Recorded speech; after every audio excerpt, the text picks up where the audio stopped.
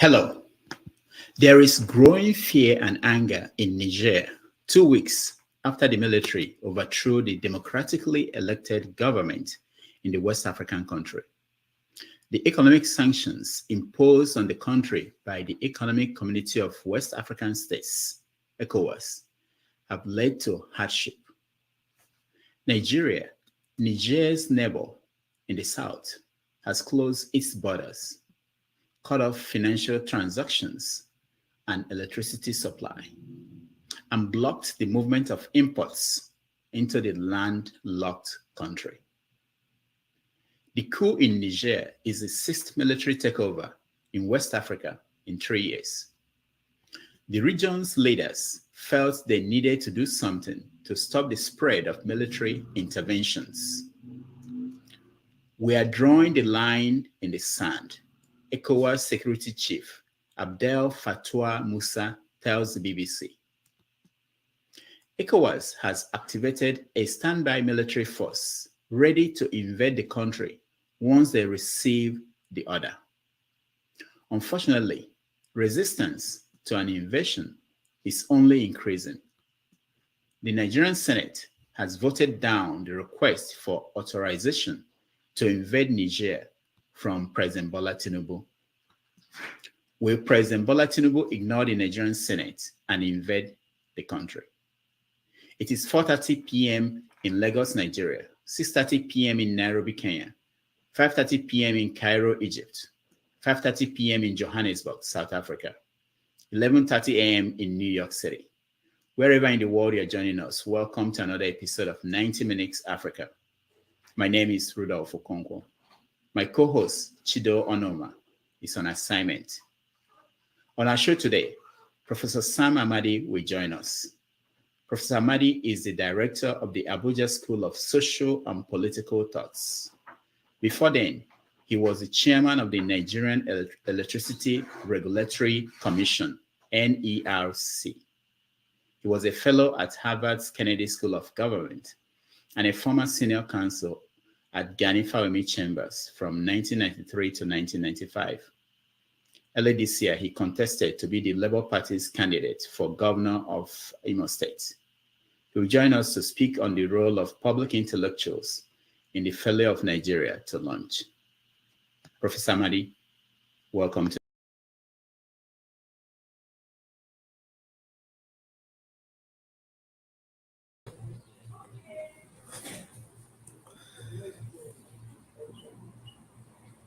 Hello.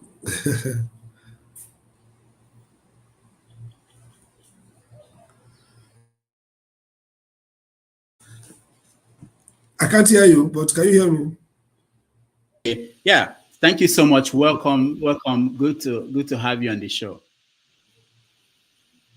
Thank you. Thank you very much. Thank you. All right. Let's start with what's happening in Niger.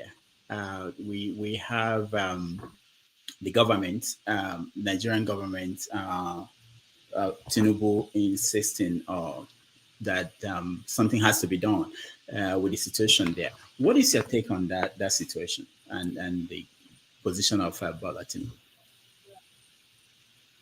I think it's a tricky one, and if I were to use an Igbo proverb, I want to say that this is a friend.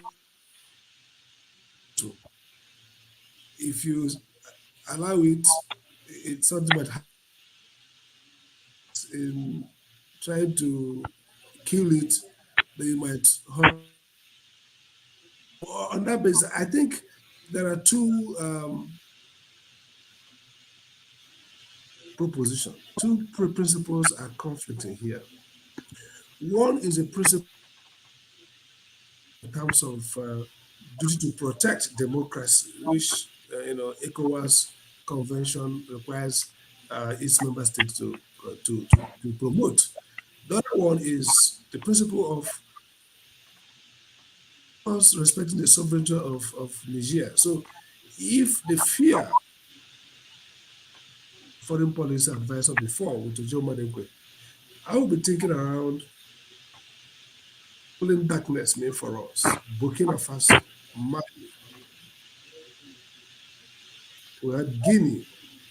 Are we going to be another rule? People forget that it was just not started from Benin Republic. Sorry, are you hearing me? Yeah, we are getting at a point. Is every sentence there's a cut. I don't know if are you on your computer? Or are you on your phone? It's not very. On my computer. Are you hearing me well? Okay. Now? Okay. Yeah. Okay. Go ahead. Okay. We used to have a problem where all the states in almost around us were all under military rule. Then starting with Benin Republic with the Cultural Conference, we now saw democracy sweep through. So the fear here is, are we seeing a relaunch of military rule coming under the failure of democracy? Tinubu and his government need to get worried about what is meant. But also, you have to look at the fact that Nigeria is so intertwined culturally and geopolitically with Niger that any invasion that kind of creates real internal conflict in Niger could lead to very dangerous consequences for Nigeria. So, from I think Mr. Peter B's tweets just today, on the need for diplomacy, need for negotiation, be firm but not bloody.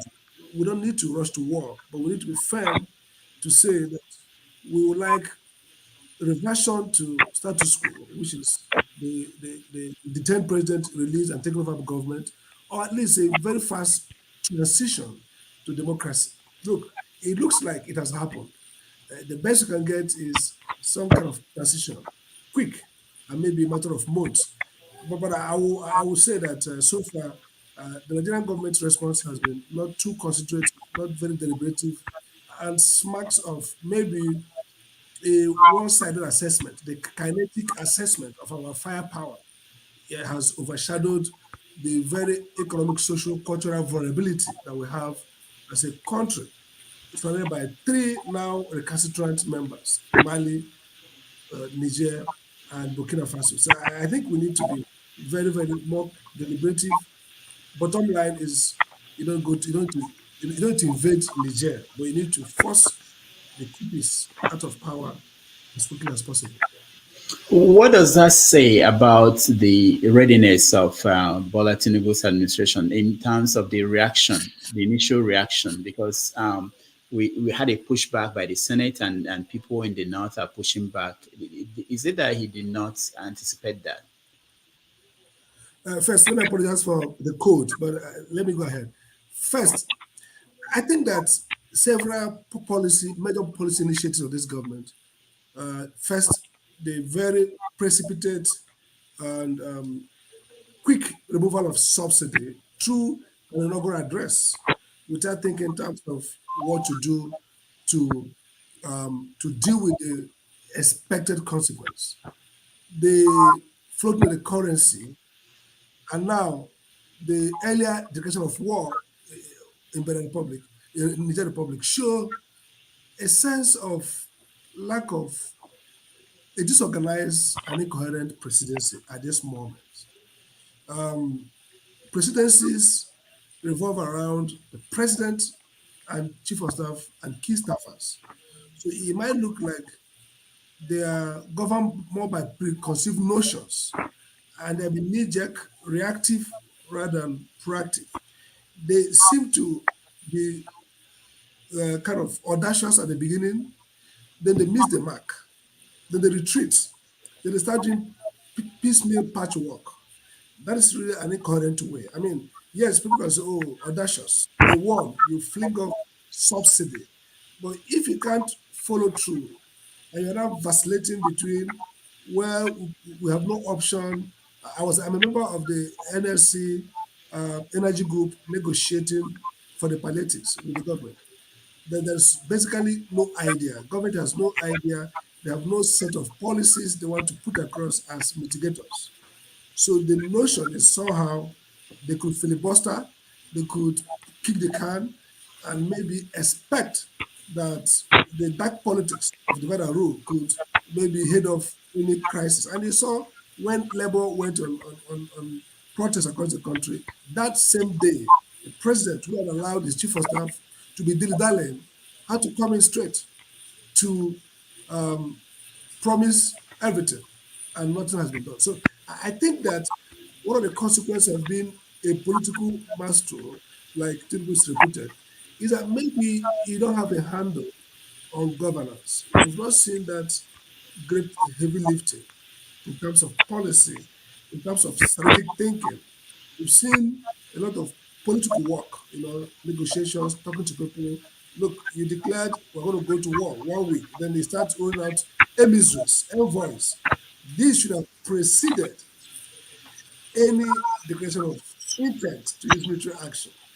And so when you now first threaten, bluff, and it fails, you've given the coupists in Niger they're more encouraged. They are holding they have the aces right now because you threatened them, you couldn't deliver, and then you are coming back with peace envoys. So I think for me, it's a fundamental problem of the quality of policy support this government has, and whether really they are not being overstretched. The fact that the full complement of government is not in place, and the fact that we're talking about a cabal, holding forth, might suggest low quality strategic, thinking going on at this point. And the actions so far do not negate these presumptions.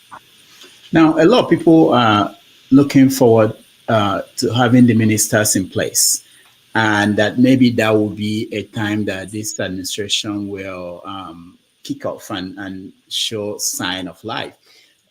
Now that we have the names of the ministers, are you impressed? Do you have hope that there will be changes based on the people that will man these positions? Unfortunately, I would have loved not to be too critical. Too critical. I mean, going by my own identified preferences.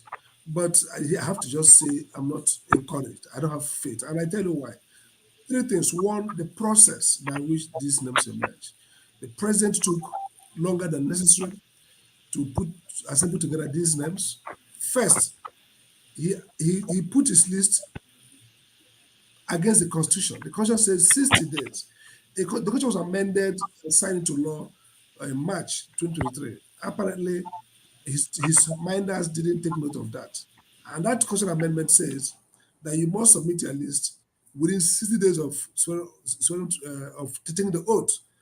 The first list came in dead on time at the margin. The subsequent list came in 7 more days. So, technically speaking, all those people on the second slate are unconstitutionally nominated. They're not supposed to be. They are unconstitutional. Their nomination and confirmation they are unconstitutional because the Constitution says this should have been done 60 days. Kind of mentality would miss out a big constitutional requirement in putting together a government. Why would a president since February 27 or thereabout not be mindful of constitutional requirement? So today, you are in a position where if you nullify those nominations in the court, you deprive states of having members in the cabinet, and that will contravene the Constitution. So head or tail, we're already in a constitutional crisis.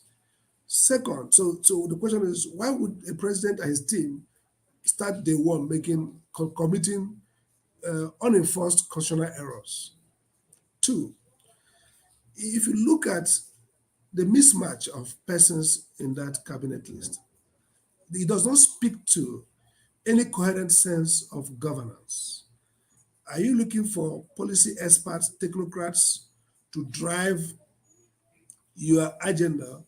Are you looking for technopolies, politicians who have technical background and training, competencies, maybe people who are already well established? Are you looking for them? So if you're doing that, then the team will show. Are you looking for cronies? So it's a mismatch.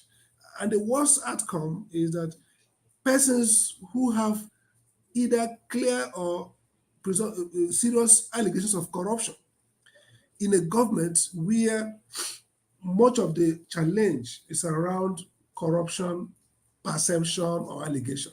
So the minimum the prince should have done is to put a team that would pass the probity test as a way of signaling that in spite of his background and all the profiles, the controversial profile, that this government would move in a different direction. So the failure or packing your team with those kind of persons suggests incoherence. And for one, we can say that there's no evidence that this government will lead any anti-corruption campaign. That's clear from Senate to the cabinet, dotted by persons whose credibility at least and honesty are in great doubt. Now, let me ask you: do you see anybody who could handle foreign affairs on that list? Well, in terms of pedigree, I think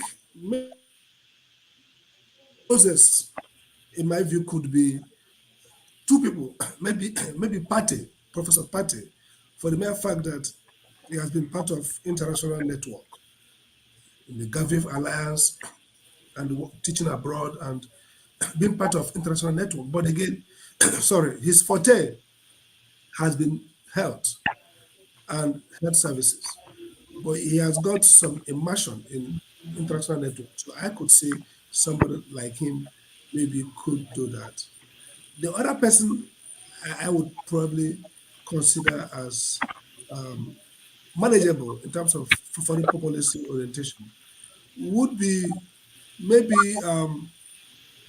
one of maybe the nominee, the young lady who is a columnist, a journalist, Hanatu. Now, for the simple reason that being an established columnist, not that she has any foreign policy experience, and living abroad, she might deal with policy. Now, there are two aspects of foreign affairs, and I've been a special advisor there. One is what they call diplomacy. The second is policy. Now, you need both of them. So maybe Hanatu, policy, yes, but diplomacy, no. So really, anybody put it there will be struggling. It is not a position for, maybe he's going to put a politician. It's not just those governors. No, diplomacy, you have to have experience in diplomacy, some sense of international network, emerging global players and global issues, and some degree of confidence to speak on global policies and politics. I think that's missing largely in that team. Maybe I don't remember anybody, but so far, I can't remember anybody who has that standard. Now, what do you make of what happened to El Rufai, former governor of Kaduna State? I think it's difficult to say. I mean, but I think it's politics. I think it's deliberate politics to get him on that team. El Rufai had met with me before the election and told me that both Atiku and Tinubu wanted him to be on the team, but he wouldn't work for government again. That he has worked for many years as minister, DGBPE, 8 years as governor, and truly he was doing a PhD program at in Dutch University. And actually, I came to discuss his project with him. I believe that he would not take the office, but I was surprised that he was nominated. He was rumored for chief of staff to secretary of government, and he took this. So the first question is maybe Rufai shouldn't have accepted the office. Second point is maybe he should have been nominated. I mean, people in Nigeria mistake leadership. They look at technical competence. Okay, brilliant architect, good, strong policy issues, very strong profile as Minister of Abuja in terms of dealing with difficult issues, but lacks the central political skill to build community. He's my friend. I worked with him before. If you look at the history of Kaduna, he made it worse clearly politically. That's not about that. I mean, he may have done some development projects, but essentially, if 8 years couldn't be put together, Nigeria is is radical pluralism. It's a country that from 1960, even before 1960, have had very tough, great ethnic religious fault lines, have had moments of flare-outs, even burnt out, if you like. So one critical skill to be a minister of Nigeria must be that capacity to not to make matter worse, to inclusive, to generate harmony instead of disharmony. So whether his style or his personality or his ideas if as governor, he has that level of division, those who believe in him radically and many who don't want him. And if you look at Kaduna, the bloodletting, if you look at some of the tweets, the issues around Boko Haram, or even the things he said about Jonathan government as a friend, as somebody I support, if I was going to be the president, I would nominate him. Because you see, I think he would come with Nigeria is at a point where security and national cohesion should be the central thing, because you have to have a country when you talk about whether it's going to be Ministry of Power or Ministry of Petroleum or Ministry of anything. So I think that it's surprising he took the job. It's also surprising that those who gave him the job blocked him, in my view, because the Senate doesn't have, it's a cop-out. The idea of security blocking is actually a cop-out. It's deliberately designed not to confirm him. And it shows to me that the politics of Tinubu's presidential politics could be very intriguing and could be bloody going forward. This is just a foretaste of the level of, level of conspiracy, level of maneuvering that we might see as we continue in this journey. Interesting, but avoidable, basically. Yeah, you've been close to people in power. Can you explain to us how is it that the president will nominate somebody and then people who work for him, like the National Security Advisor, will now send in a report saying that this person should not have this position? How does that work? How is it possible that under the same administration? I think that either it's orchestrated, or it shows deeper level of incoherence, like I was saying. For example, the NSA is the president's security advisor himself. The NSA does not have constitutional mandate for vetting. Constitutional mandate for vetting is the Senate's responsibility. They can trigger an inquiry if they want. So if the NSA marks somebody as a security risk, then the president wouldn't have appointed the person in the first place, because this is the person who advised the president. Before any list is generated, it goes to SSS clearance. I've been appointed a federal officer, and I know that before the list, in fact, the whole politics starts at the DSS headquarters, where people have even well-known criminal cases, well-known certificate cases. You heard about the other lady, Oketete, who was also sidelined.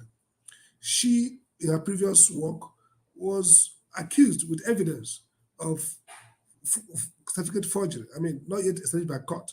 So there's no way DSS will not know about that. There's no way their profiling, their scrutiny is rigorous. I attended those interviews. So it's very simple. You look at a certificate, you do a Google check, you see where people are reporting that the National Assembly issued a report against that woman. So how come the same person enters into the ministerial list when the DSS is every day reporting to the president? So the answer is simple. Either corruption at the highest level, people who ought to vet are bought over and they give all clear to the president, and the president goes ahead, or it was a rearguard action. He went through and they came back and find a way to direct. Basically, play good cop, bad cop. So the president probably doesn't want you in, but he said, okay, I'll bring you in, then my hitman go and cut off his head, or his way coming to the villa, cut him off. So the president has given invitation, but then somebody else cut off your head. So I think that's what's playing on. There's just no way that NSA or the in-office institutions around him would not okay somebody as high profile as Erufai that work with the president that the president wants. So I think it's an insider game, like I said. And but I think the reasons are ordinarily valid. And that's why I blame the National Assembly. The mode of screening does not allow for this kind of issues. During the hearing, the Senate President said we had petitions, but I said, look, everybody gets petitions, so we leave it for the appropriate quarters. That's not the way to go.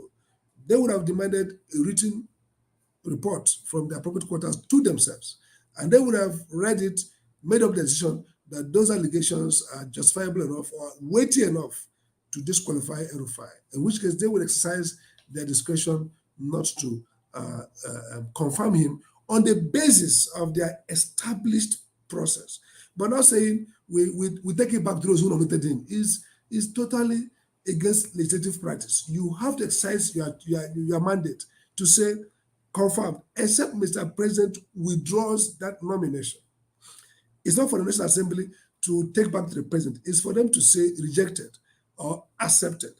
It's for the president to say, wait a minute, guys, I retrieved this one. So they made it easy for the president to look like easy for themselves. So they're the ones who broke the bad news. Mr. Rufai, you won't be confirmed. So, okay, not our business, it's the president's business. And the president finds a way to kick it back to NSA, a security report, will deal with it. So it's basically politics.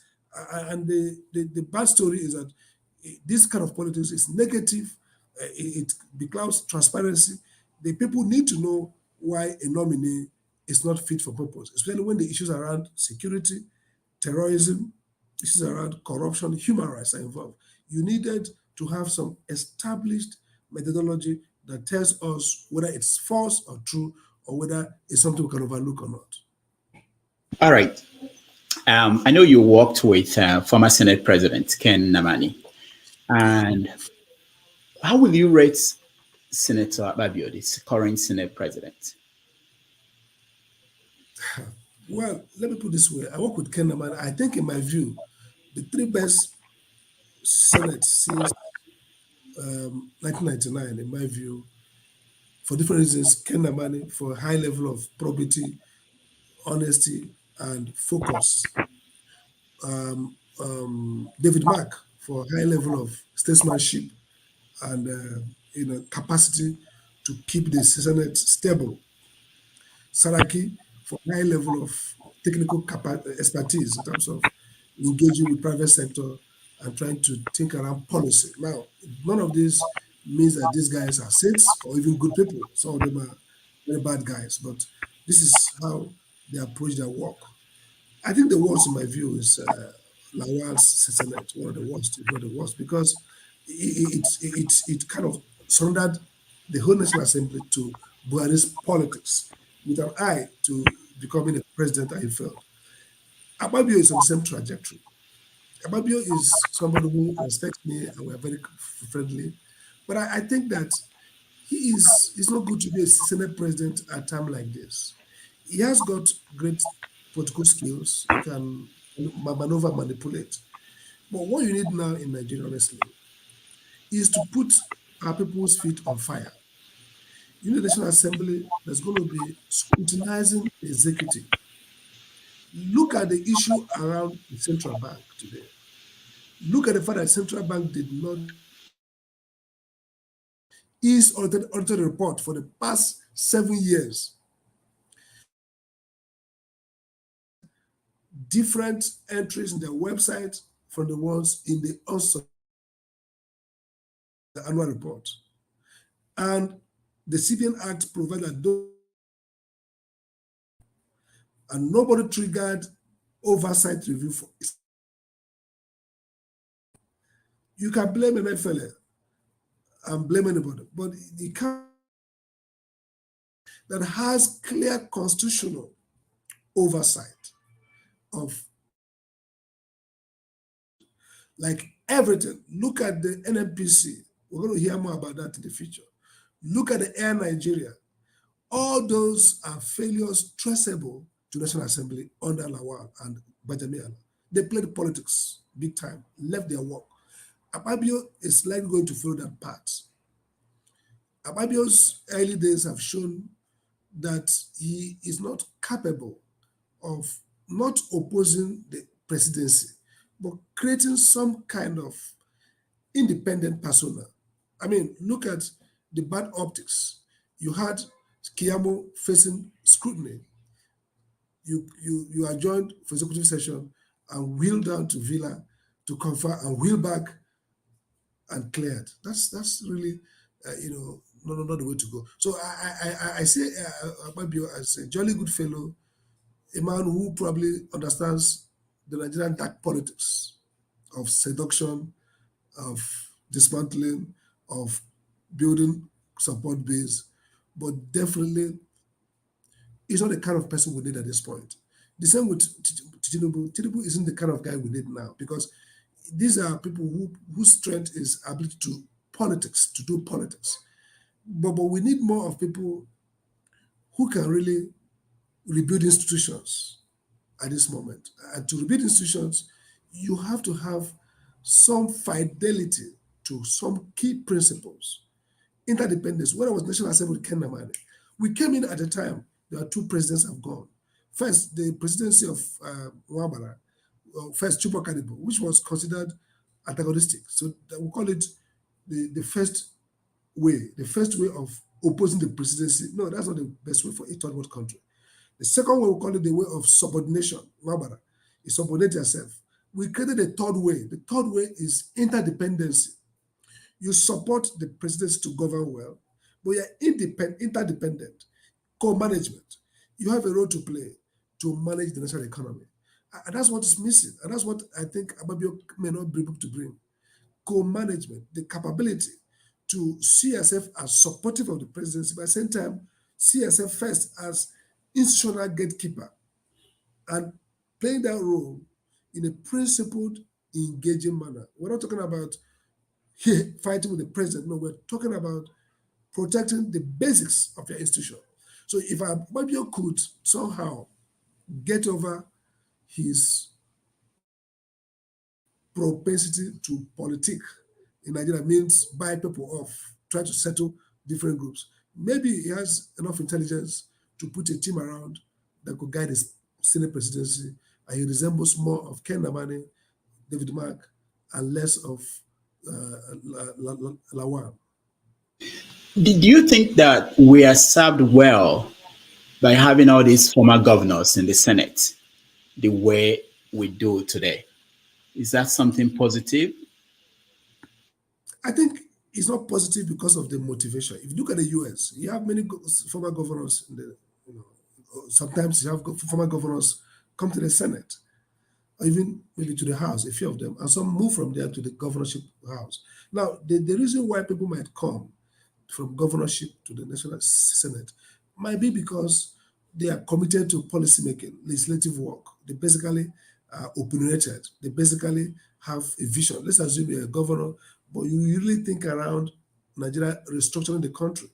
You might fancy yourself come to the Senate to lead a restructuring lobby, the group of senators who are going to be fighting for. So there could be good reason why a former governor could say, after being a governor, I think I want to go to the National Assembly to drive some policy outcomes, some structural change in the country.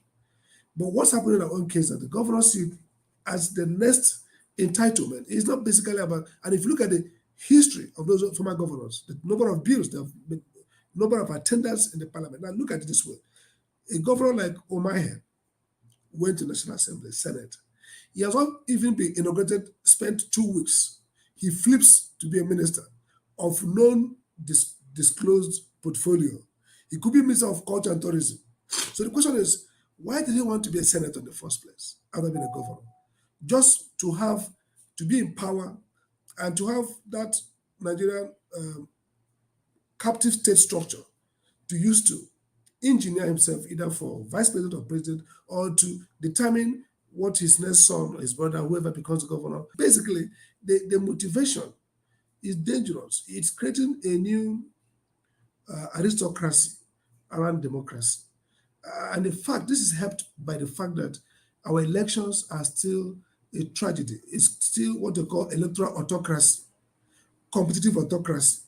So if you have free and fair election, in fact, evidence shows that Omahe lost election to Labour Party in Ebonyi. If INEC didn't,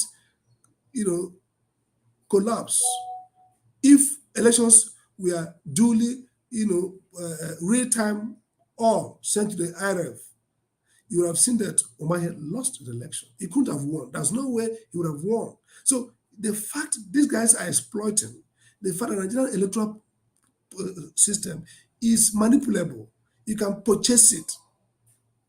That's why the Fisher's governor, they control the party, they get elected as candidates, they manipulate the election itself. So to cure this, the moment you have free and fair election, then if a governor is sent by his people to Abuja, It will be a governor who they trust his judgment, his advocacy skill. It will be a governor, they give a mandate, go and fight for restructuring for us. If you're from Niger Delta, maybe they give a mandate, go there and fight for physical federalism. We did it. If you are from maybe Southeast, they give a mandate, go there and fight against all forms of marginalization, whatever it is. Maybe from the North, you go there to focus more on agriculture. So if you fix the electoral system, then you do state capture. And in Nigeria, the people who can capture the state is the president and the governor, those who have access to public finance. And so they use it to build dependencies around their states. And therefore, they don't even have competition.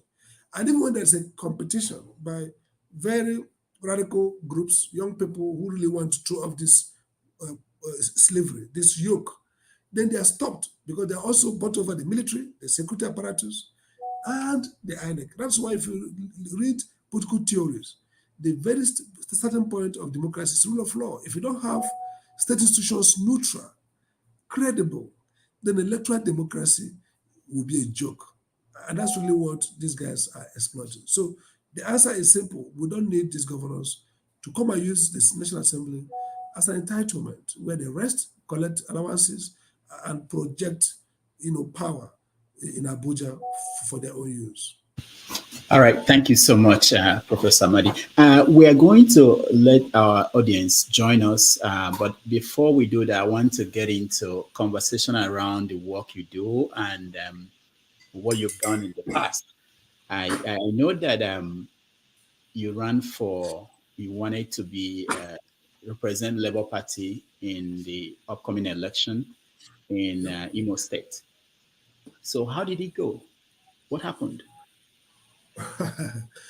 Actually, in 2019, I had gone to run for primary in Abuja, which was a more serious one because we spent months campaigning. I traveled to all the 21 local governments, met with party leaders. We spent months, but this electoral cycle, the primaries were shorter, but the main election period was longer. Well, from experience of 2019, I was skeptical that Labour Party, in spite of P2P's presence, would really go for a transformative candidate. If you watch, most people who go to Labour, they failed from APC, they came to Labour or PDP and took tickets, bought tickets or however. That's why Labour was trapped in conflict. But when the list came out and people started buying form, P2P himself called me and expressed concern that the list from Imo doesn't give hope, his exact word. He thinks I should, why am I not? I said, well, I'm interested, but the point is, I don't think this will work, the kind of people out there.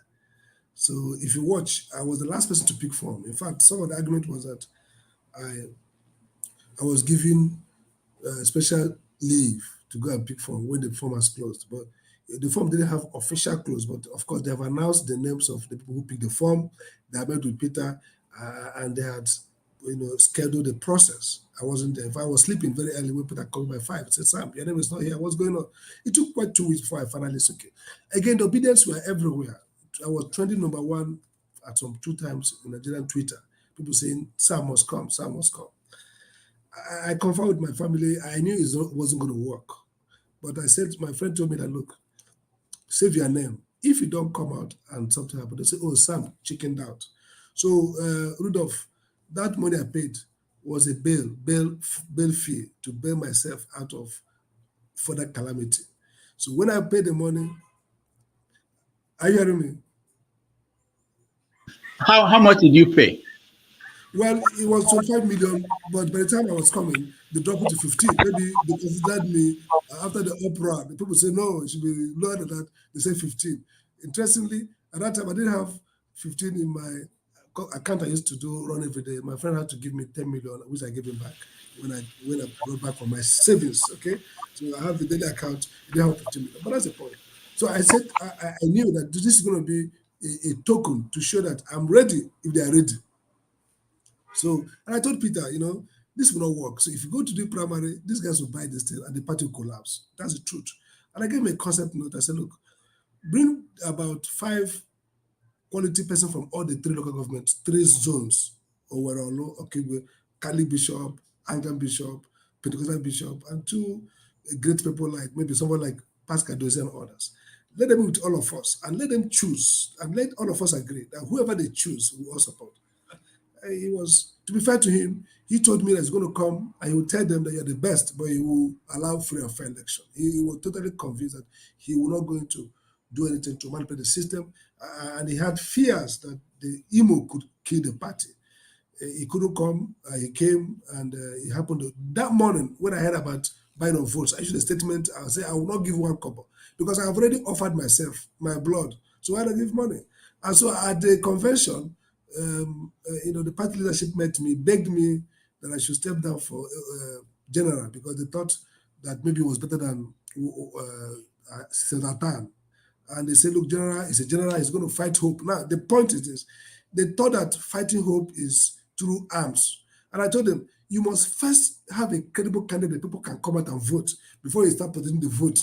The arms and ammunition will not vote. You can't outrig the incumbent. You can't have more muzzle than incumbent. What you need is a credibility. And I think the mistake was made. And that's what they had today. So I went on this salvation mission. I wasn't confident. I knew the Imo people are not yet tired of mediocrity and criminality. I mean, by the time they suffer for the next 4 years, then those Imo professionals, many of them were calling me bankers. They were calling me, say, Sam, please join the race. But when I came in, where were they? And so the lesson now is, after 4 years of tragedy, they will now know how to come together and bring a candidate themselves and push it. And not to say, Sam, come and run. Sam, you are credible. Sam, you are wonderful. Then when I come, you tell me that, Sam, you didn't steal money, you don't have enough money. You don't have arms, you can't keep people. You who can keep people? Why don't you organize yourself together and ask Sam, come and run, we'll go and keep people since we are killers. So I have no pity for Imo people. They're going to suffer for the next 4 years, I think. I don't see any option out of it. They're going to suffer. And after that suffering, they will come to a point where we know that leadership is a public enterprise. And everybody must come together to look for it. It mustn't be me, it can be somebody else. Choose somebody else and put him there so he can be accountable to you. That's the point. All right. We get to our audience. A lot of people want to talk to you. I've been getting messages. But one more question. This is a public disclosure for those who may. I met you first when you were at Harvard. I don't remember the whole environment or the situation, but you went back with NWC Obiora. And I was very happy that people like you who went to great schools with great ideas are willing to go back to Nigeria. I wasn't willing to go back at that point.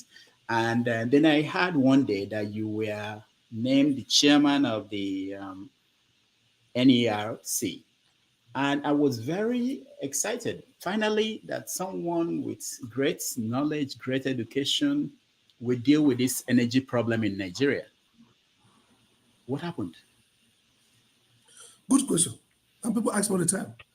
What happened is that we recorded success, but one of the things they teach you in policy school is that you need a macroeconomy for power to work. And by the way, when I was appointed, Jonathan said that he appointed me, nobody took my CV to him.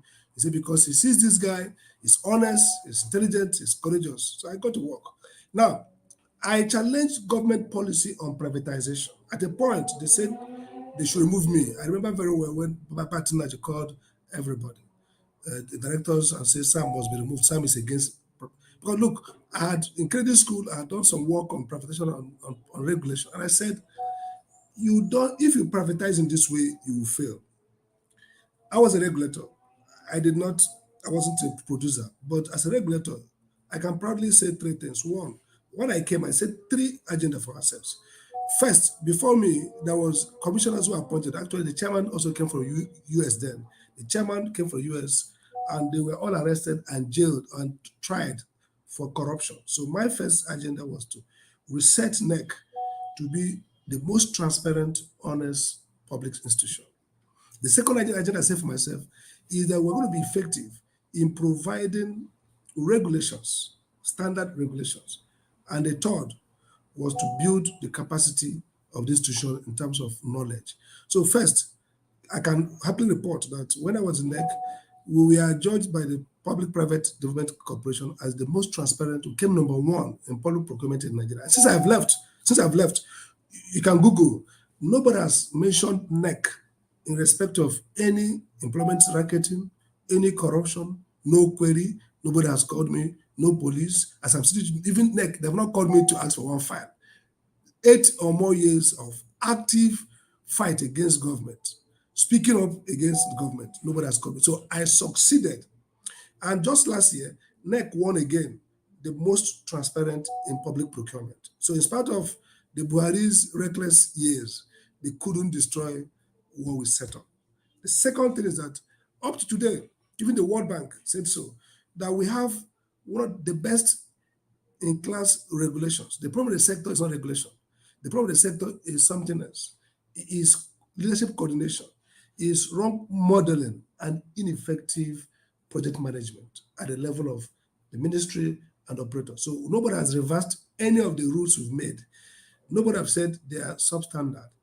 And the third thing, in terms of NERC, the institution has remained strong.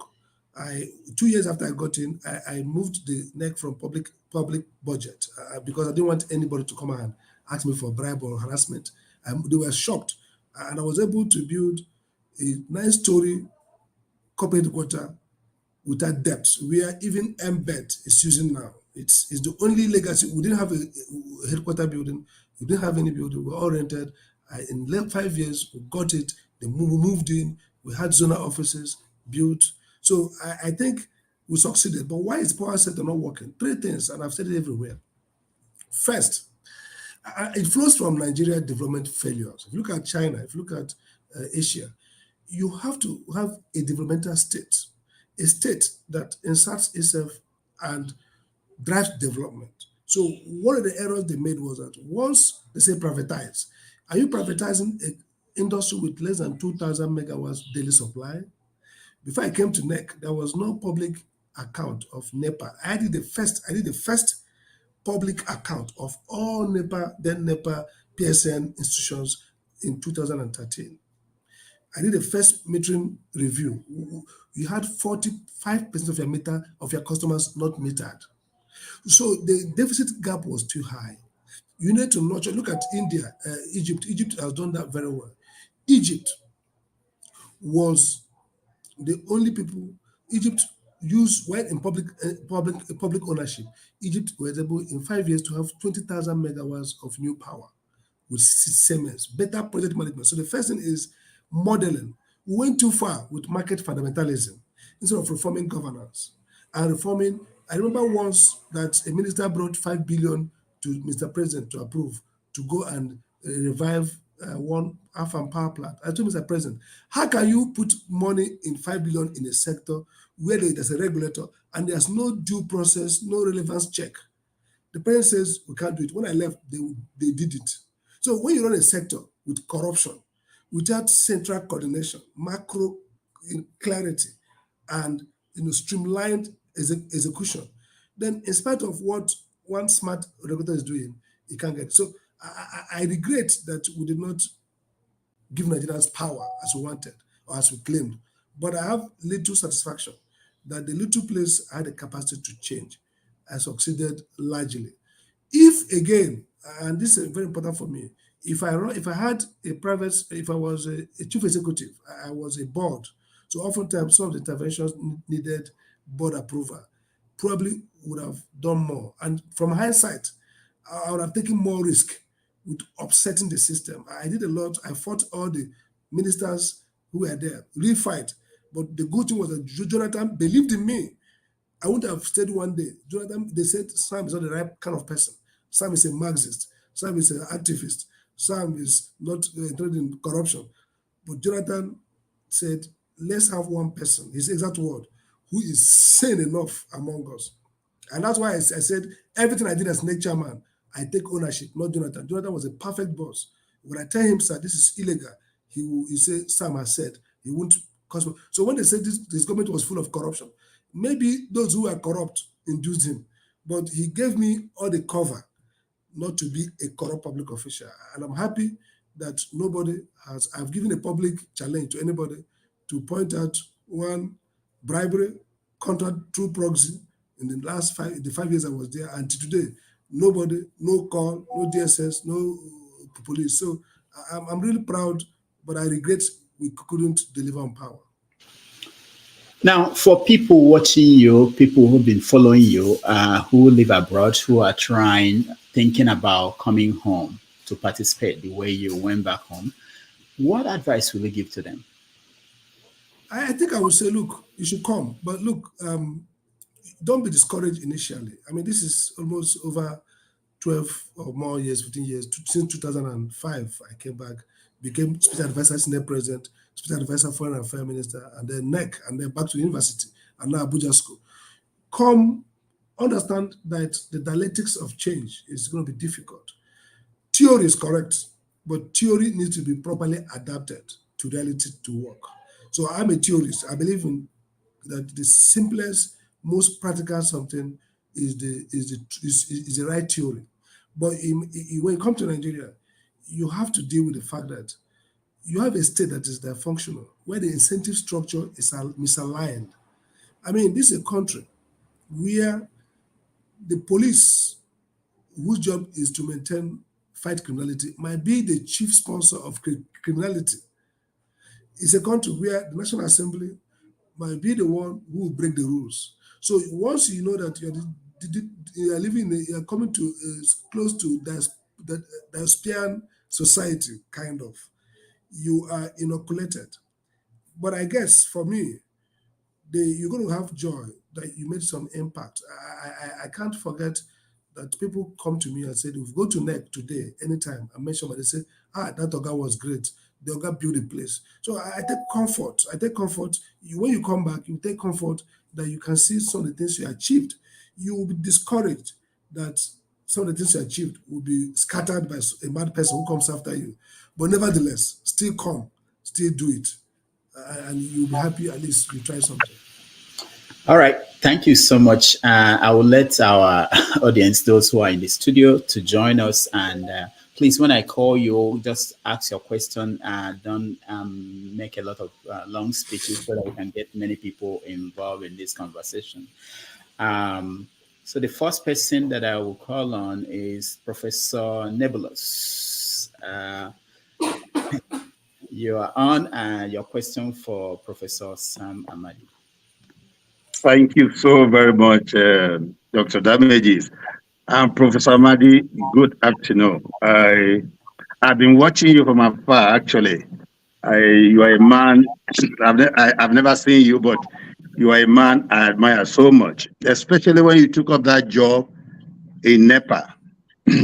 First of all, you don't need to regret not to have made so much impact. Because Nigeria as it is not built for people like you to go there and make impact.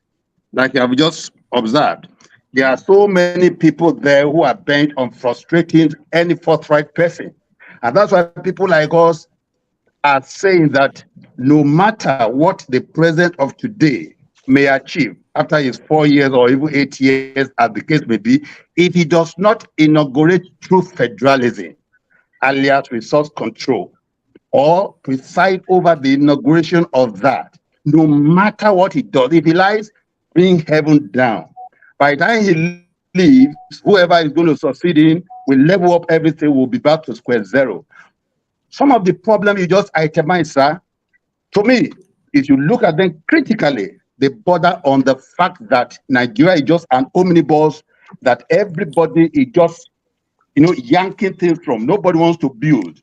And it is because we are not operating through federalism. I've advocated in so many fora that if we go fiscal federalism, for instance, Southeast, that is crime marginalization now, will be an Eldorado where people want to migrate to, because if they are able, with what they have, with what I know they have, the ingenuity and all that, they can turn that region into Japan, like they've been saying all this while, and each of the regions will be able to look inward and be productive, and there will be competition among the various ethnic groups. But right now, everybody is lazy because there is oil at the center that everybody wants to be, drilling. So, sir, people like you are not really meant to make any outstanding success in a place where only one person, for instance, out of 100 people is forthright. It's not possible. So that is it. Then they're talking about the lives of Akpabio. The same thing we are talking about. To even bring a man like that to preside over the Senate of the Federal Republic, somebody with so many cases in court, bordering on corruption and all these things, such people cannot. Because if you, like you lawyers say, that if you come to equity, you have to come with clean hands. These people don't have clean hands. They cannot indict anybody, and you cannot indict obvious, criminals. Then, so where is good governance there? So a whole lot, sir, that I want to say, but I want to salute your courage. You are such a man that I so much like. I've been looking for this opportunity. I told Dr. Dameji, I said, oh boy, now big one, now you bring today. I will make sure that I suspend everything I'm doing to speak with you. Thank you so much, sir, for your effort and for the advice given to some of us who are, looking forward to doing something. I don't think what you have said is persuasive enough, sir, because we are seeing what is happening there. The frustration is just everywhere. When they see that you are forthright, they will come after you. And some of us are not ready to die easily like that. So we are still watching. And that's why we do everything we do, both on video and everything, to make sure that that place is set and that the bad people are weeded out. And unfortunately, sir, the president that we have there now, his initial steps do not hold any promise. I'm sorry to say, do not hold any promise at all that we have any Eldorado in the next 4-5 years. What is stopping that man, sir? Sorry, sir, just a minute, Dr. Dameji. What is stopping a man like the Jagaban, whose wife has told Nigerians that they are already worthy, they don't need Nigerian money, they are just coming there to make their country and all that? What's stopping a man like that when he assumes office to say, okay, I'm not going to have salary, I will convince my deputy no salary, then I'll go to Senate to say slash whatever you'll be enjoying hitherto. Because these people are suffering. We are here to serve them. What is stopping a man like that from doing that? I said that in my video that if he had done that, even the opposition will hail him. But nothing like that in the offing. So it's like business as usual.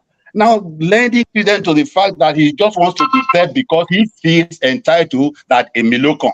That is very unfortunate. So that's my contribution. I don't want to bore you with so many things I have on my mind. Unfortunately, we don't have. I don't see any light at the end of the tunnel yet, except something else that is drastic happen. Thank you so much for the opportunity. Thank you so much. Sam, do you want to respond to him? Oh no, I agree with his view about the crisis, but I hold out hope. If you look at the history of other countries, maybe they went through. I like reading about China, and I was telling somebody that China. If you read China literature, I remember when I was a student, we used to read Chinese literature. You read Chinese, almost many centuries of intellectual reflection on their backwardness, on their crisis of state. So when we look at China today, they forget that the what China is doing today is undergirded by centuries of great philosophy, scholars, feuding, intrigues, internal wars, purging, and so on. Yes, Rome is not built in a day, but Rome is start building in a day. I think my worry with Nigeria is that the foundational crisis, if not resolved, may make all these efforts wasted. That's it. Last October 1st, I was part of the Pastor Upoju's platform, and I talked about the fundamental crisis of Nigerian state. And I said there are three. One is the question of nationality. Who is a Nigerian? Are we ready to become a modern democratic state? Or do we want to remain a theocratic neo-feudal state? So still, it's difficult to construct a state except you deal with the cultural and political meanings of who is a Nigerian. The second one I talked about is the religious state crisis. So, and the third one I call the value and productivity crisis.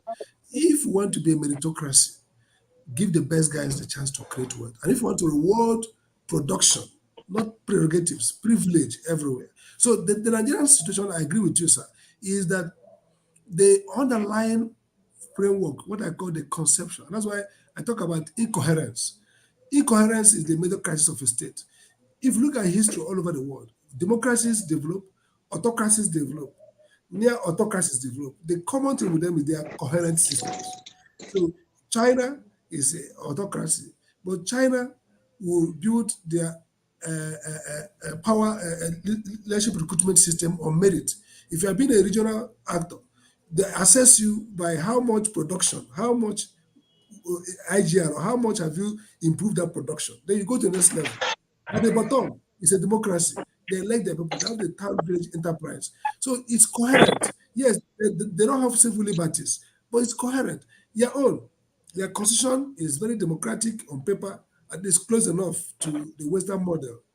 We were the first country in Commonwealth Africa to have a Bill of Rights in 1959, arising from the Wilkins Commission. But today, DSS can take a man, arrest your brother, and plunge him in detention, looking for you. Basic things that are outlawed across the world. Our law is against hostage taking. You cannot arrest anybody for the crime committed by his wife or his children. But we do it. A country that has since 1950 something, that has a Bill of Rights. So incoherence. We have the Bill of Rights. Our system is based on neo-feudal privilege. We are a country, our constitution says that Nigeria will be a social welfare state. The same constitution says you can't go to court and litigate on violation of socio-economic rights. The same constitution creates very many multiple deviations from that. So I agree that we need to really be more thorough in diagonizing the country so that we don't end up, that the Igbos will say, teacher, so you just start, you crack palm kernel, when you finish it, the birds have all swallowed it. You just wash hand and walk home with nothing to show for it. So I share the pessimism, but I still share hope that I believe in the power of explanation, and every problem can be solved if you understand it well, and there's enough capacity to mobilize construction, another problem. You can solve, but if you can't diagnose properly, you still give the band-aid, then the problem keep mutating. So we are the architects of our future. I don't know how it will end, but I will be here while the fight continues. All right, thank you so much, Professor Amadi. And we see you next. Okay, good afternoon, Professor. Good afternoon, my brother. Yes, good afternoon, our panelists. Yeah, I have been following your analysis on Arise TV, and I equally was aware when you were at National Electricity Commission, NERC.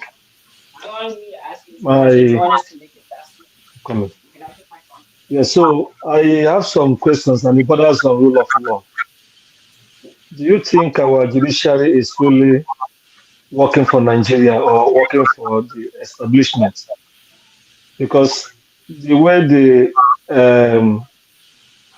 they handle cases across board in the country leaves much to be desired. Sometimes they give judgment or ruling, even shifting some cases as if they don't know that it is human beings that their lives are at stake. Look at what is happening to Nnamdi Kanu, Godwin Emefiele, and some others whose families have written petitions about that they are missing, like this man from Kaduna, maybe I think Kaduna or Plateau, Datiyata, and others. A lot of things have been going on, and they seem to just be, they seem relaxed. They don't want to. Some of us who are in the Western world, they're like here in the US. If cases go to court, they follow it very well, and the media give it publicity. And again, our media back home, I'm talking about the media and the judiciary, they seem to have compromised in so many areas. I see your analysis sometimes on TV, and I see the way they ask you questions, and the way it's as if they are tilting, they're trying to get your your patronage for the government of the day. Yet you keep telling them what the government of the day is doing that is not good. But sometimes they screw their questions to want to box you into, and not you alone, some others too, want to box them into saying things that will suit the government of the day. So I think there's a danger. Our judiciary is a danger to Nigeria, the way it's constructed. I have idea, but I have a brother who is a lawyer, and I have people too who are lawyers. I have some ideas that the way they even get them promoted in the judiciary leaves much to be desired. So I want you to please speak on this area. Thank you. Thank you. I think your analysis is correct. And many people will argue that law is a conservative force. So if a society is bad, its law will be bad, give and take, because it's the law that the criminals will use to control that social enterprise. The great Alexis Tocqueville, the French philosopher, in his book, Democracy in America, anybody who studies American perspective law, the first thing you read is that book when they bring us when we were students. He says in America, sooner than later, every political dispute ends up a legal dispute. So law and lawyers help through judicial statesmanship to create societies that are democratic. Once you are a constitutional democracy, then the judiciary becomes the central plank for moving forward or backward. That is why the Americans are always struggling around the character of the judges, those who are appointed to higher judicial bench, because like Robert Dahl said, he said the Supreme Court of US is a political institution because it makes decisions that are very critical to the democracy of the country. The same with Nigeria. We build the American model, but the problem with Nigeria is that, like everything else here, state capture and very poor resistance. Our judges, everybody giving too early because they weaponize poverty. And more than poverty, Nigeria is one of the greediest countries, materialistic. Those of you in America with your GDP, with your wealth, may not be as materialistic as we are here. I have my professor friends at UMass, Darren Q, and others. When I visit US, maybe he has only one car. All of you know that. Maybe he has only one car. Maybe he drives his daughter to school as a professor and pick her up and teach his course. Or maybe here is one that have two cars. But here in Nigeria, even though we're not paid well, every professor wants to become the richest man in his village. So there are no sense of what to call role profile. If you left Ivy League Law School in the US and went to Wall Street, chances are that you might start on a salary higher than your professor because these are different domains. But the professor is happy with himself. He has social pride as a professor of law. He's not competing with a .com guy. He's not competing with a guy who is VP of Merrill Lynch or somewhere like that. But Nigeria, professors, so, judges, so, everybody's behaving like they're mad. Madly after wealth. So you don't need, if you know the volume of corruption in the judiciary, and let me tell you, some of us are now marked. I was keynote speaker where one of the Supreme Court justices was there. And I tried to be very mild, unlike me. But he said, Sam, we know you always attack us. So they see me as attacking the judiciary. In fact, the point, they said someone like me should be prosecuted. They bad for saying the court is wrong. Judges are wrong for saying judiciary is corrupt. So the point is that we are corrupt. And the worst corruption is the judiciary because that's the life spring. The spring of justice is the courts. I was there when a most high-level public officer retired had a case against the state governor, and he was talking to the registrar, and they're talking about $10,000 to fix the judge, a favorable judge, to hear the case. This is not kidding you. That's what happened in Nigeria. So, you know, and then our law, not just courts, think about judicial system. People will come and commit crime, open crime. Look at MC Olomo. Police will be there. They will do the other person. So basically, the institution of justice has been thoroughly corrupted. And that's why they are going to fight for a man who can save it from coming to power. They're going to do everything to railroad it. But I believe in dialectics of struggle.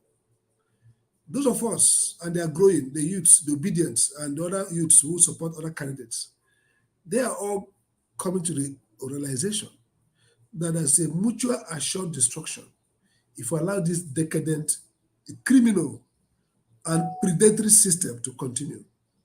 Like I told people some days ago, a time will come when judges will be killed on the streets if they don't reverse it now. When you enthrone a full criminal state like we're doing now, we are impaneling a full criminal state where somebody who is not qualified, even if the law, I know the story, the tribunal going on in Enugu, and I read what judges said. The lawyer's brief says, well, this guy doesn't have a forged certificate, but he's qualified. That's elementary school, so he's qualified. Now the question is, if you forge certificates, shouldn't you be debarred? Why would, and they can even go and fake DSS report. You'd be surprised. And judges will look for a way because they've collected money. INEC, there are almost no integrity center in the country. Churches, church leaders. So this is a country, but there's hope that the young people, a few of us, can hold out. But you see, it's a vanishing hope. We should make haste quick. And that's why we are begging the courts across the country. Anybody who has no qualification, throw him away. Anybody who did, throw him away. It doesn't matter. In fact, I'll wake up a happy man if half of the cases declared results. I don't mind we borrow money from the World Bank. If there's no money to do fresh elections, the moment you cancel elections, you are de-incentivizing rigged election. People now know. The reason why these criminals are very, very, strong in government is that they rig, they buy judgment, they remain there. But if they now see that the courts can cancel them, disqualify them, throw them away, then they will not. It's a simple economics, incentive structure. If it doesn't pay, you won't invest in it. So today, crime, corruption pays in Nigeria because the centers of vertical, horizontal integrity have been bought over by the criminals. But we shall not relent. I agree with you, but the solution is not to be despondent, to be more creative, to be more committed. Unfortunately, many will die before maybe we get to the promised land. All right. Thank you, Professor Amadi. There's a question on the comment section before we continue with the people in the studio. It says that you believe that we should remove tribe in identifying a Nigerian, that you want the US system where people are born is where they are from. Someone wants you to talk about that. I would say maybe you can hold on your response. Let's get Christian to ask a question and then you can match the two. Go ahead, Christian. Yeah, good evening from here. Dr. Sam, actually, I'm a fan of yours from Arise News, and even here, it makes me even more happy the way you answer the questions. But I don't know whether to cry sometimes when I listen to Igbo intellectuals. From Dr. Nnamdi Azikiwe, his address to Igbo nation in, I think it was 1949, where he said that the way forward is self-determination. Any other thing is distraction. So since that day, the Igbo intellectuals have been fighting to get on top of a system that was created by other people for themselves without any success. So the question I have for you is, which one is easier? for the Igbo intellectuals to continue this endless fight, or to sit down and ask themselves whether they can build up a system. We have the templates, and they have the brain to solve their own problem. So which one is easier, sir? Very good question. In fact, by 8 o'clock, I'm supposed to be on a Zoom. We have a proposed Southeast Economic Summit with all the governors, and myself and Dr. Abraham Wanko is the chairman of the secretary of the Economic Policy Reform Group. I was supposed to have a discussion with Soludo by 8 o'clock, the select group. I have always believed that we need to have a focus on, I say that if we have 3 MIR in Southeast, 3, we are better off even more than a Nigerian president. And let me be very clear here. The too much fight over Nigerian presidency is not a rewarding one. What we need, and we must do 2 things, is to have enough policy space for regional or even community development. The structure of governance is choking, and inefficiently so. If we were a China, a strong, coherent development state, that the central government incentivized regions to grow. If you look at China history, some regions developed before others. Those coastal regions were the first to become net exporters. They develop faster, others catch up. So the Nigerian uniformity, all our schools must have the same. You don't have grade 1, grade A.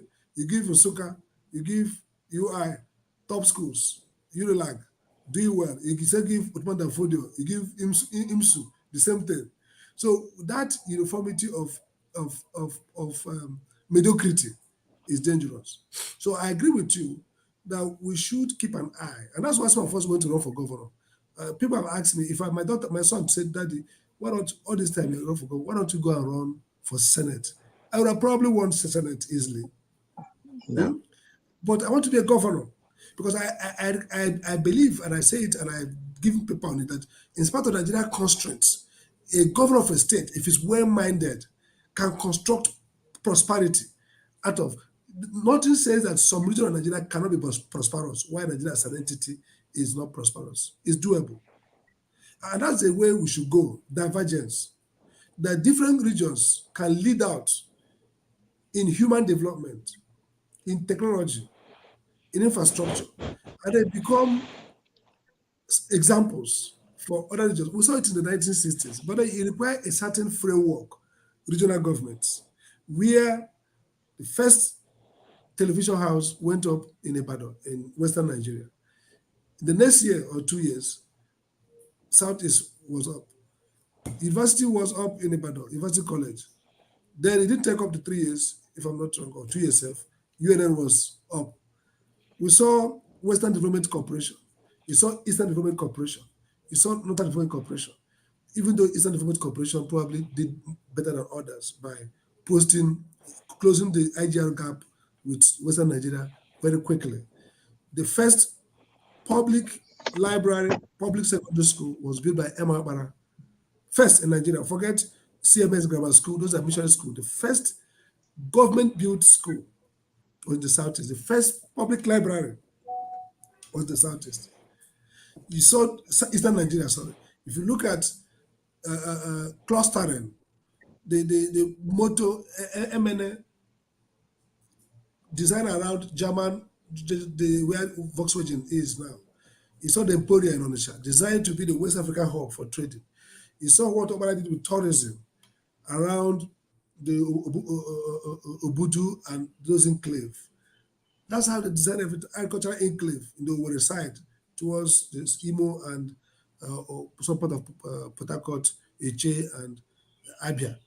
That's why I have the Root and Crop Institute. So that was a vision that young Igbo professors, Igbo intellectuals, and all of them came together to drive. Mr. Oji, who was the chairman of that, was the ED or MD of the Eastern Nigeria Development Corporation. So I share, up to today, I was writing on it on a forum that that's where we have to go. So while we engage Nigeria, to make the country less murderous, less dysfunctional, and therefore destructive, to bring sanity, justice, equity, then we shouldn't lose the sight that we can actually outgrow Nigeria. A state Nigeria, a region Nigeria can post higher national wealth over national average, far higher. Even now we have it. If you look at the poverty, national poverty rate, the poverty rate in South is lower in spite of all the dysfunctionality and the nonsense our governors are doing. If you look at education attainment, so we are punching above national average, but we should be the lead zone of wealth and sanity in the African continent. Just to interject. But if Nigeria has become the impediment in this, shouldn't we work towards, somehow find a way out of it? Well, it's possible to find a way. The question is how. Before we find a way out, you can be chewing gum and walking. You should be developing, optimizing available resources while you find a way out. And you see, many of us believe that maybe some of us have not totally given up on Nigeria. Some have. We are at various degree of hopelessness with Nigeria. but nevertheless, what we have consensus is Akurulo rebuilding the Southeast. And that's where I stand, that we need to have governors and teams. In fact, myself and Ibrahim, what we're saying is that we don't even want to be governor anymore. We want to, governors stay there, but let's give them template. Do this for common good. Let's not talk about ourselves becoming governor. Let's talk about showing them what to do. I believe, and back home, that Igbo man or any people in this world who want to survive needs economic power and technology more than political power. There's a book called The End of Power by Moses Naim of Foreign Relations Council, the US. End of power. You need more economic power and technology will help you survive more than political power. But the minimum is you must have a state that is sensible, sane enough to allow you that space to create your own destiny. The way the world has changed, it's difficult to opt out of a sovereign state now. The process peacefully can take you more than 30. You see Catalonia, they have almost significant self-rule, but they're still within that Spanish district. In the last 1 century, maybe only East Timor and a couple of states have, in the last 20 years or so, or 30 years, has globally been able to get themselves out of their sovereign states. It's a difficult game to play.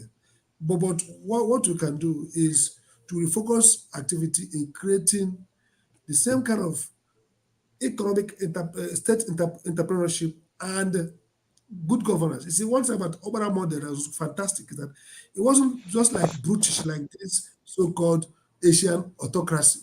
It was a democratic developmental state, something like the Scandinavian model. There was democracy, there was freedom, there was no tyranny, but there was development. The state was focused on driving up development, improving livelihood, healthcare, education, as well as allowing people to organize themselves in town unions, town union democracy. So we can actually sell this Obama model as our own contribution to global geopolitics. Thank you.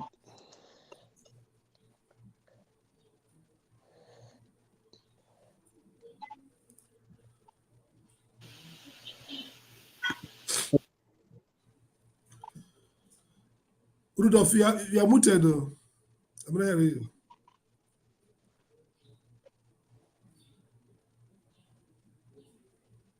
you. We can't hear you, Doctor. I'm sorry, I don't know what's going on. Okay.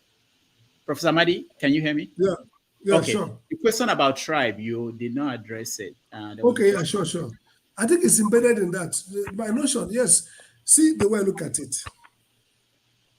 We can't abolish the tribe and cultural affinities. So I'm an Igbo man, correct Igbo man.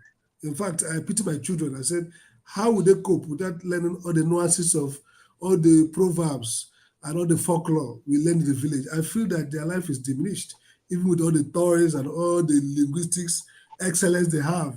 I feel bad. So I can't trade anything in this life, not even be a Harvard president to be an Igbo. I think existence, your cultural identity is very important. But what I believe is that a modern state must be built around democratic citizenship. We are in the public space. What the state recognizes is your citizenship, not your ethnic identity. So what does that mean? If you're Nigerian and you're going to apply for public service, except where the law provides for affirmative action, which is good for maybe even the US you have for the natives, Native Americans and all those places, you provide for those affirmative action. Otherwise, the state should see you as a Nigerian citizen and not as an Igbo man, not as a Yoruba man, not as the man from. Then I can also go to Lagos, live in Lagos, brought up in Lagos, and there's a sensible legal way of becoming a citizen. Citizenship relates to legal recognitions, privileges, and duties. So I can be a Lagos citizen, and that means I pay taxes there, live there, all the legal ties with Lagos State, I have it, like any other person. But of course, we know that Lagos is predominantly Yoruba, it's a Yoruba town. So the cultural underline of Lagos will remain Yoruba, except acculturation over time. It loses. I mean, all these so-called metropoles in the world, we are natives, we are villages, we are cultural enclaves centuries ago. So I believe that to have a stable, viable, coherent state, you have to construct it on something that is universalizable as citizenship. But then the private domain, culture, Orowore will still happen. Bongo music will still happen. So if you are a citizen of Owerri and you are ethnic Yoruba, it means that if the people choose to vote you for presidency or governor of Imo State, you become the governor. It's the right of a citizen to vie and the right of other citizens to vote for you. But nobody will disqualify you from accessing publicly determined rights and privileges on the basis that you're not Owerri man. But of course, and that's part of what I said when I become a governor, the first law I will pass, one of the first laws I'll pass is a law restoring back cultural authority to communities. So the governor will not recognize Eze, not to concern state and Eze. All communities can create their own Eze, manage it culturally. Our job is not to have Eze recognized and be paying them stipend. If you have the money to do your own Eze, do your own Eze. The state will respect all those cultural sensitivities, but the state will not take over culture. We're not going to be the one who recognize Eze Owerri or Eze Olu or Eze Okigwe or Eze Emene, Eze Nsukka. That is left for the cultural entity. And if those cultures disappear, if those cultures face strong modernist current and they fail, that's it. So yes, I believe that the state should be constructed deliberately and almost modularly on the legal concept of a citizen. Because that seems to me, I may be wrong, as the most viable way to sustain a modern state and the most less conflict-prone approach to managing diversity and pluralism. In Igbo enclave, there are many pluralists. There are those who are not saying they are Jewish, Judaists. There are those who are Madoham. There are those who are Catholics.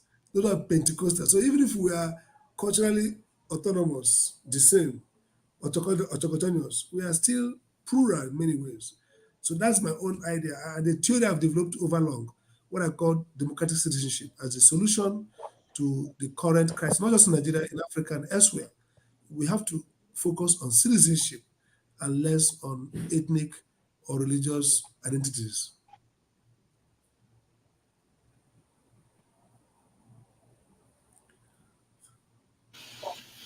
Thank you so much. Thank you so much, Professor Amadi.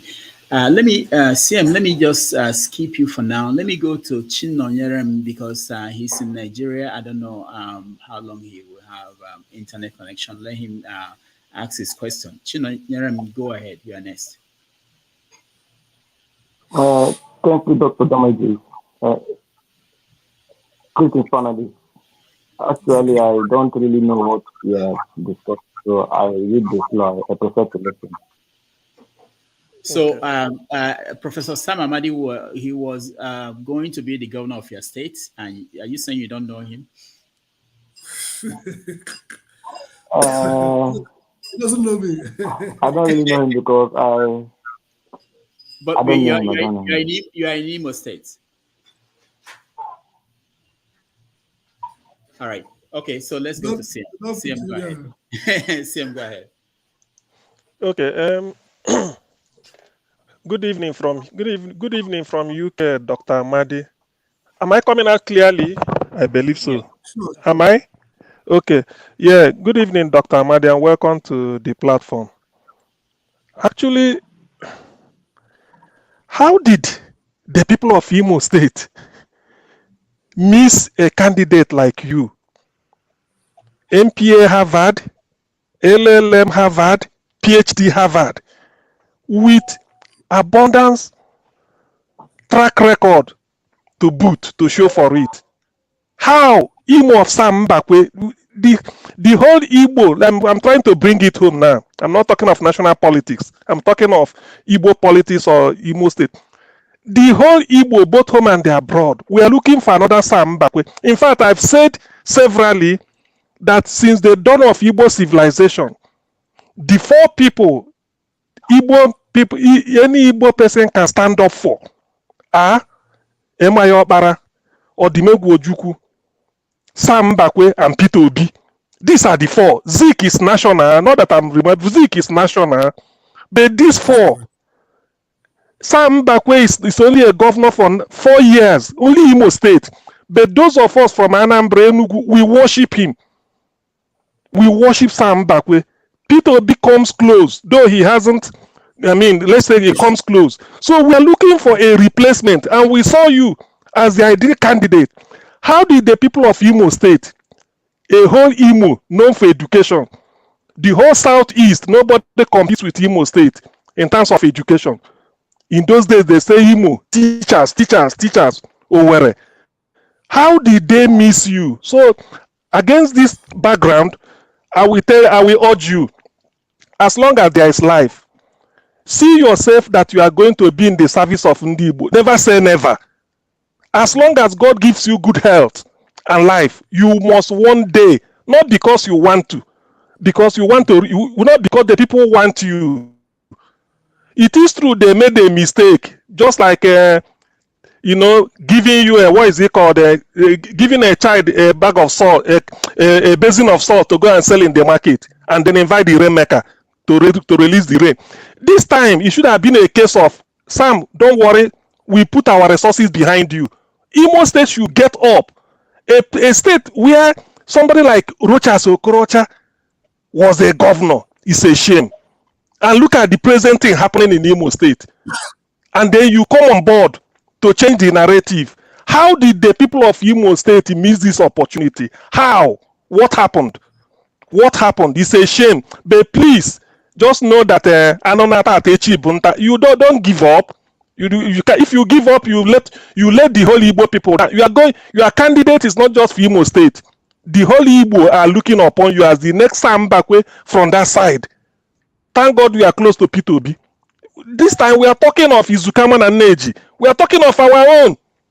We are talking of, even if we can't get Nigerian president, what stops us from governing our space very well?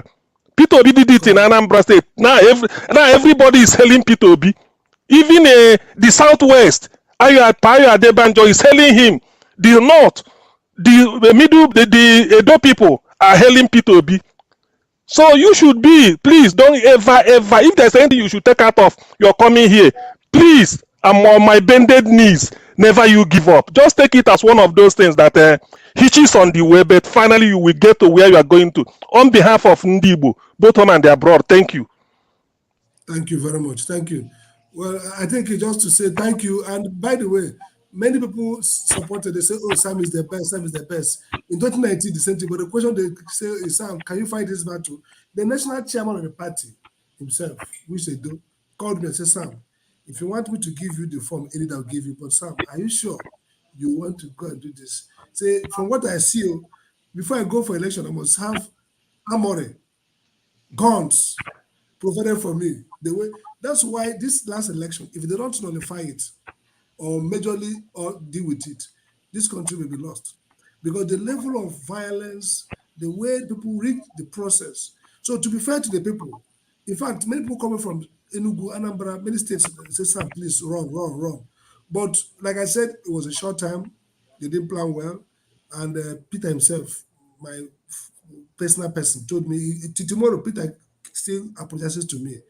He didn't want to see himself imposing anything, but we should regret. I have no regret at all.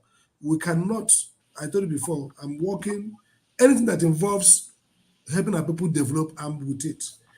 Next time, like you said, what we cannot do is to keep quiet. We keep fighting to improve the states and the country until next election.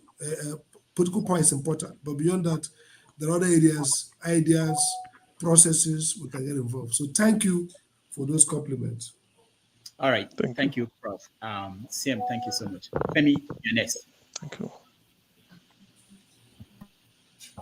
Okay. Good morning, Dr. Amadi. It's nice to see you here today. Arise news analyst. Anyway, so to my question, so you did speak to the fact that we shouldn't, in a way, that's what it seemed like to me, that we should not give up. But a lot of people are tired, including myself, even though, one still holds hope, because it's difficult to continue like this, doing the same thing over and over again, and still expecting the same result, like you often said. Now, there's some of us that we do have things we're doing in our own ways, because it's not all of us that have power to, in Nigerian parlance, to deal with certain things, but at least we do our own bits, because you can actually look for whatever little you can do to assuage certain aspects of whatever sphere of life that you choose to contribute to, whether you're abroad or in Nigeria. So my question is, with the way the constitution is, and I know the constitution is not, changing the constitution is not necessarily the be all and end all, but the way things are structured, and of course that pivots into restructuring and all of those kind of things, fairness and equity, and the fact that our diversity. What do you think is stopping? I know it's not winch. What is it that is stopping us from actually changing, ending that restructuring that we so much crave for? Because it's worked for us before, and that thing, if only we had stood to that. I know the military came in and all that. We wouldn't be where we are. Yes, there's still going to be challenges, but look at Switzerland, for example, which I really like to look up to. They had to make it work for themselves to the point where everybody has a sense of belonging, because you cannot rule out ethnicity and religion. So that's my question, basically. Sorry, what's the question? How do you frame it again? So what do we do to... What is there something that's stopping us? Like, what do you think, in your own opinion, is stopping us from achieving that restructuring? Let's go back to what was. Sure. I get it. Restructuring is a major part to this freedom we're talking about. When you restructure, there are winners and losers.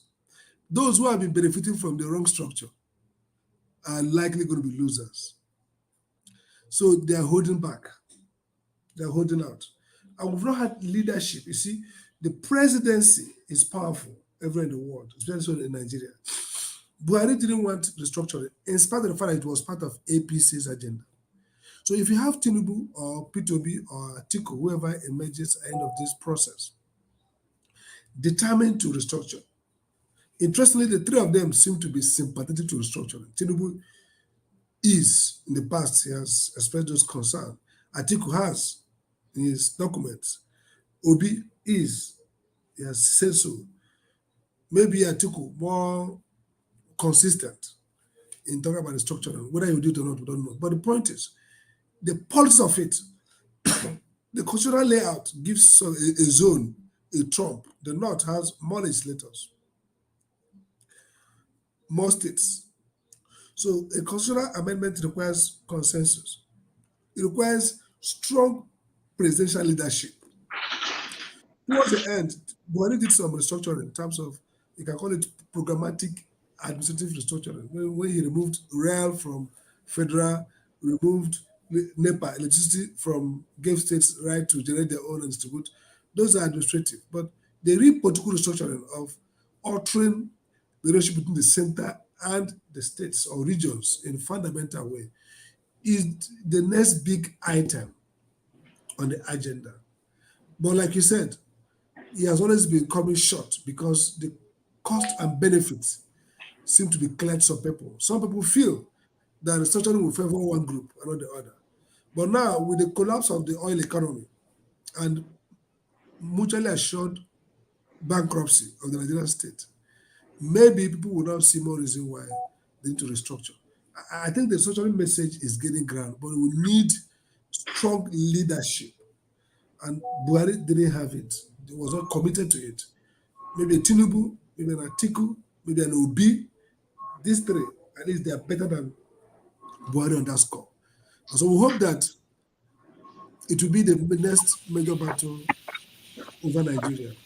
But rest assured that it's going to be politically explosive, because some people would like Nigeria to continue to run inefficient as it is right now, where we subsidize inefficiency with the little production happening in other places.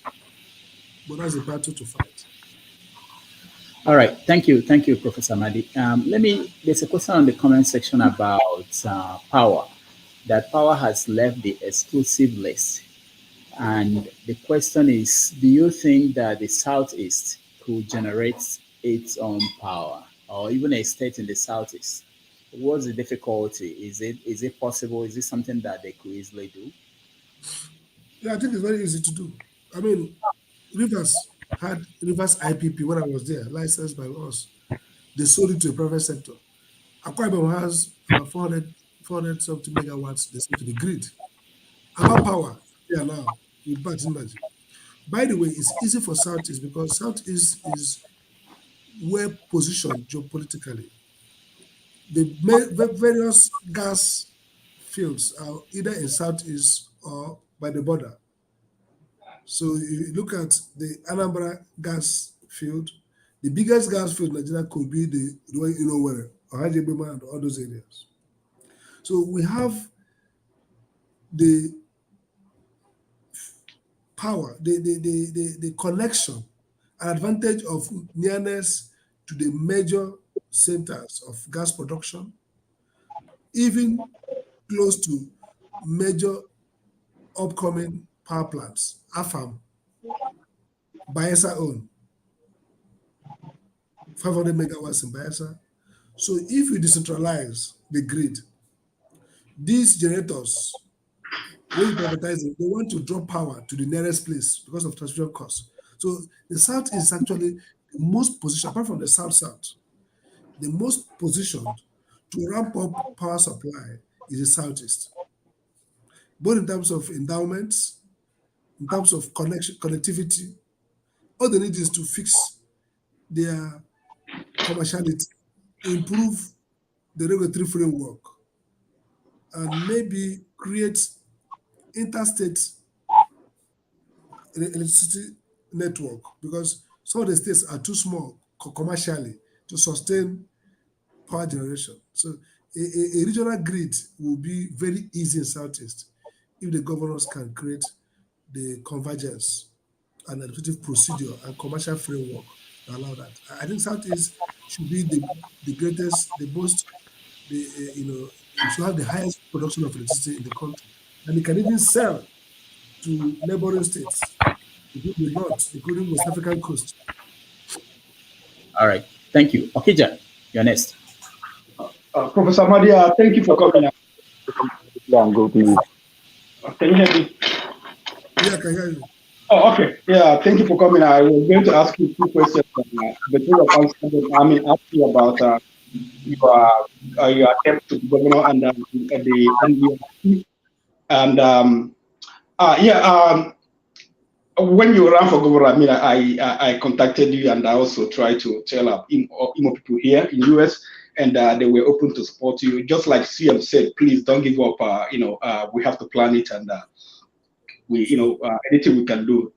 My question is, I think I don't know if I think I remember I asked this to you in private. After the was INEC, they overpromised that they were going to do this and they were going to do that, and they didn't do it. What is the role of a citizen, to hold INEC accountable? Is there in the Constitution provision for the citizen to take INEC to court for not, organizing the election well? For all, what they did in this election, what can the citizen do? We don't have to wait for political parties. If we wait for political parties, okay, for instance, look at what's his name, NNPC guy, the NNPP guy. He chickened out. He didn't go to court. The SDP guy, he complained about a whole lot of things, but he didn't go to court. What can the citizen do? Because in other climes, you see citizens, they participate in democracy, pushing against the system and taking the system to court, and that has been effective in making the system to do to be alert, to do certain things palatable to the citizen. So what can the citizen do? That's my question. Thank you very much. Okay, I think the answer is that there are some room for that. Today, I'm in court. I have a case against INEC, a case I'm asking for mandamus on the IG to prosecute INEC chairman, INEC commissioners, and all the polling officers for failure to transmit election electronically. The matter is before Justice Iwato. Unfortunately, the last two, they filed a counter by his advocate. They didn't come to court. The last adjourned date, I was in Lagos at the NBA conference speaking. I didn't attend. So it's now adjourned for October. So there's a room for private litigation, and many of us are court. But the window is also very limited because of the underdeveloped jurisprudence of local standi and other procedures of court.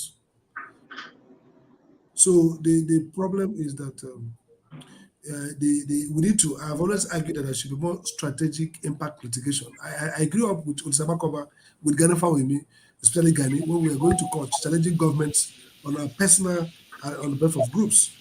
I just won a case at the Federal Court using NGO that the court should force INEC to establish regulatory framework for campaign financing. The law has provided the constitution that you should have those campaign finance, and INEC is not providing a legal framework that will allow private citizens examine the books of the parties and see who contributed what.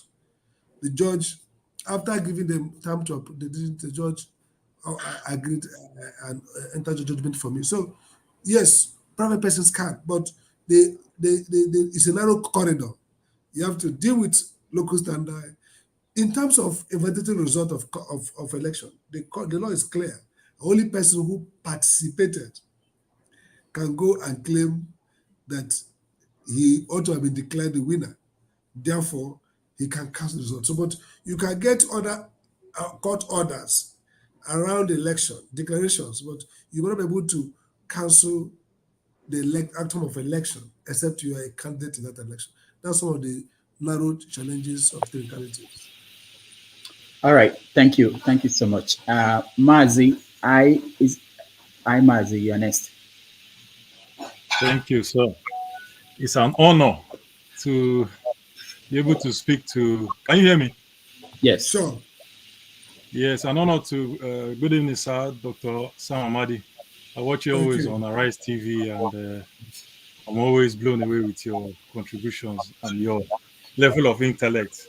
Obviously, your academic records, a lot speaks for you. So, but I was coming with a suggestion, and it's interesting when you said, which is true, that the main action is can be at the subnational level when we talk about development.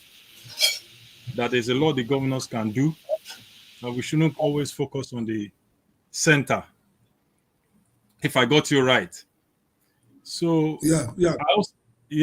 but I have a suggestion, because I believe in the Southeast, for example, because I'm from the Southeast, we have a low-hanging fruit when we're talking about making a leap towards industrialization. We have Innocent, and we've seen what he has done in the automobile manufacturing. And we have someone like Alex Oti, who is serious and who is aligning himself with Innocent. I don't know how close you are with Innocent, for example, and Dr. Alex Oti. If Innocent can branch into agro-technology and start building tractors, if you can suggest that to him, homegrown tractors, mini tractors, farm machineries, and if he can also have like a creative technology hub where all these young talents can be brought up from the school system, and if they come into those hubs, if they have good ideas, they can be able to commercialize those ideas into machinery that can be used for the industrialization.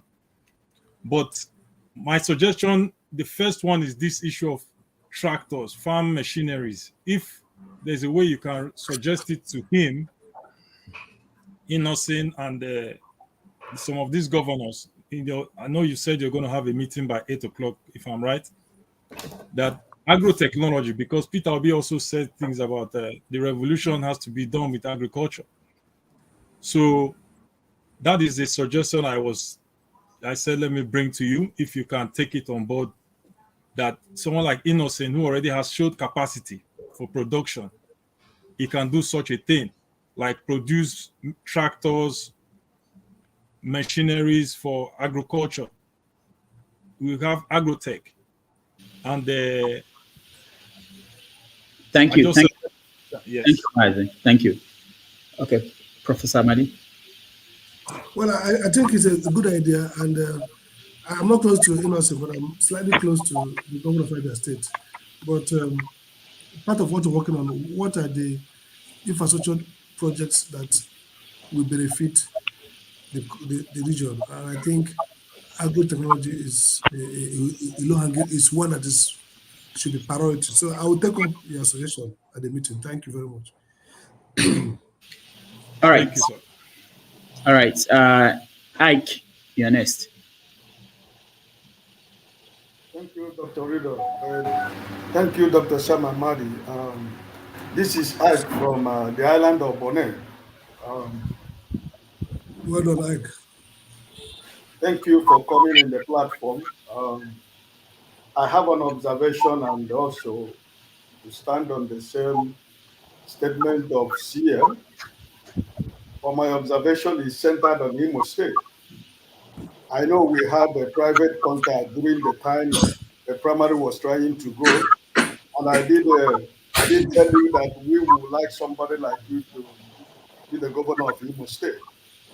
And after the primary of Labour Party, we did talk, and it did lead to me to know a few things that transpired. But right now, the primary is over. I am so worried about my state, Imo State. And what I'm trying to say as an observation is here, what we need in Imo State right now is not about political party, but a candidate that can be able to take over Imo State. Somebody that can be able to remove this monster that we have in Imo State called the Hope of Imo. So people like you are not going to go in because the primary is over. And I don't think that people like you should sit and watch and see Hope Uzodinma come back to power in Imo State. So I am appealing to you and all the people that contested that election. If you think that the candidate of Labour Party is not the right candidate, whosoever that is the right candidate, all of you should be able to find that person to take over power from Hope Uzodinma in Imo State. Because he has destroyed Imo State. And you people like you cannot sit and watch. This man goes back to power. That's one observation. Second observation, which I will want you to make a comment. With all due sense of humility and respect to Chief Dr. Emmanuel Iwanyawa, the president of Ohanese, he should stop marketing Hope Uzodinma for us. I don't know what he has with Hope Uzodinma. He should stop speaking about Hope Uzodinma. He should stop romancing with Hope Uzodinma in Imo State. We don't need Hope Uzodinma in Imo State anymore. So I don't know what relationship he has with Hope Uzodinma. He should not use his position as the president of Ohanese to influence what is going on in Imo State. Because this man in Imo State is a cancer. So please, I am begging you, and people of like minds like you in Imo State, you know what we used to talk privately in private. Please, all of you should not go in. We need this man to get away from Imo State. And also, I want to beg you from what CM said. People like you should not abandon politics because of what happened. And if all of you keep abandoning the politics, then we continue to leave it to the hands of the same people who come here every day to talk about. So my appeal to you is that whatever transpired, whatever that happened, we need people like you to continue to be in the political scene of Nigeria, and more especially Imo State. So please, I am begging you, don't give up. It doesn't matter what transpired. But I know that right now, what my focus is all about is Imo State. That this man that is there must go away. And if all of you, people like you, should allow this man in whatever way he wants to do, that is he's using intimidation. That is using so many tricks to say he wants to conduct local government elections. We know all these things is charm. All these things is just politics. So please, I am so angry when I'm talking about Imo State, my state, because this man, Imo State or local government, for example, where I come from, there was no election. But Hope Uzodinma this year vote in Imo State, in our local government. I didn't know where they got the vote. So please, I am making an appeal, and these two observations that I made, I want you to make a comment on it. It's not just an observation, but I want you to make a comment in this platform. People like you should not allow Hope Uzodinma back in the government hands of Imo State. Thank you. Thank you very much. I think I agree with you, and we are meeting. So Igbo leaders, Imo State politicians are meeting, seeking for an alternative, and hopefully, among those who have emerged, we will find an alternative. Everybody is agreed that Hope should not come back. But it would have been better if we had this agreement early to get a quality person. But nevertheless, we have to make the best of what we see. So I agree. I'm working on that. All right. Thank you. Chinonyere, do you have a question now? Yes. Okay, go ahead. So, my question is, in the past, we have had people who came back from both the United Kingdom and then the United States of America. And then when they are given political power or political office, they relapse in failure, just like those already on ground. So can you identify what makes them relapse in failure, just like others? And then if you can identify that, what makes you think you can stand the test of time? Thank you. All right. Sorry. No, sir, I'll call you later. I'm in Zoom. I'll join. I'll call you. I'm in a meeting. Zoom. Sorry, they're calling for the meeting. Okay. I didn't hear that where the call interrupted. Yeah. Okay. Chino, what were your question again? Okay. Just can you hear me now? Can you hear me now? Yeah, go ahead. Sure. I said in the past we have had people who came back from both the United Kingdom and then the United States, and when they are given political power, they still relapse in failure, just like others. So, what makes you think? Sorry, the first question is: can you identify what makes them relapse in failure, like others, and then what makes you think you will stand the test of time? Okay, the fact that you came from abroad does not mean that you are better than those at home. You probably were at home before you went abroad. So we don't make it a blanket approval. Anybody from abroad, by the way, the rate of migration is very high. So some of our criminals will also migrate. Some of the bad people will migrate. I know when I was a young lawyer, maritime lawyer, I know some people were directors who migrated with their family, who were directors who were taking bribe. They migrated. Abroad, they will not take bribe. When they come back, they will start taking back their bribe. So coming from abroad is not a guarantee that you are a special breed. So we have to look at who came back. Okojuwala came back, he didn't fail, he did his best. Many people came back, did well, largely, went back. Arumote came back, went back. So I can mention a couple of people. Professor Pate, who is coming back again, came back, did his best. So there are examples of those who came back and didn't do badly. I think the key thing is, first, who you are as a person, whether you are in Nigeria or outside the country. Being outside the country helps you with incentive structure to do the best. Maybe if you are good here in Nigeria, if you're not very, very good, the Nigerian system can force you to be bad. That's an advantage you have being abroad. If you are slightly good abroad, the system enables you to be better. If you are very good in Nigeria, the system can make you worse than you are. So coming back to Nigeria, you need to succeed. People who already are clear-minded that they are coming to render public service. Clear-minded in the things they believe, not people who are regretting that they are not part of the stealing. Now, my chance to come and steal. I have some relatives. I'm still in touch with my friends in America. So when they say, oh, if I want to come by, look for appointment for me now. Look for appointment for me. So look for appointment for them. They'll go back to the Nigerian business of stealing money because they probably think they have left out. Their mates have become governors, stolen so much money. When they come back for Christmas, they say, this is the house of Sam Amadi. Hey, this big house. This is the house of Honorable So. Hey, this is... So they now feel like coming back to join in that looting. Those people will fail. And the only advantage, they have two address. They run back home if they fail badly. But when they fail and made money, they don't go back again. They just go and visit and keep their family there. So really, we are looking for people who have quality, both in competence and in character, and people who are motivated by commitment to do something. And there are good examples for that. All right, thank you. Chim, you're next. Good morning. It's still morning where I am anyway. So, Dr. Sam, it's a pleasure to be meeting you. So yesterday we were discussing, in the course of our conversations, we came into a section where we started talking about institutionalization, building strong institutions rather than having strong leaders. And in the light of the conversation we're having today, I'm one of those who believes that public intellectuals coming into governance, that if we have firm and strong institutions, it will kind of help, irrespective of the fact that, yes, I do agree with you that your character is very important. So my question is, we've mounted this building of strong institutions severally. What do you think, how can we start, implementing it, putting it in place?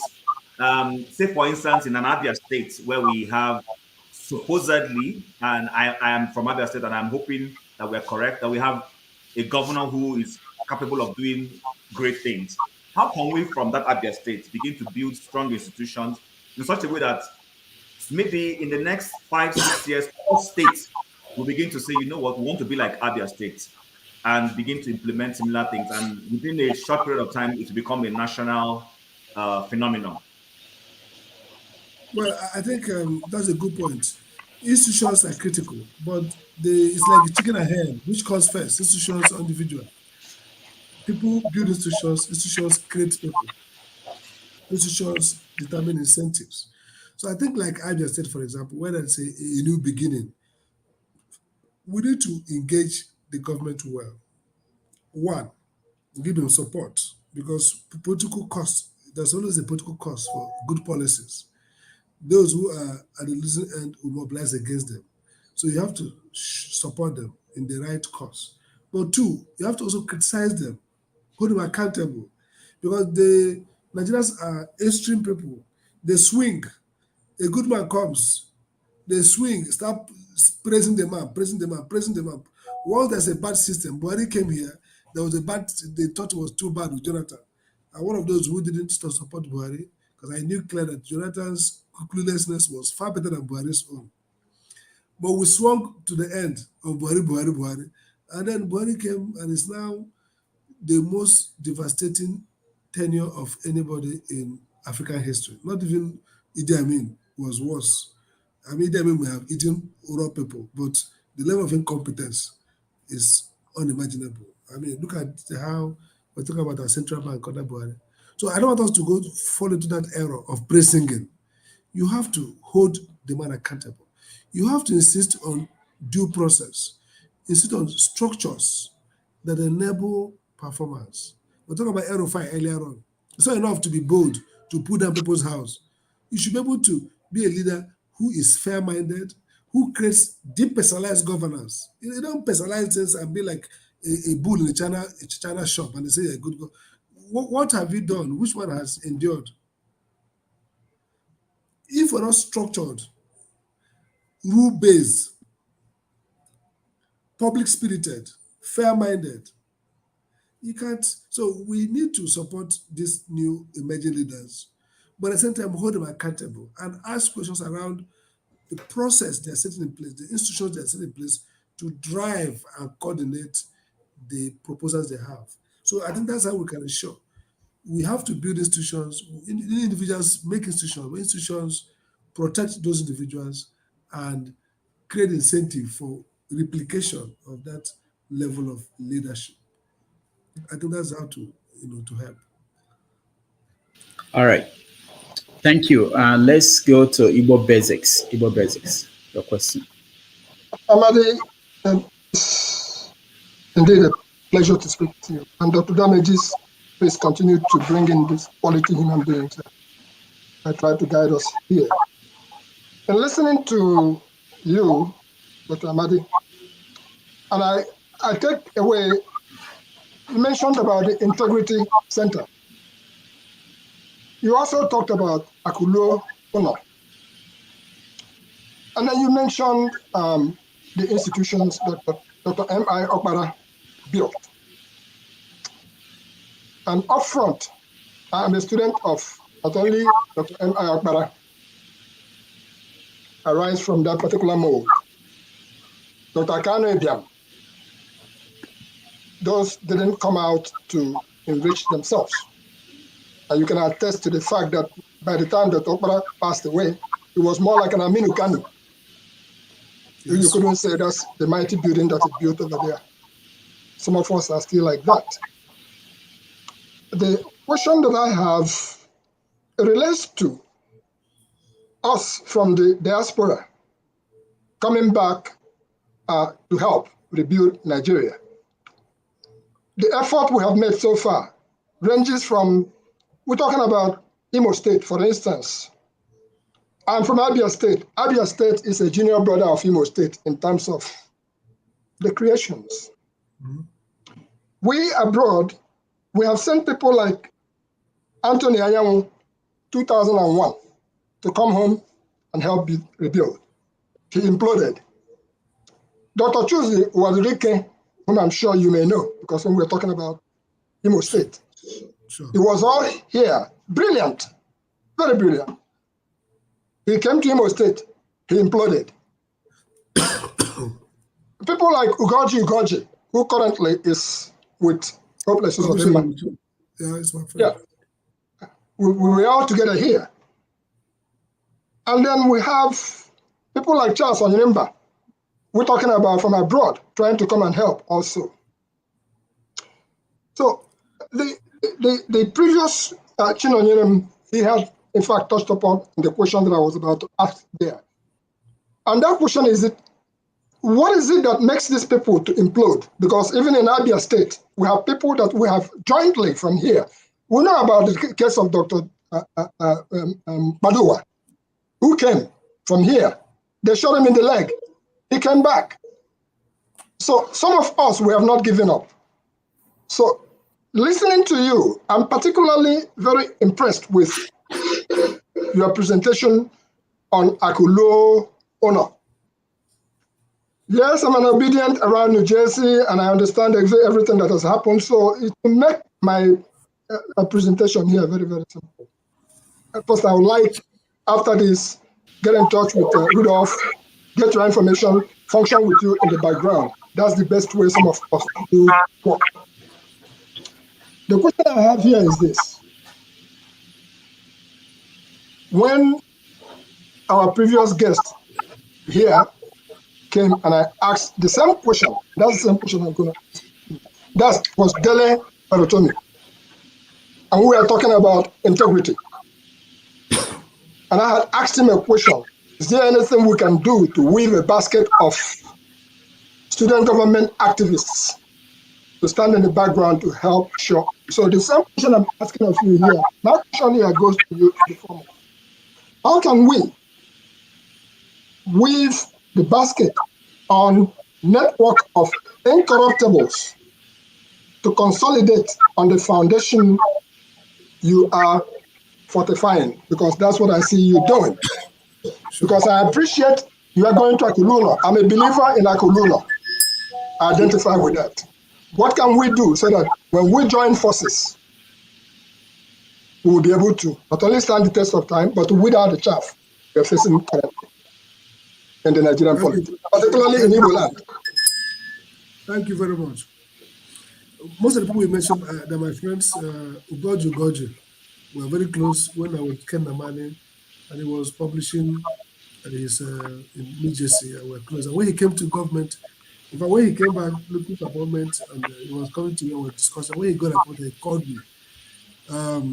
Charles Oyirimba joined us in Abuja briefly and all that.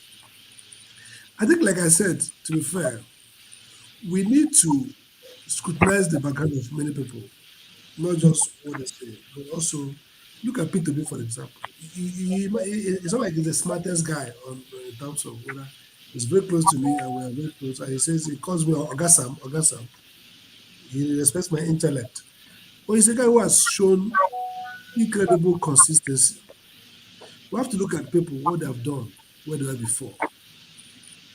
So I would say that when there's people are sending people to come, choose carefully those, not just what they say, but who have shown a pattern, consistent pattern of public service and consistency in terms of things. Nigeria is a corrupting center. So you need to be extra fortified in integrity to withstand the criminality in Nigeria in governance. I mean, it's very seductive. If 10 people will go into that place, only half or one will come out, half person will come out intact. If 50 go, half will come. Ratio 10 is too small ratio. Maybe half to 100 will come out, not totally, scattered, not even, but at least whole enough. That's how bad Nigeria is. So you have to be very discriminatory in choosing people you send back. Second, I agree with you, like it happened in the Bible, when God told, the prophet said, I'm the only one surviving. Of all the prophets, everyone has gone to die. And God says, no, there are still a few prophets that have not gone the way of Baal. So I believe there are still a lot of Nigerians, a lot of Ndi, a lot of Southeasterners who are still holding out. They may not be 100%, but they are good enough. So our job is to find them out, build that network, and let not the best be the enemy of the good. In as much as we are looking for integrity, we're not looking for isolated islands. We're looking for enough momentum, even those who are not perfect. When the momentum grows, they too. So some people fall by the wayside out of desperation and isolation. They probably would have done better if they had a network advising them, upholding them, encouraging them. So we will not relent. I totally agree with you. And offline, we can continue that conversation. All right. Thank you. Thank you very much. Okay, let me, there's a question on the comment section. It's about, the question is, what are the impediments to having a seaport that is functional down south? So I will, you can answer the question when you take the next question from Prince Nick Ezenwa. Nick. Okay, Dr. Sam Amadi, thank you for coming on the platform. We really appreciate all the details you have given us this afternoon. I will join the other group also telling you that you shouldn't give up as far as running for office in the future. The terrain may not be that good at this time, but I'm sure the next time you come around, try to pay a visit to Texas, because this is where we all start raising money for our people back home to move forward. At least Alex OT can be a testimony to what we did in the past and in this last election for him, the kind of support we gave. And we try to do the same thing for people who we know has the capacity to make changes in our homeland. So my thing here is, my first question to you will be, having been in the power regulatory agency, and with your experience, and having talked about the developing the Southeast region, what would be a template that you could put in place or advise the current governors to focus on in trying to make sure that the Southeast in the next few years has the necessary infrastructure and has the ability to produce enough power so that we can begin to really industrialize our base and make things much better for our people. Because without power, there's really not much we can do in terms of speeding up industrialization. So what would be your template, really? I know that the last meeting we had with OT before the election, he talked about this power issue for Abia State. And I think he mentioned something about Dr. Bat Naji and the Geo power plant trying to put things together. So give us an insight where things are right now in terms of trying to work on this area. Okay, thank you. I know that, I know the details, but I know that Abia and Alhambra, Abia particularly, is working on BATs because of BAT's franchise on Aba Power. So they're working on that to drive up improvement in, especially around the area axis. Like I said, the future of electricity is bright in Southeast. What will happen after the summit is supposed to have happened on 24th, 25th, but they have postponed it. We don't know the new date. That summit is supposed to generate key regional infrastructure projects. One of them is power. So after that time, we'll be able to see whether the Southeast governors align to the vision. But clearly, what Abia needs to do, same with Imo, is that there are existing regulations on embedded power. They have the AFAM, they have the Aba power, that BAT also has Geometrics power plant, which is trying to finish.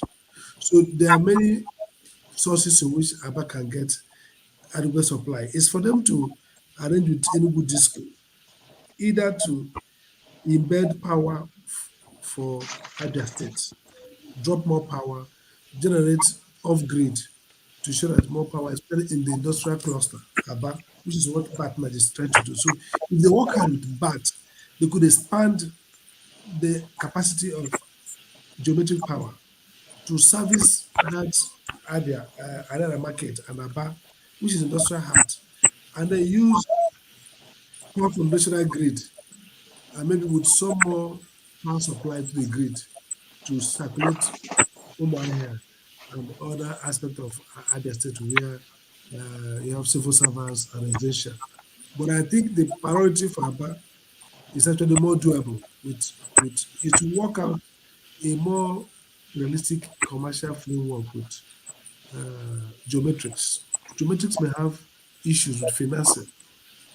If they can restructure geometrics to be much more efficient, but they didn't quite run it in very cost-efficient way. So, but if they can find a way out of that debt and restructure it in a way that they can make investment in a PPP platform or PPP model, I see about getting a lot of power to drive up entrepreneurship and small, medium enterprises in the state. So by the end of that, sorry, God bless you. by the end of the summit, we have clarity as to where they are going to. But so far, with better leadership, the whole Southeast can have up to 50% improvement or 60% in power supply in the next 4 years. All right, thank you. We just take, I think, the questions from the two more people who are here and then round up. KJ, you're next. KJ.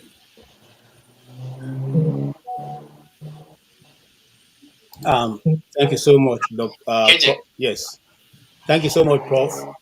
Prof, I'm one of those that followed you almost everything, interviews and all that you've given over the years. And all the way when you were in the power sector.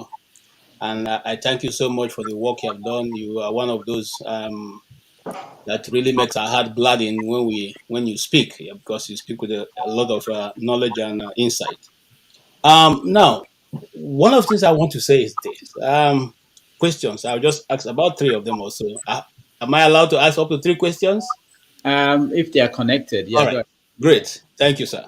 One, the first question is, sir, with your knowledge and understanding, why is it difficult, from my perspective, for Igbo elders, especially like Ohaneze, or even all the Igbo elders and intellectuals, to be able to stand and take a stand, to come up with a stand on the happenings in Igbo land, especially with the IPOB, as the northern elders will do in the case of Boko Haram or all the dissident individuals like the Fulani herdsmen that we are told our farmers herders clash with. You all we know it's not true. Why is it difficult for our own elders to be able to stand and defend their own sons and take a stand and say, look, this is where we call the spade, just like they did in the time of Jonathan? I mean, the northern elders went to Jonathan and demanded that he should stop the prosecution of, or rather the war, the infight or the Boko Haram incidents. Now, 2, how easy is it? Because we have a guy here who always says that we can actually recall our representatives. And I don't know, Dr. Damage will help me with that quote, that famous quote he quotes. Section 68 and section 110. I don't know, Dr. Damage will help me with that quote, that famous. Yes. So he quotes that it is easy to make an amends and change the constitution without having to tear Nigeria apart, and that has been his what he's proposing that every other person who is aggrieved in Nigeria should do. Is how easy is that to recall those you put in office, and is it something that's workable? Because I know you are quite vast. You are one of the leading lawyers and voices in that in the constitution. 2, 3.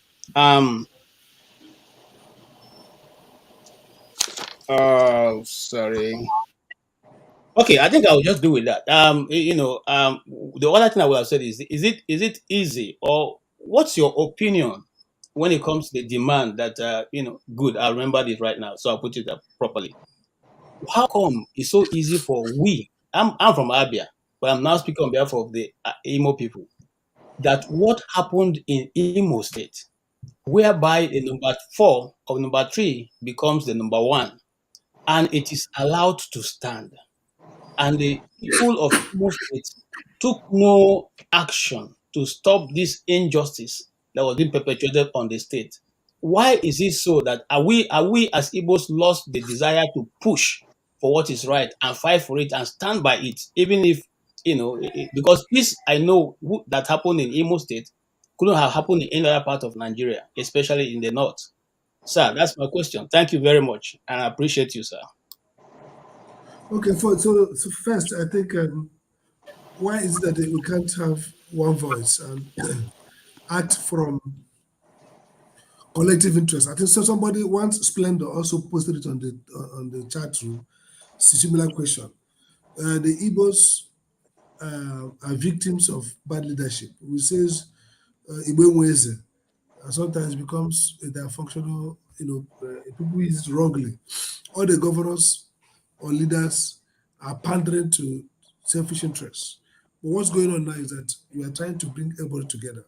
But it's difficult. Collective action crisis problem is always what theorists look at. How do groups work as an interest? How do you reconcile and converge private interests? You have to find a formula that works. And that's what we're trying to find out at this point. The crisis is crisis of selfishness, selfish leaders who have no center of, when we had the Igbo State Union and had Zig them, they were mentoring people into positions of power. So they were centers of accountability. When they send you there, they tell you what to do. But here, your governor can be a mercenary, helped from Sokoto or from Kano or from Lagos. So you don't seem to have a homegrown accountability framework. That's why we say if people come together and enthrone a leader, then they can control it more. So we need to have more homegrown leaders whose accession to power originates from Igbo people, whether in diaspora or whatever. They contribute, even if it's not money only, ideas, structure, so that those people feel accountable to us. That will help us develop that collectivist vision and voice. The second issue around recall. Recall is providing the constitution, but the procedure for recall is difficult because to generate that list of voters who will sign up to, these guys will go to the field and buy people off. First, we've not seen any successful one.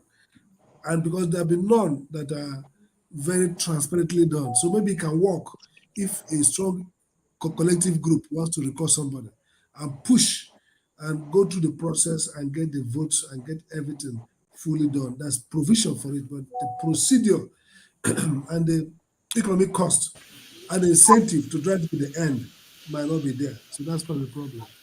And I think the third point, if I remember the third point, it says, what's the third point again asked? The third question, I think. I too didn't get it. I think he left it at 2. So, KJ, are you there? All right, let me just, I know that Professor Amadi has been battling with code, I think. Yes. All right, let me just, I know that Professor Amadi has been battling with code. Yes. All right, let me just, I know that Professor Amadi has. So KJ, on 2 platforms, I think you should get off YouTube. That's why we're having an echo from your end. But let's move on because I think we have to let him go because of. Sure, I want to go. Yeah, I know he has to go. So let's just one more question, and I think who is yet to ask a question that is there. Can I? Forefathers. Okay, forefathers. Go ahead.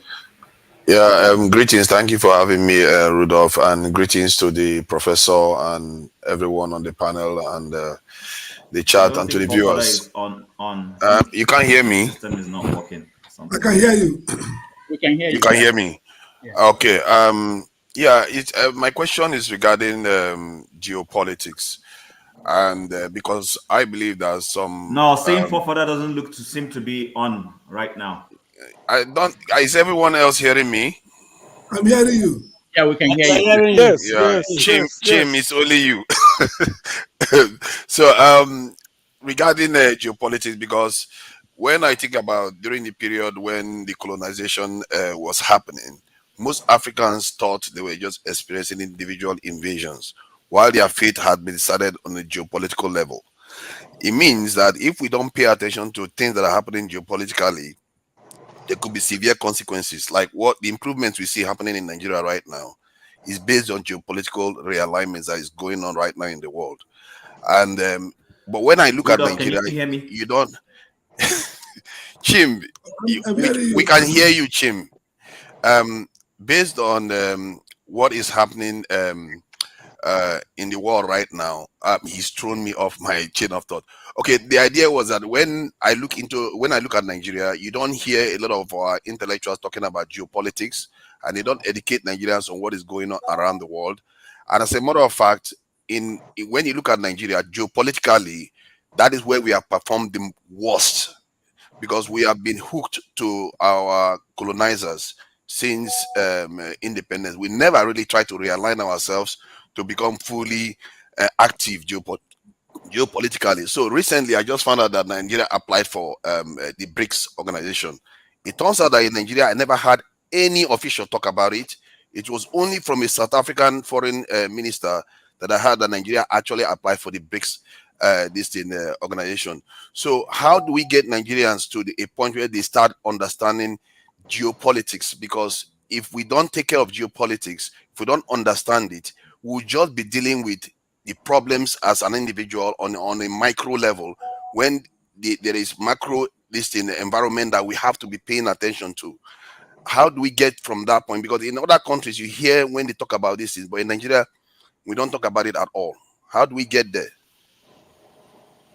Thank you. I think it's a failure of Nigeria intellectual vibrancy. We used to have very strong NIA in the past. We used to have universities that had the best scholars in Nigeria, in Ibadan, in Nsukka, in Ibi area, in even some of the younger ones like University of Port Harcourt, where Claude Ake was there, Escotoyo in Calabar, maybe Zimiro again, people like several professors. I forget the writers like Chuna Chebe, Shoyinka, but social science experts were very, very active. Omofome, Onoge, all of them. They were, and then there was also platforms like the Guardian used to have their editorial spaces run by brilliant people who have great education abroad. People like Stanley Makebu, Chukwa Jemea, maybe someone like Ugumbi, all those scholars were turned that place to real sites for contestations and ideas. So that's how geopolitics becomes a relevant discourse. People are looking at issues not as everyday bread and butter. They're looking at how the world is shaping. And I agree with you. If you're not keeping an eye on how the world is shaping, then you will be overrun. You will be building a house on sand, and then a great flood will scatter everything. So we need to revive the culture of intellectualism, which is not just idle ivory tower leisure, but the fusion of statecraft and ideas men coming together, statesmen and idea people coming together.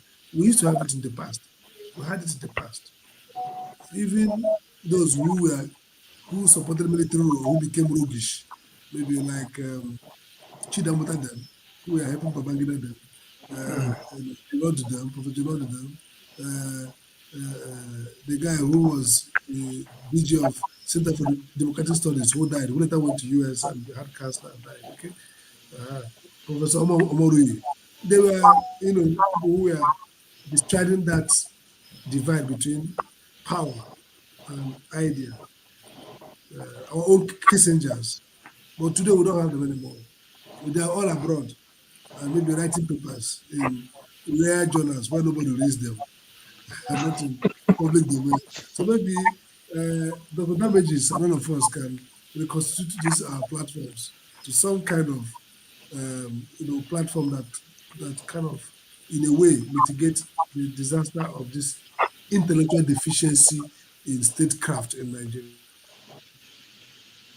Thank you so much. I appreciate your answer, and I think there are a few people that actually confront the question here, so I appreciate it. But sometimes when guests come here and I start arguing, it's because they don't answer the question, but you actually answer the question. So thank you for answering the question. I agree with you. So, Professor Sam, thank you so much for being here. And I think so. Rudolph, please, just 30 seconds. Professor Sam, I can now understand why people see you as a stumbling block to anything. You are too blunt. You are too blunt. You say it the way it is. You don't miss what. It's a credit anyway. But I understand why the Nigerian system will always work against people like you, particularly in Imo State. Thank you. Well, I think you're right. When Ojo Madekwe told me, when Ojo was going to the Minister of Foreign Affairs, and I asked him to do speech for Yaradua then. So when I finished, he asked me, what do you want to be? I said, I want to be minister. He said, Sam, nobody will make you minister. You're too independent-minded. But he happened to take me as his PA, as his SA. And he used to tell me that, he said, how did I get this radical who is left, he's pro-right and pro-left. So he always asks me, say, you don't drink, and you're supposed to be SA to foreign affairs. How can you be in foreign affairs without drinking? So I don't drink, and I have contrary views, but credit to Ojo and his intellectual power. Ojo Madekwe loved me and stayed with me. So you are right, sometimes, and then again, Ojo took me, interestingly, just to confirm me, we went to see former governor of Imo State then, before in 1999, what was that guy for Olugai? Okay, yeah. And this one, what is it called? No. It's not a Bonayon. No. Achike Udenwa. Achike thought I was wedding. So I went with the Ojo Madekwe. I went to run for Senate in 2007. Achike second term. They went to me and said, this is the smartest guy I've seen in my life. Very honest guy. I want to support him. Achike told him flatly, so I don't like smart people. I don't like smart people. You're my guy, you're my leader, but I don't like smart people. Ojo was totally surprised. And I said, Ojo, this man is correct. But that time, the story with that chicken was that they would drink, eat, not party with young girls. So why would he need a smart guy to be telling him this is not the purpose of governance? So it's complicated. I don't know how the future looks like, but the truth is that these guys will not, even if you say Sam is the best, but they say, no, that's Sam. We like him, but he's too rigid. He will not. So that's the problem. That's what we are. So, Professor Amadi, how do you see yourself with the likes of Professor J. Oyeruku? Professor Oyeruku is a decent man, great guy, but he wasn't able to be in government too. I mean, to be frank, many people, when Emeka won, he called me, begged me to chair Imo Power. And I said, Hope is one of the guys who has sent me a lot. But he can't want me to work with him because, of course, I won't take, because he knows me well, very well, right from time. He knows me. So he says he's my friend because he knows me. But the truth of the matter is that you have to make up your mind why you want public office. And that's why I went back to teach. Greatness is not being in government. There are many, all of you, some of you are investors, some of you are professors in top schools in the world. I could go back to Harvard and teach. I could go to private sector. In fact, now I've gone back to court. I go back to court the next 2-3 years. I can be a senior advocate of Nigeria. So I can even be a pastor preaching. I mean, you don't need to be in government. That's the point. So if you go there, if you go there and surrender your truthfulness, then there's no purpose. I believe in what this guy said. He says government is the art of telling people the truth. That's the philosophy. I think it's because of George Orwell. He says government is the art of telling people the truth. That's what it is. So for me,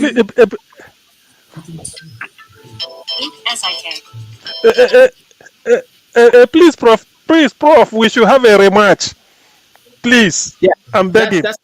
That's what I want to say. That he was very generous to be with us when he's not feeling very well. Yes. So I think we will invite him again when he's in his full health, and then we will have a longer conversation. And I like this. It's true. And thank you so much, Professor Amadi, for being here. Thank you. Thank you very much. All right. So we are going to take a break. When we come back, we will do an analysis of what happened here and continue the conversation. Thank you, guys. Thank you. Thank you, Prof. And we'll see you in the backdrop.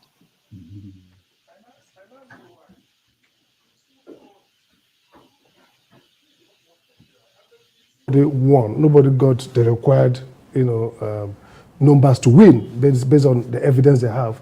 Then they're going to do a runoff. The question there is, how do we select who will do the runoff? But the Electoral Act, I thought, is clear for a runoff there. The Electoral Act, the Constitution 134(3). Yes.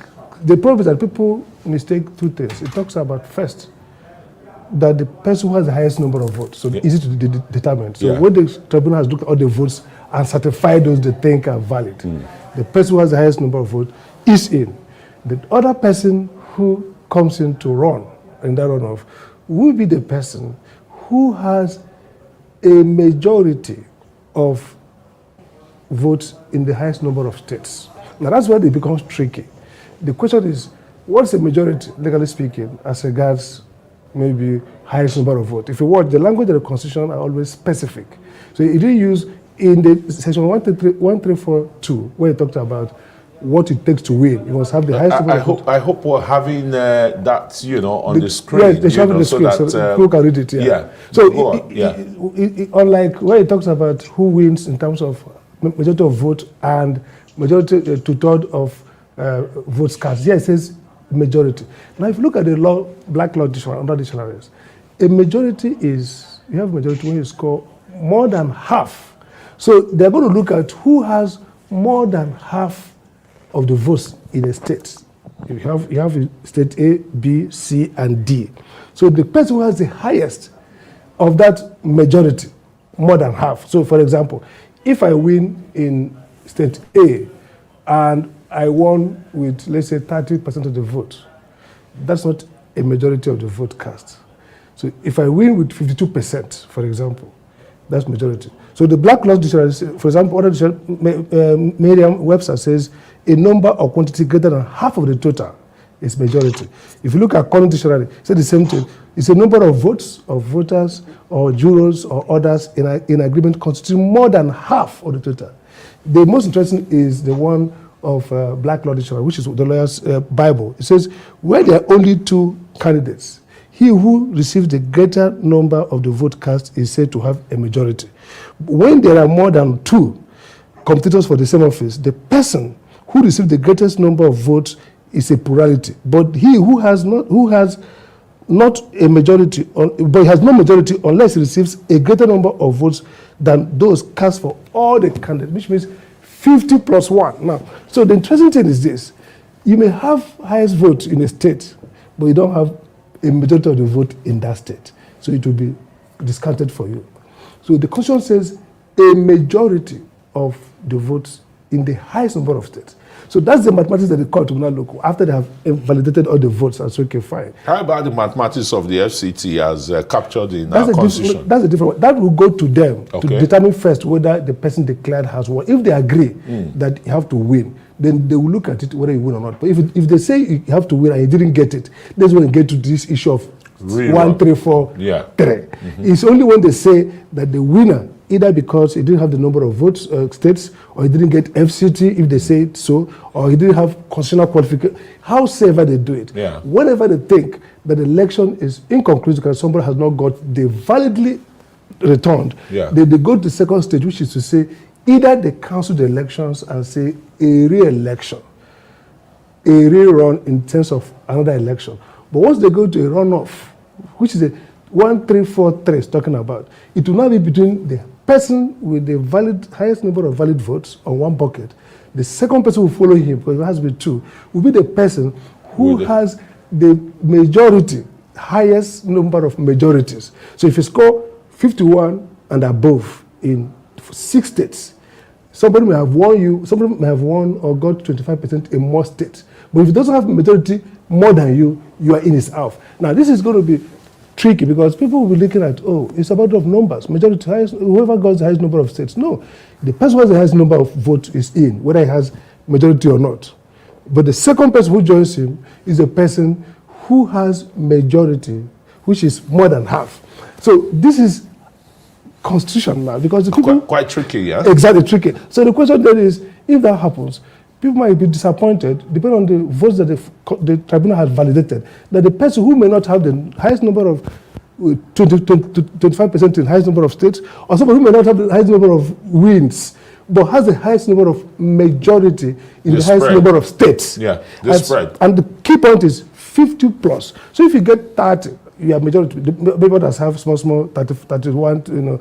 But if you don't have, for example, assuming someone has 30, that person has 25, another person has 29, another person has. So you could actually have the 100%, but nobody has majority. It will be discounted for you in calculating majority in the higher state. So that's really what people are not looking at. Because look at the tweet.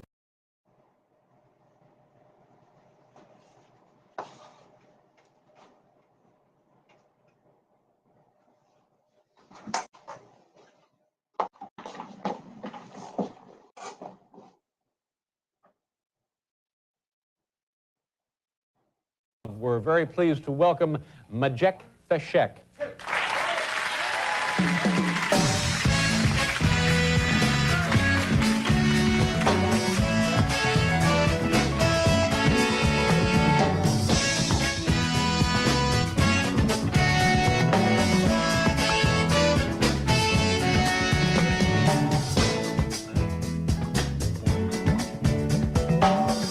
Arise from your sleep, Africa.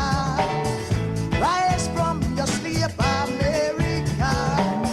There's work to be done, Africa. There's work to be done, America. But if we unite, we will be free. So long, too long, so long, too long. We've been sitting down for so long. We've been fooling around for too long. We've been sitting down for so long. I have not been fooling around for too long. So long, so long, too long, too long, so long, for too long, too long. Hey.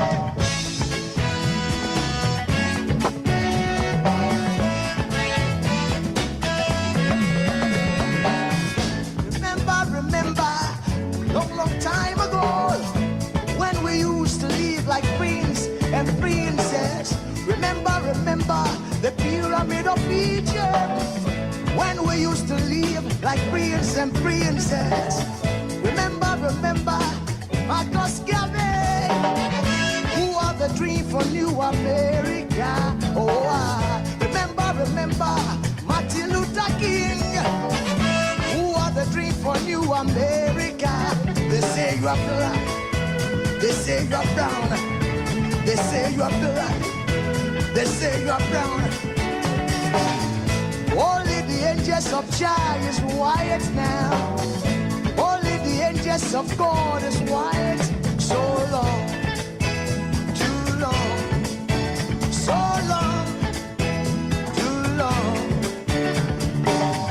We've been sitting down so long. We've been a fool around for too long.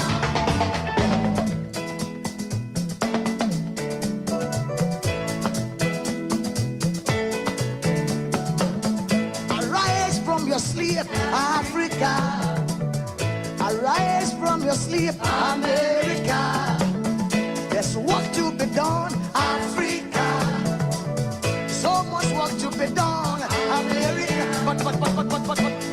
But if we unite, hey, we will be free. So long, too long, so long, too long.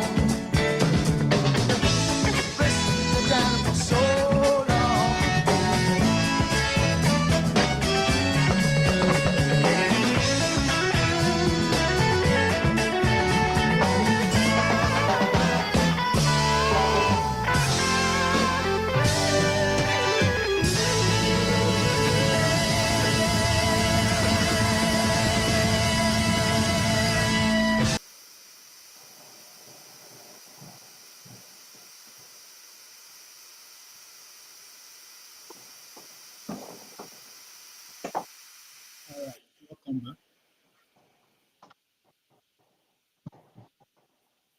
welcome back, everybody. Thank you for staying and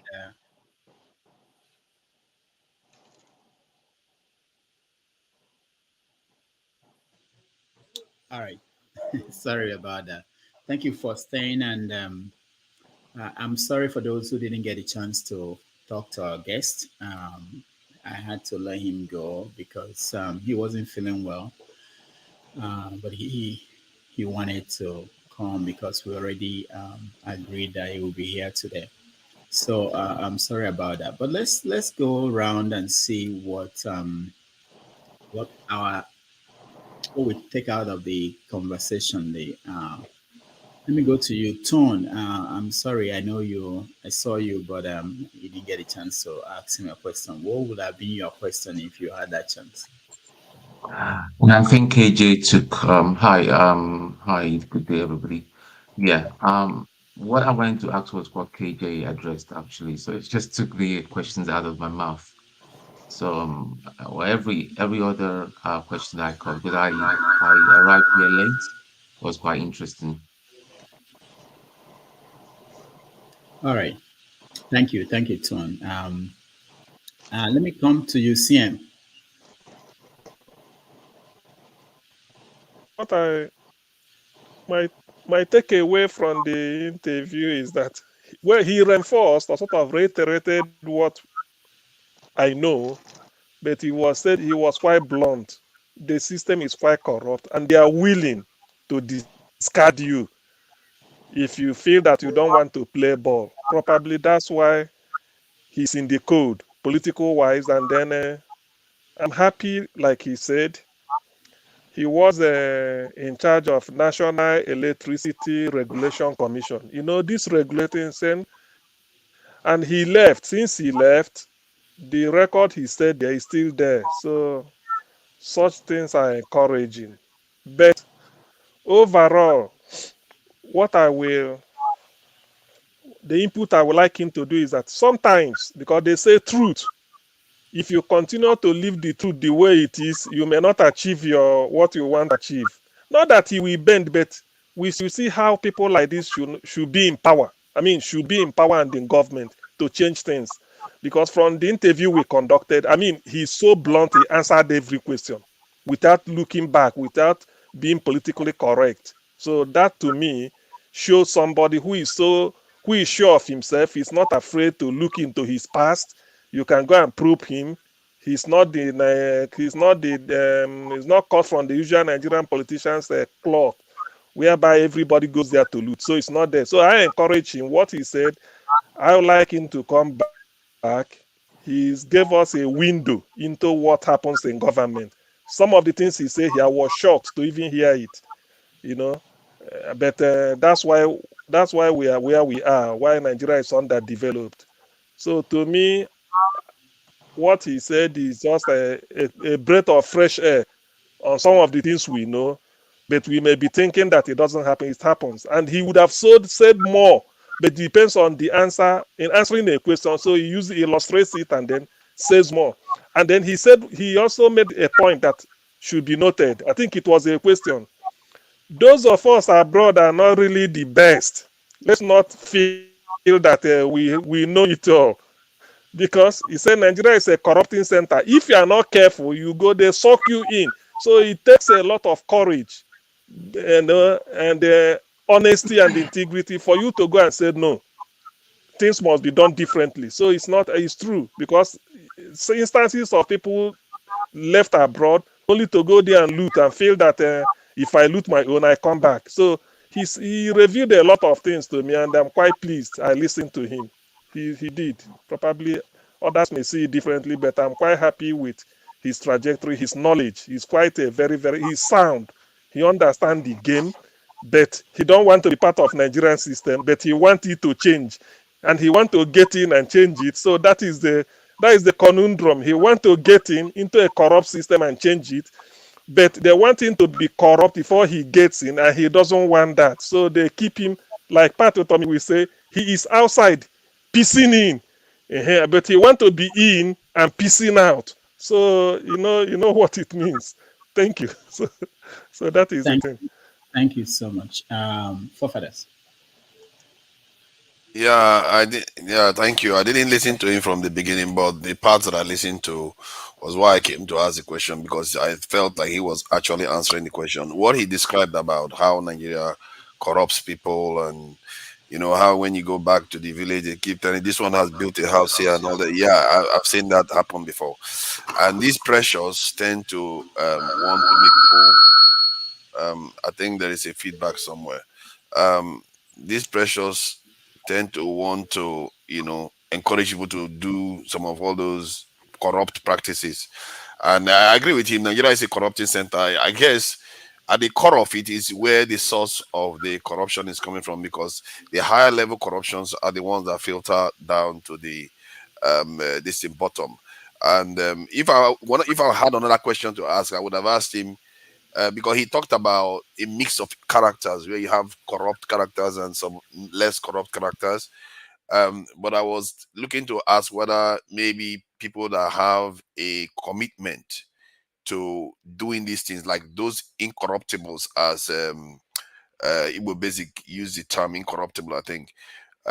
You have people that are incorruptible based on an ideology like nationalism, whether that can be a remedy to this problem, because you have to have a set of people working together. So no, if you are an individual and you are not corrupted, if you don't become corrupted, they'll find a way to remove you from the system. So you either have to have a people that back you up, like a group of committed people that go there for that purpose, or you will not succeed. And I'm sure a lot of people have tried. He has tried. A lot of people are, what Bola Ige is one of, for me, when I was in Nigeria, I saw him as an incorruptible, one of the, but yeah, he didn't succeed. So there are forces out there that we have to be prepared to combat, to actually change this in the system. So that's what I thought. And then the way he answered my question, it's almost as if he already knew about it, which is a little bit surprising, because I brought out the question about geopolitics when he's been talking about everything else. But he immediately got it. He immediately understood that when you build on sand, it's wasted. And he understood the importance of looking at things from the macro level. People like him, they are not in Nigeria talking. They are not telling people anything. That is why I hear that Nigeria applied for BRICS from a South African foreign minister, not from Nigeria at all. So we don't discuss this, and yet it's more consequential to our lives. We talk about the other little things, and it's sad because when I look at the history of Nigeria when we were getting colonized, when you look at it, it's so sad because we were fighting, but we didn't know our fate had already been sealed. Like in an envelope, they just stamped it's over. And that is because of lack of awareness. And this stuff cost China too. It's not only us it cost to. It affects China. Was one of the most advanced countries until they encountered Europeans, and they were ignoring them. They didn't care. Like, I don't care about your politics. They didn't care about geopolitics, and they paid for it. So geopolitics is very, very important. You need to be aware of what is going on around you, and your alliances, you need to pick them properly. Nigeria never did that work, and most Nigerian intellectuals never did it. And whatever we do is not going to work until we start understanding how to relate globally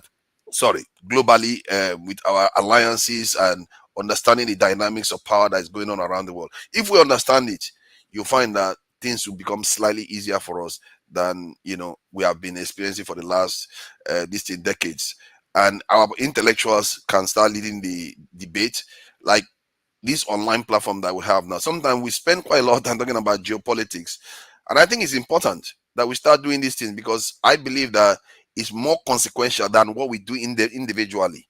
If you understand what is happening at the top, what you do individually will not get destroyed.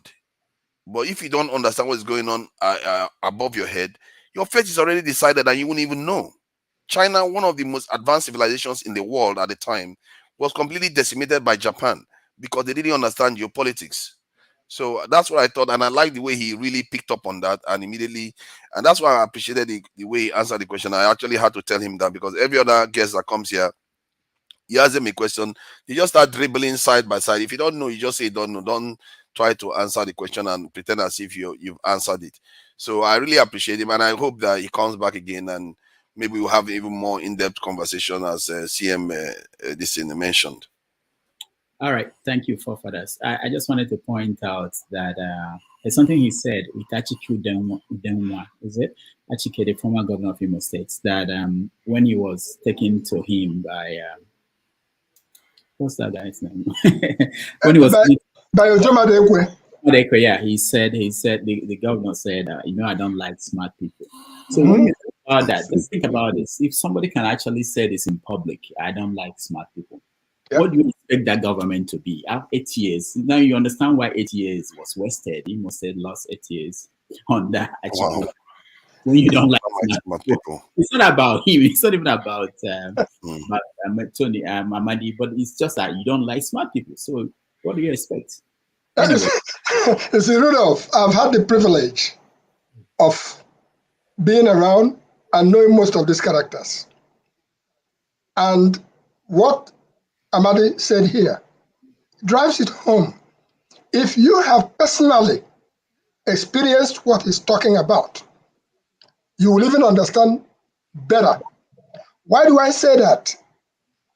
I finished here and went home in 1982. I did the youth corps. I stood on the ground with my integrity, with everything, my American mentality to come and bring changes to Nigeria. I spent 9 years on the ground, and I concluded, it's either you join them, you get killed if you must force them, or you get out, as at that point in time. So one thing we have to understand is this. Amadi's role, it was not his time to go and be in government. Hence, destiny steered him back to reality where he should be. When he talked about Akuluno, that's a place where he will make as much impact. The same way Professor Joy Oyeruku came here and told us that he can't join politics. He was the chairman of Ahanes Ndibo. And the reason why he cannot play politics is that because politics requires you to tell lies. And that since he cannot tell lies, the politics requires that he tell lies. Nigerian politics. I must say some places. That's what he's talking about. So I understood the pains of what Amadi was going through in trying to go out there and help. Hence, when I named names, I was talking about Professor Chude Wazirike, a brilliant fellow from New York here. I went down the list up to Goji. He was a brilliant fellow. He's in most of the mass government now. I once ran for an office with him, against him here. He lost to me, but the person who put me up now decided to nullify the election and decided that he was going to run against me. I said, you know what? Forget about it and do it. So what am I saying is this. That question that I brought to the forefront, and that calls for all of us. Rudolph Okonkwo, go and try to take Rudolph to that place. No, Rudolph is the wrong mode because Rudolph is too much like, I'm sorry. This is the character. Like David Hundeyin. You are not going to bribe him. I'm sorry. It comes with the reality. So it's a challenge that we have, that when we prop up the next person, be it Rudolph, be it you, forefathers, be it CM, or maybe even KJ, any one of us who will now say, okay, with all our might. I talked about Julius Balowa. Julius Balowa went from here, a medical doctor. He went down there, he shot him in the leg. He came back to California. So we have a challenge. What we are doing here is a way to make sure that not only our voices will be heard, but for them to know that, no, it's not going to be business as usual. It's not going to be business as usual. I think it was one of us asked a question about Ahanes Ndibo and Emmanuel Iwanyanwu, whom I know personally. I didn't want to wade into that immediately because if you go into the background, Iwanyanwu is serving out the term of Obiozo. So many things that go on that you don't understand in the surface. So my friends, let us take it that we have an opportunity to make an impact from wherever we are. And I believe that George Sam Amadi would make a great impact in Akuluno which I sincerely do believe in that project. Can I ask him a question? A quick question. Please, I want to make I wanted to ask Igbo Basic a quick question. Hold on. Igbo Basic, this is from Ugoji. This is from Ugoji. Third drums. Yeah, hold on, guys. Yes, let me he sent it to me. Let me say something I observed, which I was impressed about. I didn't even know that he was running to be governor of Imo State, that he ran in the primaries for Labour Party. But I was impressed that I was aware. I was impressed that Ike Okija and other people were even in touch with him. So because there's a part of it that we don't talk about. We dream that people will go and make changes, but we have to support the people that we think can contribute. Mm-hmm. So I'm happy that there are people in this platform who reached out to him. And like I said during the interview, I met him when he was a student at Harvard, and with another friend of mine. And when they went back to Nigeria, I was very happy that they decided to go back to Nigeria and contribute. So that's a good development, and I hope we do more of that. It's not just about wishing that people will do things for us. We also have to support them, contribute to that struggle, because it's not an easy thing. KJ, the next. Oh, hold on, KJ. Before KJ, CM, you were showing something. Oh, tall drums. I actually let me tell you this. Yes, but what I wanted to say is that Rudolph is not here. Rudolph is. CM, let me tell you about that. When he got the published book, he sent it to me, okay, and said I should review the book. And I opened it. I don't remember what it is. I opened it. I saw Governor of Imo State. I saw the Speaker of Imo State House of Assembly, and I called him. I said, what are these people doing here? They don't live in America. Why are they in this book? And I said, look, the best thing is for me to send it back to you, because if I review it, you won't like my review. So I sent it back to him. So I don't have a copy, but I know I got it. He sent it to me. And I just didn't feel that if you're talking about people who live in America, call drums and see people. Actually, he explained to me why it's true. He was pandering. Yeah, that's what he said. He said it to me that he's trying to be governor of Imo State and he needed to. I said that defeats the purpose. This book is not. It's a fraud. I sent it back to him. But anyway, that's the thing. Some people decide on their own the way they want to get to the top, and they follow that path. Some people may not want to do that. And I think Amadi is a good example of people who decided that they have to do things the right way. And when I invited him and put it out, people wrote me. I didn't see most of those people. We were all complaining about him, and I always say to people, until you hear people's story, if you don't listen to people, you can stay on your own side wherever you are and imagine that this is what happened. So the best thing is to listen to people, and then you can then ask some questions. All right. Rudolph, sorry, something came to my mind. Do you know that what he said Achiku Denwa said about him, that he doesn't want smart people around him? Can you contrast that with Awolowo? They said Obafemi Awolowo, people he wants around him are smart people, and that's why the man achieved as a premier of Western region, because he wants intelligent people that can rival him, so that he can grow. But look at the contrast. So while Achike is a failure, Obafemi Awolowo during his time, because he likes the likes of Bola Igedem, bright people around him, then he was able to do something. That is just the contradiction. Thank you. All right, thank you. Ike. I just wanted to ask Igbo Basic a question first. I don't know whether... Okay, Ike, please go ahead, and then I'll ask later. Okay, Dr. Damages, thank you. I want to make an observation for what Igbo Basic said about Emmanuel Iwanyawa and Dr. Obiozo, the late Dr. Obiozo, may so rest in peace. To be honest with you, I don't want to know what is going on behind the scene.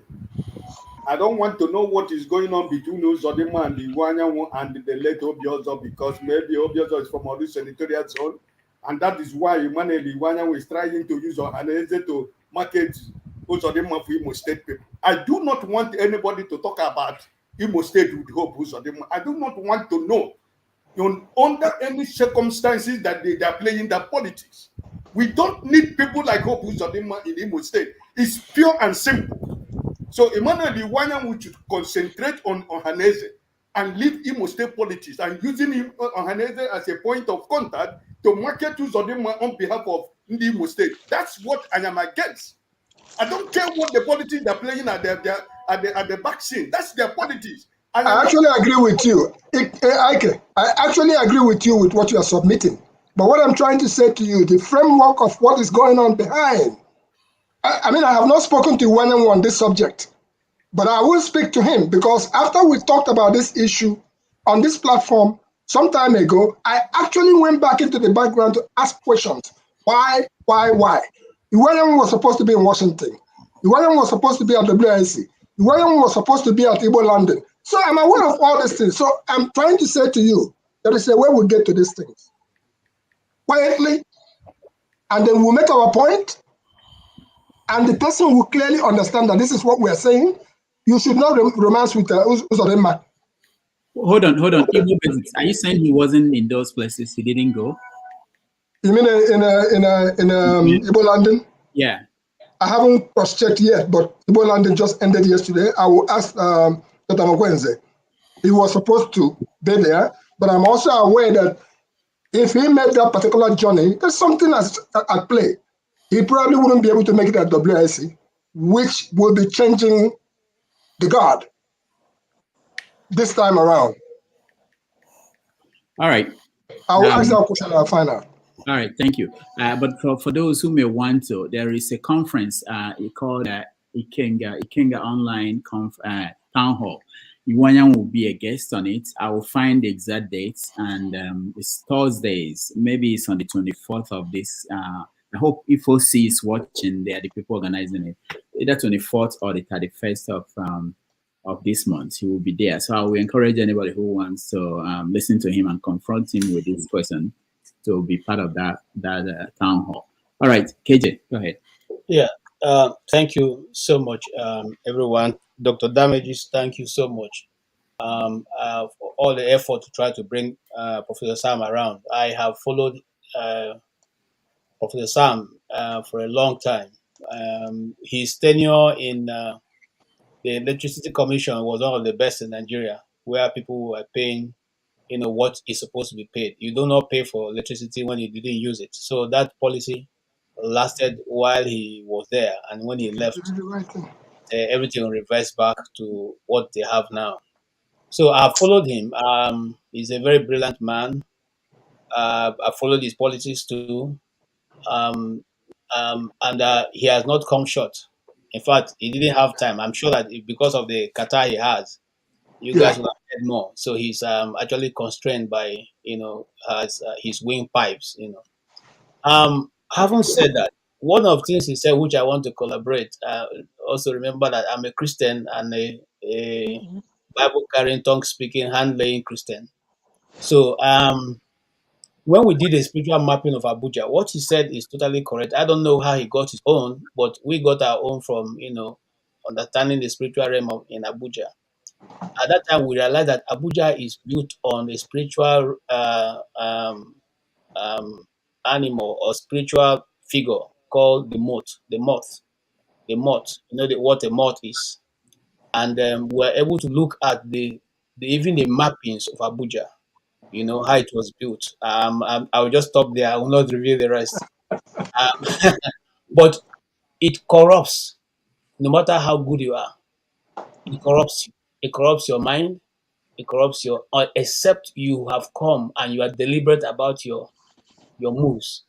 You don't go without. You don't escape it. And those people who are saying they should see him, like you said, you should get into. Remember what happened to Kem Namani? Kem Namani was a brilliant, Senate president until they went to persuade him to come and join. They messed him up, and now we can't even find Kem Namani in the radar of Nigerian politics. Okay. Remember what they did to Taishola Ring? Taishola Ring was supported. We as students those days, we used to press our be like Tashulari, wanted to be honest individual like that. And then they brought People's him Bank. in, People's Bank, and destroyed him. Remember that Wole Soyinka had to run through the borders of Niger, of Benin Republic, to escape going to prison when they also roped him in. So I'm just trying to buttress some of the people that we know who were upright members until they got contaminated by the system. Some of them escaped, like Wole Soyinka was able to escape to Katana Bay, but the rest didn't make it. You understand what I'm saying? So it is something that you need to be careful. You need to decide whether you want to continue with where you are and just go on that way and leave governance, or you want to come in and get your hand dirty and you finally either become a pig or you escape with some whiskers, taking off you. That is the system that we are talking about, and I'm a bit glad, not because of what's going on, but because sometimes when I say this, people look at me as if this guy is so pessimistic, very. In fact, this guy he's always talking about it. That is the truth. What he just told us, he didn't even paint the picture deep. I'm sure that like the next time when we call him, you will hear. Okay, that is about the truth. They don't want to hear your intelligence. They're not concerned about it. They don't want to know that you're a Harvard trained and you know how A can become B. It's not on their business. And I'll give an example. When Buhari wanted to start devaluing the Naira on all the policies he put forward, people told him, it's not as if he didn't know. They said, "Oga, this is the result of this process you are taking." But he didn't care. They still went ahead to do those round trippings and all that, have multiple exchange rates, and eventually look at where we are today, with the Naira. And it's not going to stop. It's not abating. So what am I trying to say in essence? Today is my church day, but I had to, have this guy listening to him and at the same time trying to, do my church business. And so he's somebody. If we have many of them around Nigeria, I'm sure that both, the nation will gain a lot from me, from his input. Thank you, sir. All right, thank you, KJ. Chim. Yeah, thanks, Rudolph. I wasn't exactly here when Dr. Sam started. I joined midway because I had to, I went to church and just got back. So I didn't exactly meet that quote. I can't hear Chim. Can anyone hear Chim? I can hear him. I can. No, it's only him. It's yes, only him that is hearing himself. Chim, I can't hear you. You started this. You started this. I can't hear Chim.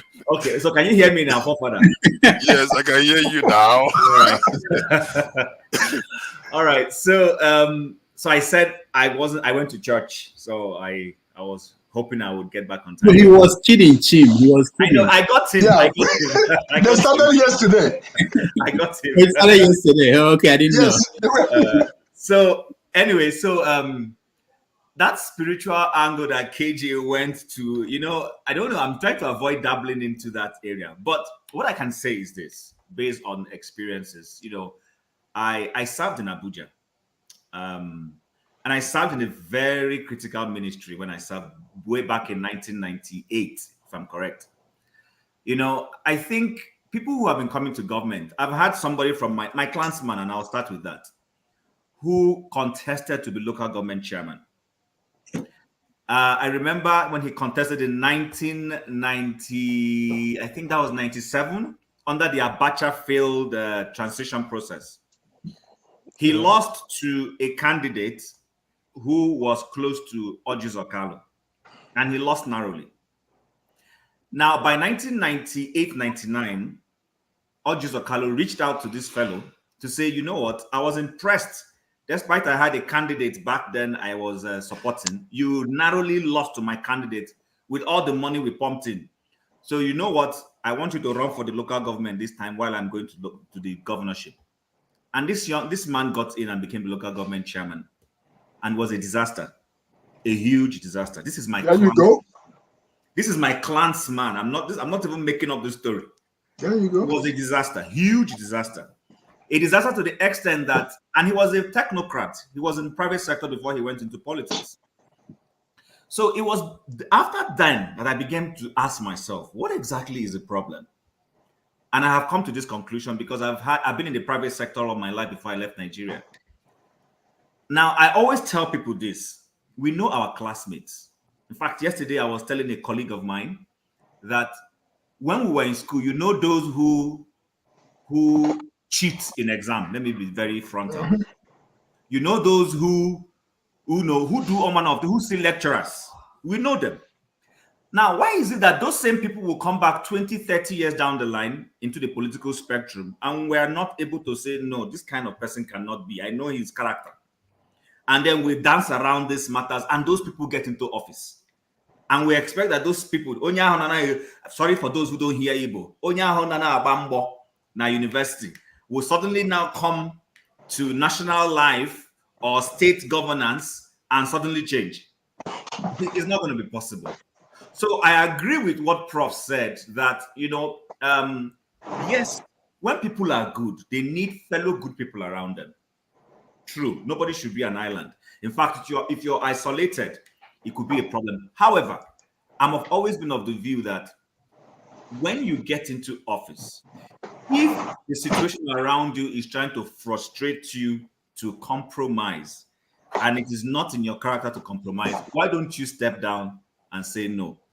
And come out openly to say the atmosphere is not conducive enough, rather than try to see how you're going to waggle about it and all those things. Some of the people you mentioned, for instance, the Mayflower guy, Ty Solari. I think. Yeah, the short-knicked guy. Yes, I was a kid. I was a kid around when he was operating. The People's Bank. We know all those things. But I think one of the things, this is me speaking based on my little understanding, is that man wasn't prepared to be in governance. He wasn't prepared in any form. And then even when he got there, he did not assert himself to say, leave the responsibility of selecting those to work with me to me. He allowed the Babangida government to appoint persons he worked with. And of course, they're going to put moles into those places because the man who gave you the job had no good intentions. The intention was to make you fail, and then to let you know that, oh, with all this your civil society talk, can you see how it has panned out for you? So when you go in, I have seen people who have gone in and they told the president, say, you know what, you will give me a free hand. For instance, Mrs. Okonjo-Iweala, I remember when she was coming the second time, one of the conditions she gave Jonathan was, you will give me a free hand. So when even those titles like head of the economic, whatever she had title, these were demands. So if you know what you want to come and accomplish, and that is why even under Obasanjo's government, when she made the accomplishments and they tried to rubbish her, she quickly resigned and left.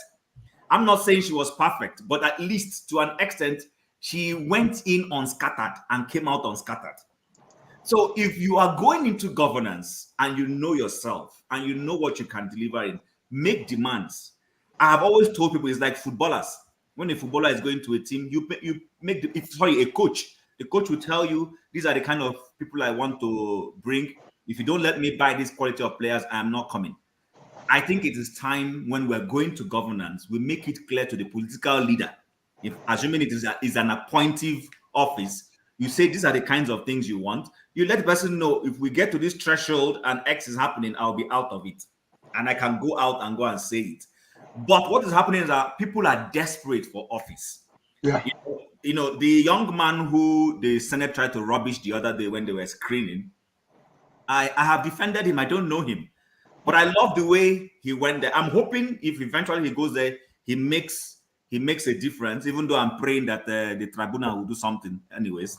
But I love the way he tackled the Senate when they asked him why he made some of those statements. And he told them, he said, I was a frustrated Nigerian. So he realized that they needed him to apologize. His apology wasn't even because he wanted the job. If you listen clearly to him, he just said, okay, I know as an African, I'm not trained to use abusive words of my elders. So if I've offended anybody, I apologize. His own apology was not like Mr. Festus Koyamo's own, who clearly is looking for a job. So I think the more we raise people who are not desperate, who know their onions, who know what they are coming to deliver, Nigeria will produce quality ministers, quality governors, and quality whatever it is. But as long as we're producing people who just want to, I heard earlier, people who want to, like Doc said, oh, I'm looking for the next appointment. If those are the kind of people coming to government, then they're going to fail. Yep. Let's not expect anything. But back again to the foundation of where I started. We know our classmates. You know your colleague. You know your colleague who breaches procurement procedures. He breached procurement procedures when you were working with him in private sector. The guy is not going to come to government and give you anything. It's the same thing, garbage in, garbage out. So I'll leave that there for now. Thank you. All right. Thank you. Dr. Damages, before you go away from that Mwadia's commentary, Amadi clearly came here and he represented some of us. And I would dare to put people please let the electricity go first. I'm online, please. After him, I will go, please. Who is there? But basic, hold on, okay? Just let me continue with the people so that go ahead, Najama. No, he said I should go first. That is online. Oh, okay. Is that what he said? Okay. Oh, okay. Yeah. Go ahead. Okay, go ahead. All right. Good evening, all. Good evening over here. It's evening over here, so it could be afternoon or morning where you are. So, but greetings. Anytime I say I'm not going to join this platform, I want to take a break.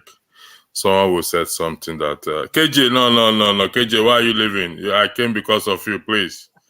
Oh goodness me, KJ is gone. All right. Maybe Chim will be able to.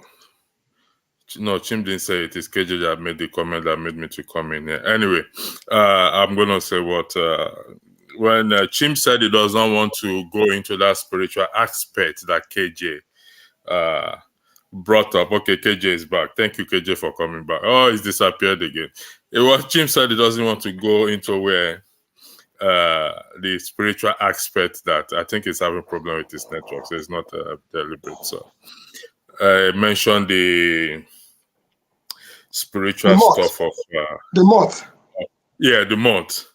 KJ, you said you agree with us yesterday that if there is electricity in the country, this issue of witchcraft and wizard will be something of the past.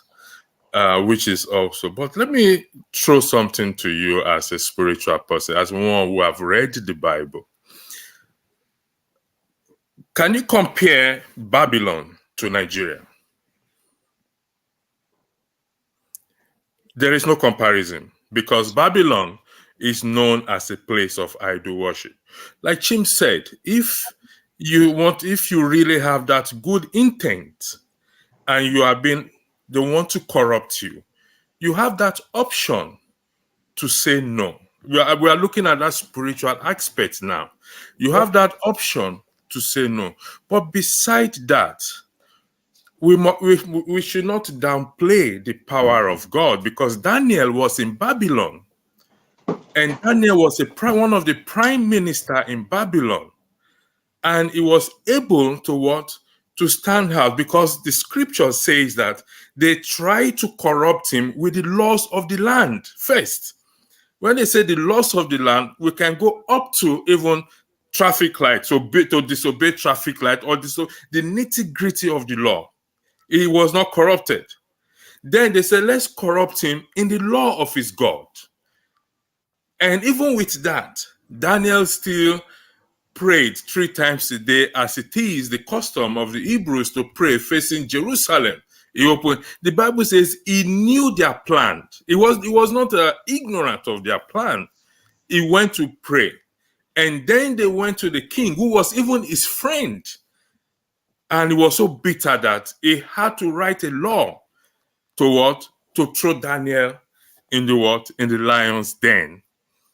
And the king, the one that came the following day to say, oh, Daniel, as thy God, whom thou trusted, saved you. Now, what am I trying to say? Yeah, there is no system in this world that is not corrupt.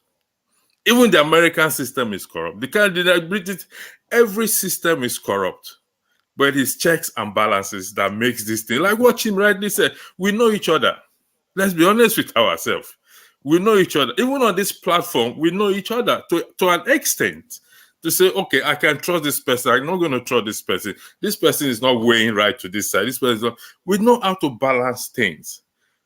So whether the moat, Abuja is built on a moat or has this thing, You cannot compare it to Babylon.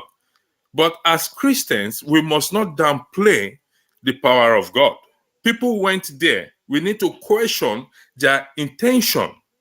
That's number one. What is their intent? It's not a case of if you can't beat them, join them. No. It's a case of if I can't beat them, let me go back, probably reinforce. And what Rudolph said here is, he commended those who supported him. And that's what we've been saying.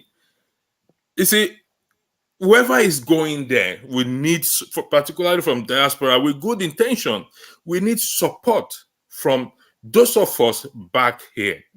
And that is what we've been preaching since. Because it's not an easy thing to say you want to go and change a system or you want to stand out in a system. But I strongly believe that there are people who have achieved it. Some died on the way. You can't rule that one out. That can never be ruled out. But if you have that intention to say, oh, I want to change, I want to contribute to humanity, then we can't say because the system is so corrupt that it can't be. I often believe and argue that for us to change that system, we'll have to address the people on ground. It is the people. When I mean the people, the masses there that we are seeing, they are the one that can go full force if they are able to change their mentality. Tell me how many people they want to kill. How many would they kill? Then that means you are asking for a full-blown war. Then if the Nigerians say, you know what, we've decided we want to change Section 68 and 110, I'm going to shift from that section, because if the constituent says that we want to take Akpabio out, his own constituent says we want to take him out, genuinely, let's see what Akpabio will do. Whether I go and carry the military to say, you know what, kill all this my constituents because they don't want me to become Senate president, then we will know that indeed the war has begun. That's what he wants. Then it will be open. Thank you. Before you respond, I wanted to know, did you listen to what he said about that recall?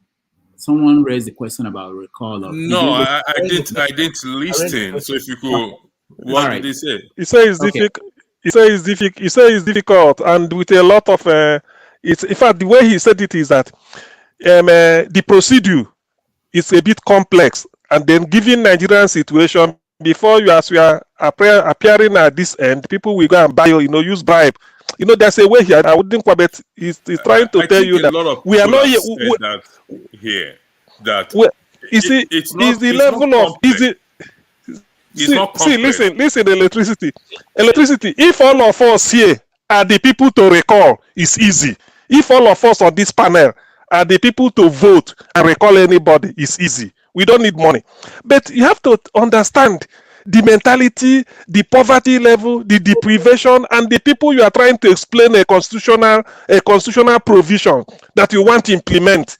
The person you want to recall we had a war chest. It's like a fight to finish. You know this. The person, if you want to recall Akpabio, that's what I'm saying. With this recall and with the normal political issue that we have on it. For example, during this last election, people were told not to collect, not to sell their vote, not to do this, not to collect. That is the same thing. There is no difference in it. All I am saying the difference. The difference is the difference is when you are voting, you are campaigning to go in.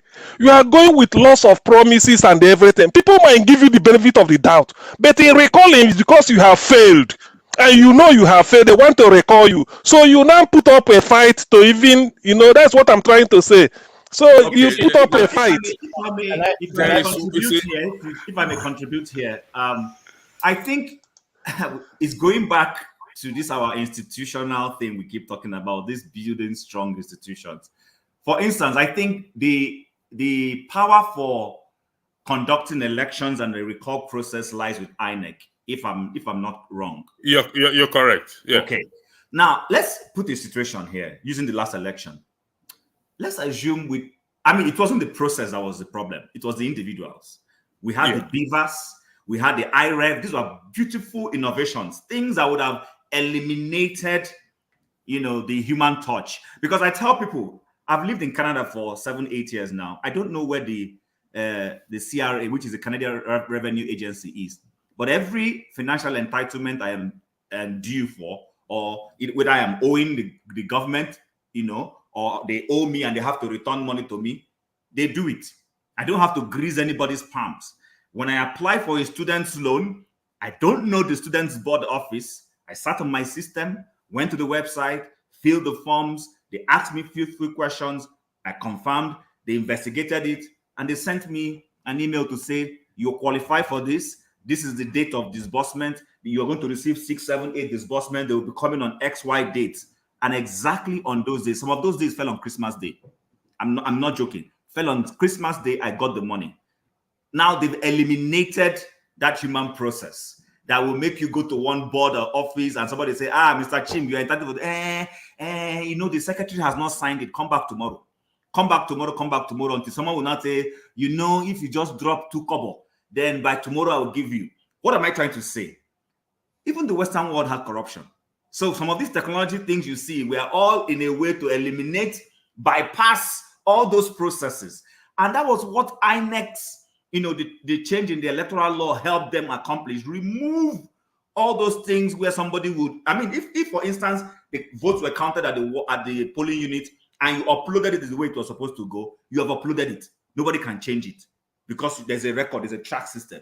But we know what happened with that election. I don't want to belabor all of us. We know what happened. So my point is, even the recourse system, if we remove the human factor, it is a human factor element that is making Nigerian processes to fail. The day you remove it and we follow processes, you will see the way things will happen. Even the person with the biggest war chest will lose an election to a cockroach from somewhere. If assuming people say we don't want this guy, this is the person we want, and their votes count. Right now, because INEC and its officials tampered with the process humanly, they didn't allow the thing to go exactly the way it should go. That's why we're having this conversation. Okay, let me do one pushback. Then I leave the floor. Sorry, let me answer your question. KJ, hold on 1 second. Hold on. Let me answer because I'll forget the trend. Okay, go ahead. You are comparing again orange with apples. Now, Daniel is not at the same level of any Nigerian politician that is in government. Now, there are 5 levels. Listen to what I'm saying, and I'm serious. All right, go ahead. I'll listen to you, KJ. There are 5 levels of sonship. You read the Bible. Most of the time, we have people who we call napios. Napios are just infants in the things of God, infants in Christianity. What we are looking for people at the 5th level, which is where you become a matured son. A matured son. Daniel was a matured son, and that is why the system could not consume him. We have also had people who are mature sons who have served the Nigerian government who was not able to be consumed by the system. If you recall, when Obasanjo came into government, they had a minister.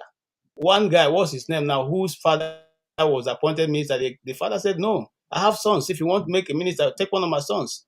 So that guy was appointed. What's his name? An Igbo guy. Okay. Sorry?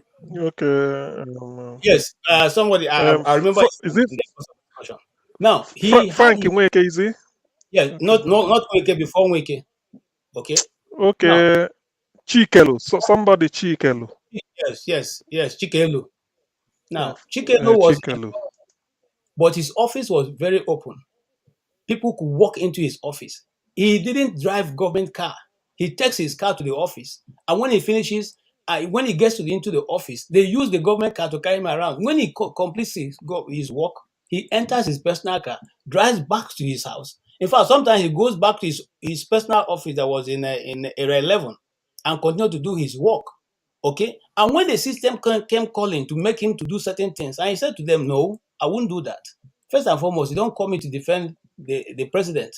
I am here as a minister to the federal government. So I defend federal government issues. Any other thing that is personal should go to the people who have been invited and who have been appointed to defend the president.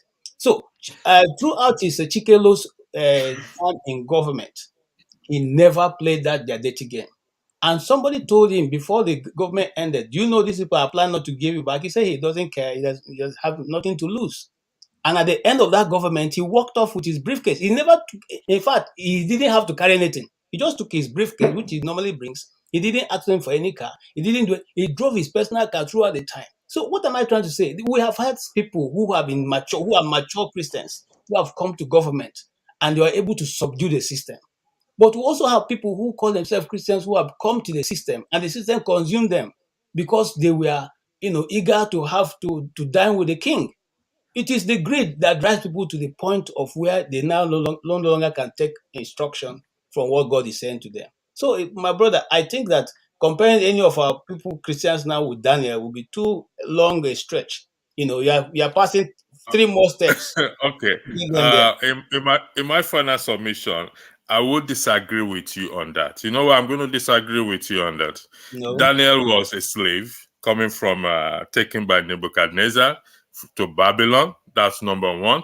Number two, after Christ came, we were made to understand the power of sonship. And thirdly, 1 Peter chapter 3, if I'm correct, says that newborn babes desire the sincere milk of the word of God, that you may grow thereby. So if we're talking about, it is a personal decision that anyone will have to make to walk with God, and also to develop that integrity that they want to develop. It's a personal decision. Walk with God. So also when Paul was arrested, I've forgotten the king then, he was expecting the Christian at that time to give him bribe in the book of Acts so that Paul will be released. KJ, you can boast you're a man of integrity. You are missing the whole thing. You see, you are missing the No, whole thing. I'm not. I am telling you that there is no level of... Hold on, KJ. I did not interrupt you. Hold on one second. Nigerian constitution, I'll defer to you. On this issue, no. KJ, there is no level of sonship. KJ, 1 second. I did not interrupt you. KJ, hold on, KJ. KJ, hold on. There is no level of sonship. All those things are babbles by preachers to make us to think that, there's one level, there's second level, there's third level, there's fourth level. All those things are babbles. I'm telling you. I refuse to agree. That's your okay. You don't have to agree, but I am telling you from the understanding of the scripture that there is no level of sonship. When you walk with God, a personal relationship with God, just like Daniel, just like the 3 Hebrew children, there were Israelites there in Babylon that bow to that image. Just you understand one thing. No level. It's just, listen, these are all cajoling of preachers. And I will say it with full authority that they cajole people. Can I ask my question now? I think we've exhausted this point now at this stage. No, forefather, we've not exhausted it because it comes under integrity and accountability in this light. Even Samuel, to the end of his life, he called the children of Israel and he asked them, who among you have I taken sheep from? Who among you have I taken bread from? Therefore, my eyes is blind for judgment. Meaning that because I have taken bread from you, I will not be able to determine to say bad is bad, good is good. No. And they all said, no, you've not done anything of such. So integrity and accountability is a personal decision we all have to make and take. This issue of you have to be a level of sonship. I'm not boasting. I can't tell you how many times I've read the scriptures. And I can't tell you that, listen, this is how it is. God has given every one of us that power, that opportunity to develop that integrity that we want to develop. There's no issue of sonship. There's no scripture you use to defend it. Anyway, that's just the truth. Hold on. I've been trying to ask one question for 30 minutes now. Forefathers, hold on, okay? So this it's my turn. I just give to electricity. Yeah, I know. It's your fault now. You made them go that way. Let me say this. There's something I try to achieve when we are on this show that give everybody a chance to air their view. So what we were doing before this, we move in this direction, was to hear feedback on the talk we had with Professor Amadi. So my goal is always, instead of allowing people to go in this tangent, and it's important to, I'm not saying the conversation, like, it's not important, but it means that we deprive some people the chance to air their view and move so far away from the topic. I don't mind after we finish having that round of conversation, then you can go on any tangents, you know. We can actually move smoothly to Sunday school, which is one of the things I hope we do every Sunday. But not before we get everybody to air their view. Otherwise, we could go back and forth and quote the Bible, and some people may not know the Bible the way you know it, and you know, may think it's the most important thing to discuss now, but some people may not be. But okay, so let's go back to, I want to hear Niger Man and Bumi, welcome to the show. If you will lost Ify, because good evening, good afternoon. Go ahead. Go ahead. Can I go on? Yeah, go on. Yeah, good evening, good afternoon, everyone. Please like, share, subscribe. Thank you. Thank Please, you. thank you very much. Let me not just go so far. Let me just go to what, because I was not here since, so I was out. So I just heard the last one. I'm happy electricity is here, because I hear when they asked Mr. Amadi about the recall. So I just want to go. Let me just go there, because I have a lot of things to go back. But let me just not take time. Let me just go there on that one more important time. So when they asked Mr. Amadi, I was so happy when it's give us, because he's a political analyst on Arise. So I follow them every evening with Constant and Jeda, all of them, you know, and the professor, the other one. You see what he said? This is exactly what we have been saying. Recall, if you look at that session very well, and you look at the political terrain of Nigeria. Okay, let me tell you now, for example, give example to understand where he's trying to go. We are 10 here now. You are a senator in one constituency. Then you need to third of us that will come out and sign. Do you think me, or let's say CN now say, okay, I mean where for this constituency? We must sign this thing. Do you think maybe 2/3 of us, let's say 9-3? CN will come. This is a politician. You have elected, he has the money. He will buy 2 of us to have another 3. At the end of the day of election, none of us will come out. None of us will vote because you are bad. And you that is preaching heaven on earth, you think everybody will listen to you? Once I would have paid on that the terrain of Nigeria, because these are people we elected. It's not an appointee. You elected that you give them your vote. You want to record them. It's not easy. Honestly, you need a lot of finance, and Nigeria is not ready for that. Somebody who have already elected to come and tell you, okay, you come and donate, come and raise funds, want to go and record. Okay, now fine. You want to record Akpabio in your constituency. What about CN? What about me? What about the damage? You cannot recall only one person Senate and said you have a winner, you have a change. Impossible. So, understand, if you have something else, what you are saying is good, but according to Nigeria today, is one person cannot make a change. One person, even look at Peter Obi, when they ask him, you don't have senator, you don't have a house, how are you going to make a change? He said, don't worry, when I go there, when I present it, these people are elected to have to bring a dividend of democracy to their constituency. They will follow up. I have tried it when I was a governor. I was only the one. No house of rep, nobody, not even one. But I have to go. That is people you listen to. Okay, you have tried it, you have the way. But for we say we want to meet Akpabio, let's go to Akwa Ibom, go to Akpabio constituency, and go and let's say pass a opinion vote poll that we want to recall Akpabio. Not even recall. Who doesn't like Akpabio in this constituency? Let him vote. Let him just make a vote. You will see out of 100 people that we raise, you will not have 5 that will go against Akpabio. Even if you have 50 the first day, when you come back for the second meeting, they have bought about 30% or 40%, or even 60% of us. You will not see anybody in that meeting again.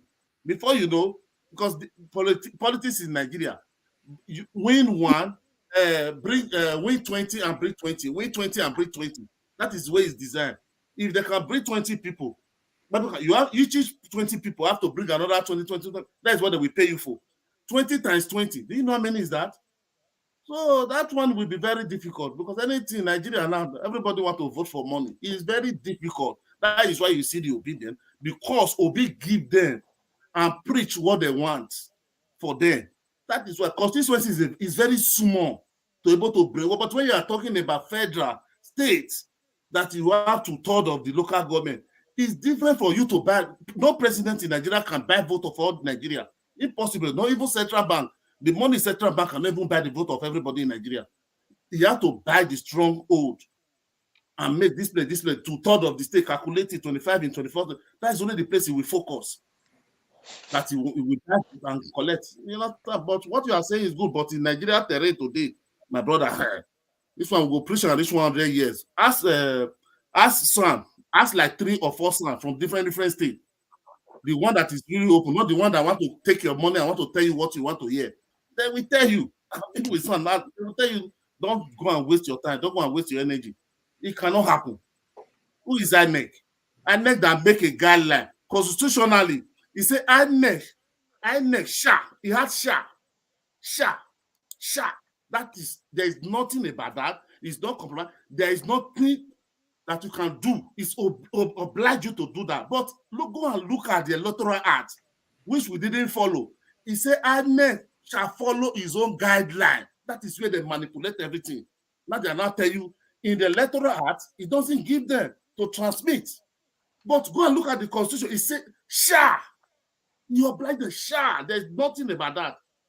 So this Nigerian, when they open the Constitution, but you don't see that these people have made what we favor there. It's only election. We are praying only election. That is where we can elect who we really want, who we know. But Nigeria today, everybody is just there. They will come, preach. They are going to do this, do that. But when they get to the office, you can never see them again. They are far for the people. No office in their constituency. In our constituency, how many offices did they have today? The number they use, majority of all those Senate rep, they were using during their campaign. Call those numbers today in your constituency. It's not going. It's the day they were elected. Those numbers is not even the one you go, they are giving to one of their PA. A guy is not there, they will call you, you will tire. The next election. So those are not going to waste time. I'm not going to waste time. Sorry I'm discouraging, but I've been in Nigeria politics for long. I know the way this will go. You cannot do it unless. You said till the next election. Thank you, Nigerman. Thank you. Let's hear from Bumi. That's why you'll be Nigerman, really. Bumi, go ahead. Good day, Dr. Damages, and good day, everyone. I wasn't here earlier to listen to what the guests had to say and also some questions, so I'm not very familiar to what have been discussed and not. But based on the whole recalling of things in Nigeria, I feel like it's not very realistic in present day Nigeria based on, the fact that no one follows rule of law.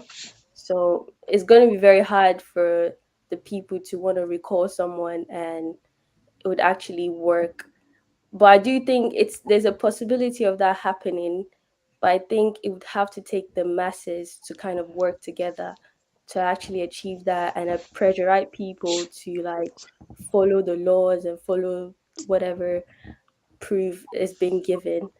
But which also looks very unlikely to happen in Nigeria because people can be easily, bribed and people are quite desperate. So there's a lot of it's going to be a very hard work for that to ever happen. So that's just my opinion on the whole thing. All right. Thank you. Yeah, go ahead. Electricity. Thank you. You spoke about the masses, Nigeria. Abumi, thanks for that, your submission, and whereby it has to be the people. Listen, one thing I really don't understand is, are we actually looking at possibility or impossibility? Because there are different vibes coming up, which I really don't understand. We want to achieve something, Okay, let's even go like what you said. The masses, what Nigerian said, the recall is impossible.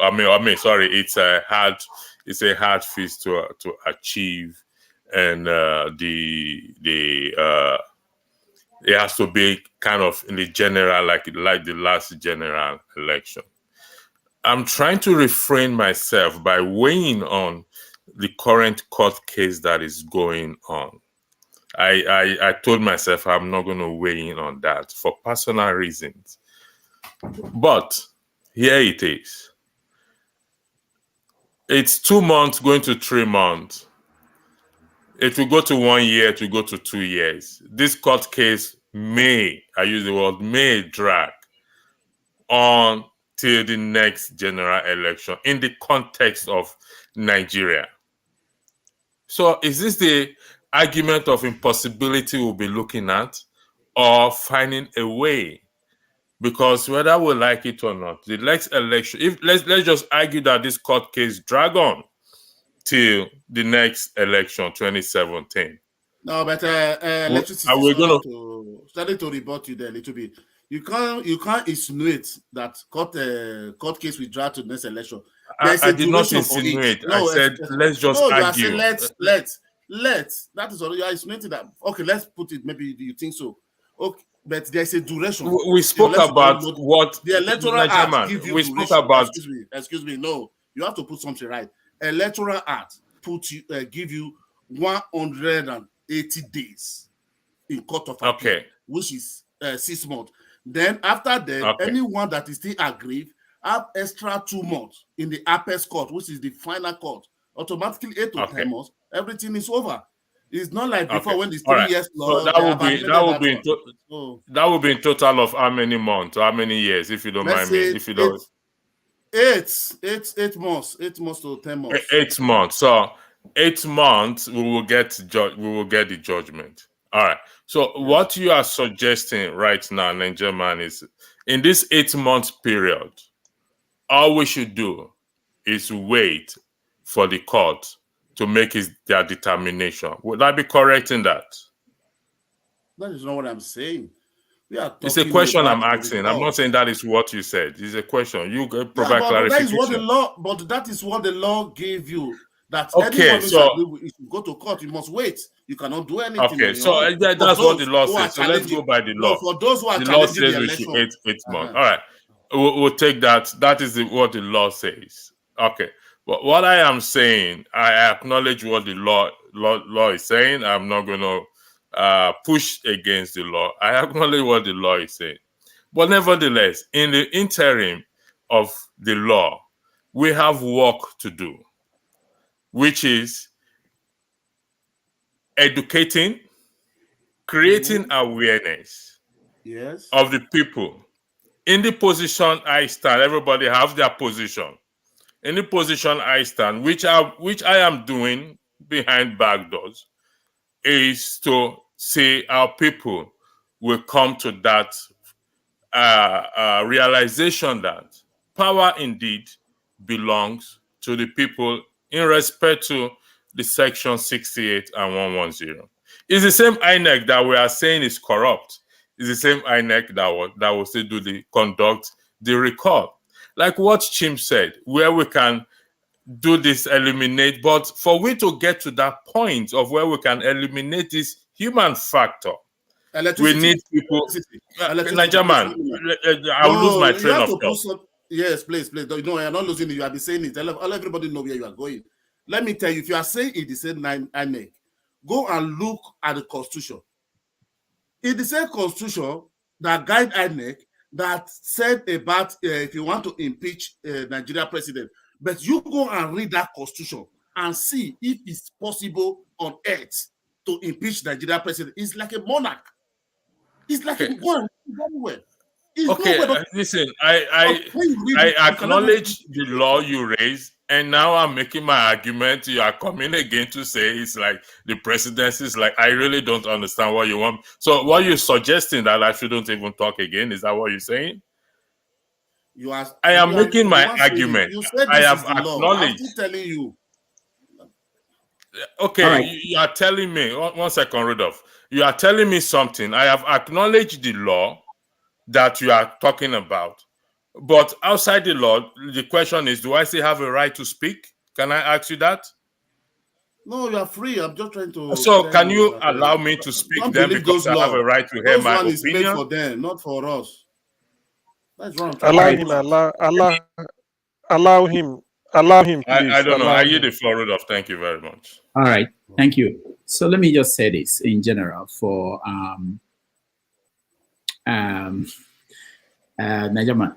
Nigerman, I understand your position, and for electricity, I've said this to you. Nigerman, the fact that something has not been done or that something is difficult doesn't mean it cannot be done. You know, that's my position always. It doesn't mean that it cannot be done. I acknowledge that what electricity is proposing is difficult. I want him to also acknowledge that, but it's not that it cannot be done. What is needed is commitment, total commitment, and understanding the scope of what is we are facing. So in that sense, I think Nigerman's position is important to hear that, not to discourage you, but to hear that and know the scope of the challenge that you are going to face. If people in Imo State, if the Labour Party in Imo State could not vote Amadi in as their candidate for governor, how will they recall whoever will be? You know, because this is the same people, the same population. You have to do the convincing. If you believe that this person should be recalled, you have to make the case. And of course, we know that it's not just about making the case. Even if you have a platform, big platform, TV, you are on the ground and you are talking to people, you guys need to recall this person. It's not enough, because the person you are trying to recall will do everything to make sure that that vote will not go. So that's all that you need to know. But it's not about, it's good to talk about it, but it's not, the actual thing is to go on the ground, pick somebody as a test. And there are everybody, you can pick anybody in the Senate. I don't think any of them cannot be recalled. Pick somebody as a test, try to do that job. Can I even add here before, I know Forefather is supposed to speak, but just so that, this recall thing, the recall process, there's no electoral process in the world that is made straightforward, easy, and is intentional. Even in the US, they have a recall process. But because those of us who didn't live it, how long ago have we seen anybody recalled? Now, the intention behind making it very tight is so that some fellows doesn't just wake up and say, because I sneezed and they don't like that my sneeze, that's why they should recall me. It's intentional. They put it there. But by the way, we've actually tested recall in Nigeria, in Kogi State. What is his name? Senator Dino Melaye. And he won. It went through and he won. Whether there was a manipulation is a different thing altogether, but it went through. So I think the problem with us as Nigerians, and Forefather, quickly, and then I'll yield the ground to you, is that, like Rudolph has noted, and electricity tried to quote, is Nigerians, and I'm included, please, this is not a blanket, I'm included. We have a lazy mindset, and that lazy mindset is we don't want to test anything. We find, this process is too long. Oh, no. Then we back off. And that is part of the reason why our society is the way it is. The day, like Rudolph said, we are committed to a process. I'm sure when Peter Obi did Anambra, people told him, my friend, go and sit down. But he persevered. And eventually he got there as governor. So I think one of the headaches we have as a people is, I don't know, we have this, we want it sweet. And once there is a little hiccup or little tightening somewhere, we just back out. So once our people start saying, if we believe in a cause and we will pursue it to the logical conclusion, however it is, you will see the recall process will suddenly start looking very easy. You understand? So, but there will always be some tightening. Nigerman, they won't make it easy. So those things you are seeing and saying that it makes it look like you cannot impeach a president is because people don't want to follow the process. They are tired. They don't want to keep to that process. But in places where they are willing and determined, they do it. How do you want to impeach? You want to impeach a president? You will first serve wait. Chim, listen. When you start impeachment process, it becomes bazaar, open bazaar. Do you know that? God bless you, my brother. The person Yes. you want to impeach, and you so if you want to impeach Akpabio, he will empty the vote now. All the money he stole from Akwa Ibom, he use it to fight you. The voters, that's where Nigerian man is going, and that's we know. I don't want to belabor the issue, but CM, you see, no, Chim, you are not belaboring. Chim, you are not belaboring the issue. Let me throw a question. Let me throw a question to the floor now. What is the solution? What is the solution? CM, Nigerian. What? Yes. Sorry, I apologize. KJ. My apology, KJ. What is now the solution? The solution. Thank you. Okay, go first. The solution, electricity, is better for we to your constituency leave Abia State, leave this one. Let everybody focus on his constituency and have more people in their side before election, so you know those who will be for you and those will not be for you. So, but Nigerian man, if that person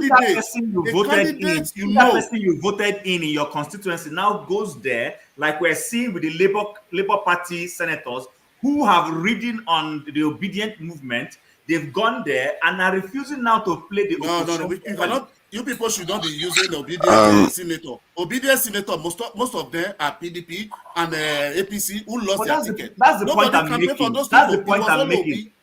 Nigerian man. See, the people you voted them for a reason. They've gone there now and they're not doing what you expect them to do. So in that process, you now want to recall that person. That's what we're talking about. Can I have my say then? I think let me have my own say, please. Hold on, CM, hold on. Let me have my own say. I think we've gone round enough now. Let me have my own say. Come on. I think electricity is on the right path. I don't know why everybody just looking to shut it down. See, the future favors the direction electricity is going. Technology is going to make it easier to get the data that they need tomorrow. And also, if you look at, sometimes you don't have to succeed in removing the House of Assembly member or senator, but sending a message that if they keep heading in the same direction, that it is you are signaling that a lot of people don't like it, even if they win. So if let's say half of them were facing challenges, they will feel the impact, the fact that the people don't like what they are doing. It could send a signal, and if 2 or 3 succeeds, then they could fail. Then you will send a signal that if you misbehave there, don't think that we are not seeing what you are doing. And I said before that there is a dynamics that in terms of how people perceive senators and House of Assembly members, they perceive them as evil in the center, but my local one is nice because maybe he bought a transformer and all those things. So that dynamics, if electricity will have a job to do to educate people on that, because this is National Assembly members, they are not necessarily local members. They are doing things that affect the nation. And when they do those things, you have to learn to react locally to their actions, what they are doing nationally. And regarding the organization, the way, they talked about people that are incorruptible and stuff like that. I think the question I wanted to ask Igbo Basic was that, would he not have benefited when he went to Nigeria to try to change things for the better if he had a community of similar-minded people?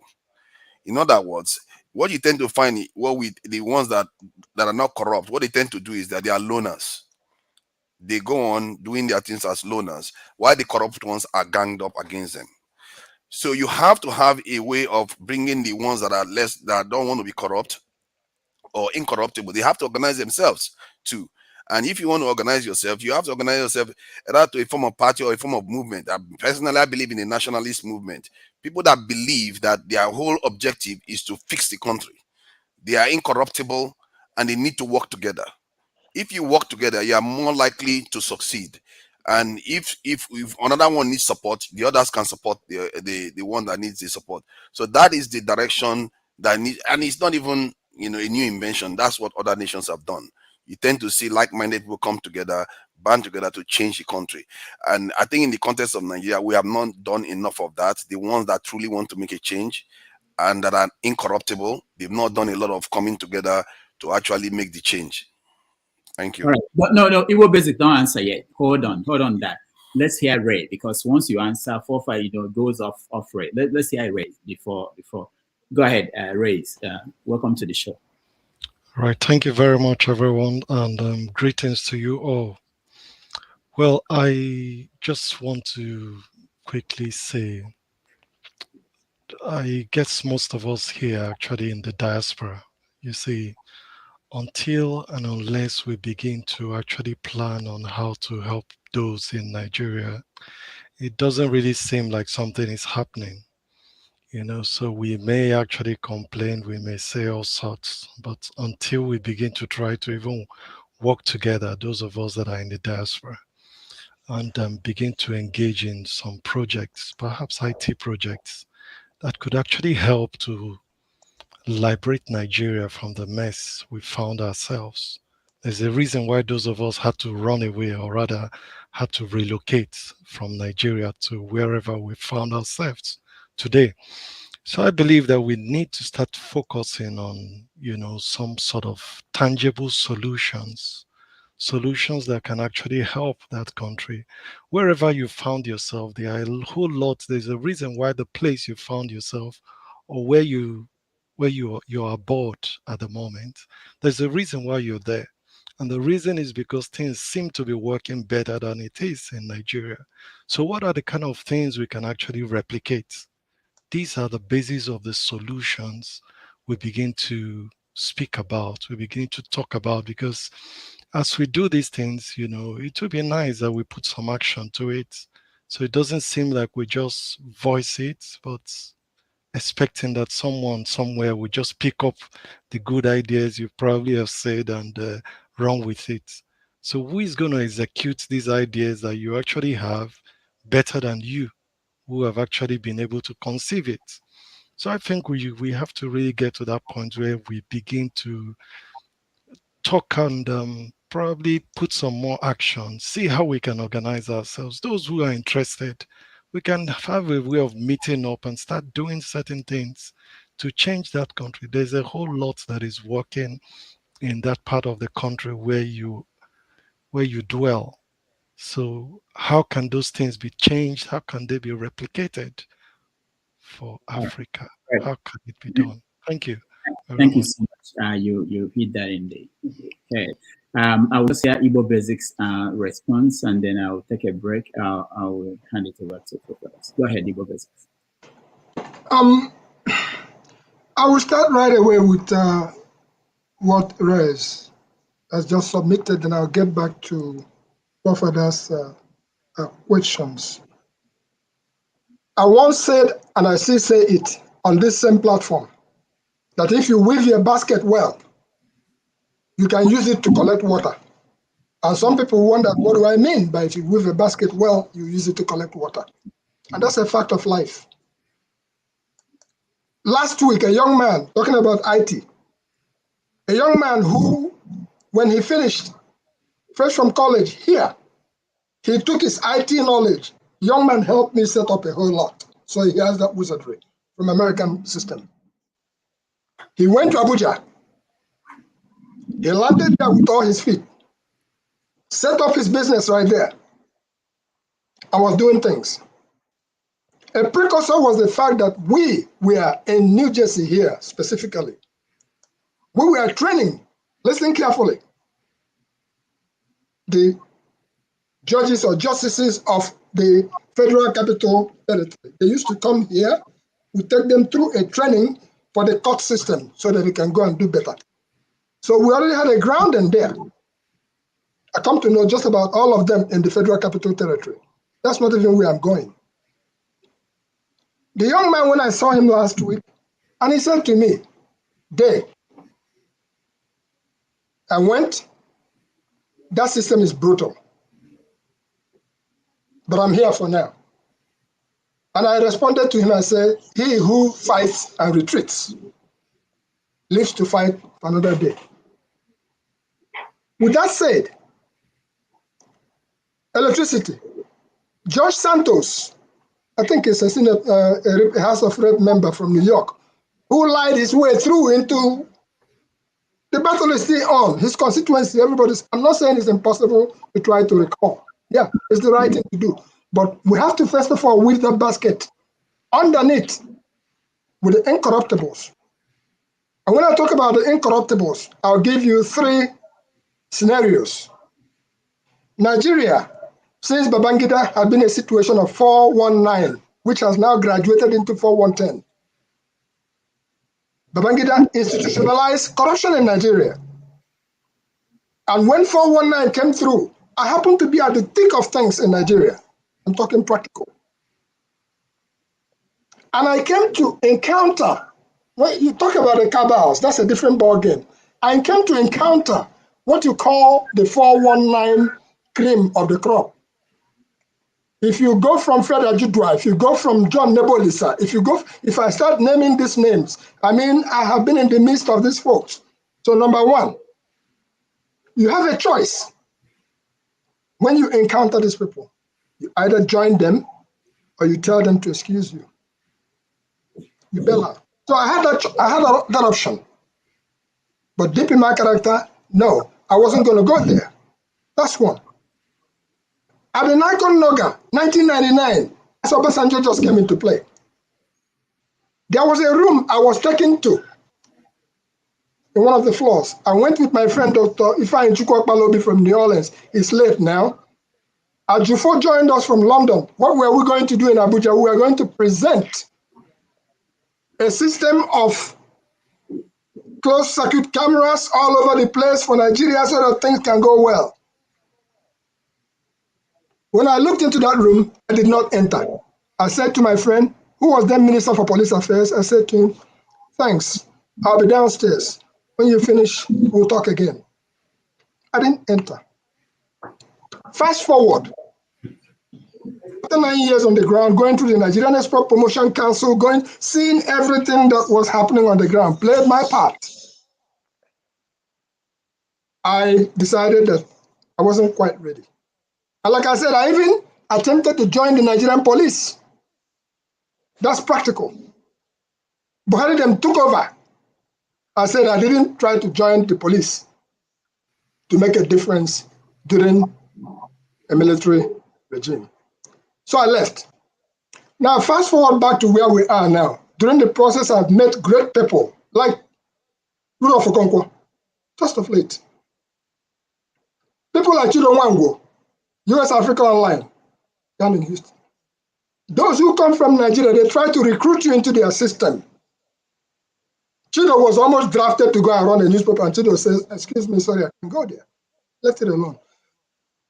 I'm going to show you something. You see this? It's a secret. See the front? Okay. This was supposed to be, as I close out in my answer to you, because we're talking about integrity, and we're talking about the incorruptibles. This was supposed to be what? A portfolio. Supposed to be, how do you call it? You have been given a position, right? An office. So I was supposed to go and serve. So tying it back to Amadi, and tying it back to your personal chi, and tying it back to the fact that if Amadi did otherwise, he may be dead by now. I'm sorry to say, but that's the fact. If your chi says no, you cannot say yes. You bow out to live to fight another day. In conclusion to that, when I keep hammering away at the incorruptibles, Dele Ferrotimi, when I asked the same question on this platform, he said, they don't make those kind of people no more. Go and look at the record. He answered that question here. So, but I still believe that the few that are left can still make a difference. And how do we make that difference? So to forefathers, I am saying that that same basket that we are talking about weaving, we should reach out to the young men like the one that just told me there, that place is brutal. We should make sure that we reach out to them to say, listen, we are behind you because you are still young. And there are several of them like that that have gone with their 2 feet. And they went, they saw the frustration of that place. They came with their IT knowledge, trying to do the right thing. Things that they can solve in a few seconds. And they realize that the people that you have come to solve the problem for, we are frustrating the same system because they did not want you to solve the problem. How do we attend to that? So my submission here is this. Again, through a program like this, Dr. Damage's 90 Minutes Africa, where we have great people that have come through in this place.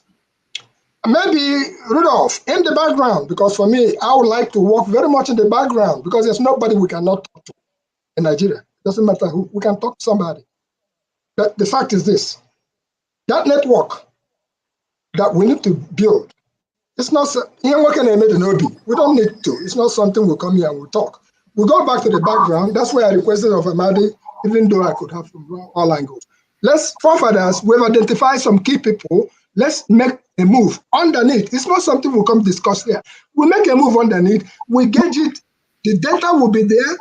And there are organizations that we will use in order to make those kind of effort to get there. So if we can have that framework, even what electricity is talking about becomes something that we can. No. Hold on, guys. Thank you. I'm not going to ask for Igbo basics. Hold on. No, please. I have to go. Let me just say thank you, everybody that watched the show today, and I will hopefully next Sunday we'll bring you another important guest. In general, let me just say this. The Igbo basics. What forefathers asked you, I was expecting you to say that it was about whether if you had more people like you, it would have helped you to stay. The point is that what we want to do would be a lot easier if we have the critical mass. There's a number you get to, it will be possible for you to change the system. When you don't have that number, if you are the only one or there are two of you or three of you, you go out and drink and you complain about what's happening around you, it's difficult. But if you have the critical mass, the question is this. You can't force anybody to go home. If forefathers decides to go home today, it's not going to force Igbo Basics to come with him. And until you have that critical mass of people who think like, let me just say this. I'm in touch with a lot of people at home, people who write me, and they say sometimes like, oh, you are giving us hope. We think like you, but we don't have the space at home to express it. I give you an example. Issues about church. You guys talk about church and quote the Bible. Each time I write something critical of the church, some people in universities will write me and say, we share this kind of thought, but we can't express it at home. Because anyway you say something against all these things going on, they think you are an occult or you believe in. So what I'm saying is a good example that if you have to, there are people at home who are credible, who have the integrity, but we have to reach them. You have to reach them to be able to tell them it's safe for you to express this viewpoint. It's safe for you to work on this. It's safe for you to continue, first of all, to retain that integrity, because it's difficult in an environment like Nigeria today. People are basically, you can't hold on for a long time on the right path because everybody around you is all going the other direction. So you have to, it's a very urgent kind of intervention. Dr. Damages, I had his question very, very clearly. Oh, okay. I had him. Okay, all right. A lone ranger is a lone ranger. I understand that. You can be a one-man battalion. I understand all that. But the point I try to make is that we don't even come here and start identifying who and who and who is in the group of what we are trying to do. We start up, if I was having a conversation in the background with forefathers or you or anybody else, I will lay bare to you what I know. That's what I call the underground railroad. All right. And through that system, we will be able to accomplish what you are trying to say. It is not impossible. Lone Rangers can only go so far. All right. So thank you, everybody. And let me go. I will hand it over to forefathers. Let me go and find our guest for next week. I will see you guys. Thank you. Thank you, Dr. Damages. Safe journey, yeah? All right. Thank you. Thank you. As for coming in. As per official policy, Bumi, let me announce the policy that Bumi has freedom to interject at any time. You can because she's interject a representing million times if you want to, she's Fofana. representing You have the the power. youth. She's representing the youth. She's representing the women. So she even has double power to interject at any time because we are all men here. May I ask Igbo Basics? May I Please weigh do. in on what? No, I think Respectfully, sir. you have First of something all, to say, please allow her speak. oh, sorry. Go ahead, Bumi. Oh, thank you. I wanted to put some things in the direction of what Mr. Electricity said. I not 100%, but I 80% agree with what he said, that we have to do the job. But the thing is that the power does rely on the people. But I think there's a phrase that goes with great power comes responsibility. And it's the same case here, whereby there's a lot of responsibility that comes in, like, let's say, when the masses come together and say we want to recall this or they want to protest or whatever. And it's very scary, you know. I remember when the whole NSAS stuff happened and my mom was telling my brother, you know, he should be careful, don't go out, because she was scared that anything can happen to him and I could lose a brother. And I think that is the problem. That's the real problem. I think people are scared of, like, what if Nigeria happens to me? And until we have a group of people that are like, I don't care that this happens, I'm doing it for my future, for the generation to come. And I feel that's why some people are very easy to just rely on, let's say, voting a politician or putting all the job on a politician, for example, putting all the weight and power on Peter Obi. Because, like, it's easier for the politicians to go after, let's say, Peter Obi's family, but they're not going against I support Peter Obi, but they're not going against my family, but they can be going against his family.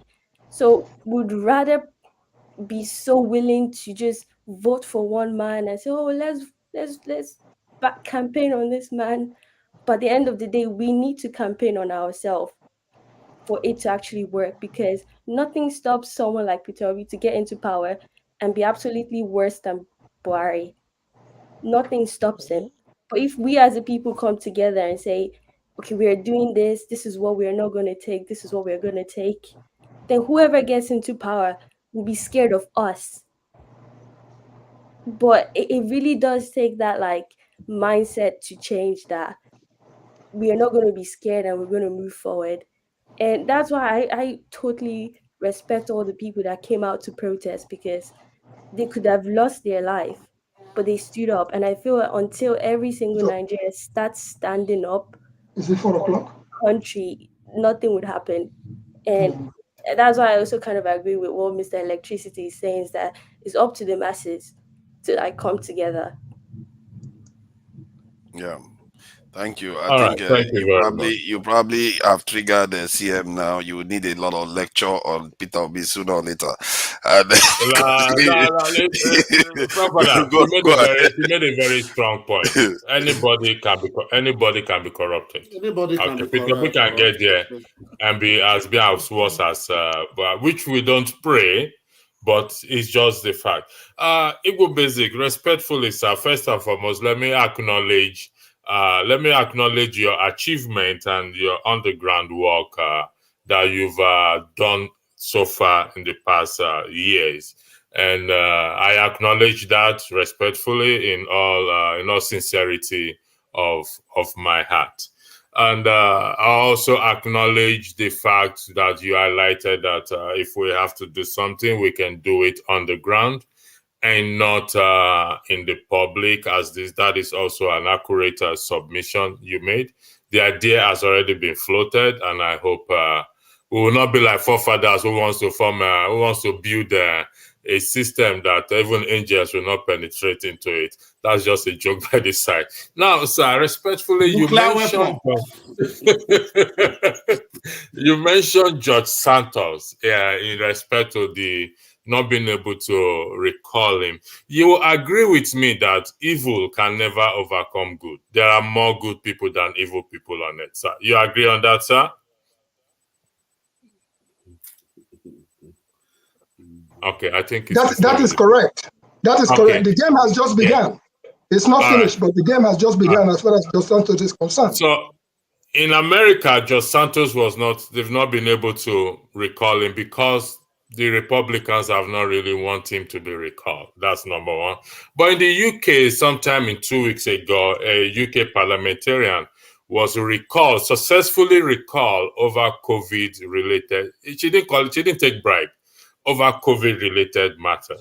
So when we look at the impossibility, we also should look at the possibility that these things is possible. We must not focus on the impossibility alone, because yes, it appears impossible in the United States because certain people are still shielding him. But in the case of what's this lady that was Liz Cheney, the daughter who was against Trump? She was not elected back into her office because, and she's a Republican, because most of the Republicans way towards the side of Donald Trump. So you see how the politics plays. If Dos Santos is going to lose his seat today, all he needs is for the Republicans to say, you know what, this guy has to go. They know what to do to make him go. But they also know why they are keeping him to do what is going to do their bidding at some certain point if things go well the way they plan. And that is politics. And yes, I'm not under that illusion that it's a difficult task or challenge. Electricity. Sir. Didn't I here? A hunter does not say everything he sees in the bush. That's one. True. And on the other hand, what you've just said, and I said to you, we can work on everything you've talked about. We didn't talk about it here because if you go on now and tell Akpabio, I'm going to come and slap you, Akpabio will fortify himself with every equipment that's necessary in Nigeria. I only cited Akpabio as an example. I didn't say. No, I just use that as one. Also, I'll rather speak with you in the background on some of these things. All right. And by the time you bring it out to the forefront, it's already something in motion. KJ is here. I have to pass KJ's home, Uzakole, in order to get to Ibere, which is 12 miles. What so we will do is this is a positive vibe I'm getting from you, sir. Like I said, don't shy away from fight. Listen, we don't shy away from fight, but we fight with number 6. I will meet Dr. Damage Rudolph to connect us. I don't know my phone number offered. I would have typed it on the chat there now. Please, excuse me for a few. I have that meeting that I have to attend with my daughter for a second. Yeah, thank you. Thank you. Have something to do. Thank you, sir. So yes, like I said, I am not a dreamer where I think I will not say there is no. I'm not going to face challenges. I acknowledge the corrupt system that we have in the country there, without a shadow of doubt. Nevertheless, I still strongly believe, that the power still belongs to the people. And what actually gave me this momentum is when I saw how the election played out, this 2023 election played out. I realized I saw the people really want a change, irrespective of the outcome of it. The people actually came out en masse to vote. The INEC officials, even they did not come to the polling station poll on time. The people waited. In my polling zone, up to 6 p.m., people are determined that they are going to vote. They brought a generator. Today, we will vote. Our vote must count. Like I said, it's unfortunate the way things actually turn out. Nevertheless, if we continue in this trend of educating, the least we can do is creating awareness and education, whereby the corruptible can repent and become incorruptible. It's all about the mind. If you teach people, KJ, you are a scripture person. Romans chapter 12 says that if we renew our mind so that we can be able to discern what is good and what is evil and what is good and the perfect will of God. So it's about the continued renewing of him. And this comes in the form of what? In the form of education and creating awareness.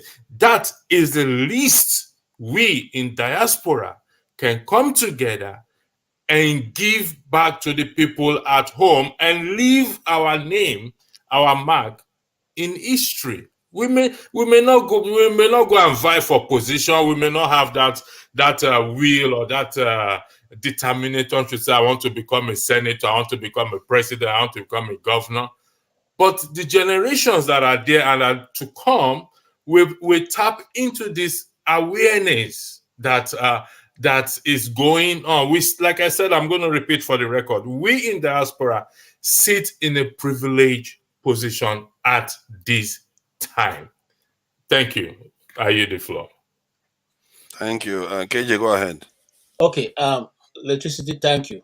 Thank you for that submission. What I want to say is this. You see, the problem in the place we're talking about.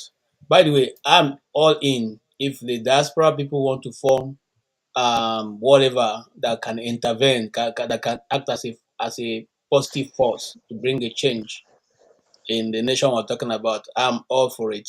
Many years ago, I told Dr. Adeshina, who is now the African Development Bank president, that any day he chose to run for the president of Nigeria, I will campaign free of charge for him. I will use my outfit to make sure that his campaign messages are everywhere. Now that's because I saw a sincere person who is ready to work for the good of the ordinary man, irrespective of what he has achieved in life. That's one minister that I can tell you who was Nigerian government, had one official car, had only two, and I mean two, and police, what do you call them, mobile policemen in his house, have no other person, and I mean it. He just in his house, just himself, his wife, and his daughter at that time, who comes in and out, comes and goes.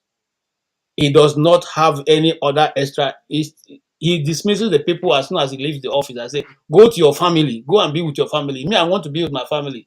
I have nothing to hide. Now, those are people who, when you have in a system, they can trigger change right from the top. And the change we're talking about is the change that will come from the top, not the one that will come from, little pockets here and there that may not necessarily make the change we want. Now, the other challenge we'll be facing is each time we throw up an individual who is able to make a change, some of us we always find one thing or the other wrong with that individual.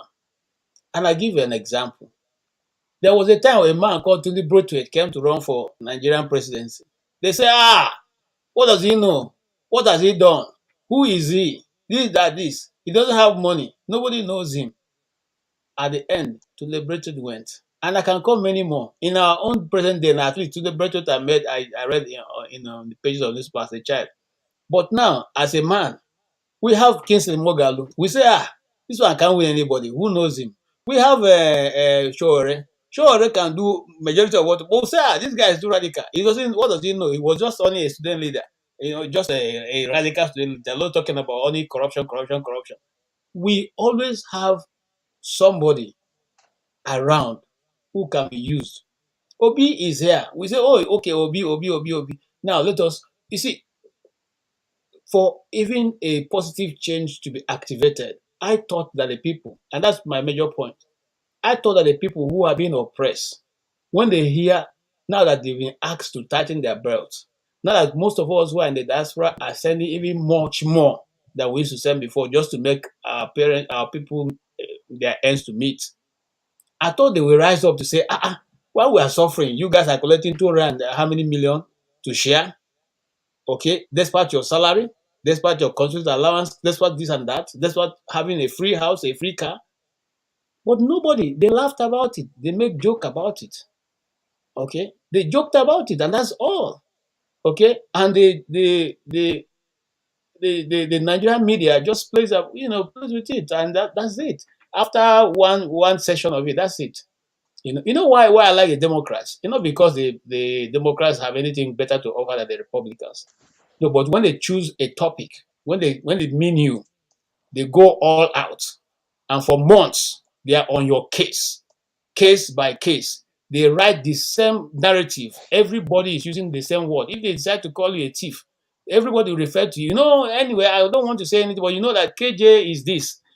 Then tomorrow another person, they will be so on it until everybody in the neighborhood will believe what they're saying, even though it may not be true. Nigerian, when we talk about it, we just talk about in that news, once that news item, and that's all. That's all. You just go and we'll move on. Nobody changes that way. Nobody changes that way. Nobody changes the society that way. We have to learn to keep repeating the narrative until it picks up and the people can run with it. Okay? Look at someone like Sam Amadi, who could have done so much. Okay? Because it's another form of P2B. If Imo State, look, I never had the opportunity of going to Imo State for many times, but the few times I think I went to work in Imo State like 2 or 3 times. When I got to Imo State, I told myself, man, I have to come for holiday here. It was so peaceful. In fact, the hotel, it was what's the name? Immaculate Hotel, where I stayed in. The whole street was painted white, and the whole buildings were all sparkling white, very neat. I said, come on, you mean there's a city like this and I'm not here? Okay, but go back to Imo State now and see what you see, and see what you have there. And yet some people can sleep with it, and some people forget about it. Some people don't even think about it. They destroy, just like they're destroying Jos. You could go to Jos before and have your holidays and say, man, is this Nigeria? Okay, because with little you can have so much. But if you go to Jos now, you can't even go out in the evenings. So my main point is that when we throw up these people, let's not keep finding fault with them, because nobody is perfect on this side of the earth. Okay, let's not, you see, and I say something, for you to have someone like Shore being in this course for these years, he must have something wrong with his brain, because he's not thinking about his family. He's not thinking about his children. He's not thinking about what he want to, what he want to achieve. He's not thinking of how to do. No, he's thinking about the course. And such people are very, very rare. I speaking here, I'm not thinking like that too. I think about my children. I think about what I'm going to achieve. I'm serious. Okay? And so if you threaten me, just like somebody said, if you threaten me, I'll give you a chance. Because like I said, I don't want to die in the course of trying to do this. All right? So that's why it is so difficult. So if we are going to come together, let's come together and support somebody, and support him with everything we can, and make sure he gets to the place and perform. And I think anybody I know on those platforms is concerned about how Nigeria can get better. Nobody comes here to try to criticize Bola Tinubu or the government itself. All we're looking for is our frustration we're showing. We're trying to express sometimes, because we've tried all the system and it didn't work. So we have to look for how we can take the back door out to at least preserve our life. That's the way. I think from some of the things I've heard, you often hear this. You said it yourself just now about how people have to worry about their own life, have to preserve themselves, their family members, and I think I understand why we say these things, but in reality, we are still going to pass one way or the other, and for basically not much gain. And in terms of preserving your family, whether you are around or you are not around, there are people that are losing their parents every single day, and they still get on to survive in this world. Because sooner or later, if we don't overcome that fear, events will make us overcome the fear one way or the other, and it will likely be a tragic event that leads that gets us there. Because if you look at other cultures, if you look at the way they behaved, they overcame that fear heavily. Even when Mugupa came to Nigeria, how many of his people went back alive? Most of them died, and more still came. Even if they knew they were dying, more still came, because they knew the gain is outsizes the losses that they're experiencing. And you look at it all around the world, you see cultures that have gone on to do well now. There are a lot of people that made a lot of heavy sacrifices. They made heavy, and sometimes it's because it's been forced upon them. And often when it's being forced upon you, it leads to a grave tragedy, like in the case of China or Soviet Union. Soviet Union lost 18 million in the Second World War, while China lost millions of people to the Japanese. But after that, they didn't fear anymore. when they were building whatever they wanted to build, Americans were threatening to nuke them. America just nuked Japan, by the way, when they were threatening to nuke China. And China didn't care. They still went ahead because but our people now, given where we are right now, because it's not been forced upon us, if somebody threatens to nuke us, can you imagine what Nigerians will say? Please don't give them everything they want. Tell them you're gonna give them everything they want. We don't want that wahala. That is exactly what we're going to do, because it's not been forced upon us. And I fear that maybe we are not ready yet to really make the move. If we are worried about whether you're going to pass, people are passing. Young people died in Lekki, this toll gate. And more people have died since then, even from Benway and all the rest of it. For what? For what purpose? Because people are just fighting each other. I believe that we have to choose, instead of it to be chosen for us. We have to choose the path we lead. And if you believe that it's going to better your children's future and your people's future, I think the best people, I wouldn't call it the best people, the ones that fix nations tend to choose. They don't care about the risks involved. So sorry, go ahead, Chim. Okay, thank you, Fofara. I thought you were trying to blacklist me. Why would I blacklist you? Because you couldn't hear me? Nah, come on. All right, I think everybody has spoken well. I wanted to, kind of add something to what Bumi said earlier on. And that is the fact that, with the NSAS, I hear her when she says the people. Yes, it's the people. But when the people are on a mission and there is no guide, it becomes a mob. And that was the thing with the NSAS. The NSAS had good objectives. What they were trying to accomplish was noble. But where it started running into murky waters was the fact that there was no identifiable leadership. Nobody, I hear them say it was a strategy so that people would not sell out. I understand that, but that being the case, anytime there is no identifiable person you can rally around, it becomes a mob. And you know what mob means. The mob just is rudderless. It can go anywhere. And that is what the Nigerian state started fearing and all that.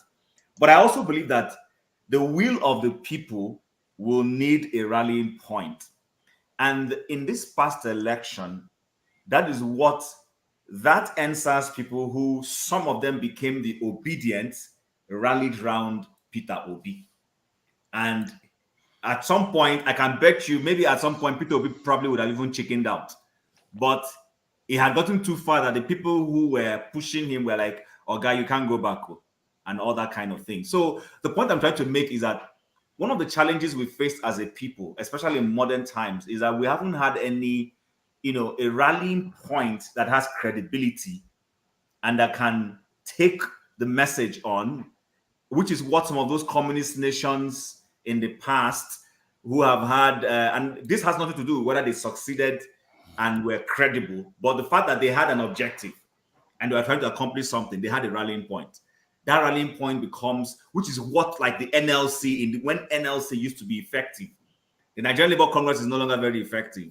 The unions in Nigeria are no longer very effective. But if we go back to the military era, when we had the days of Jega as ASU president, when they would tell Babangida's government they are going on strike, this is what we're demanding, and they will cripple the process.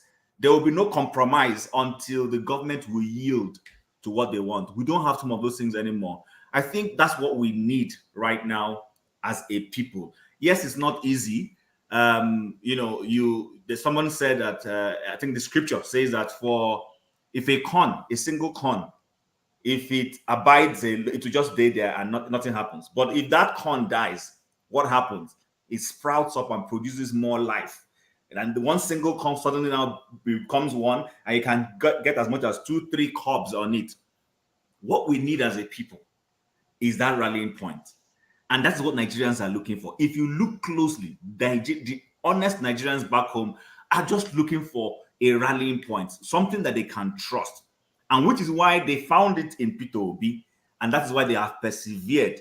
If Peter Obi had been a Riley Odinga in Kenya, and he loses election and he had told them to pop into the streets, because Riley is known for, if he loses election, he will tell his supporters in Nairobi to get into the streets and they become violent. But because the man is not a violent person, that is why, the people listened to him, and, we have the peace we have in Nigeria. Whether it is in the US, anywhere you look, even the scriptures, people are always looking for someone they can rally behind who will be the arrowhead of what it is they want to accomplish.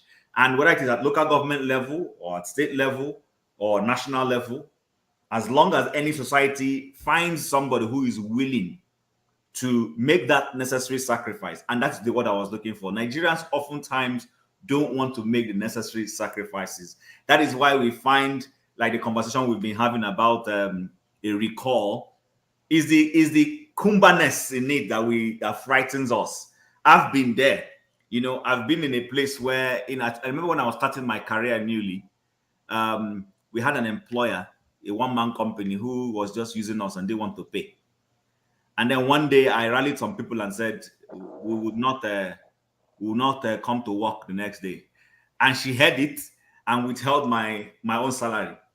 And the other people went scotch-free. In fact, there was a sabotage in the whole process. But I also learned a lesson there, and that lesson is what Igbo Basics started saying. I started realizing it is not every strategy you bring to the public open. I think one of the reasons why our politicians seem to be winning is because I've told a few friends, why is it that everything must be put up in social media? You will see people say, this is what we want to do. Don't let if you read those books by Robert Greene, it's not everything you come and put up in the open. You keep some of your strategies secret. Even Tinubu, the current president of Nigeria, does that. It is not all of his strategy he brings open. You'll see there are certain things they go to the back and they go and plan. Like, personally, I know it may sound like a conspiracy, but I personally believe that everything that happened during before the election was all a strategy. All those Naira redesign, all those things, they were all in the know. They all knew what they were doing. They were only using those things. It was reverse psychology they were applying on Nigerians. So, without rambling and beating around the bush, I think if we are going to accomplish anything, we must have a rallying point.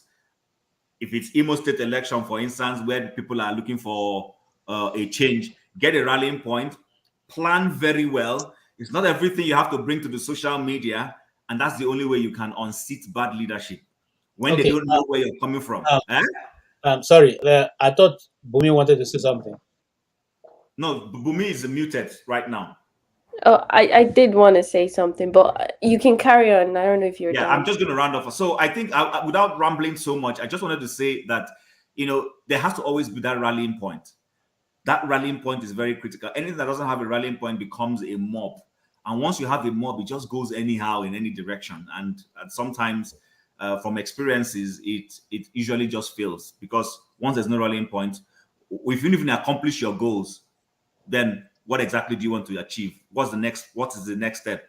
So that rallying point is always necessary. And at this point, I yield the floor, Bumi. I also wanted to add something to what you said about. I remember talking to my auntie, and she was telling me how they hadn't paid her in like months, and I was like, why can't you gang up with your co-workers and protest? Like, it's easier for them to fire one person. But if a company has 50 people, they can't fire 50 people at the same time. And she told me that the problem with that is that they will fire one or two people, but then the other people will just like fall. And that's the problem that we have in Nigeria. Until people realize that you should stop taking the little things they give you and start having standard, whereby you make it clear that if you don't pay us, that is the end And then you see from years to come, those people in seats will never try that because they know you can easily just quit. And I remember too, the same thing happened with my friend. He plays football and they hadn't paid him in months. And I'm just like, he's my age, he's quite young. And I'm like, imagine going years without getting paid. And I told him the same thing. Come with your teammates. It's football. They can kick one person out, but you need at least 11 people on the pitch to have a game. So if you gather your 11 players, or I think you have like 20 also on reserve, they can't kick everybody because you need to build chemistry, all those things. And he said he did that and only like 5 people showed up. That is the Nigerian problem. We take the little chicken change instead of creating a structure whereby we tell them, don't mess with us. If not, you lose everything. But I also think it's because of like, this has been going on for years. And I feel like people are now having that mindset that they don't deserve better. So I might as well just take the little things they give us.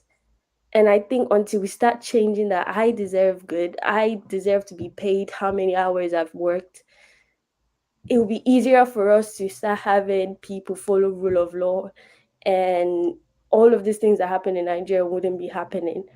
But it will obviously take time. And that's why some people say what Mr. Electricity is saying is impossible, because they don't believe that they could actually fight and win something, because they don't also believe that they are capable of ever winning anything in the first place.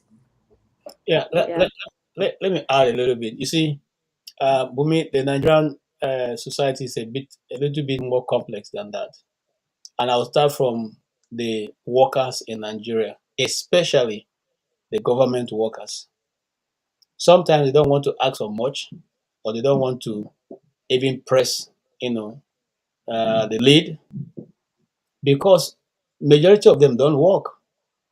Okay, you go to the office and they sit down and they're talking and they're not even paying attention to you when they want to come and get something. Okay, they go and come at whenever they want, and so government also feels obliged to pay them whenever they want or not to pay them. And so there's very little or no commitment on both sides. All right. Now now on the private sector, the people know that if they don't pay you, there's nothing you can do, and there's really nothing you can do. Let me tell you something. I invested as a company that I invested in Nigeria, and that company, it's like the guy who owns the company is an investment company. It's a money, is what do you call them now? Management company. What they manage your resources, and the guy goes about buying vehicles and bought all kinds of vehicles, got police people, and wasn't making any returns to anybody. And we took the case up, and every one of the investors we had a meeting, and all of us met in a hall. And guess what? He showed up and comes back with a lorry load of mobile policemen, all with guns. Okay, and some of us who had invested were, in fact, one of my friends there was a retired colonel, and he asked me, "What does this guy think he is?" And I said, "Let's listen to him." So we all sat. We are over 300 people. Okay, and the guy now gets to the podium and tells us, "You know what? I hear you people are threatening to go to court. Well, if you go to court, let us assume you do very well, and they jail me. It's only when I come out I can start looking for whose money." So I think if I were in your position, I would advise myself. I'm telling you this, what the guy was saying, with a very clean suit that I couldn't buy at that time. Okay, you should just advise yourself and allow me time to look for the money to pay people. If not, well.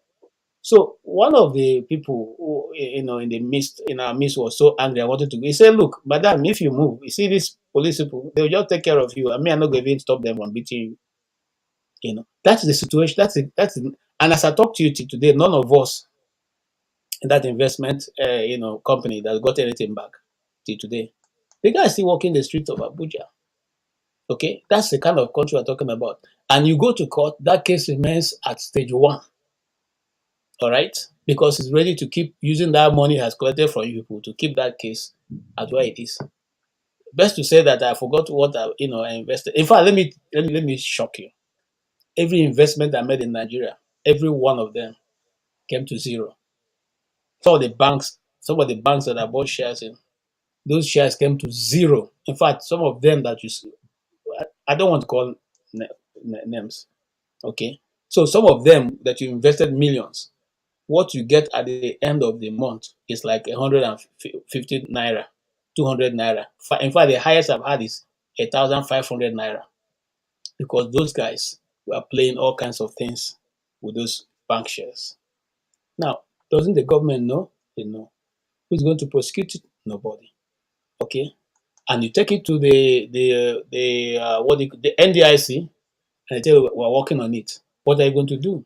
So, in other words, it seems to me that there's, just like you said, we have come to a place where anybody says, "Que sera, sera, what will be, will be." Let's just leave them for God. That is the Nigerian situation. And when you come and you are, running shoulders and say, come on, we have to do this, they say, Oga, cool down. Only you there for here. Even you, when you go to the police and make your report, the policeman will ask you, Oga, how many be said when there for this thing? Say, oh, well, we are 20. How come be saying only you can't come the report this case? Anyway, since you have money, give us money for fuel, give us money for this, give us money for that. Before we have to investigate, we have to go to Lagos, we have to go and bring forensics. At the end, you know what you do? The little that you have in your pocket, you just walk away with it so that you can save yourself that time of spending more money upon what you have already lost. So what am I saying here? There is no desire. The people like it that way. You see, if it was a normal country where Akpabio made this kind of statement, we would be in the street right now demanding for him to leave. If it was a normal country where Buhari said, some people voted for me, those who voted 5%, I cannot treat them as they treated, as I'm treating the 95% people, he will never have become president of Nigeria. They would have stopped him from even there, because that is already an impeachable offense by that statement alone. But what happened? He served, and just like Dr. Sam Amadi said today, he's going to go down in the history as one of the worst presidents ever in the modern African times, from what he did. All right? But this is a situation that you and I find ourselves. And if I, for instance, now complain too much, say, because Buhari is not Igbo. If it was Igbo, will I be complaining that way? Okay? So it will be tribalized and reduced to a lowest minimum decimal, so that you can be made fun of or ridiculed and all that. That's the situation where we meet ourselves. And so the question will be, how do we go from there? Okay? How do we go from there? And just like Legislature have said, if we can form a quorum, if we can form those intervention force, as we call them, that is going to be civil, that's going to go through the law, that's going to make things move, that's going to identify people who are not napios, that is children, infants, but people who are now grown in the things of God, who can go in and not be affected by what they meet. Then it will be good. Then we know we're building a nation. But right now, we are building two nations, because the problem has always been the thinking of the northern oligarchies is different from the thinking of the southerners. That is the issue. While we are thinking one direction, some people are thinking in another direction. They cannot be two, this different mindset cannot come together, and therefore we cannot have a nation. And that's my own personal opinion. You mean like Peter Obi and Soludo, and everybody going? They have everybody has different directions. Now you see, just a very good example. Forefather Peter Obi was former governor. The present governor is saying that this one didn't achieve anything. He has a different total move of what he wants to say about the development of Nigeria. Why? In fact, he even doesn't even think that Peter Obi can be a good president. Okay? Why? Because those people who put him there are hoping that in 2027 they will present him as the candidate from the East. You see, so it's all about personal interest. Sometimes not about any national development, which is so unfortunate. That's my personal view. Electricity, go ahead. I think Bumi raises her hand, so we say when we have Bumi raises her hand, then Bumi gets away. It's okay, all right. I just wanted to basically everything Mr. KJ said was like we are basically our own problem, because I feel like we love to put all the blames on the politician, which we should, because they tend to affect more pain or like their effect is bigger than individuals. But when you really look at the grass, it's like the people are also okay with the politicians abusing us. And I also wanted to say that the narrative that we tend to pass, whereby we kind of say, okay, northern politicians versus the southern politician, I bet to differ. I feel like they're all the same. They are only using and thinking based on their environment. But I feel like they're doing the same thing. The northern politicians will act and behave and use certain words that will get their environment, and then the same is being done with the southern politician. But I don't think it's this one against this one. I feel like they're all the same bunch of people that do not care about making a difference in the society. So I don't feel like we should bank on like, oh, the northerners are our problem, but our southern politicians, they actually want the best for the country. They're working hard. I feel like they're also not working hard. They're just doing the same thing. Okay, let me drive that home so that you get my point. Now, it's not the northern. I don't have any problem with the northerner, a northern Nigerian person. I have no problem. I talk about the leadership. The same way the leadership in the East has problem with its followership in the East. They are after their own pockets. I'll give an example. The northern people who live in the north, northern Nigeria, didn't go and meet and had a discussion that they want to give 774 local government area, make land available for Fulanis. It was not a northern people's thing. It didn't even, that message didn't even come from the northern elders. So North cannot be blamed for that. But for the people who are in government, who decided to make that arrangement and decided to introduce Ruga into the affairs of Nigeria, that is their plan. It wasn't the plan that the people, as far as I'm concerned, no Benue man or woman or people on Plateau State or Taraba or Niger State went to meet for that meeting. But it was introduced in the National Assembly and it was almost smuggled through, if not for the vigilance of certain people who were warned that this is going to be put inside this bill. So what am I saying here? Some of us, our villages were marked down as the places that they were using for Ruga. Okay?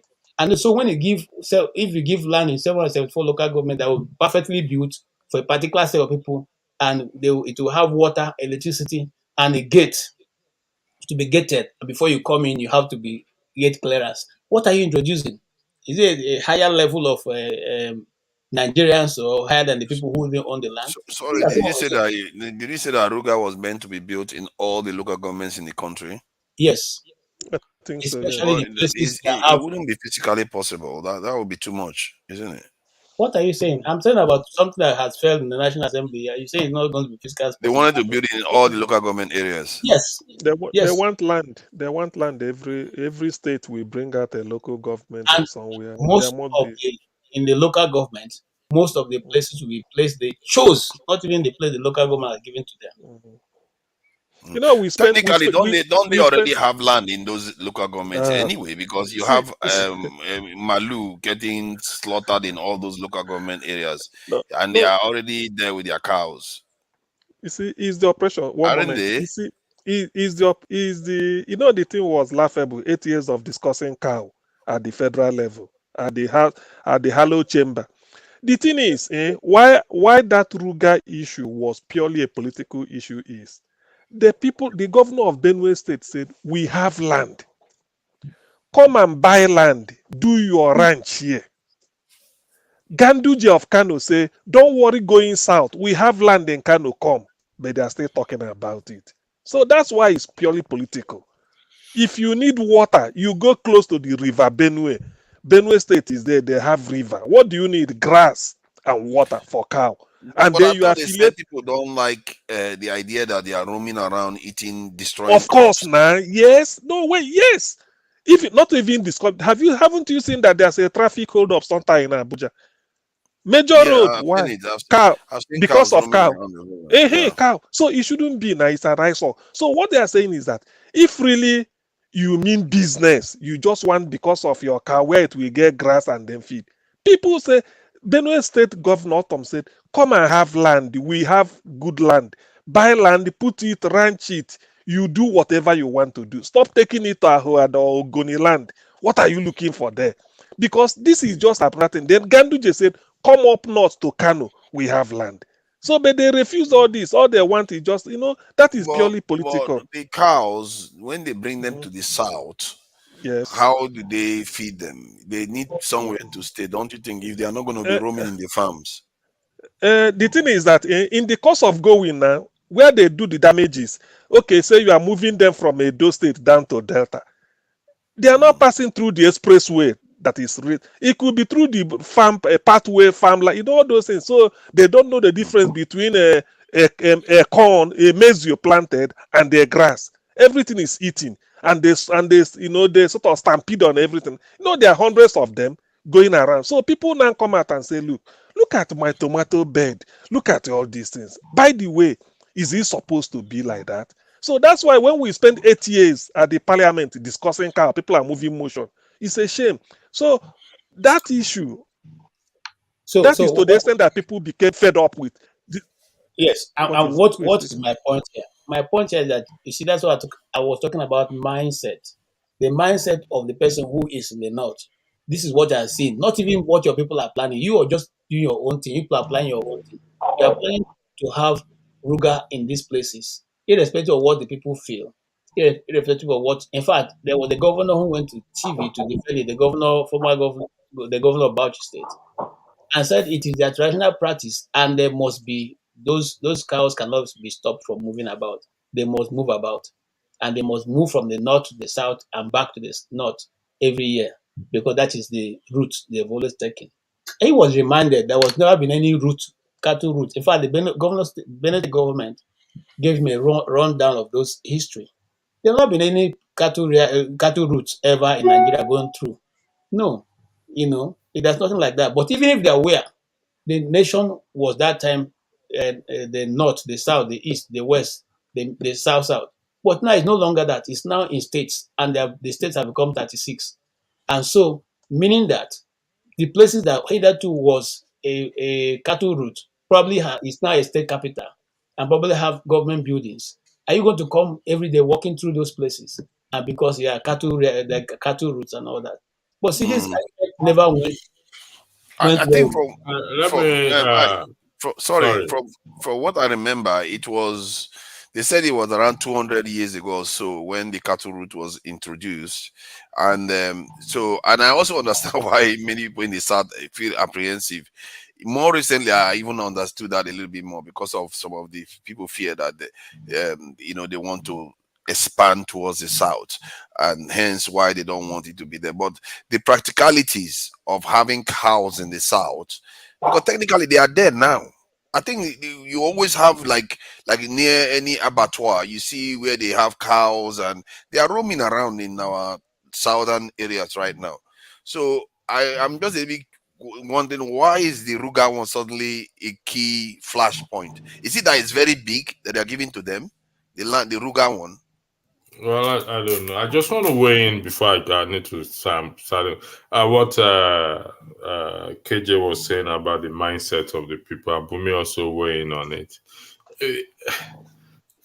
It's not easy to change people's mind. We know over the years our minds have been bastardized as a result of the things that have happened. So for the people to rise up and just start to do something is but mindset can always be changed, and which is comes down to education. I was reading a post attributed to Obama, which I don't know. Someone just sent it to me, and it says, education is not a name of any degree or certificate that can be shown to others as a proof.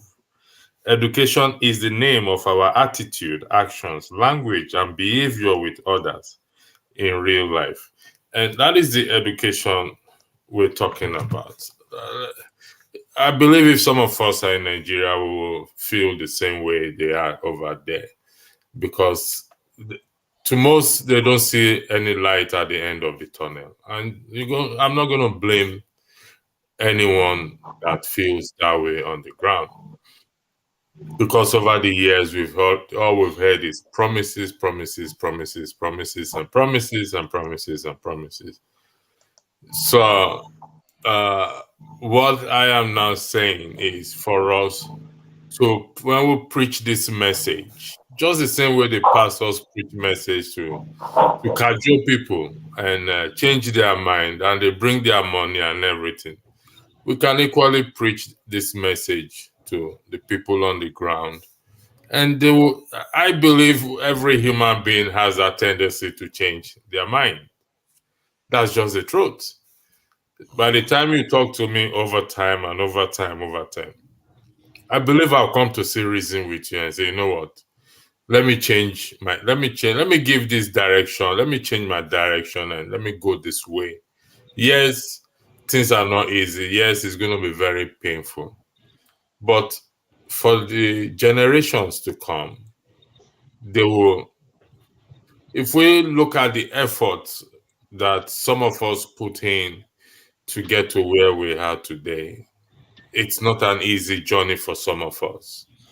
Some of us slept in the desert. Went through the desert. Some people are dying in the crossing the channel, spending millions and naira and dollars to cross the channel for a better life. If we can also bring in this approach to say, you know what, yes, we're not going to cross the channel. We're not going to walk through the desert as we did here. Some of us did years ago. But we can bring in this zeal, this on the ground, and see what we can do. To me, that is all I know we can do, except those individuals who have that ambition to become senators, councillors, or whatever it is. Those ones, we see how we can support them and do checks and balances on them. And listen, this is why we are supporting you, but it appears that you are sidetracking. So what is the story? And that is all we can do. I don't think we can do, we can do more than that. The challenges are there. The roadblocks, definitely. We can see the roadblocks. The roadblocks are not hidden anywhere. The money bags are there. The roadblocks are not hidden anywhere. So we'll continue. But like what Ego Basic said, if we can meet behind closed doors and discuss this thing, we have to start something. We cannot leave the country. The country cannot continue the way it is. It's not possible.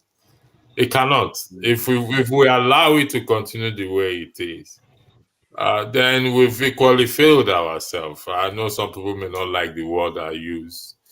We sit in a privileged position, and with the hope that we can effect a positive change. Thank you. That's all I have to say. Thank you. Thank you. Sorry, I just received my. Yes, two of them. The American Life. Yes, Self. By Rudolph. Yes.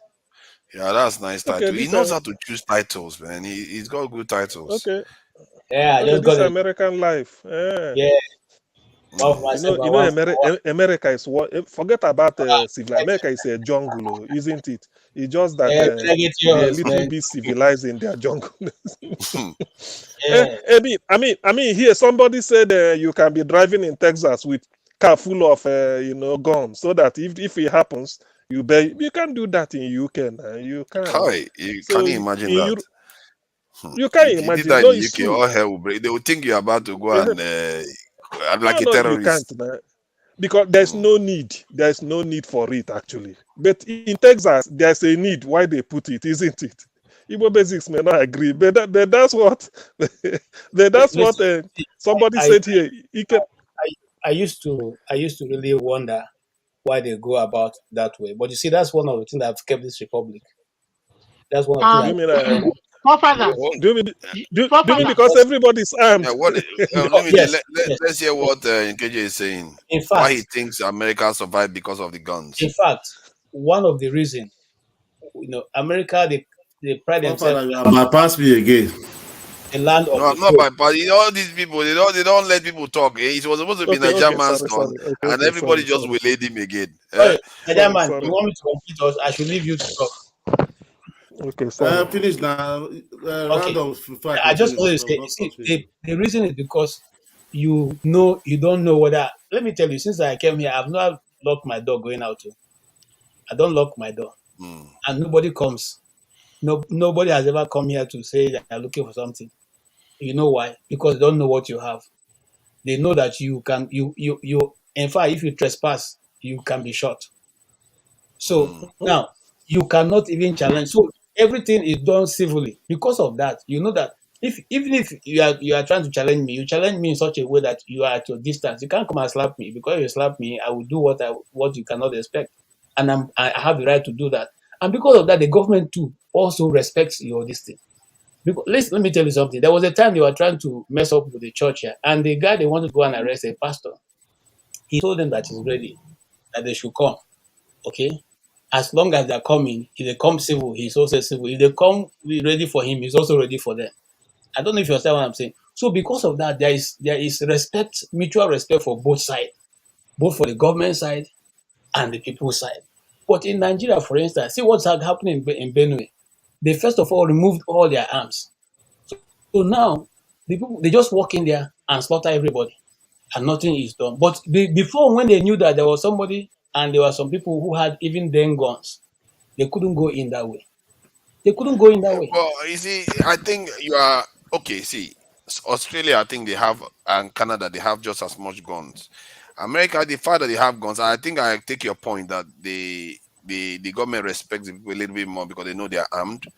However, and the controls they have on the gun in America, that's where most people fault America for. They allow free for all on the street, just carry gun anywhere, and people are actually dying from it, like 40-something thousand a year. That is a lot of death in a peaceful nation in 1 year from gun violence alone. So I think that argument you made is valid. You know, sometimes when people are more, the government is a little bit more careful about how they deal with their people. But why people are like people in the UK now, one of the biggest reasons why they look down on Americans is because they're like, how can you not be sensible enough to have guns and control it nonetheless? You know, you can control it so that people don't get murdered on the street the way they are getting murdered. That is, in short, almost all Europeans look down on Americans just for that single reason alone. It's unbelievable. So, Niger man, please go ahead. I hope nobody, you know. Yeah, can I say something about Niger man? You know, when he came here the first time, I thought the first time I encountered him, he was like very, very abrupt and going after people, you know, all over the place. And then what I find is that he doesn't like to hear nonsense. Something he doesn't agree. If he hears something he doesn't agree with, probe, he will jump in straight away and go after you. And sometimes I find it quite funny the way he does. And is it a cultural thing in Edo? I want to ask Niger man that, is it a cultural thing in Edo? Because I tend to see Edo people, when they come on, they tend to be like that. It's only AY that's a little bit nuanced. All of them, they're like, if somebody is trying to talk nonsense they don't like, they'll just shut the person. Now, is it a cultural thing in Edo? Before I ask you a question, because I don't know the parameters. Because sorry, let me add one other example. No. The other example is that Edo not be Lagos. That's another one. You get that kind of attitude where the Edo people they don't take nonsense, where they say Edo not be Lagos and those sort of things. Is there something there? No, that one was during political era now. You know, Oshomole told us that Meledion is doing. He came to remove godfatherism.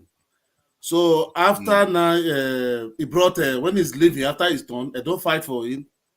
Then he have the mandate. He ruled for 8 years. When he want to go now, you that came and told us that there will be no more godfatherism. Then he now imposed Obaseki and brought Obaseki for us to vote. We vote because of the way.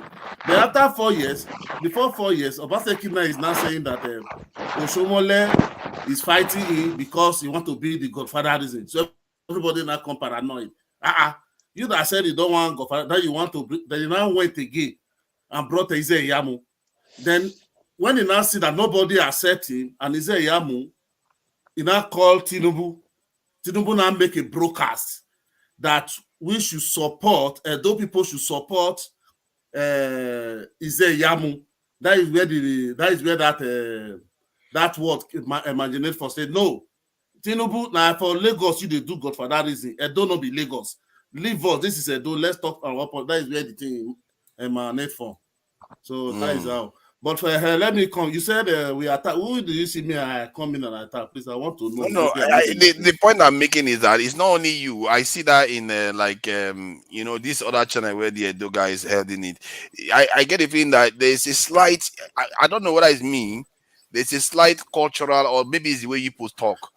There is one thing. Let me just break it. No, I know where you are going. I just want to know. Maybe if I offend anybody, so I can apologize. That is what I'm trying to know. Maybe I didn't know. One thing you have to see in the Edo people. There is a say, you cannot cheat Benin man 2 times. You can only cheat them once, both the men and the woman.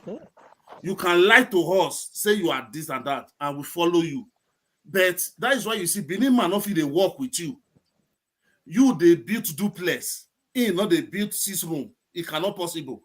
So that's it. That means it automatically show that you are corrupt. We don't feel they say maybe they follow you, they progress. Me not they progress. That means you they chop something. Wait, no, they like. That means if you come, they come brainwash them. Like can never work because you don't already see. You say no matter how you will preach, that one can never happen again. That is why you see that when first time they come, you can see the during Obi now, during Peter Obi. You understand? When Edo started it started immediately for them. Everybody start. When he went during the election, the governor was trying to tell us that no, we should vote. The Edo came out and meeting. No, this is not Edo State politics. This is federal. We are going to vote Obi. If you try, that will be the end of your tenure.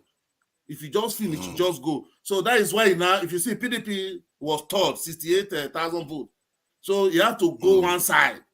When they caught him, there's one official card they caught. The video circulate that it's governor that come and brought people to everybody now rush, tagging. Hey, Obasekio, he's the one that want to ring Obi.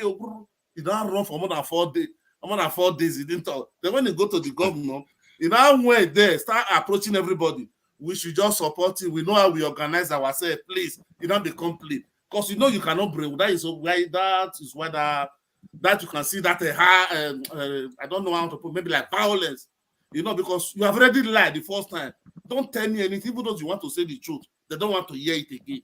Because you lie, and that lie is already open. So don't come and be sweet. Anything you talk, it may be true, but because you have already lied, no way, because they believe whatever you want to say, you want to use with math again. So they don't want to listen to you. Even their husband, their wife, that is where he is. Once you marry a woman, you don't lie, don't catch you. Or God, nothing you want to for life again. You understand? Yeah, that's interesting. So that is the way it is. Yeah, Nigeria, I find it fascinating how different parts of the country, they sound different and they talk generally anyways. Obviously, there are exceptions. But different parts have different emphasis on things, and so like for me, if I look at people from the Southwest, they tend to generally be more, more philosophical and more. It's like they can listen more. They are more listening than any other group in Nigeria. If you are, maybe the northern people would listen to, but the Southwest are more listening people. And to me, anyway, that's what I observed in them. And the Edo is like they are between the Igbos and the Southwest, so they are in the middle. That's why they are like a kind of bellwether state, really. And the fact that you went with Obi shows where most people were going to, and they are like bellwether. Whenever any influence is coming from the Southwest or the Southeast, the Edos tend to decide it. It's like that Bendel thing or something like that used to happen. I don't know. It's just perception in my head. I don't know whether it's even real. So I just thought I should just. You can see an election now. If you see election now, you can't see the Oba as upon all the power. Everybody respect that monarch. He cannot come. If he like his 10 party that come to his palace, he will welcome everybody. He cannot take side. And he cannot tell you, like the way you see many other regions, maybe their king or chief will come, no, you people should vote this way. No. Everybody must decide on their own. Not you. It's not you that will tell them who to vote. That is them that will choose who to vote. That is why you see the election, there is no always going one side. You can't see one person be. There's not one person though that he said I'm this a big God for that reason, like Igbeledion, you know, but upon all it was still brought down. Yeah. So you can I think I just had an idea for something maybe we can be doing on Sunday, just like we do Bible studies. We should be taking time to discuss, you know, different cultures in Nigeria too, you know, from the south to the north, because I find it very fascinating. If you look at the nuances from different parts. If you look at this guy now, there's one guy, Niger Watch. If you go there now, maybe you come and said anything that they didn't like. They will become satanic, evil people. They don't even want to. They're supposed they don't to take nonsense now. I know your own part. Because they believe you want to come and lie. That is Exactly. Oh my God, they don't like that lie. That lie thing. No, don't try. You know what? That's interesting. You said that actually about the lighting. Wow. Yeah, they don't know if they feel you're lying. Even whether you're lying or not, if they feel you're lying, nothing. They're not hearing you at all. So go ahead with your point, please. Okay, so that is all. What I want to say, I want to go back. Electricity is gone. I wanted to tell you one or show you one or two things, but it's gone. Like Akpabio, like KJ say, if you see Akpabio, look at what is going on now in National Assembly, in Senate. They share money. He said that they are going to give them a token, send a prayer or anything to their neighbors. It's another reporter, I think it was yesterday, I'll be there for yesterday. The money that we are sharing, you know that money was the money they made from the ministerial nominees. Those people who came for screening. Wait, all of them do you paid. mean? What? Oh, is that the way it works? Go and look at that's interesting. Reporter is there. 1 billion. That is the total amount they make. Everybody that come for screening, they collect money. Is there in Sahara Reporter? Okay. Wow, That's why the clerk of the house. That's why the clerk of the house is distributing it. God bless you. It's So like the he's problem the now in national- is like the. The clerk can be put token in your account. So the problem now, Ministerial positions for sale. Yeah, the problem they are having now, they say that Babio share 2 million to all the members, and the total money was 1 billion. Akpabio pocket the rest. So they are planning war for against Akpabio now. Another big walla they have now. It's in Sahara Reporter. Read it there. Since Sahara Reporter. Okay. Let me ask you this question, since you are giving all this information. You know, Dave Umahi, former Ebonyi governor, is a senator now, sitting with them. And Tinubu nominated him for president. Such a person, will he still pay them money? He doesn't need now. Is it not we again? Do you think such a person? That's why you see, he must. Why must he not pay? I don't imagine he's coming for the first time. You must pay now. You must pay. He will still pay his. He will pay his police to clear him. Why not? Why not? Why not? Why not? They must clear you. If they didn't, don't you see there's something. Don't you see those one? Majority of them was said they would Akpabio would just give them soft landing. Was just say let him just take bar and go. Those people from his own region, he was in it now. He didn't want the screening. Yeah. That is why we see those one. We know him before. He have been here. We are not here. If you just have anything, just tell us 1-2 minutes or take a bar and go. And they won't pay tax on that money. They won't pay tax because it's another income. I want to help you, CM. The problem now, CM, I'm trying to tell you now. Akpabio now did all of them for 1 night. It's 1 billion. Akpabio shared to 2 million to all of them. The Senate is a war against Akpabio. Now they are waiting for you to come back from recess. If you look at paper, all the senators are crying, shouting. Akpabio killed them. You know, because it's a token now. That 2 million is a token. If it's more than 2 million, there's no money involved. I don't know who said there was money involved again. He's saying that there's some of the people are saying that, but I feel like there's likely to be money involved because in Nigeria, almost everything you pay. In Nigeria, you almost pay for everything. Yeah, but the Sahara reporters that reported it does not. Here is what I believe in. Unless my own person is involved and directly informs me, this is what happened, I take it with a pinch of salt because there's a lot of flying kites out there. What you're saying that Sahara reporters reported, most likely very plausible, but the reason why at places like basicsexpress.com, why we don't break news, that's our mantra, we don't break news. The reason is that you break the news today, tomorrow that news that you broke becomes false. But if personally I was there and I saw for myself a man killed, or my own person on the ground was there, present, and saw a bribe given or something happened, and you witness it, I most likely have a picture. You are not getting the point. What do you want to wicked? They are not going to share money hand on hand. No, I understand that. You have announced it. That's what I said. Positions, ministerial positions for sale. It's not a new thing, okay? But I'm saying to you, before I cue into that, technology has improved. No more Ghana must go. No, you know, listen, they say it's listen. They say it's 2 million. CM, hold on for a second. We once organized and sent somebody from here, United States. We organized and sent him to go home and participate in government. The person went there, and we prayed and we said, you are going from a doctor, somebody. You are going to a place where you can make a difference. The person went.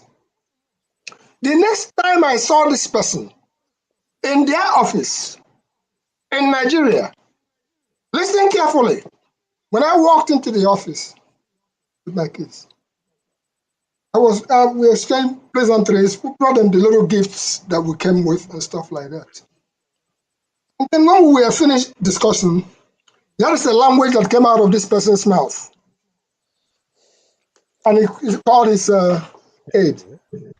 He said, where is the loot? Hello? Where is the loot? Bring me the loot. Did you hear what I just said? Where is the loot? Bring me the loot. And I looked around and I scratched my head. The person who understood what the loot was, broke the Ghana must go. Okay? That Ghana must go, of course. The rest is history because I came back with that word engraved in my mind. And until thy kingdom come, whenever I see this person privately, I will always ask him, where is the loot? Hello? So somebody just jokingly said, Ghana must go has been banned. They don't give receipts. They don't give receipts. So let us brace up to the fact that as we approach these people, bear in mind that the people you are approaching, they have what they call our way. What's our way? It's the Nigerian way. Yesterday I described it as I am, with the hand on the back in my mother. Let me finish. Just take over. No, Jamal, I just wanted to go ahead because I would like to listen to that. Because of the loot that is being shared. What I wanted to ask electricity, exactly what Iboma is saying. If we say, just let all of us, let's reason something. If electricity say, let's go and change the status quo, let's go and recall. Electricity now, maybe for example, I don't know, maybe it's from Bayelsa. Maybe CM is from Imo, different tribe here, for example, different state. So we have to have people from all different states. You cannot go and recall one person in the one constituency and think he can be able to change anything. We need to thought in everything we want to change. That is what I'm saying. If the best thing for us, I've told him before, the best thing, if we can able to come together, different tribes that will not have anything. First and foremost will be a law that will not have anything like tribal sentiment, open mind. It will be just no monopoly there. Everybody will have free, say whatever. Let's hear everybody each. You know, we can come together, begin to say, okay, in the Imo, we have 3 candidates. Yeah, maybe before election, we start talking. No, we start talking from now. Everybody, different local government, try and look anybody, bring it. We come together, start coming together, talk to people from the grassroots, begin to explain to them, try maybe some consistency. If it's a primary school, buy pencil, buy book, to able to cause awareness from their parents to you. You know, maybe by then we can say, okay, this person is here. If it's one election, we have 8 Senate or 10 House of Rep. We are making progress. If we can start from the old Southwest, the old South, as far as it's more enlightened on social media, because before we can get to the North, we have to be on ground there. You understand? We have to be on ground there. You cannot use social media to get people there.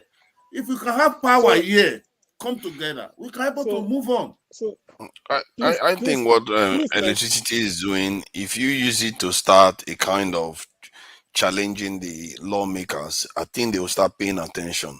I think it's worth doing, and I wish he can get the kind of funding that he needs, or the project needs, to be able to, you know, drag about 10 of them or 15 of them to this thing, because now they are not going to be busy stealing where they are busy trying to save their seats. And the one that it doesn't pay attention and still worry about business stealing, you get that one. That one, you might catch that one and you defeat him. So you could keep them busy. If they find that, because if they are busy worrying about their electorate coming after them for their behavior, I think they will be thinking about what the electorate want a bit more than what they individually want, or what their bosses or whoever their godfathers want. You see what I mean? I think that is and I think because it's also peaceful, it's also a good thing. So development can keep going on. The democracy will become more and more robust. It's a culture that you want to build, and this is why, as much as electricity has its own vices, but I think that's one of the more powerful points. Even in most debates I've had online, it's one of the most powerful points, because it can actually make a serious difference if you can get it going on the ground. You know. Okay. So can I say something? Some of the things that with the little studies that we did those days about the ambiguity in the Nigerian Constitution, some of those things were put deliberately to make it impossible to alter it. One of such is this proposal of recall. What are the challenges you'll be meeting when you decide to do a recall? First and foremost, the environment in which this is being carried out is already impoverished. So it is easy to manipulate the system. The only reason why Dino Menaye's own was able to go through was because the governor wanted it so. So he used the state funds to make sure that he was able to stampede the system and bring it to the position where where that was implemented. But again, you are dealing with a variable that is not stable, the people. When you are dealing with somebody other than yourself, you cannot be certain of what's going to occur. And let me tell you, the bad thing about the Nigerian political environment that they don't discuss in the afternoon. Live as normal people in the afternoon. Everything starts from 9 p.m. The meetings are organized in such a late night. In fact, even the nomination, some people who didn't make it at the nomination, their names were probably removed around 3 a.m. or 4 a.m. when they've already finished discussion that they've gone. And then somebody comes back and says, look, I know a friend who have lost a position even after they had finished discussion. He left that place 4:30 before getting to the house. By 8 a.m. when the news was being broke, her name had been removed. Wow. How bad. You see, these people, in fact, somebody said for you to be a successful politician in Nigeria, you have to be a bat. You have to be working in the night and sleeping in the afternoon. That's what they do. So they go there and they manipulate the system, they manipulate everything, and everything is paid for. Look, I wanted to tell CM that there's something they call in that politics dog eat dog. They no get there's no commodity. No, you come, you pay us. Oh yes, we understand. You are going to be minister. You are going to be having more. So pay us, and we'll get you in. And they always, or they first. It's not even a new news now. It's not new. You see why they all fight to go there, because they collect money from ministers, from ministerial screenings and other screenings. They collect money from oversight functions. That's why some heads of parastatal would not give money. If you remember the case of Miss Ete, okay, in the stock exchange, when she refused to give money. But what do you think the governors can do to prevent like some of the stuff electricity is proposing? Like, what can they do? Would they go to individual houses and start telling them not to listen to the petitioners? If the governor is in your support and the governor is the one who has brought you into the system, he will frustrate the process. He will make it impossible for you to do that. In what way? They will first of all, organize for you not to be able to enter the local government. You see what Yaya Bello did to that lady, okay, to prevent her from going to their place. They even broke the road. They brought a bulldozer and bulldozed the road, breaking it so she cannot cross. That bleaching woman. Yeah, well, I don't know. Oh God! You see, Niger man. That is just mean spirited. How do you know? I think from what I got, she's supposed to be mixed race, if I'm not mistaken. She's mixed race, and I like her. The woman. I didn't think I know the woman you are saying. I think I know her. I think Okpoche, we were talking about her yesterday now, wasn't it? Okpoche, yeah. Yeah, I gather she's mixed race, so that's why she's fair skin. Most mixed race people will not bleach themselves. Jesus Christ, Niger man, that was a low blow. But please, bleaching woman, why you the lie now? Why you she's not bleaching. Bleaching, not she's mixed race. Enough enter race. Enough enter song. See, Niger man, most Igbira people, especially some from that side, are all fair. They're not. It's not bleach, and they are very beautiful.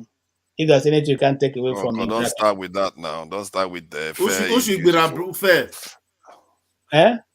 I said the ones from her side.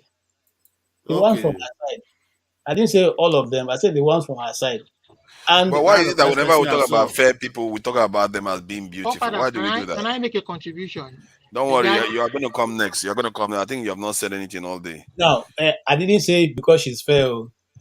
I'm just saying because I've never, I'm just saying it because you don't hear people saying, "Oh, this person is dark and they are very beautiful." Our men, they do these things and they don't know the women take the cues from them. That's why they go and bleach themselves. Whenever you describe fair people, you attach beauty to it. But if you are describing a black person, now do you attach beauty to it? No, okay. And black is more beautiful than white. Exactly, they don't do that. But I'm just catching you now. It's okay. Exactly. Let's leave that one for now. Najaba, go ahead. This bleaching team is not fair on that woman because she's mixed race. So that's why it's not bleach, it's not bleach. That's her color. No, because I believe. So you want Olumide to have his say now. This stuff is good. And while Olumide have his say, why is it that when you see white people, they like to wear black dress? Hello. Well, they like to wear black dress. Yeah. I don't know. Do you have any idea why? And when you see black people, especially those in politics, they like to wear white dress. Have you seen that they are wearing white? It's contrast, isn't it? Maybe it's contrast. Those ones, basic Igbo basic. Those ones who are, especially Nigerian politicians, who are always in white and red cap. We know that as a society that have those things. So it's not good. Yeah. They're not wearing because they want to wear it, because they have committed themselves to wearing white every day. That's why most of them have all kinds of white and they wear it all the time. Even when you meet them at night, they're still wearing white. They are preaching peace. Yeah. So do we want to allow Olumide go now? Olumide, please. The conversation is about to go sideways. Sure. But I want to get clarity on the remark you made earlier on about the Ruga. You said you didn't understand the problem with the Ruga. Is that what you were? Yes, is it the size of the land because they're already there? You know, we have cattle ranches, a kind of in all states where they But did you slaughter follow? cows. Did you follow everything that played during that period? Did you follow it? I cannot say I did. No. Okay, so I think it was more political than anything. See, this is what we've been saying. Before I go ahead to kind of add my own input, I want to define what I did yesterday. A civilized society or country has a well-developed system of government, culture, and way of life, and that treats the people who live there fairly. A fair justice system is a fundamental part of a civilized society.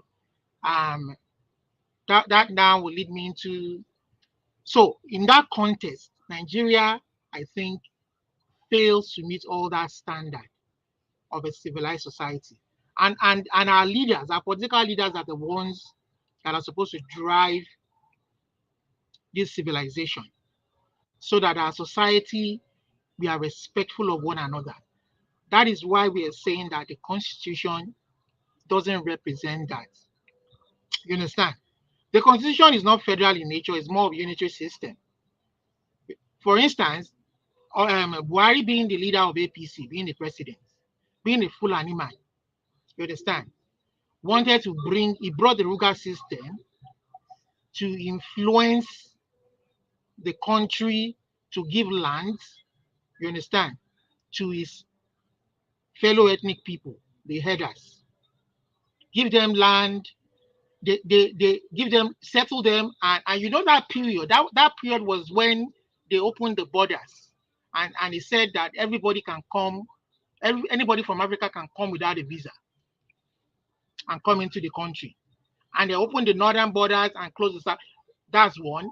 And then two, you now made it into a document to take people's land without any of our laws backing it, to take people's land as large, as big enough as the local government. You want to build schools for them. You want to give them lights. Did you just say land as big as local government? That's right. They wanted to give land as big in different parts of the country, especially in the south. You understand? That's a bit too large. Yeah, so they wanted to give them lights. They wanted to give them water, schools, and even when the communities where they intend to do this don't have those things, that was why the people rejected the Ruga then, and it became a problem. Are you sure the lands were going to be as big? Local governments are big. That is if land is big as local government, so which local government? How many local government will remain again? They were going to be as big as that. See, there's news all over. Sahara reporters, there's documentation. Go and read it, Google it.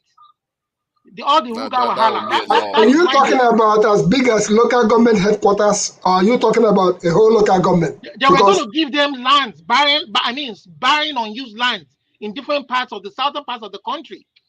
You understand? They are going to but the size, the scale you are describing seems too large. Okay, that's fine. Okay, maybe I'm a bit over exaggerating, but we were going to give them large parcels. I'll clarify first before you give us what is. They were going to concede all that to them. You understand? And the people rejected it and said, no, you're not going to give out without the governor's consent. And the law states that the governors are the ones to give the lands away, to sign the land, to sign certificate of occupancy. Olumide, you can take the call while we wait for you to finish, and maybe that's fine. That can wait. You don't want to lose business or something. And you know, Olumide, let me help you out here. Some of us are bridges. When I mean bridges, I happen to be from a family of 6, and I happen to be the last of the 6. So by nature, last borns, you can argue it or not, are bridges from the future the previous generation to the next generation. And we serve our purpose. by being bridges. When we're talking about this Ruga show and all the rest of it, if you Google Oruoba Ranch, you probably will see a ranch right at the tip of my village. What pains me is that we are copying from societies like the United States. That's the one I know. But I go to the grocery store here and I buy goat meat. And where is that goat meat is from? Australia. Hello? And you buy your beef, you buy everything. I have been to local farms. They're pretty much constrained. And these local farms, they have butcher houses in that farm, but you don't see, maybe I see 20 cows, maybe I see 10 cows. But that farm is capable of supplying the whole state.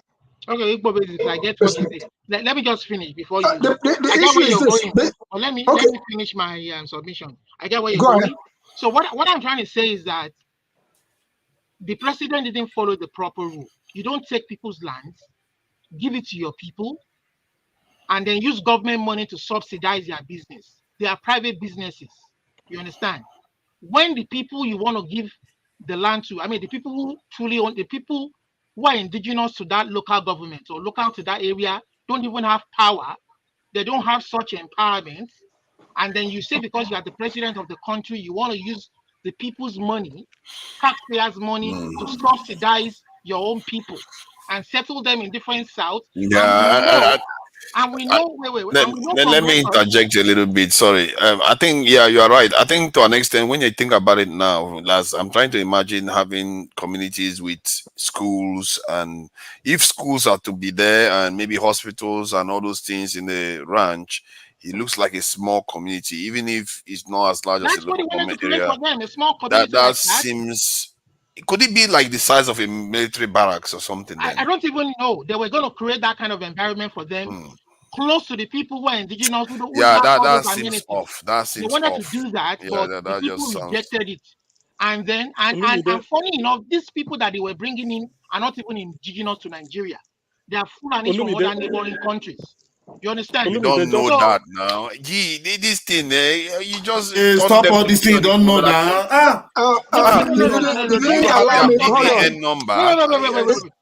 Wait. Don't be afraid of speaking the truth. They committed genocide.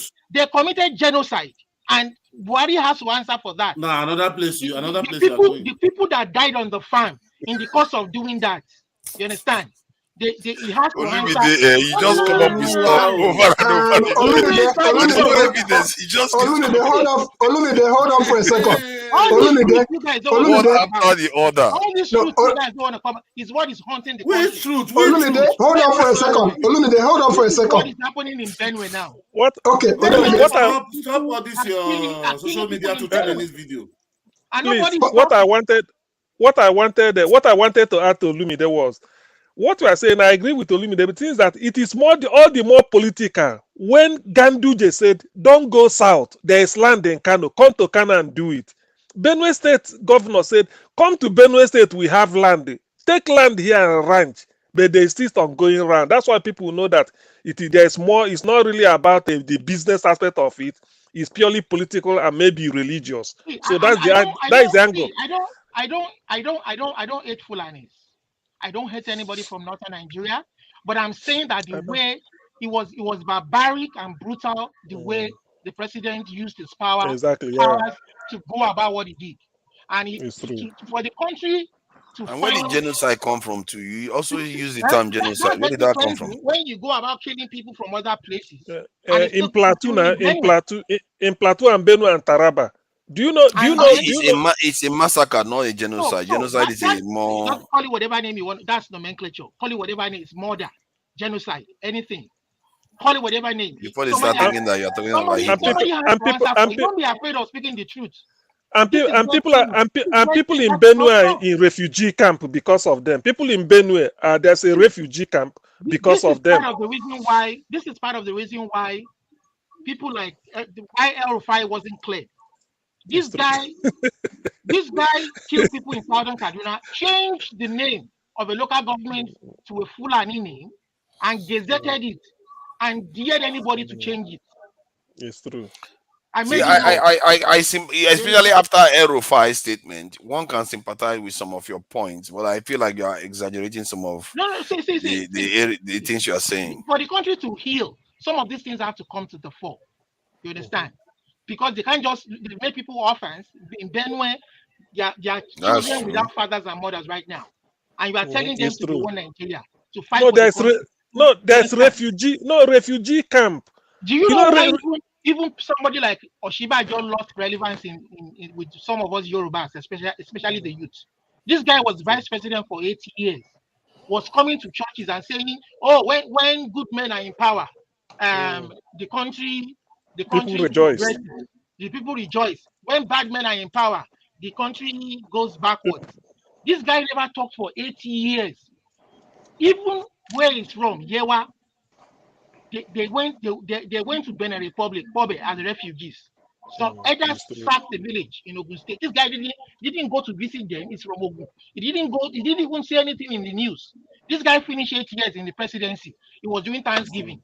Thank God, he was doing Thanksgiving I was watching it on Facebook, and I'm like, are you serious? You are giving Thanksgiving, and people, what about the ones that died under your watch as VP? So all these things have to come to the forefront.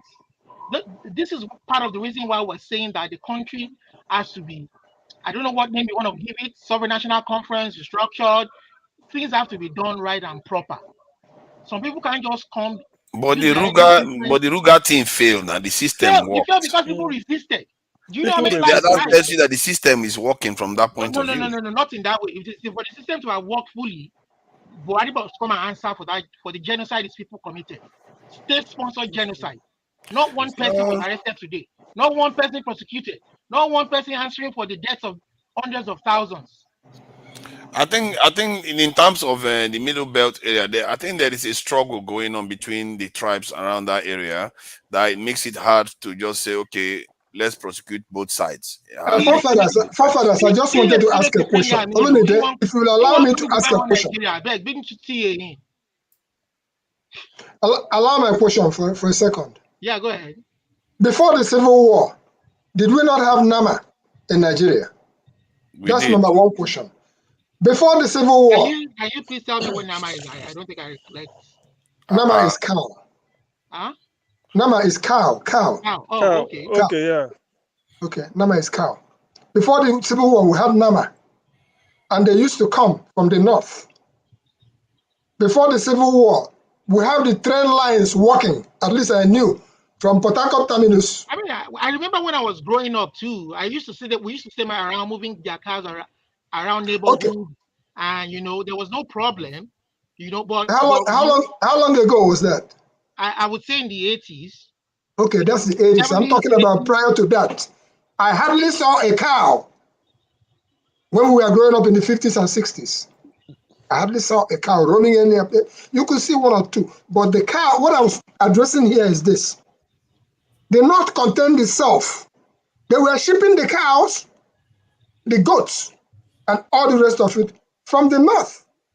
Sometimes they will come in Gongoro, down to the south. But right now, the rail line from Port Harcourt, correct me if I'm wrong, CM. Yes, I know. Through Enugu, through Hamufu, yes, to Kafanchan. Yeah, through Makurdi to yeah, through, yes. It's dead. Unless yes. They are fixing it now, though. They are fixing it now. Okay. The issue is this, which goes back to my earlier submission. They can keep the cow. They have more land in the north than you can ever think about. The Igbo basic, you see why they are coming to the south is because, that's why I say it's more political. The reason why they are coming is because the south is much more viable for them, for their cows. There's water and there's green grass. The north is a dry, arid place. Why don't we invest in irrigation? That's why they want to come to the south. Are we going to be buying cow in the north before we eat cow? Do you expect us to go to north to buy cow first before we eat cow or what? What we are saying, the way it should work is this. For them to raise their cows, why can't they buy land and establish it as a business? Establish a ranch. Go to the state governors, apply for land, invest money in it. Don't let the federal government forcefully take people's land with little or no compensation, and then come and create facilities for you, subsidizing the government money. What are you talking about, Niger man?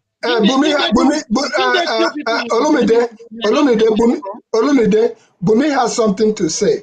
But to that, what I'm trying to impute here is that why don't they invest in irrigation so that they can ship the cow to ship it, and we can buy them and eat down here if we need. But don't bring it down to come and trample everything else. That's what we're trying to say. And if you want to buy land, yes, you're entitled to buy land. Please, let's allow Bumi to share with us what she has in store. Bumi?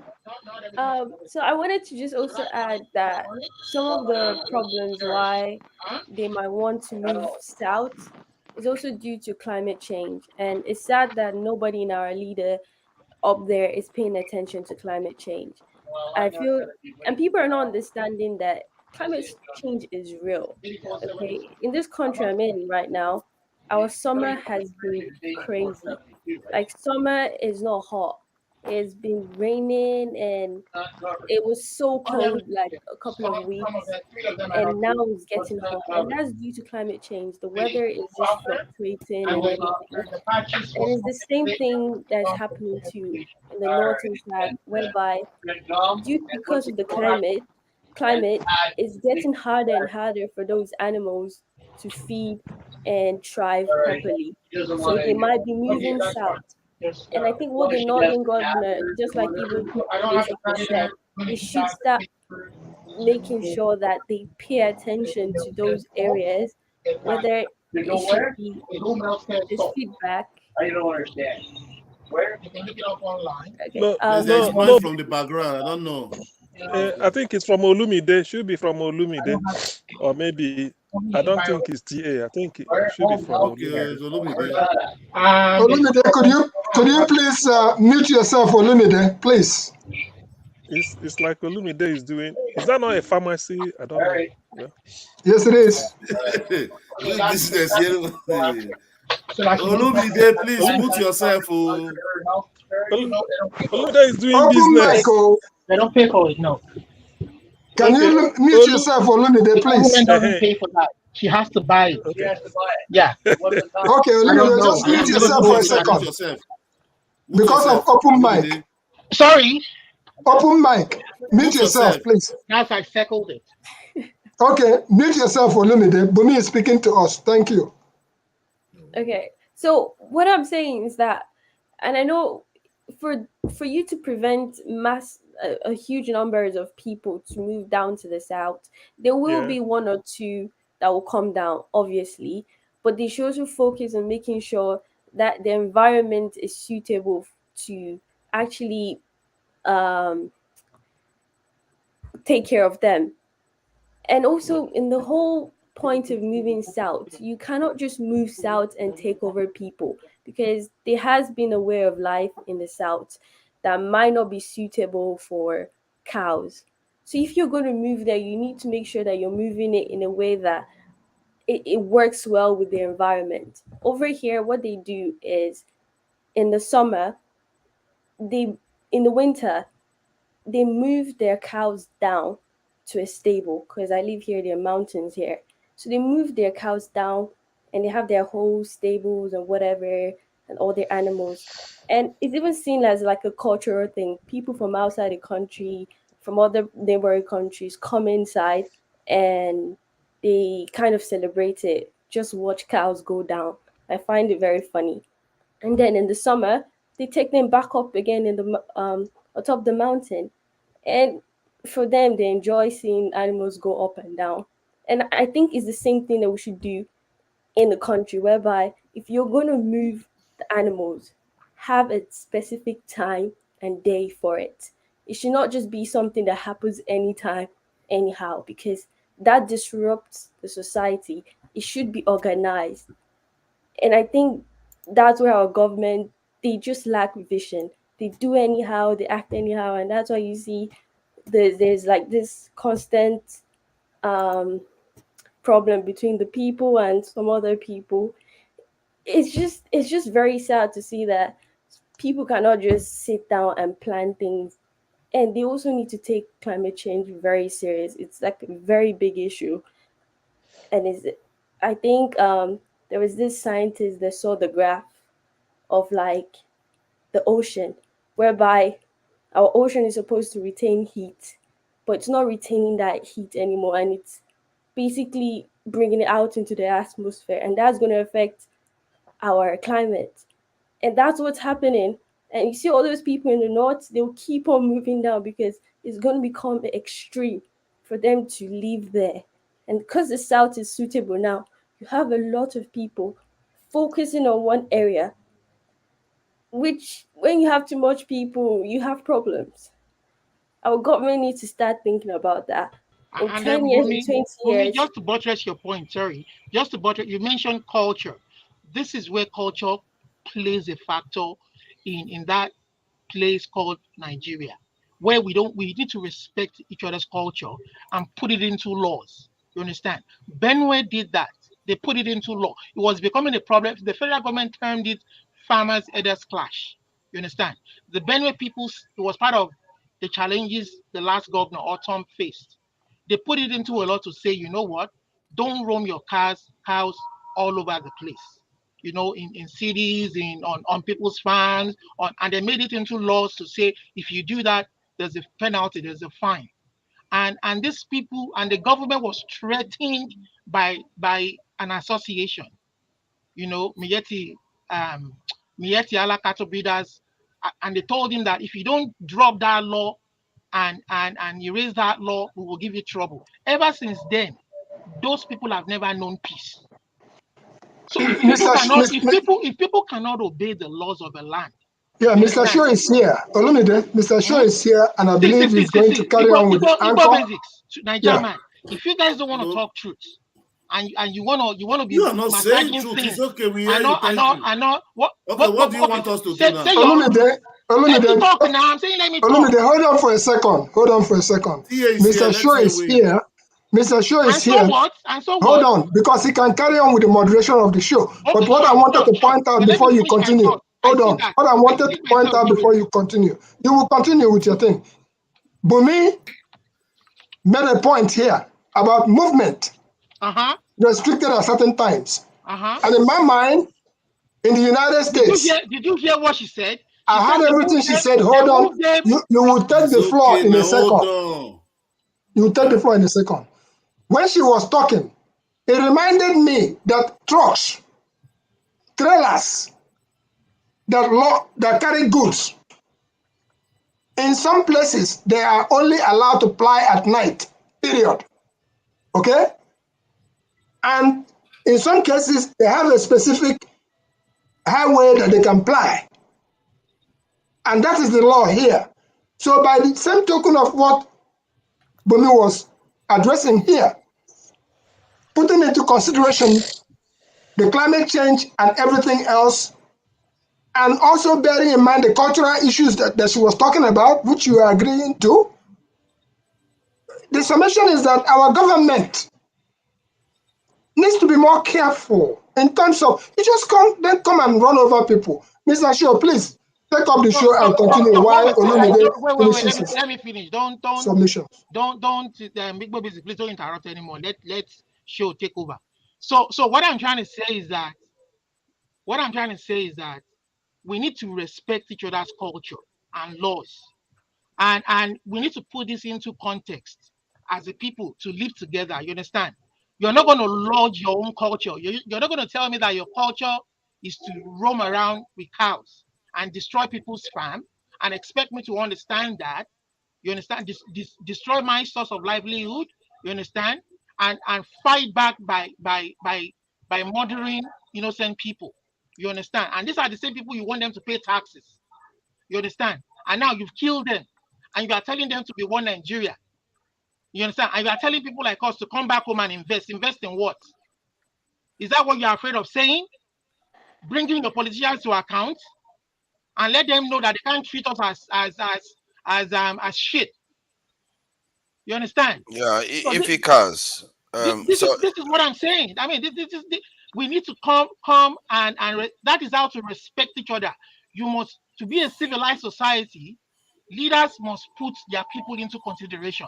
When you make laws, you put them into consideration. You don't think about your own ethnic people alone. That is what Buhari did for the 8 years that he was there. All the ministers, more than 90% of the ministers there were from his own ethnic stock. And every law, your brother but that is not accurate now. You keep saying these are not accurate. That's even against the law. Okay, Olumide, I think you okay. You've had your say for a long time now. It's okay. Let TA come. So what I'm trying to say now, if Tinubu does the same thing, he's going to get it. He's already doing it anyway. So it's more than 10 minutes. He's already making that. So, but what I'm saying is that we need to speak truth to power. It doesn't matter whether it's Tinubu, whether it's Obi. Obi will come there. If Obi comes there tomorrow, he may make his own gaffes too. We don't know. So Buhari has gone. We are talking about one. But what I'm saying is that he has to account for the crimes he committed. The people that died, people that are dying today in Benue. You understand? Go and file a petition against him in the court. Olumide not here. We cannot do anything about that. Why are you pretending like, and you want one? Is this? I cannot do anything. Okay, what do you want me to do to Buhari? Can we leave him? Let him finish so that some other person can speak. I'm not saying you should have finished by now. Is there any other thing you want to say, Olumide? Is there any other thing you want to say? That is. I just wanted to answer that Ruga question you raised. You said you didn't understand what the Ruga was about. That's what I wanted to say. Yeah, you already understood. You already made that clear. And you know what? To follow up on that, after that Ruga failed, they now brought the Waterways Resources Bill. The federal government wanted to control all the water resources in the country, from the local government to the state to the federal. When they asked the Minister of Water Resources, Inotana, why do you want to control the water in this man's local government? That is going to be different from what it was before. Oh, the guy said, oh, no. The laws we are proposing is not different from what is already on ground. What is happening is that we will make it more profitable. The government will package it. They can make more money from it, from tourism, from this, from that. Have they made electricity easy for us to access? The ones they are controlling, have they made it easy for us to access? If I want to dig borehole, if I build a house, if I want to dig borehole in my house, despite the fact that state government is not providing water, I have to go and get permits from Abuja. They want to centralize everything. Is that what federal system of government is about? Do you centralize or do you devolve? It's okay. Thank you. That's what we are talking about. We cannot tell these things. Sit down there and shout for Nigeria until they finish all of it. Thank you, Olumide. In 16 years and come and thank you, Olumide. If you are right, your vision will come to be, and people will hail you as a prophet. Come and preach one love for me. I want to hear. Take it easy. Ifikas, we have a policy of people sitting up in the show, and Ifikas, can you hear that? Okay, good. Oh my God, you can hear very well. Sometimes when people lie down, you don't think they hear very clearly. Thank you for sitting up. Yeah, that's the policy. TA, welcome. Please go ahead. Yeah. We're talking about so many different things. I'm sure you'll be listening. Or have you? Ruga. No, let Ruga. Yeah, I heard about the Ruga. We didn't finish before this guy interrupted. But we didn't finish. She just shut that down. Okay, regarding climate change. All right, please, Bumi, go ahead. So what I was about to say, I think I was just reading the comments, and a lot of people say that the Southerners, the people in the South eat more meat than the people in the North. That can be true, but that doesn't mean that whoever is in charge of the cows and everything should just have every right to just utterly change the environment of the people in the South, all because they provide some goods for you. You need to make sure that, because it's not that they're eating cows for free, or you're also paying them. It's a business. You supply it to the people and you get whatever you have to get. But you need to make sure it's suitable. But to address that, we need to have reasonable government that will make sure that there is a good relationship between suppliers and the people demanding for it. and they also have to put into climate. If we don't take care of this climate, it's another thing we're going to come here in 10, 30 years and we'll be complaining about this, because at some point, people will move to the south. It's everywhere around the world. If you go in Europe, the north is always very extreme compared to the south. And people will migrate and move down. It's just human existence. Nobody wants to die. So if people in the north are finding it hard to live life, they will come to the south. And we should start making sure that we make policies that make sure their life is good in the south and our life is also good in their life is good in the north and our lives are good in the south. It's just complementary to each other. That's all. Yeah, thank you, Bumi. That climate change angle is something that needs to be taken into account. And the truth is that in the context of the Sahara areas, it has been drying up over 5,000 years, been drying up continuously. And that is part of the woes of the West African and the Black continent of Africa, because we are being pushed further and further south. And climate change has just come to exacerbate the situation. Okay, that is TA, isn't it? TA, welcome. Go ahead. Yeah. Thank you, guys. It's good to see my lovely brothers and sisters. First of all, I want to agree with Bumi on the issue of the climate change stuff. It happens everywhere. That's just the situation we're in now. So it's about what we can do, because, for example, Nigeria, we're still depending on the oil, whereas in the Western world, we're going into, using batteries and all the rest of it, using the solar system, the wind energy, and the rest. So concerning Ruga, the concept of Ruga is good, because before you guys crucify me, let me land. The concept of Ruga is good, where some certain area has been, kind of secluded, and you have some certain people that wants to do animal husbandry and stuff like that settled there. It doesn't have to be either Fulanis or the Awusas, whoever that wants to do it. It's just like a settlement, created. But the way and manners the government, the past government went, wasn't the right thing to do. I wasn't surprised anyway with what Buhari did, because it is what you guys voted for, so it is what we got at that time, and that's why I'm kind of the kind of person that I have hope, in this current government, saying that things could be better. Why? Because they're intellectuals. There are a lot of intellectuals there. Although there are some old, recycling stuff that we've talked about, but I believe that I hope, that's hope is something you wish for. You understand? So I believe that things in Nigeria is going to turn around for good, either we like it or not. That's the place that I've got my home, and that's the place I want to, retire, and when I grow old, because there's some things that when I think back, there's some things that we Africans have that right here. If you live in London, for example, when is the summertime here? People are always, when it gets to after the autumn, when it gets to spring, you see people getting prepared for the summer, trying to say, oh, the sun is going to be out 24/7, but whereas from where I've come from, you've got sun all around throughout the clock, 24/7 in Nigeria. But right here, sorry, can I ask, where are you from? Where? I'm from What state are Nigeria. you from? He's from Nigeria. I know I'm you're a Nigerian. but what state are you from? See, Olumide, like you see, I'm the preacher of love. Yeah.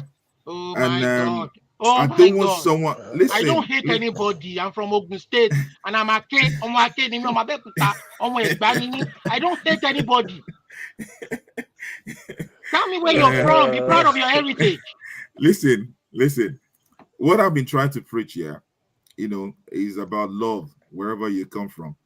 And that's Okay, it why doesn't matter. I'm I not don't need gonna to know so where I'm you're not see from anyway. I'm not gonna buy into that. You know why? Because the issue of, like I always say, that Yoruba, Hausa, all these things there. Because look, if you go to North and see the so-called the Northerners, yeah. TA, they are accusing you of always changing the topic. So stay true to your topic. Yeah. I'm still on the Ruga bit. Yeah, I don't want to change it. Yeah, KJ, I'm not changing it. So I'm still gonna. Somebody KJ, changed it well to done. Ruga now. Was it not somebody that changed it to Ruga? By the time it goes through Olumide and TA, something changes. So, because look, back in the days, yeah, when I was into the world, yeah, I've moved around, dated different women, which I thought it was part of the enjoyment, not knowing that I was killing myself, until I met Christ, So, but I'm not going to go deep into that, because look, the way I am, somebody was saying yesterday, wasn't he? He was saying that, look, take God out of it. There's no way you can take God out of it. God has to be in it in Nigeria. I'm not saying what the pastors are, doing in Nigeria is good. I'm not going to buy that. In the Western world. But TA. Yeah. The Bible says that when a righteous man is in government, the people rejoice. Are the people rejoicing now? Okay. If you remember, you're quoting the Bible now.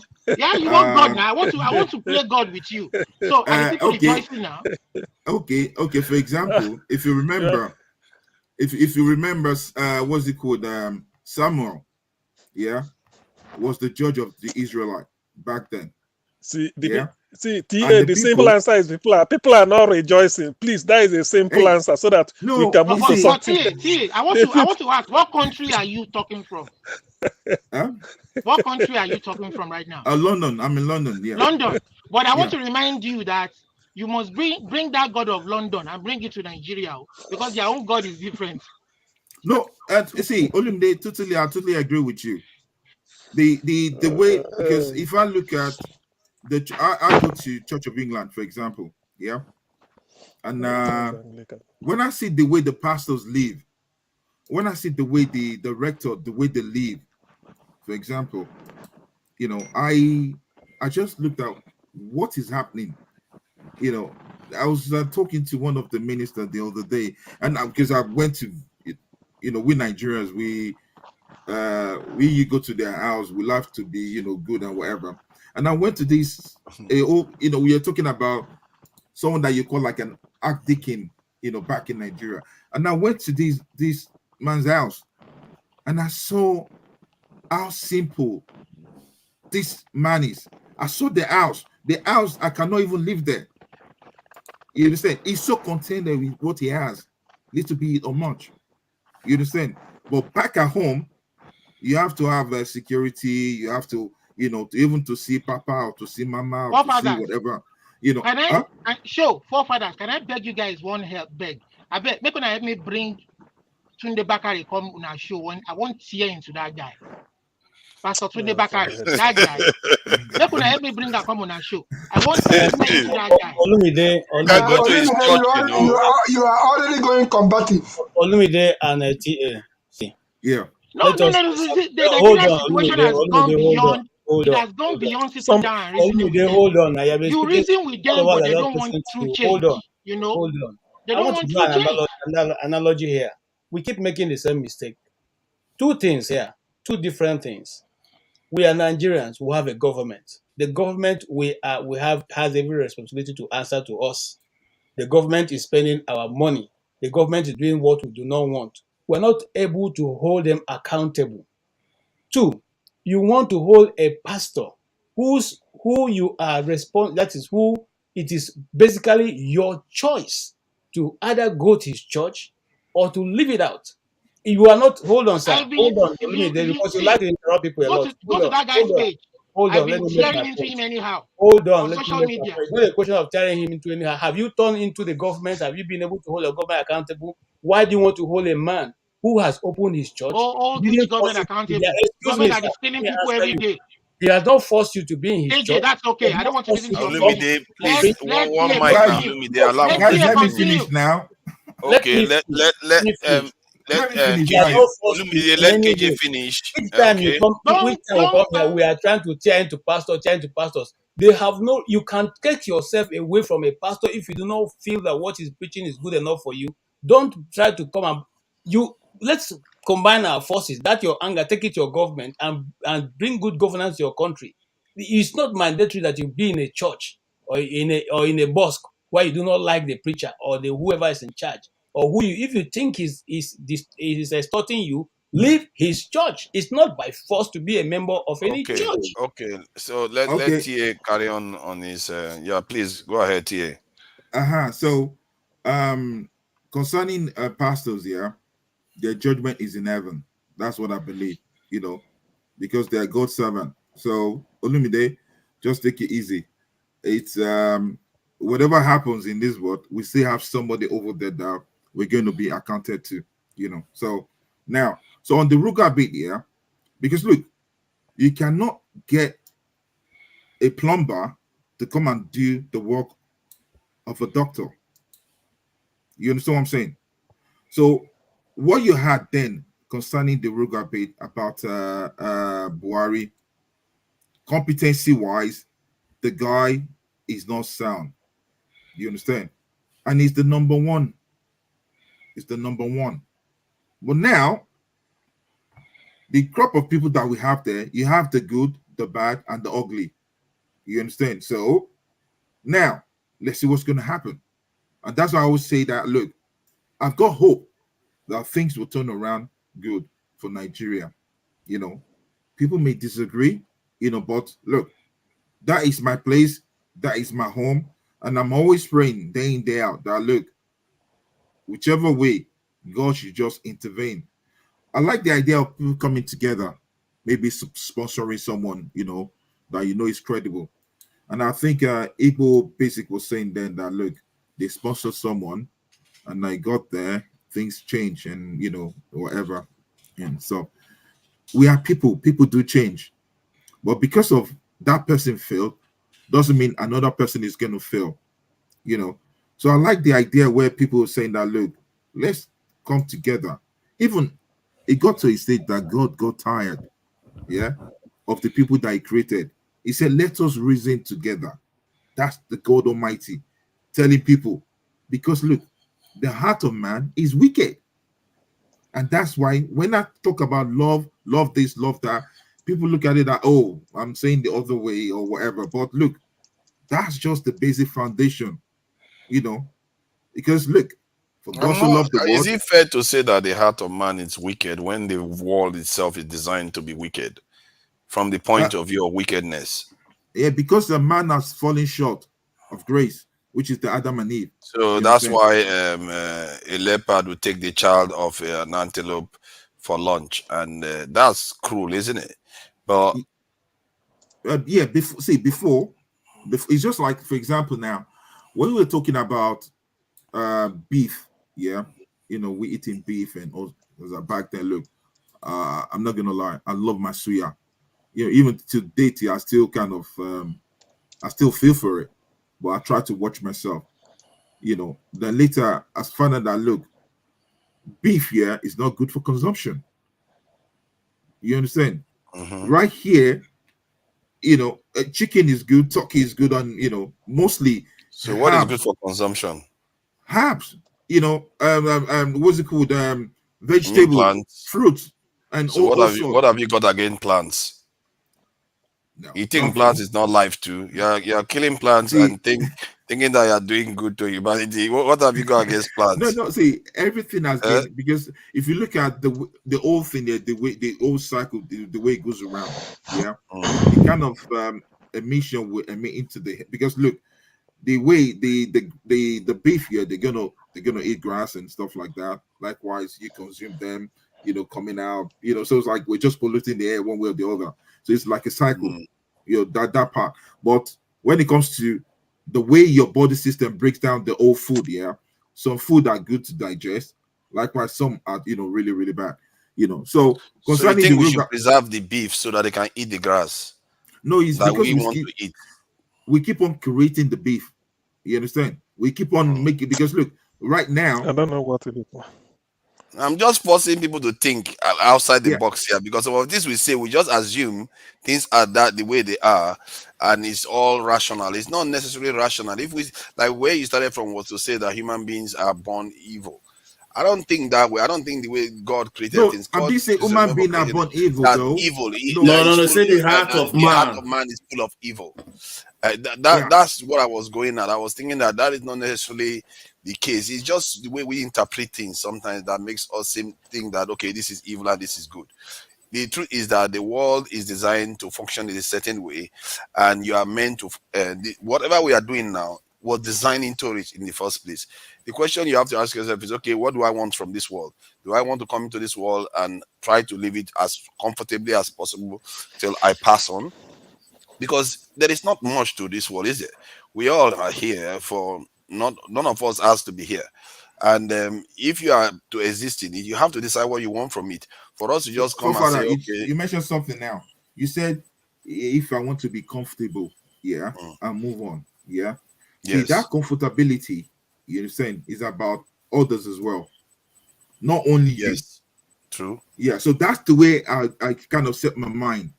Is about, look, what can I do that's going to benefit people, not about me alone. You understand? So if people start thinking that way, the mindset will change.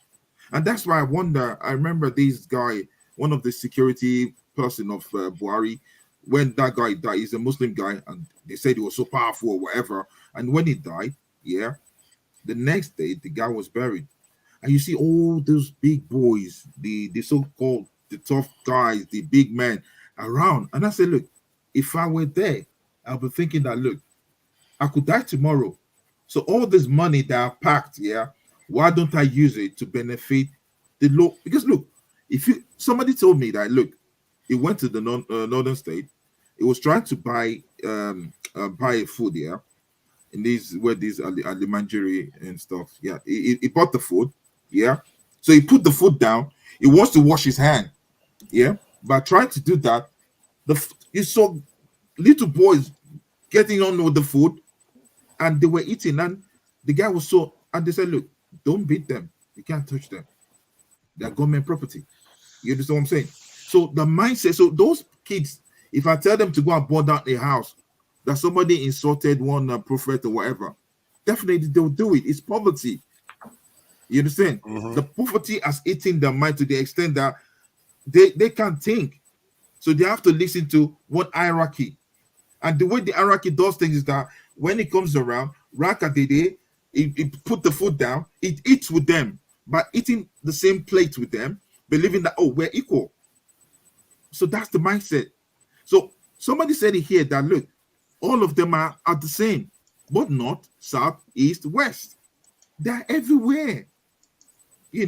So, and that is why the mindset is about, look, what can I do? Because I like the discussion where you guys were talking about, look, what can we do? Somebody was saying, going forward, how can we, somebody was talking about recalling people back or whatever. I know that for you to recall someone back in Niger, if someone could go to the extent of digging a road so that someone couldn't go through, you want to record the person back, they could send IRCC to buy you and stuff like that.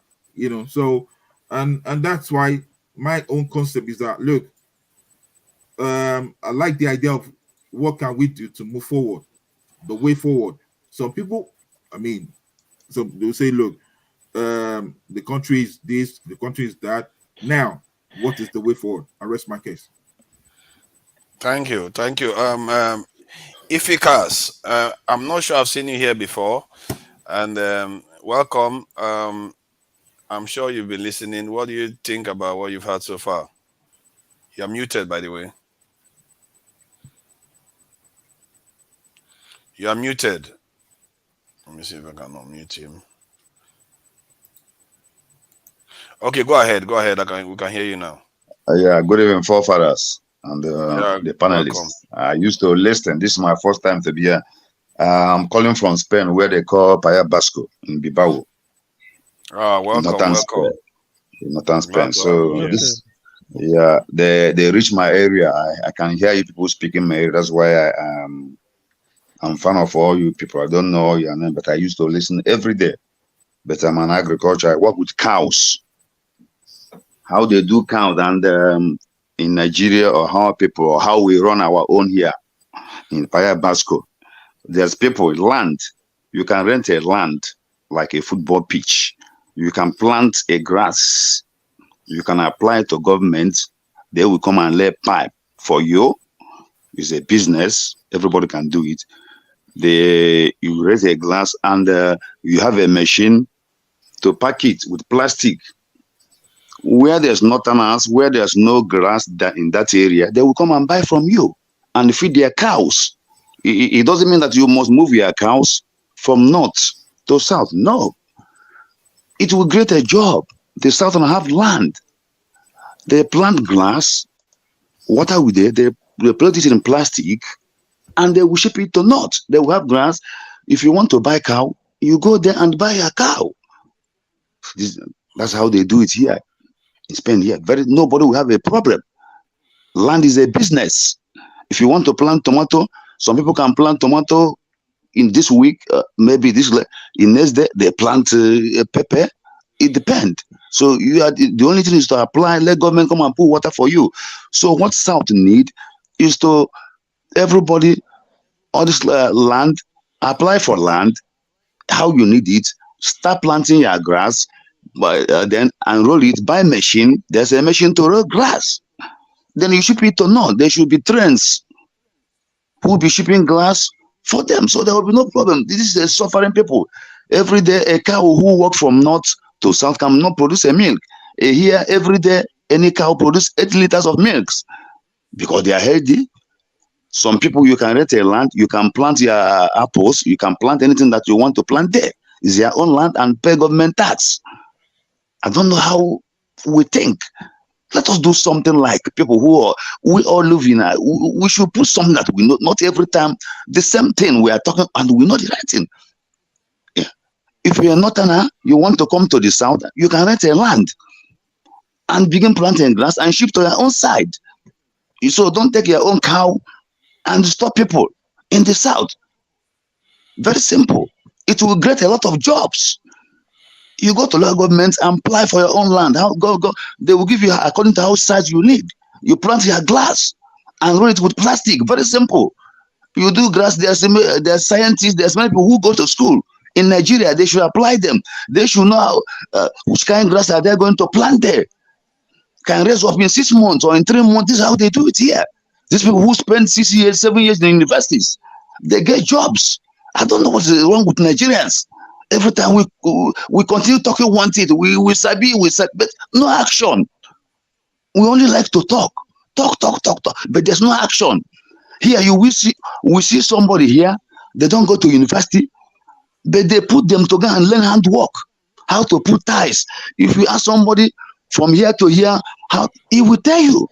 He will put the whole government house, everything. He will get billions. He don't attend universities. I don't know Nigerian people, they believe in university or no.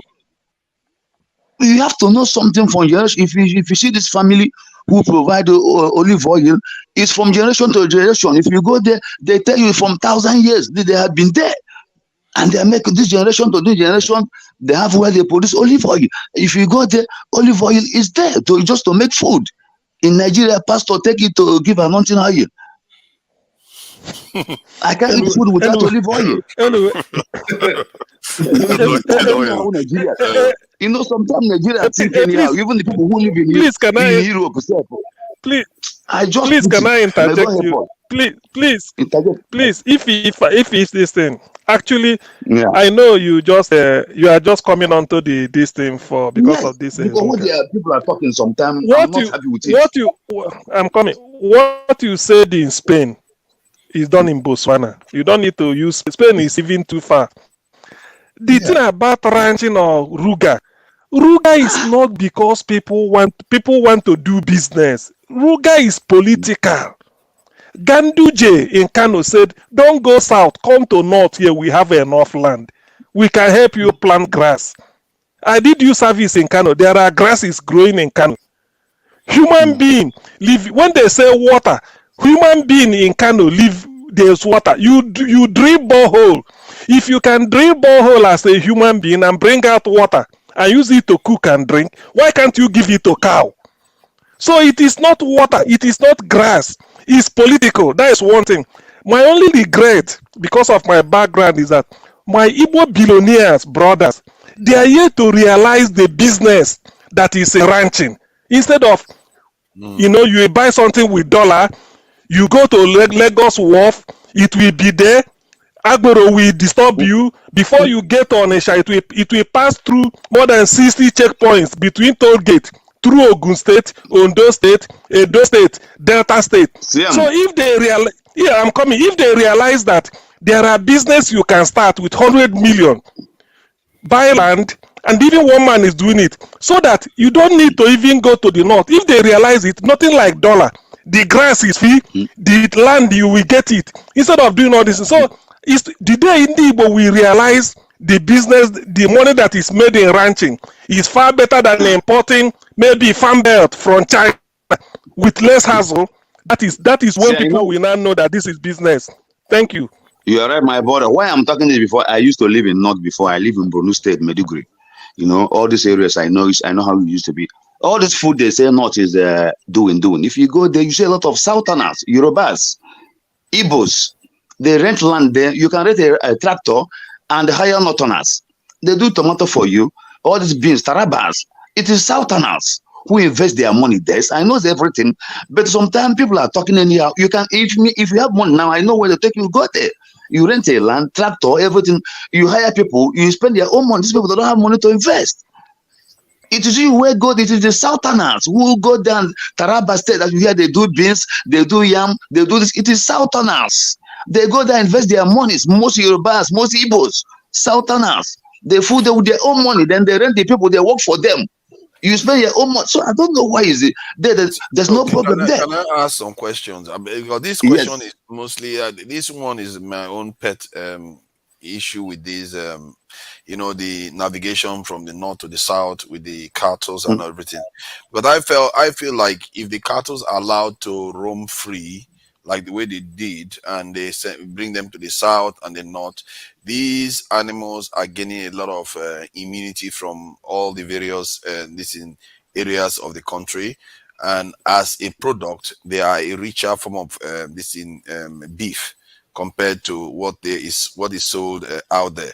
As a matter of fact, the Ugandan president mentioned that he said something about yellow fat. I don't know what that is. You may know something about yellow fat, that our own meats tend to have yellow fat that is of higher quality. So, but if we go to ranching like the way they practice in the West now, chances are that we will now become like them, where we pump our animals full of antibiotics, and the nourishment that we normally get from such beef will be reduced.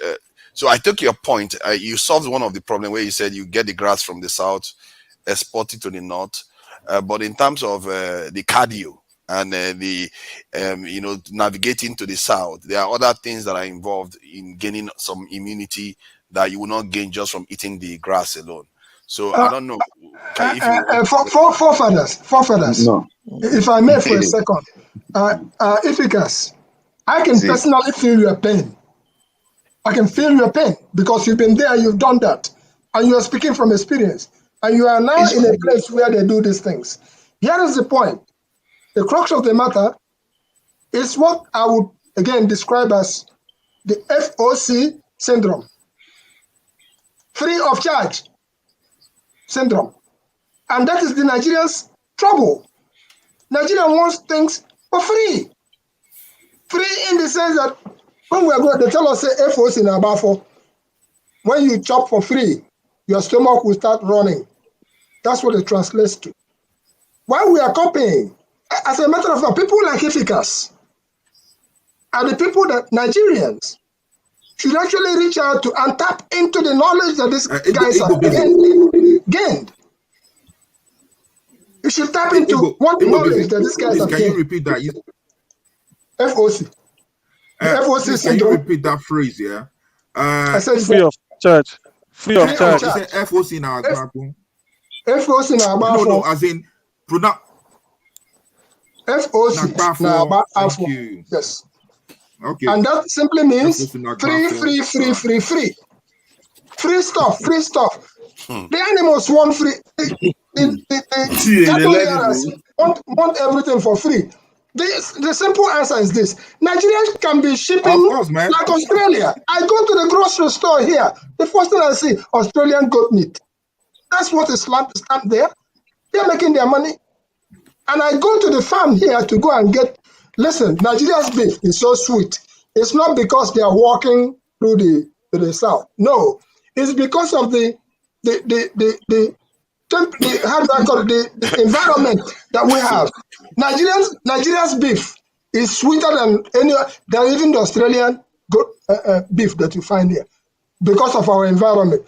Have you considered that if you go to Nigeria and you drink a bottle of beer, for those who drink beer, and you drink 2, you drink 3, and you will keep walking around, no wahala. But come here in America and drink 3 or 4 bottles of beer, they probably will carry you out. So our environment, we are insulting our environment. We are taking for granted what God has given to us. What we are saying is that, like they said here, if you can say, please grow your, I would be a proponent of Southerners, start growing your grass. Roll it and ask them to come and buy. Ship it to them. That's all. Excuse me. Final one. Do you know that cow? Excuse me. Do you know that a cow, before a cow can pass a state, for example, all this cow bringing from the north or Benue before coming to south, before you enter to any state, for example, where there is a Benue state and the Enugu state should be able to test it, whether this cow is allowed for their own people. Because here, everybody protests for their own people. You can bring cow from Sokoto to Enugu. When they test it, they say this is not to our own standard. Because we have our own standard. You can bring cow from Lagos, you are going to Sokoto. That's why I like Olumi. There's one guy who speaks, he's an intelligent man. He knows where he's going. He has seen all them all. How I listen to him. There's something that they do properly. My brother, 1 + 1 is 2. There's nothing like they are. I want to do something how it should be. Whether the same father or my mother, if we just do, that is how Nigeria, this is how we work. Okay. The way if you go and tap in the internet here win 7 years now in Green City. They are coming out for fuel now. They are using everywhere the charges now. Green City for Europe, here in the whole world for 7 years. Victoria Gashtais. So let us do something. Okay, sorry. You have to look one thing. Those cows we are talking about, all doesn't belong to the. Please, I want to make one now comment. Yes, Niger man. Because I know most Satana who are probably cow business. Honestly, they're investing there. No, that's why I said this. That's why I say it's political. That's why I say it's political, because Oji Uzokalo of Abia State said he invested in that cow, so he may give the 100 cow or 200 to rear. So he will like them to run down. That's why I say it's political. It is not in any way healthy. It's not a okay. Why is it that Botswana is not practicing it? It's not practiced in Ghana. Why is it only Nigeria we are debating? If it's the best way to rear cattle, the whole world will be doing it. Please. Yes, I left a message for you. It's not everything we get rid of. That's my opinion anyway. It's not. I don't. To me, it's a you can't carry cow from Katsina down to Ahuada in River State for what? If it's water you want. Benue said we have water, we have land, there are grass. Kano, there is grass in Kano. There is grass. I was there. There is grass everywhere in Nigeria. Why not? It's political. They just want to use it to achieve one aim, which people saw through and they said no. So it's political. We There are a know lot of what to people. do. There's a lot of people in the north. They are not exactly saying you people are coming to take over, Let, let, and so let, they too Because they invest, because they put Hey, their money. let me come in small. because Let me come in okay, small. Make an obvious. Me, I know some big shout because Nigeria don't help us. Nigerians, if you want to know in Nigeria, when you enter a mall, the person shouting the most, just greet him. He's your brother. Listen, the thing is this: just like CM said, the Roga thing is totally political. When those the bandits or banditry or herdsmen issue started so much, one of them had an interview with a journalist that traveled to go talk to them. And one of the things that they revealed was that they were promised that they'll be given land when they helped to execute the election. So now they've executed the election. Land should be given to them, and government is planning. First of all, money was supposed to be given to them every month, which was supposed to be 100 million. I think that'd be 100 million, yes. And that money was not coming, so they decided to be kidnapping people to get their money at every month. They were supposed to be given land, which they will now settle with their cows and the rest of them who were brought in through the northern border. And that was not done. And so they decided to collect it by themselves. And they pressed on so much that government tried to, as much as possible or within their powers, take in that bill. Remember that bill went to the assembly with two different names. First was I forgot the first name it was called. Then second, it was now called the Roga. So they tried to smuggle it in. It didn't work. Okay. Why didn't it work? Because some smart journalists dictated what was going to happen and alerted the states. And I'm happy to say that Benue was one of the first states that took the steps to block that totally. And that is why they are not happy with Samuel Otom even till this moment as we speak. Okay. The other state that followed, also was Abia State. Abia State, through his House of Assembly, passed a resolution not to even give any land. Because the truth of the matter is that in the East, there's no land safe to give to anybody. Okay. Who are you going to give? People live in everywhere. Okay. So there's no land to really go and carve out 30,000 hectares and give to somebody to form a Fulani settlement. Okay. And it was a difficult plan. It was a promise made, which was not made with good intentions. You know why? If you look at it properly, if you have Fulani settlements in 774 local governments, that means that within a short time, it will become also local governments. That means they will simply have a majority in Nigeria. Now, if you doubt what I'm saying, go back to history and look at, I'll give you an example and I'll call the person's name. We had a discussion with Apostle Imakure, and he told us the story of how that local government was now changed. Or you now have Jema local government, and you have the local government in which he's in. This the same way, they come in, they ask for a small piece of land, and when they wanted to, install an emir, they said to him, no, you can't install an emir because this is so no, the emir is going to be emir for the people. It's just going to be for our own people. Okay, and Emir Jema was installed. That place was called Emir Jema, which was the emir of the people, the Fulani people in that settlement. But years later, when Abacha came in, Abacha made made a local government, and the emir became a first-class chief, higher than the chief of that local government. Okay, so when there's somebody to be represented, it is that foreign emir that is called to go and represent the people in Abuja. So if you give 774 or give land to Fulanis, who are, by the way, going to come from Mauritania, from Sudan, from Mali, okay, it then means that you have totally sold Nigeria to the Fulanis, which is the real plan in the first place. Because many years down the road, they will now become majority in most of those places. Even if they're not going to be majority, their votes will count more than even those who are the majority in that state. So are we saying that we're against Fulani people? No. There are Fulanis who grew up with. In fact, in my primary school and secondary school, I had Fulani friends who used to go, Saraki is his name, we used to go to their house, eat, drink, They say there's no bashiga, but we didn't have anything like bashiga. We used to enter everywhere in their house. Okay? And they used to do the same. We all ate and drank in each other's house and played together. In fact, we used to call him the dancing Fulani boy because he was the only Fulani boy who was following us to do, drama dance, dances and all that. But what am I saying here? I'm saying that there was no division. There was nothing like religion. There was nothing like fear of the fact that you are going to a strange place. That was how Nigeria operated. We didn't even know that we had any division because I have always been a Christian. And he has always been a Muslim.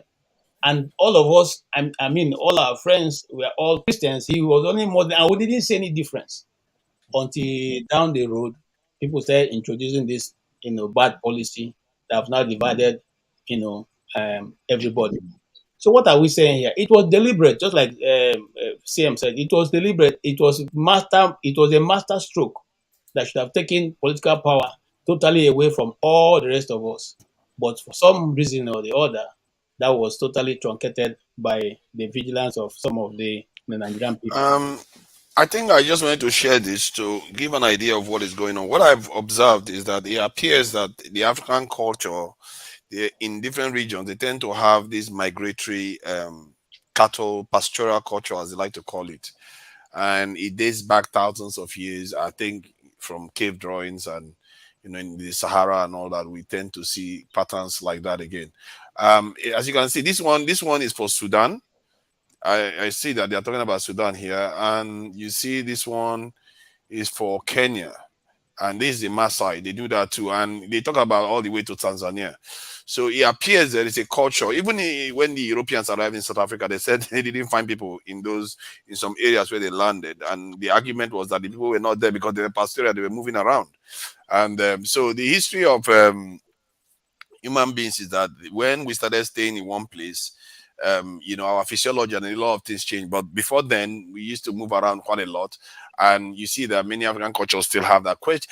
You see, the question I am trying to get to here is that, is it okay to just remove some of all this without considering all the other things? Because we have this thing they do in the West where they have free range egg, they say hens, you get eggs from free range because they allow them to flow freely and all that. But we're talking about free range cattle here that can navigate from one region to another.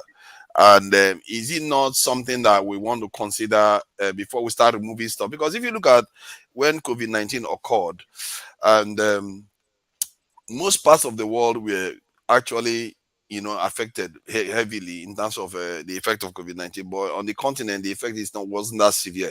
I understand that the continent is a lot younger. But even accounting for that, if you look at the countries that had, like South Africa, very, very high, and South Africa is very urbanized, and they probably have stopped all these practices. And they had a lot of high debt this in toll. And if you look at the West, where there are black people there, the black people were not protected in any way. So we don't, and if you go back in history a little bit, look at the Black Plague and all the other things that seems to be hitting, especially Europe, and we're talking about 1/3 or half of a population getting completely wiped out. But you don't tend to see that in Africa. I want to ask you a question, Forefather. Since there's free range, have you been driving along the way and you saw chicken flying across your vehicle before in the UK? You see that's okay, fine. I get what you are saying. Yeah, of course they don't let the chickens out of their farms. I get what you mean. But there's also the culture that is behind it. That's what you see. Let me tell you something. There's a tribe in Igbo land long time ago. Before you become a man, you have to go and look for. It's called head hunting. You have to go around and look for. They're from some part of Abia State. Okay. But that culture has been stopped. Who do you want to go and kill? At that time, they said they were going to look for slaves to kill. Now, who do you want to go and kill? You want to come to my village and kill people so I become a man? No. No, I get that part of culture. So we cannot continue with that. We cannot seem to have cattle parading around people's farms because we want to have. You see, the business of cattle is the same thing as the business of farming. It's the same thing as the business of spare parts selling. It is the same thing as those who sell, farm produce. So why should one become dominant trade, business more than the other? And one quick question I have for KJ. Based on what you just shared, forefathers, It seems to me that Bumi's issue that she addressed earlier on about the movement of the cows from the higher grounds to the lower grounds and a cultural thing, I can see that right there. But the question I'm trying to deviate to right here is this. Gaje will understand this one, and probably CM may understand it. Please, educate me. Is there any other place in Nigeria where there is a leprosy colony besides Uzua colony? Yes. Gaje, where? There is. Where is it called? There's one in Osiomo, I think somewhere in Edo State, and there is because we did the work in it when I was in Nigeria with my professor. Osiomo, there's one in apart from Ozuakoli. Where is this place called? Oh gosh. Yeah. Around the Kwara area. There's one there. There's one in one Yoruba state. I think either or Ogun State, but I can't remember the place again. No, there is. Because this leprosy is something, World Health took it over and will continue, but there are beyond, there are. Is there a leprosy colony anywhere in the north? Yes, there is. In Kano. They call it Kutare. I did my youth service in Kano. They call them Kutare or Kuturu. Kuturu is somebody with leprosy, but Kutare is this thing. There is in Kano. It's called Yadakunya. If anybody listening somewhere in Kano, there is. Okay. Why I brought that issue of leprosy colony is that likening to this issue we are debating now about Ruga and cattle and settlements and stuff like that.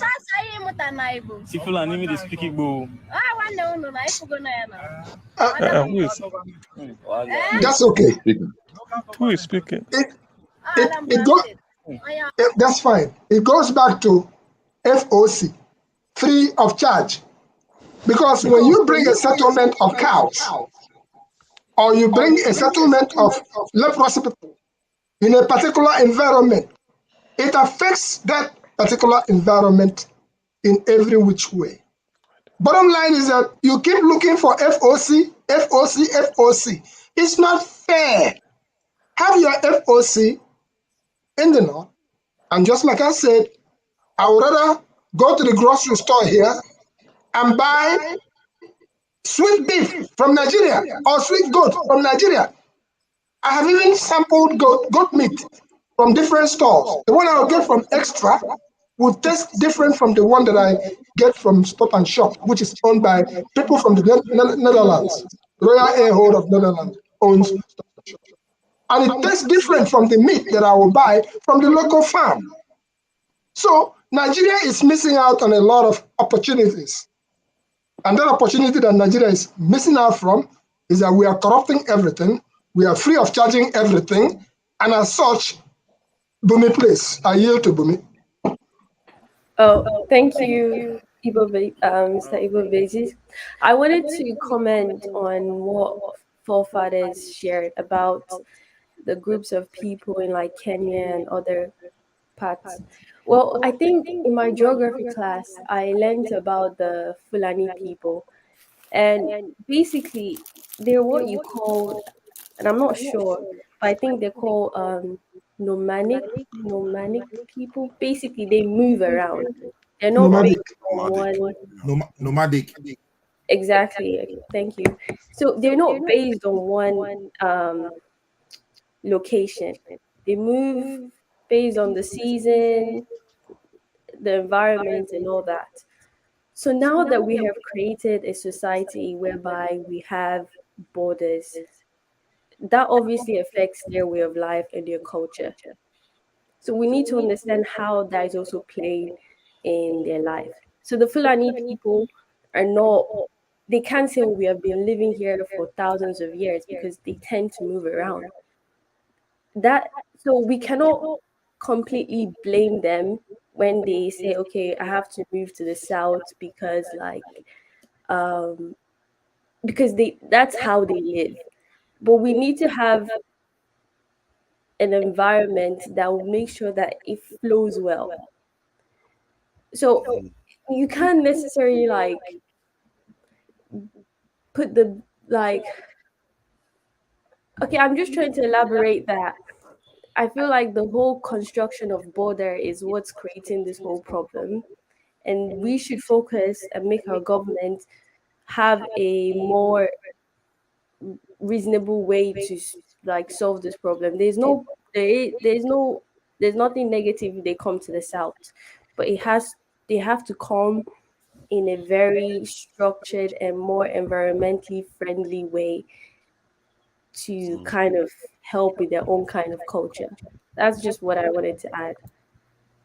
Thank you. I think that makes sense. And the fact that this practice has gone on for over 100 to 200 years in Nigeria that we know of, it means that they had ways of resolving disputes.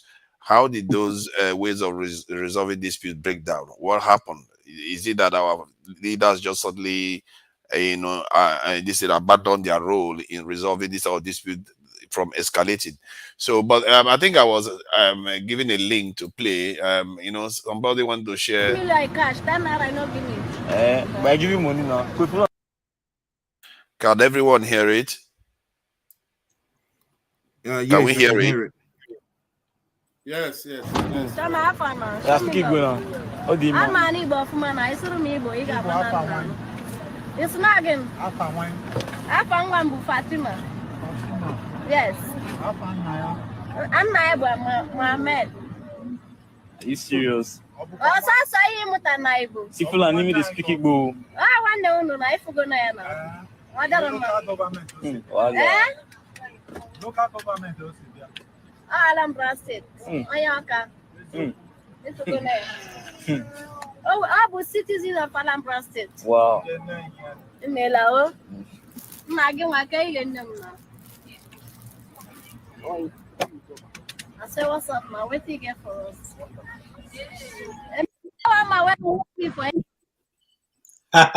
Man, that's hardcore, man. That's hardcore. she's roasting the language. So, just before you go on, TA, let me just share some of the other images that I saw regarding climate issues that we are about to confront. You see, in the context of the water availability for Nigeria, you see, Nigeria seems to be okay for water availability. These areas are having a bit of an issue.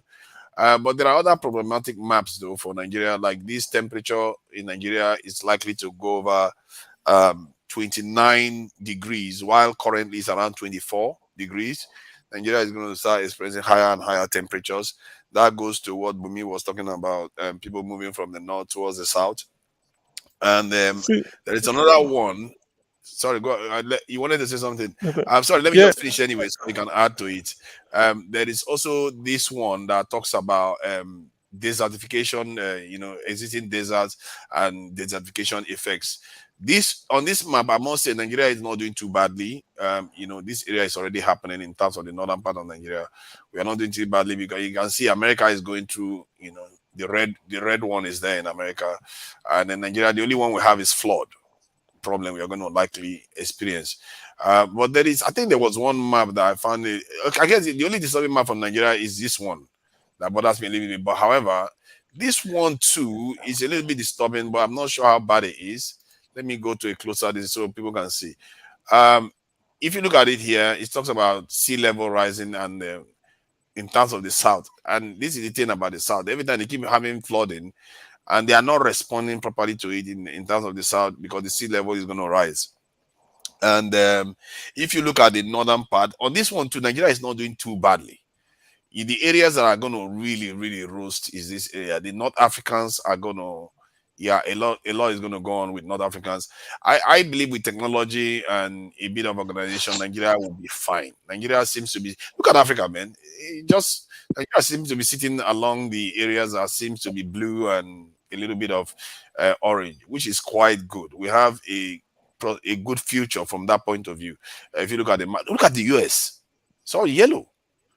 And they were talking about water stress. That's what I'm talking about. That yellow one is water stress. There is no yellow on Nigeria at all. The entire Nigeria, there's no yellow. The heat, the orange one is the heat stress. Nigeria will experience it in the north. And not even that, I wouldn't say it's that severe in Nigeria. So see, forefathers. Do you know this study on climate change? I think it was started by Al Gore. Yeah, Dog, kind of. in what he said, and is it inconvenient truth or so? You see, this thing is political a little bit. Yeah, If but you you go, see, if you go back, if you yes, just let me 1 second before I lose my train of thought. The video you just shared, as Bumi was talking, one thing that came into my mind was a book I read, The Alchemist. I just went to my shelf to look for The Alchemist again. And I was taken into all the things we are conversing. And then just yesterday on this forum, I made a statement because we were talking about Niger Republic and our attempt to go to Niger and start fighting. And my statement was, this lady that you just played, I said in the 70s as we were growing up, there was a floodgate that was opened and the people from Niger, they all came in to a place like Aba and they were all along the road. Those one are the people that have metamorphosized, that have grown into the picture of the lady that you just played. maybe forefather, when you put the map again. Okay, sorry. So if you can see that what happened in the 70s is what is the result you are seeing as one name ago. That lady is speaking fluent Igbo as much as, and she's telling you that she's a citizen of Anambra. Period. We go drag lamp. Hey, the map I want is the one of I don't know. Maybe as you showed them, let me see it. I wanted to comment on I think the one before this. Yeah, this one. You see, what I think this is the not this one. I don't know why. No, not this.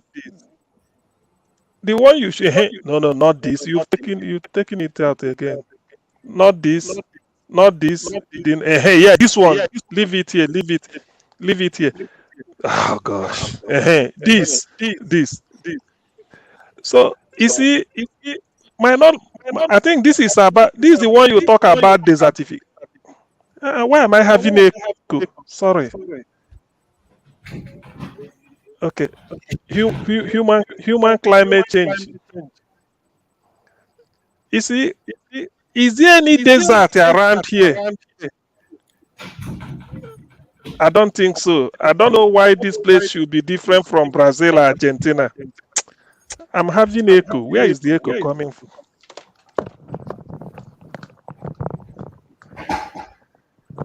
Oh gosh. Let me just see if I can mute everyone else. Yes, please. I think regions with annual temperature. You know why I'm saying this is that Argentina has got a desert called, I think, the Pampas area of Argentina, and then the Veld of South Africa. But I don't understand why this place. I can understand here because this is Niger, Algeria, Sahara Desert. I can understand here. Why this place should. That's why I'm saying this map. Maybe there may be something I do not know, but I do not know the Central America, Colombia. If they have South America, because this is Colombia, Venezuela area. I don't know why the thing should assume that the shape it assumes in terms of regions with temperature above 29 degrees centigrade. I'm really do not believe it. I think from what is showing here, the darker areas is less suitable for living. So I think you can see there's a lot of dark areas in these areas. I think that's where I've forgotten what that desert is called in one of these countries in Southern America, and these areas too are going to be really bad. North Africa is not going to be having a party if this stuff is coming through. That's for sure. Nigeria, they said temperature is going to start rising above 29 degrees. It doesn't mean it's not livable. It's not like painted dark. You see what I mean? No, it's 29 is still, even if it's 32, it's still all right. That's what I'm saying. But what I'm trying to say is that, considering the geography I know that the desert is very hot. So the temperature could be that high. I can understand here for, Niger Republic and Algeria. there's the Sahara Desert, if you know what I'm talking about. That's why the North Africans are living close to the Mediterranean, which is the coast. Their coast is to the top. All these Tunis, Tripoli, Cairo, and the Morocco them. Then their southern part is mainly desert. Then the northern part. But I'm particular about this South America, Colombia, because this is Colombia, Venezuela, and some part of this. I had expected it should be somewhere around Chile that has, Argentina that has a desert called the Pampas. I don't know, but it's just one of those. It's You just see, one of those things. when climate is changing, sometimes it favors some people, others are losers, while others are gaining. Like if you look at Europe now, I think the UK area seems to be enjoying. Those people, Russia, some parts of Russia will see benefits from it. They said it's actually going to increase, more suitable. It's going green. UK will be good template. And anyway, the thing is that, let me end my discussion on Rugabis. It's not that I want all these millionaire from the north come to the south, buy land and ranch. If you so like to do your business in the south, go to Yoruba land, go to southeast, south. That's what we are saying. Buy land, ranch it. If you want my local government, buy land there, put the ranch there. It doesn't mean you will be part of the community. But what we don't want is moving around. It doesn't favor anybody. It's not that. Even in my local government, somebody started it. One of the governorship who wanted to be governor of Anambra State, but later he couldn't make it through different parties. He started a ranch in his hometown, Umuchu, somewhere. So why can't, that's what we're saying. Come down south if you feel that you can't do it in the north. For you to be having 200 cows, how much does it? And each cow is about 200,000 naira. It's a multi-million business. Why can't you? Even if you want a Edo State, any part you want, go there, buy land. People will sell land to you. You do your normal distance, then they do the business there. That's what we want, and not to be dragging cow. If you can afford to have 100 cows, you can afford to buy a land. That is the thing. You can afford, because it's not a poor man business, to be honest with you. Although from what we heard now, the people rearing the cow are very haggard. They are just like doing apprentice. The likes of all Jews or Kalu them, we buy cow and give them. All these politicians, they buy cow because he said it. He said he had his own cow they are rearing for him. So that's why sometimes when they are resisting all this and they are talking all those things, you can now see the political situation. It's purely political. But if they want to do it as a business, I bet you, because that is the best business anybody can do.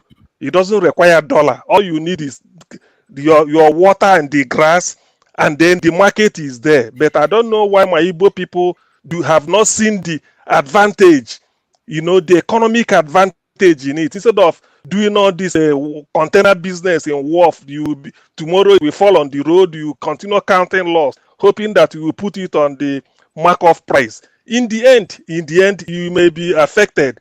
Some are having hypertension when the dollar goes up. The bank that gave you shortlist the loan for you will be after you. It's true now.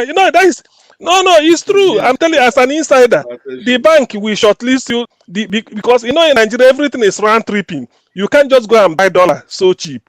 The manager, insider. The man will take his own, help you get a good rate so that you can buy from China. By the time you are coming back, clear. If you get a wharf, it will be there. You pay demurrage and you have to bribe them. Then you truck it again from there down to Newi. So it's a lot of hassles. But you feel that in the end, instead of selling a headlamp for Mercedes GLX, if it's something that should have been 70,000, you may say put it 82. Just to cover your money. In the end, everything is expensive. Why not do ranching? Why not go to animal husbandry and make your money? Yes. I don't want to spend money on grass now. CM, here is what's going on. Hold on. Grass is already in the south, man. Everywhere is green. No, CM, the ranching you're talking about. I know a man who jumped in full force into ranching. Okay, listen to this side of it. He had a lot of land.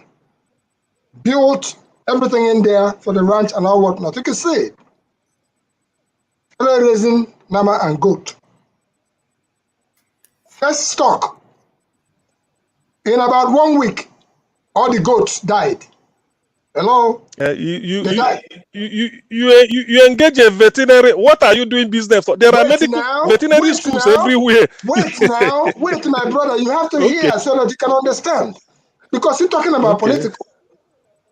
It is stopped again. And then the goats started dying one by one, little by little. In the end, even the cow that was brought in there started dying. In the end, it turned out to be that somebody was sabotaging that effort. Did you hear what I just said? I'm talking about somebody who I know. I'm talking about a ranch that I know.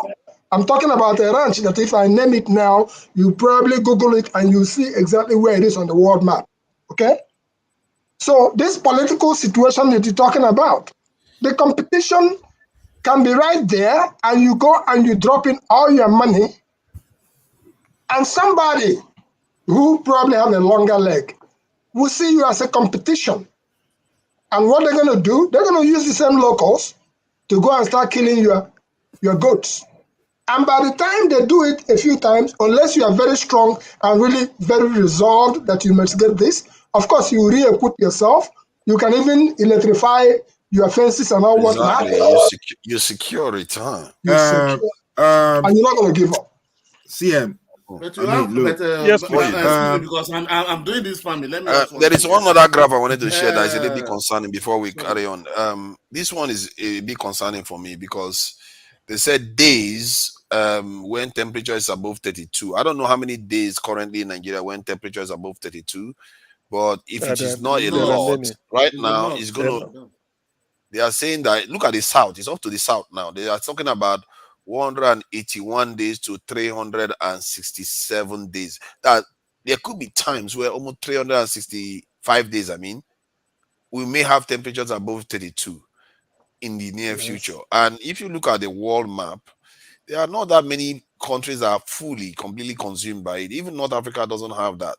That is quite heavy for us. I don't know. That is not exactly. So it means that we have to start. You see, when you want to start planning to the future, then you want to start planning how the kind of building materials you want to use. Because for what I gather, the old techniques that we use with clay and then new composite, you can mix it with new composite that is just as strong as blocks or even stronger, so that the temperature, we can manage this temperature issue. Otherwise, air conditioner will consume so much energy. This is kind of stuff that people need to be planning towards, but as always, African leaders, they just sit around for too long. They are not going to plan until it hits us again. So that one is disturbing for me. Forefathers, we have to use zinc, and besides using zinc, because our thatch houses we think are not good. Besides using zinc, and then we consider the clay pot. Before there was a refrigerator, we had clay pot. And the clay pot can keep your water as cold as you can ever think about. But because, like CM said, we have to import from China. Let's turn this mentality around. That's what we should be preaching to the people. Just like I said, the nama where they bring for Niger, it tastes better than the nama that you go and test it and then compare and contrast. Until we realize that what we have been given, we are taking advantage. FOC now. Yes. Now, look, CM, don't be discouraged about the ranch bit. Yeah, look, there are so many projects that you can do, and people will sabotage, but don't give up. You understand? Just look, this is where I was before. What happened? Take stocks. Do it again. Give it a try. It's going to work out. I've worked on different projects where I failed before. I did my lesson learned, checked it out, and here I am smiling when I got it right. That mentality that, okay, because somebody's sabotaging your business, is not going to move forward. What they want you to do is for you to get out of business so they can move on. You understand? So please, have that mentality. Let me leave the floor for Chim. I think Chim is trying to say something. Yeah, thanks. When the goats died, that should have given you a clue. Goats don't die, man. Goats are very hardy animals. Sorry, go ahead. No, Chim, I'll wait. I'll speak after you. Anyway, yes, it's quite an interesting conversation. But before I forget, one on those maps you showed, I know I didn't start early to watch them, but let's not forget, I tried to avoid dwelling on conspiracy theories, but you know that for everything you see, there's always an agenda. There's always something people are pushing. I remember when we were growing up and under Babangida's government, influenced by the World Bank and United Nations policies, we started talking about husband, wife, and 4 children. You know, we're talking about, you know, family planning. That was under Babangida's government, a lot of that. And then talking about having only 4 children. And then there was also a time when there was a report. Unfortunately, I don't have access to it, where the world institution responsible for that, I'm not sure which of them it was, said breastfeeding was wrong, or breastfeeding had some, you know, that you shouldn't breastfeed beyond a certain age. Apparently, it was also a bad report, because as at 2009, most of the Western world started reverting back to proper breastfeeding, which is why they started giving longer time to new mothers beyond, while we were still doing a woman will give birth and we'll give her only 4 months of maternity. Certain countries started giving 9 months, 12 months, and all those longer times, because when they started seeing the implications of raising children who were not properly breastfed, they began to reverse some of those things, because they realized the mother needed to spend more time with the newborn and give more time to wean that child. So the point I'm making is, even when it comes to all this, whether it is weather or temperature related maps you've shown, there's always an agenda.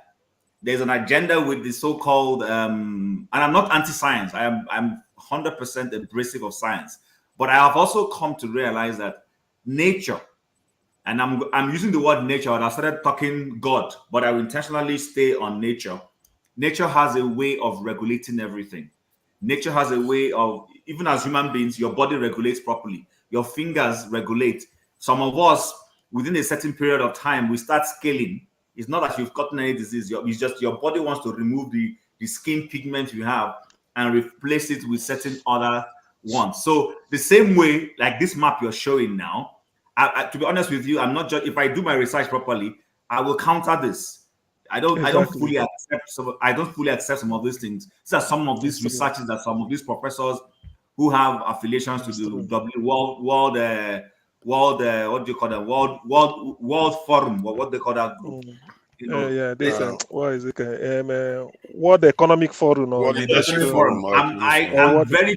I'm very careful with World Economic Forum. They are the ones who are, if you've been following what's going on in Europe, especially in Holland, where somebody is telling me that cows are contributing to the global warming we have, and because of that, they need to shut down farms. I've heard people like John not Kerry. really cow. They say cow shit, cow donks. I think cow dunk. I think the reason why sometimes we have to watch out, especially given the neighborhood we come from, like in the context of Nigeria. You see, this what I was showing here is the Kushite pyramids, and they were part of the Kushite kingdom before. Do you see around it now how it is become desert?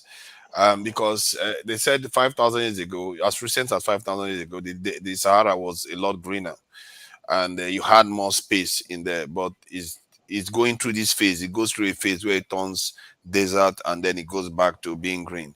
So the trend is carrying on. Excuse me, for let me stop you there. Just common sense question. They say 5,000 years ago, the Sahara was a lot greener. Why was it called desert then? It was called desert because by the time they came and found it in the 19th or 14th century, when they came to Africa, they saw it as desert then. Okay, so this even helps make even though I don't know if the pictures are, I'm trying to understand which is which, but that's fine, not a problem. But you see that, and Israel is in that region, but Israel is using technology, is using a lot of what is it called?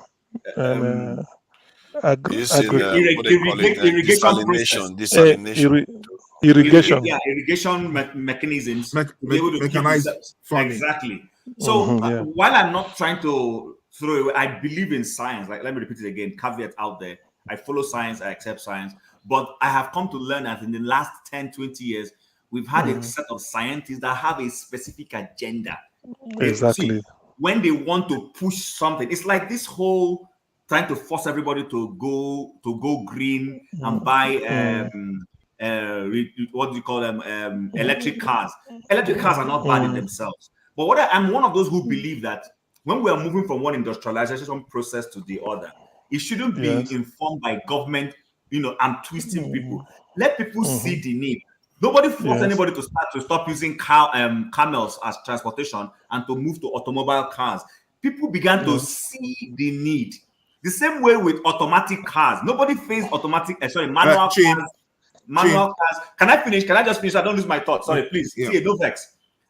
Nobody forced anybody to move from manual cars to automatic cars.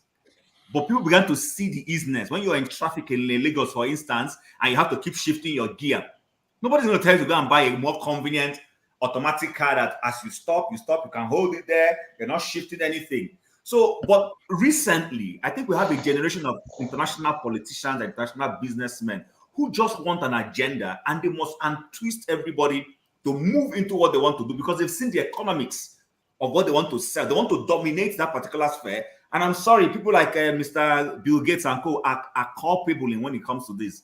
They have something they want to gain. Yes. And they want to twist everybody to go in a certain direction. They will use blackmail, they'll use alarm to create fear and all those things. I'm very careful with those sort of people.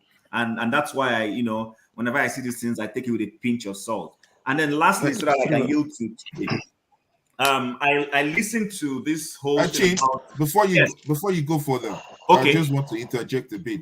Okay, go ahead. On the issue of cars that you just mentioned, because when it comes to global warming, there are the pros and the cons as well. Yeah, I remember right here in UK, when they were talking, they said the best car to buy are the diesel cars. Yeah, that is better than petrol, cheaper, greener, and stuff like that. So I was one of those people that went for diesel cars. Even though I had petrol cars, I went for diesel cars. Now down the line, they said diesel cars are really bad, but then the government sold it to us, that was the best. So I totally agree with that part.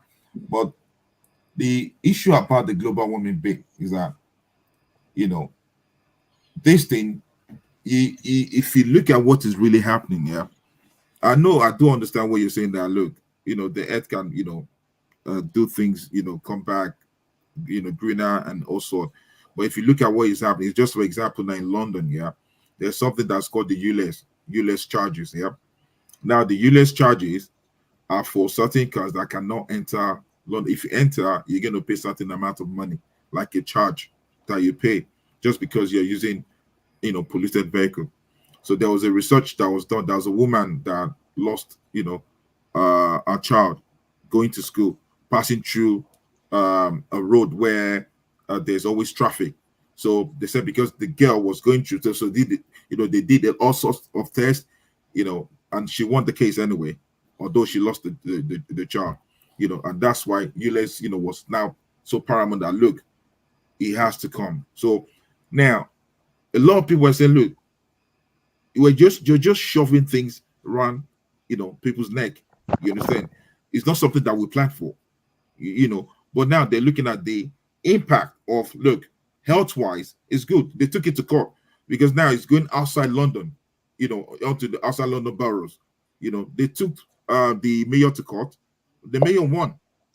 That look, that is the situation, and people have to buy into that.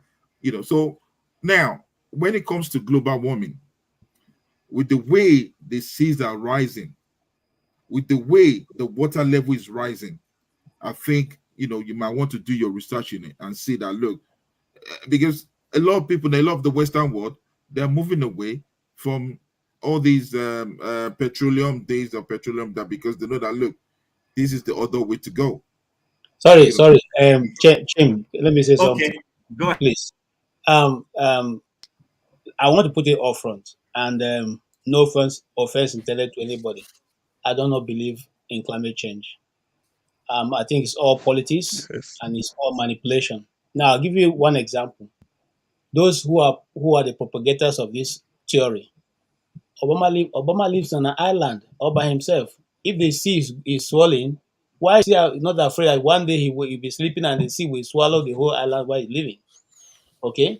When they went to Davos, all of them flew in their private jets to go to that conference. Are they not considering the climate that is being depleting? With all their do you believe in COVID? Let me finish.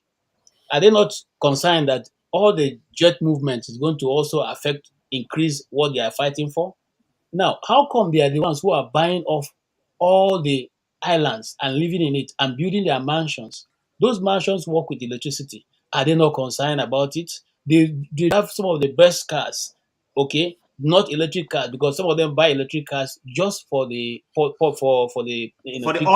For the optics. Yes. And after that, they go back to drive those exotic cars that have modesty. Are they not concerned? You see, when I'm sorry to say, I'm a disruptor. When I ask the question nobody will ask, okay, and that is the reason why maybe some of us are, not. You understand what I'm saying? Now, question: Why are we in this era that only one person says something and all of us must accept it? You do not accept any other research. Nobody else can make an input into it. You came up with something you call a vaccine. We must accept it. We must do it. If we don't do it, we are not around. Can I just add something to this? I'm coming, sir. Let me finish. I haven't finished though, but I yielded though. I don't forget. When I've been listening, I'll finish and I'll stop. Now, when it gets to the point where it's only what KJ says is the truth, my brother, at that point is dangerous, because I can take you for a ride, and whatever I say, if I say get up today, begin to walk with your head, you walk with your head, because no, a society that comes to that point is totally destroyed. There must be in fact, when I was growing up, my father said, look, ask the critical questions. Don't let anybody bamboozle you with anything. If something comes up, ask question. Ask. KJ, ask your question now. I said, fair do you point. believe that COVID is real? Hold on. Let me just deal with this so it doesn't go to another area. See, both things can be true. They could have an agenda, and climate change could be happening. And when we say the earth knows how to regulate itself, we know the earth can dry up and get hotter as it sees fit. Maybe it's not climate change that is doing it. Maybe it's not the climate change they describe. Maybe it's the earth doing its own thing. Either way, if temperature is going up, I don't know whether they are reinventing the thermometers that are measuring the temperatures, because if the temperatures are indicating that it's going up, we have to plan for it, because the consequences of not planning for it, what if there's some truth there? You missed it. And you say, because you just don't want to agree. And what therefore, saying, so can I you just plan pick up for it. from there? I'm not saying you shouldn't necessarily follow their own policy. Sorry, let me finish my point. You shouldn't necessarily follow their own prescriptions for how you deal with it, but you have to also be prepared to deal with it, because you can't take chances with your own people like that. You've raised a critical question, dealing with it, and I'm not against dealing with it. Remember, I started with a caveat. I said I'm not a climate change denier, and I'm not a science denier. I'm just saying, and a couple of the things KJ has raised. Now, these people are not saying, people who want to be like the World Economic Forum and co, who want to be at the center of managing these affairs, are not giving room for second thinking.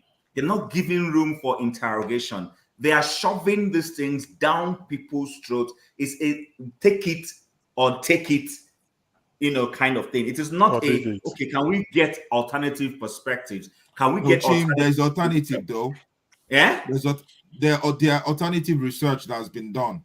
Yeah, but I can tell you, TA, if you're following what is going on, that group of people are saying we are the body of knowledge. You cannot dispute what we say. That's the fact. I'm for the school of thought that is saying, when we have people who say, come and say, hold it. For instance, you ask a question, which on the vaccine thing and what's it called on COVID. Now, COVID, I don't know to the extent you've read. COVID, as far as I'm concerned, is manufactured. It is not that it didn't exist, but it is not a natural sickness. It's not a natural thing that just happened from nature. It's, you know, these things are lab-induced things thrown I'm not out surprised. there, you know, and then we start grappling with challenges in the world, and then these people they wanted to sell a vaccine. They wanted to sell a vaccine, as far as I'm concerned, and that's how those things started. And if you're following current reports and news and revelations, people are beginning to see that these things were stage managed.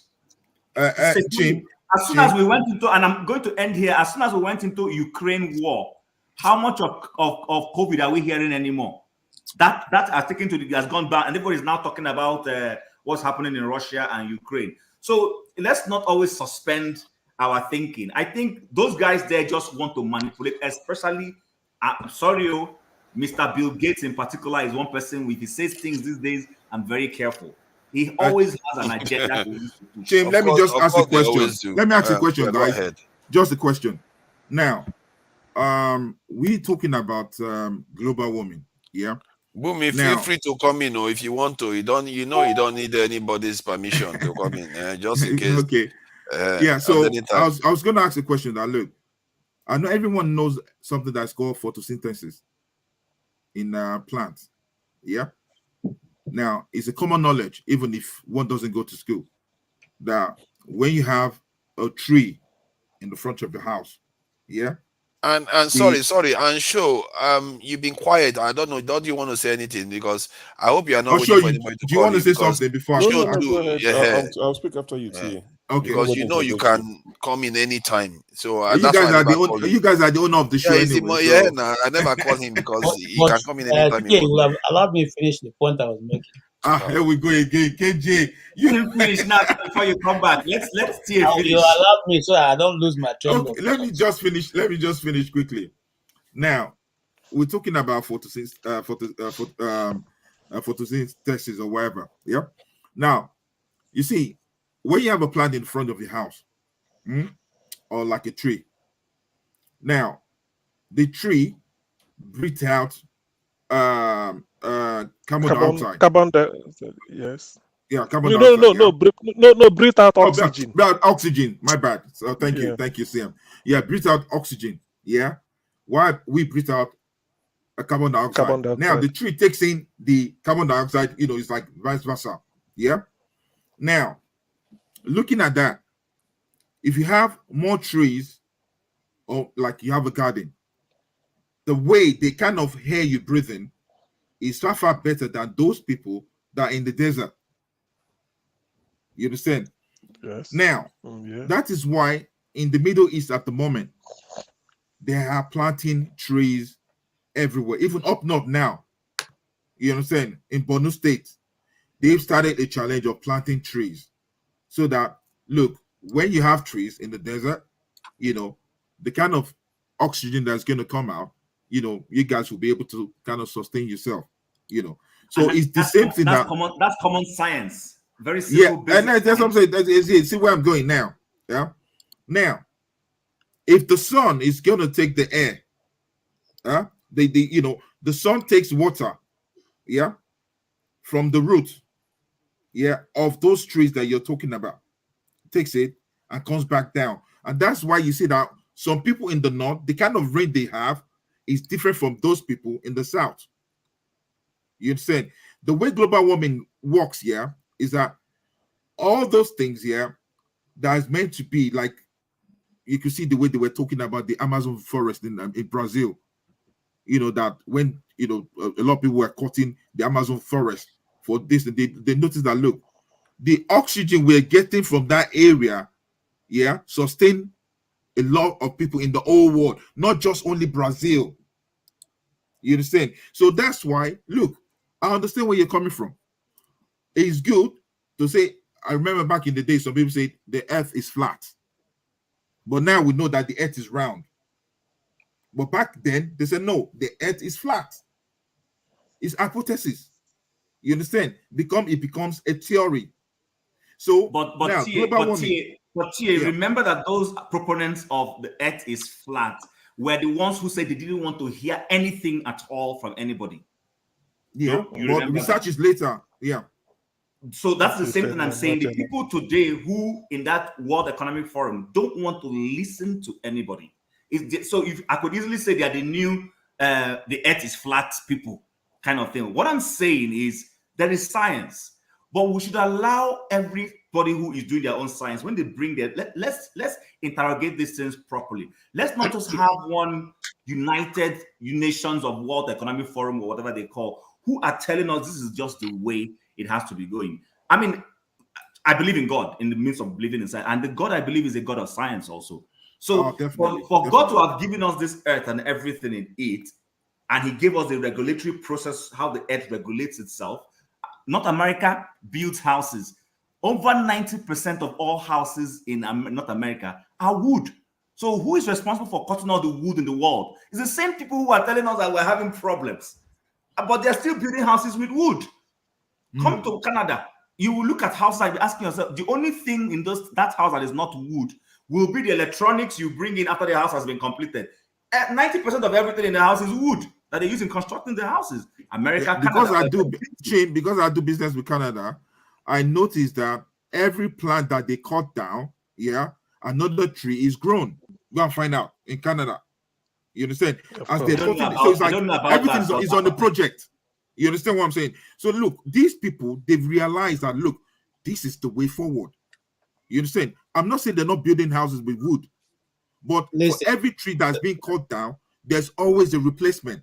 And that's why even in Nigeria now, they're trying to follow suit. That look, every tree that you cut down, you have to plant another one. I think it's too long. Sorry, TA, hold on. Okay. Sure. Just 2 minutes. That's fine. Let me say this.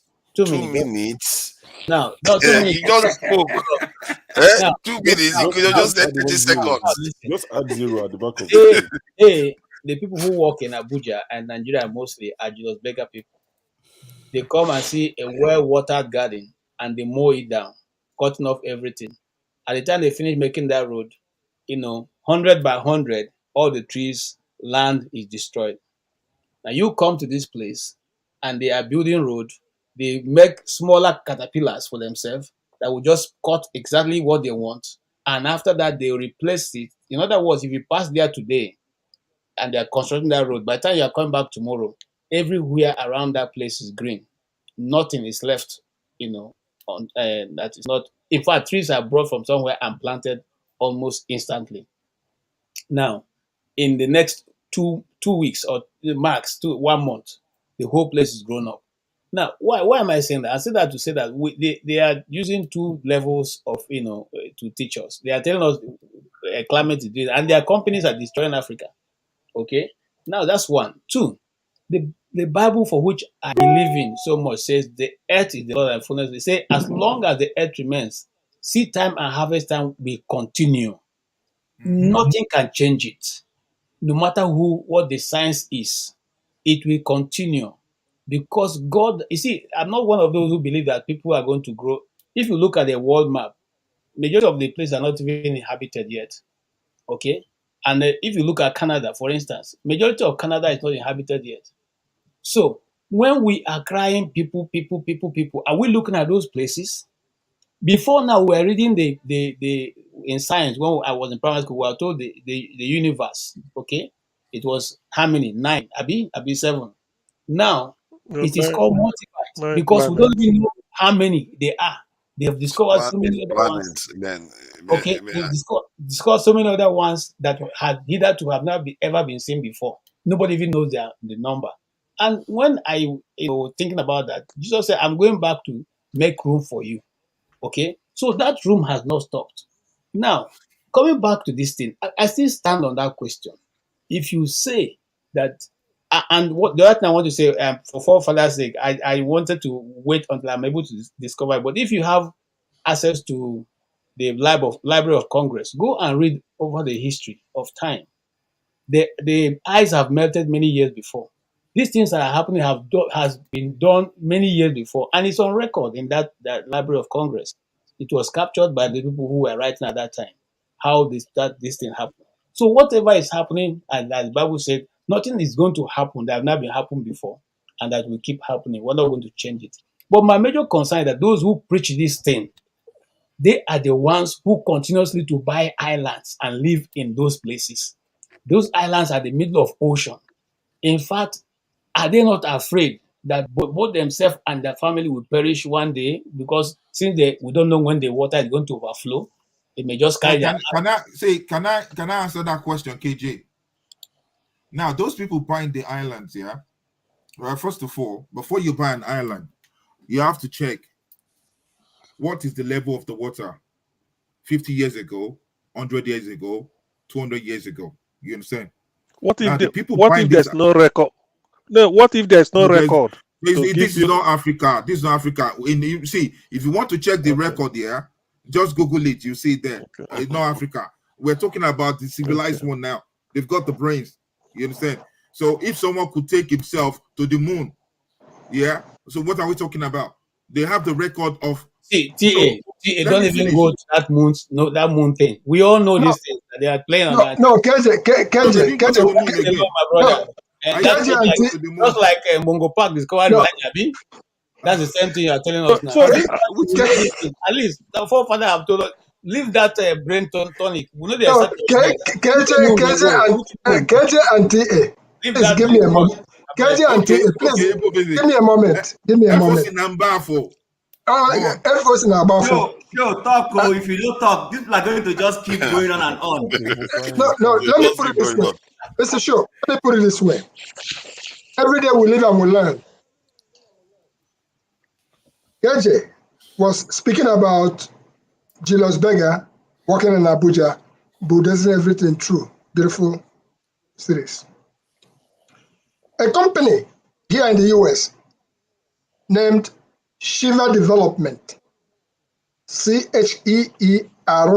Shiva,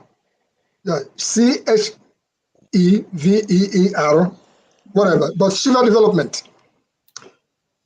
Encountering that company, I learned one thing. Did you know that in the United States, these people who do big construction business, when they acquire a piece of property and they are trying to go and build there, for every tree that is in that property that they are cutting down, did you realize that they have to get a death certificate? Of course, yeah. Okay. They have to get a death certificate for the tree. To account for that tree before they cut it down. So the people here, the more they cut down trees, the more they make sure that they are replanting trees and replanting trees. And that is why when we talk about, somebody in the comment section said this Igbo basics is so old-fashioned. Yes, I am old-fashioned. And I pray God that you get old-fashioned. And the reason why I say that, in my own village, the place where we grew up, where we used to go and swing from tree to tree as we were growing up, and we find the best of fruits there. Okenzo, Oto, then we go there when we are good. And one day I went home and I realized that it was a mini forest. And I realized that somebody had gone and chopped those places down. It pained me so much. So the lesson we should learn from here, whether you young fashion or old fashion, my mom lived to be almost 100 before she went. And I pray God that I live to be about that age. And those swinging from tree to tree is the reason why I can still run up, down the hills whenever I go, even at my age. And I pray to everybody to be healthy and grow old. Please stop disrespecting our trees. Before you cut a tree down, make an alternative plan to make sure you plant one. God will bless you. Let's give the floor for Show. Show, please, go for it. Oh, thank you, Mr. Moderator. Thank you very much. Thank you for the opportunity. I think what I'm doing Sunday school. Yeah, I know. So what I'm doing these days, two things, it's like killing two birds with one stone. It's for me, I'm doing some sort of social experiment. You would notice, if you notice, when I come in at night, like Saturday night or Sunday night, if I didn't join from the beginning, I come in, I'll keep quiet, I'll wait half an hour, 45 minutes, I'll log off. I'm just trying to see how long would it take for someone, not for me. It's not like I'm looking for, I speak a lot on this show, even maybe more than I should. So it's not particularly for me, but I just join and I would wait to see when would someone be like, oh, there's someone there who hasn't spoken. So I would stay 40 minutes, sometimes nothing, and I'll just log out because really I have nothing to say. So like I said, social experiment. And also I'm trying to restrain myself because I preach it on this show from time to time that there's nothing you're coming to tell us that is going to change the world. It's not important. It's nice, it's important, but it's not urgent. So I'm trying to restrain myself to learn not to jump. Oh, let me come in, let me come in. And I get why people do it because they might forget what they want to say. But me personally, I'm trying to just be in that space where I'll wait. If I forget, I forget. Like I said, it's not going to change the world anyway. So somebody else will say it, maybe in different words, in different format. So that's for me personally. That's what I'm doing. And that's why I didn't really interject or, stop what you're saying. But it's been a wonderful conversation. I joined maybe about an hour ago. You were But discussing. sure, you're not a good example now. You're a moderator. People will not address you. Like me now, I didn't think you needed permission to talk. I So haven't nobody taken will. offense. I'm If just Tabini saying. was CM that was doing it, then I would say. I hope you got what I was saying. I get what you mean. Hey, I'm just trying to, restrain myself not to be, I have something, let me say something, just wait for me. Me personally, I won't stop people from doing it. It makes the show fun. You understand? It's not like where you have to wait and it's not a court where my lord. So, I like the Agberoism that we put into it, the Bole Kaja. I enjoy it. It's what makes the show fun. But I'm just trying to do something for myself. But I joined, when you were discussing Ruga, and I just wanted to say a few things, which I think, like I said, some people have touched on it, but I just want to bring some stuff that some of you might be familiar with. You see, I keep going back to our politicians, our political class, and I like the fact that CM said that, his Igbo brother should invest in it. It's a very lucrative business. And the forefathers were talking about this thing has been going on for thousands of years, where the nomadics bring cows down south and all of that. Yes, they have, but it's always caused conflict. Maybe not this scale, but it's always caused conflict. See, the cows have to eat. What they are eating, some of it belongs to somebody else. So someone like Awolowo, very intelligent man, smart man, who cared for his people, he did something. He created ranches. He went to Argentina to bring the shorthorn cows, the very fat, rich cows. He brought them to Nigeria. And that's what the people in the south were eating. He didn't fight the people in the north. He didn't say, don't bring your cows. He didn't say, don't do your nomadic business, because that would cause conflict. He just provided an alternative, a cheaper alternative, because you don't have to pay somebody to trek from Kano to Lagos. You don't have to cost, it was effective. And you'll be surprised that those ranches now, they're just there, ruins. The one in Ondo State, Akoko, sits on over 8,000 hectares of land with 5 big dams. The ranch Awolowo did then, abandoned now. The dam goes all the way to the border of Edo State. That's somebody who cared for his people.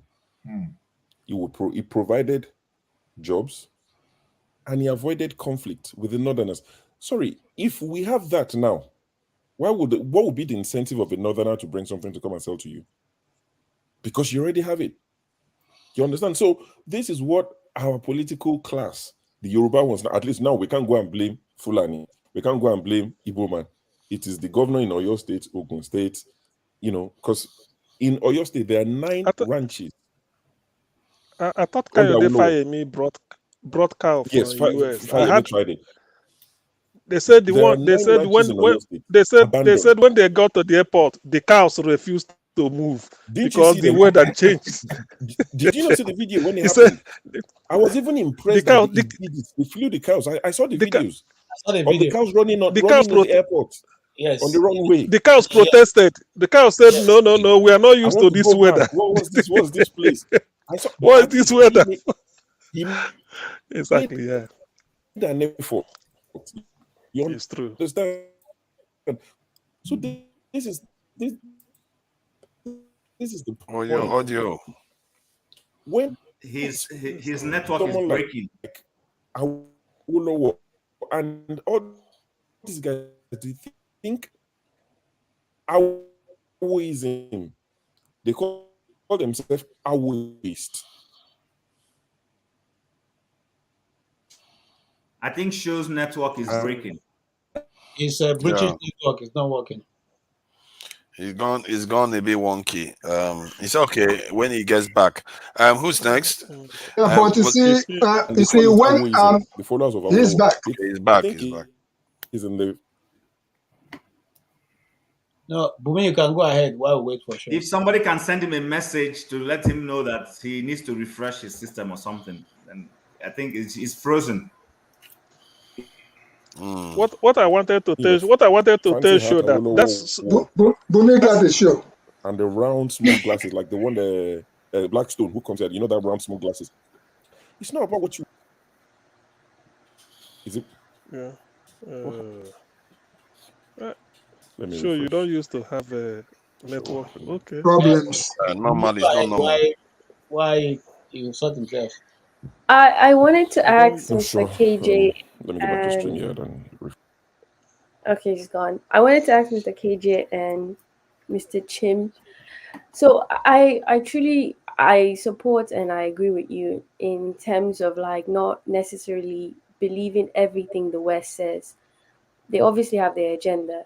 And I feel like if you look at the American history, America is like a good place to know how to use propaganda and how that works. But you can't completely say you want to disagree with them.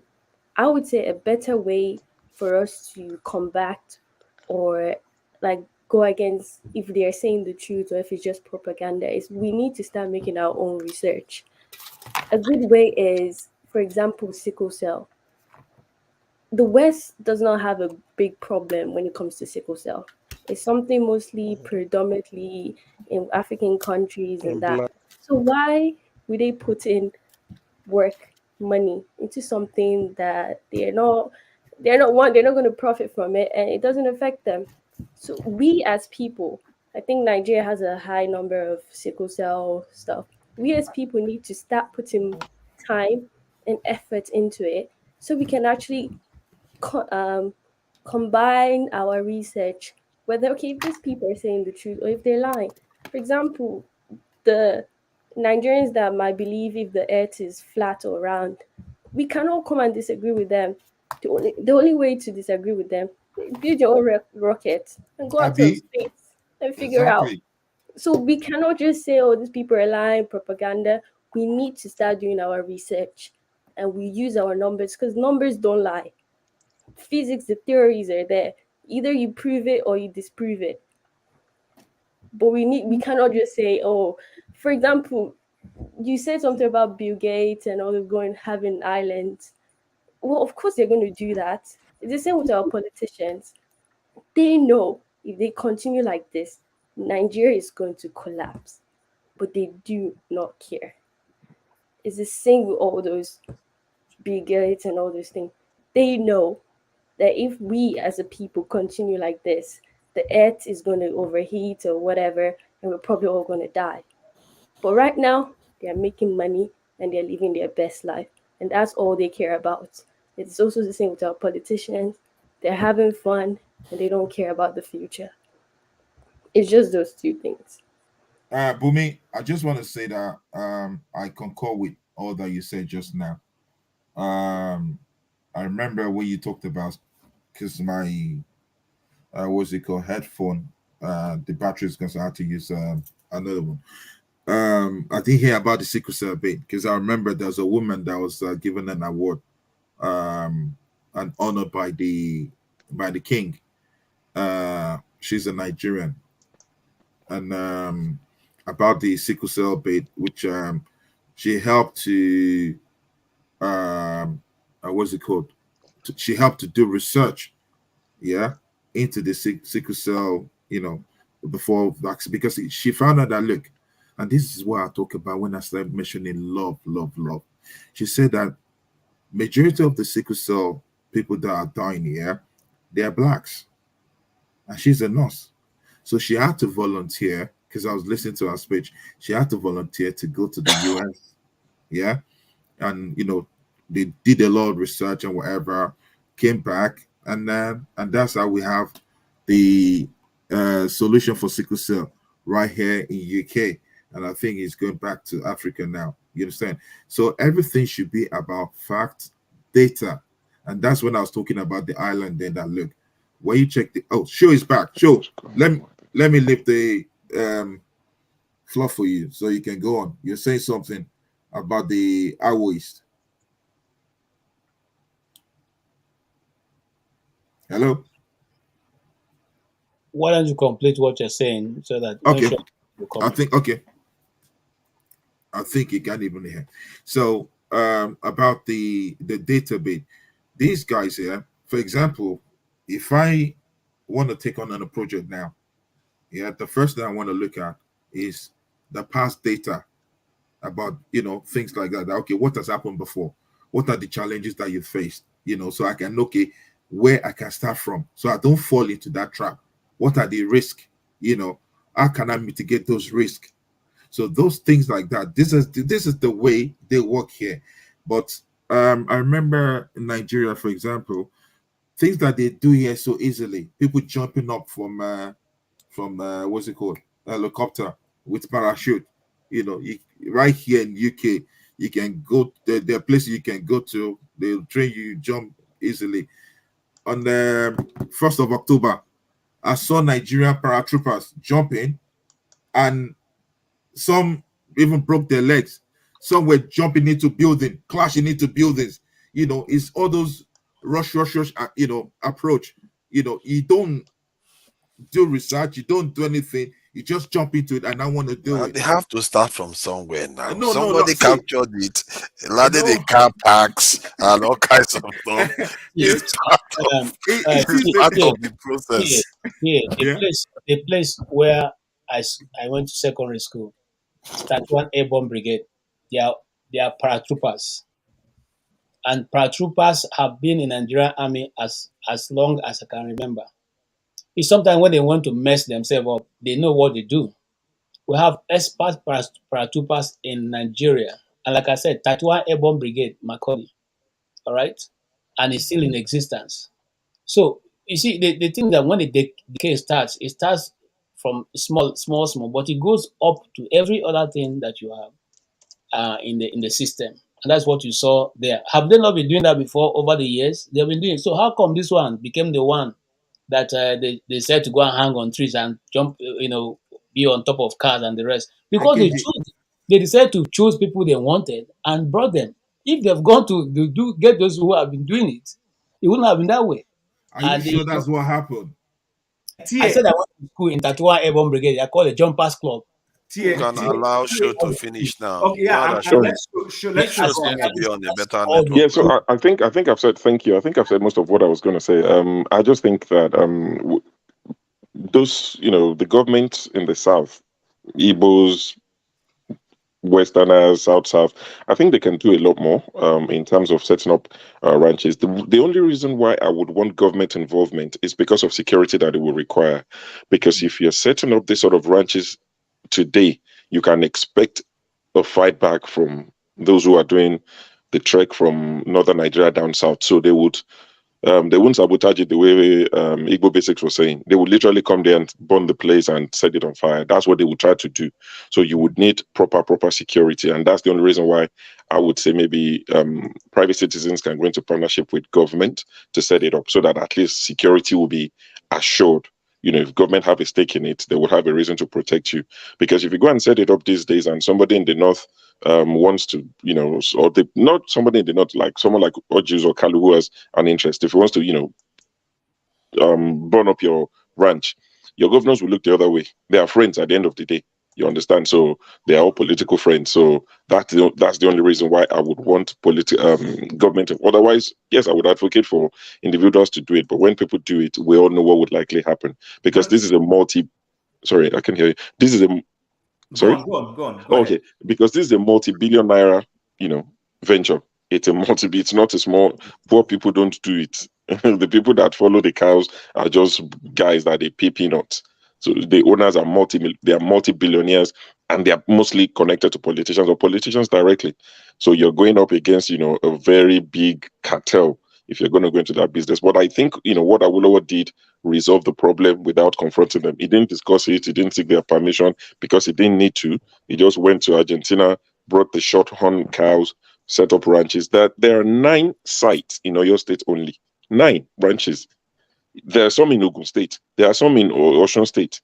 the old Ondo State. So Awolowo set all these things up. That is a leader who cares for his people. But the current crop we have, they don't. The only thing is that oil money and the one they will borrow from IMF. That's all they care about. Once they get their cut, they don't care about anything. Everything else can die. They're not interested. So I just hope that one day, I might be hoping against hope now, that one day our political leaders would realize that they owe us that as citizens. So to support what you're just saying, Yes. when it comes to ranching and all those things, because I believe in law and legislation and policy making, I actually wrote it down so that I don't forget. Unfortunately, the crop of politicians we have in our lawmaking chambers at the national level, be it at the House of Reps or at the Senate, don't seem to understand what their jobs are. Because you see this narrative about ranching and all those things. And then I don't know why Southern politicians are always scared of standing down to make and pass the right laws. I don't understand why. Because you know what? This is a policy making thing. Go into the National Assembly and pass a law to say, let's start ranching. And then if you need number of votes, are people telling me that the entire Southern senators that we don't have, if the ones from the Southwest, South, and Southeast come together, do the Northern senators outstrip them in number? Every state has 3. And you get what I'm saying? And I'm sure it's not every senator, even in that North, that will go with all the Northern people. If you come up with something that is people-driven, that people see value in, and we can see that we see the headway this will take us in terms of development. I, for one, believe that if we sit down and we pass a law and it's binding on everybody, that's, the same way we passed a law and went into GSM, the same law we passed a law that deregulated the electricity sector, it's the same law we can, constitute a law when it comes to cattle rearing and ranching. Why is that the difficult thing to do? But I think people haven't said. I think it's not entirely fair now, because there are people that have different lifestyles. And if you tell them to stop living their lifestyle, we're not telling them to stop. This is not a lifestyle matter. But you are saying they should not navigate. If your lifestyle does not impact on mine, then it's okay. If your lifestyle, forefather is like your neighbor saying that is a gypsy. You know the way gypsies often live their lives. They park their caravan, they park their trailers. So they not park in front of your house. And you know, say, oh, but they're gypsies. That's how they live. Don't disturb them. And they're not parking a trailer in front of your house. And they are living inside the trailer. And they are doing their beer knuckle fight in front of your house. What they do areas now, isn't it? When they come around, they allow them to go through certain areas. And the truth is that these people have been doing this for years now. So we had. If you impact my life, resolving. I understand what you mean. Let me just make this simple point, because it's been happening for years. It's more recently we started getting all these flashes. So what changed? It means there's a level of leadership that has dropped out of the way. Maybe a little bit of an extra problem that's in terms of density of people and encounters. But I think if with proper management, there's no reason why this cannot be managed. Because if you want to cancel on other people's, say, okay, they cannot navigate from north to south the way they normally did, then you are changing their lifestyle that has been there for thousands of years. But you see, Awolowo didn't stop them. He provided an alternative, which would force their hand. Do you understand? Awolowo didn't stop they don't navigate to the southwest because of it anymore. No, they would navigate, but why would I buy from them? Because it would even be more expensive. Sure. Okay, but the thing is this: I think we're not having one of the problems we're having in Nigeria is we're not having conversations. Wait, I'm serious. I understand where you're coming from, because I'm an Awoist to the core. You understand? I believe in his ideology. You don't have the cap. So look, what Awolowo did back then, we were talking about the Northerners, moving the cows to the south. When Awolowo did that, there was no point for them to be moving it because it's not cost effective. That's what I'm saying. That's exactly what I'm telling forefathers. It's not by fight. No. And Awolowo did one thing as well when it comes to the issue of cocoa and all those stuff. The farmers, Awolowo gave them money to start farming. He paid some of them, and their crops. He takes it from them, he paid them. Then the farmers are rich, pays them, and he gathers everything, said it at the world market. You understand? And those are those kind of money that Awolowo was using to build the West. And that's where you have the likes of Bola Ige, you know, and the likes, you know, following Awo's level. Yeah. Why? Because these people care about humanity. They love people. They don't want their people to suffer. And that's why I always say that, look, number one problem of Nigeria. No. Okay, yeah, love, number one. Okay, that's good. Number one. Number two, the main person that I always have grievances with is Obasanjo. You know, and why I had grievances with Obasanjo is that I was listening to when Obasanjo was saying when he was locked up, you know, and he had a change of heart. You know, came out again to become the president. Why not do good for where the is the people? love when you're looking to shut out another set of people? No, it's not shorting now. It's about what is it? No, see, it's conflict like prevention. Conflict economy for everyone. You understand? You know, so it's like you sell yourself, I sell shutting their myself. lifestyle out. No, I'm not shutting their lifestyle. I'm protecting my people. There's a difference. I'm protecting my people. You can put the same system that was in place for hundreds of years now in place and make it more robust. Would it not work? Forefather, in North America, the native, we don't call them Red Indians anymore. We just call them the indigenous Native Americans. Yes, Native Americans. In fact, you don't even call them Native. They don't want to hear it. You just call them indigenous people. Yes. Now, those indigenous people were also nomadic. And they are nomads not because they were carrying cows. It was a function of weather. So when the part of North America is cold, when the snow is coming, they move south. And that south is maybe towards where we call the US today. They move to that portion and then move into Mexico. And when we get into the summer era, they come back again.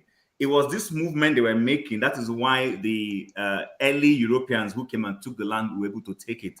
Because when they came, they didn't see these guys around.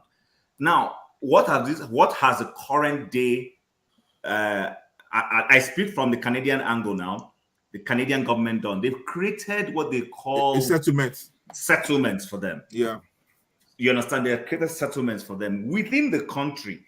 And nobody goes into that settlement except them alone. So I said we're not having conversations in Nigeria. It is this inability to sit down and have conversations that is causing a lot of friction. See, we can still create a model for the Fulani man to do his cattle without destroying the economic activities like the farm activities. Exactly. Unfortunately, we have some people who go to that Senate, like my Ojus Okano, who don't go there with an intelligence. They just go there to be I don't want to use the word errand boy. They want to come across as I'm your ally. So that tomorrow when he needs something, he's building a bridge, or allow him to build his bridge. Continue building Julius Baga is building a bridge. He's building a bridge. I concur. How is this even a question? Why do I support Fulani normals? Why I do not support IPOB? Did they catch you in town in London, forefather? So how is that even a question? Let me end there quickly so that I can yield the floor. So that conversation, we need to, I don't know how we will get our elective officials to understand that a parliament, which is what we're doing here, this is a parliament, having conversations, coming up with ideas. As those conversations are coming up, then people begin to buy into it. Gradually, you begin to see, okay, you know what, this is the sense. And then reaching across the aisle. In America, you find a Democrat and a Republican, two different parties, and you find suddenly two of them are so close, they sponsor bills together, they do things together, and they are from different parties, but they sponsor bills together. I need to begin to see our legislators getting educated, growing up and understanding what their jobs are. Jane, yes. You see, what even amazed me about part of the Canadian people is when you have the French-speaking side, it's just like joining Cameroon and Nigeria together under one government. You have French-speaking sides, you have the English-speaking side. They run Canada is not a federal government. Canada is a confederacy. Canada is exactly what Ojukwu was trying to get in Aburi. That is what Canada practices. The resources are in the regions. Every province owns its own resource and then gives its own contribution to the national level. To the national level, yeah. That is why. So that is why in Quebec's language is French. English is secondary. There are provinces where there are dual languages, like New Brunswick. New Brunswick is English and French. You see, I live. We may want to bring the conversation. We may want to change the topic a little bit because this Rugat in I don't think I think to get new leadership in Nigeria, there is something. There's nothing wrong. I want to share this image for you. Okay, you can go back to the topic. Let me just share this image. This is what is going on to Nigeria's image now out there, and this is something I experienced last week when I went online. You know, I go to different platforms, and they were attacking Nigerians constantly because of this. And you see what they are putting there. We gone fight here for massa. So like the French are our masters. And look at what they say, whom are we fighting for? Nigeria helping the French against Niger. And look at the kind of stuff they are describing Nigeria as here. Master for master. In other words, we are serving the white man. So we are the house Negroes. Look at it now. Kun Quarters News. That's what. Look at how you bring Kun. The Kun Quarter News. I mean but for that, if it quacks like a dog, moves like a dog, it's a dog. See, but is it fair that we are all being lumped into it? Because I was telling them that 90% of Nigerians are not for this war. But now, sorry, Paul, I know you've just joined and you would get to speak in a minute. But for fathers, now you see what exactly I keep telling you. When you say we should, fly the flag, portray Nigerian good image, and I said we do that as individuals. But you see one action of our government. You see how far-reaching it is. And that is why I'm telling you, if they do the positive things, Nigeria would be respected on the world stage. Sure, they have more power. Look at the way they are dragging us. I see a lot of things on Twitter. Lately, I've been avoiding Twitter. The way they are videos, memes, I'm like, oh my God, is it a crime to be a Nigerian? I'm telling you, I've never seen such a level of, when South Africans were attacking Nigeria, everybody was on our side. Now, everybody's against us. It's like, what is this? It's not like we did it. This is not Nigeria's problem now, guys. See, ECOWAS is filled with different governments, head of state. So why Nigeria? They don't care. It's still good that they see. What are you saying? He who pays the piper dictates the tune. We fund ECOWAS. We fund it. We have a major say. Okay, guys, let's look at it this way. Yeah. Now, France, is making money from these guys. We know that. Is making raw materials and whatever.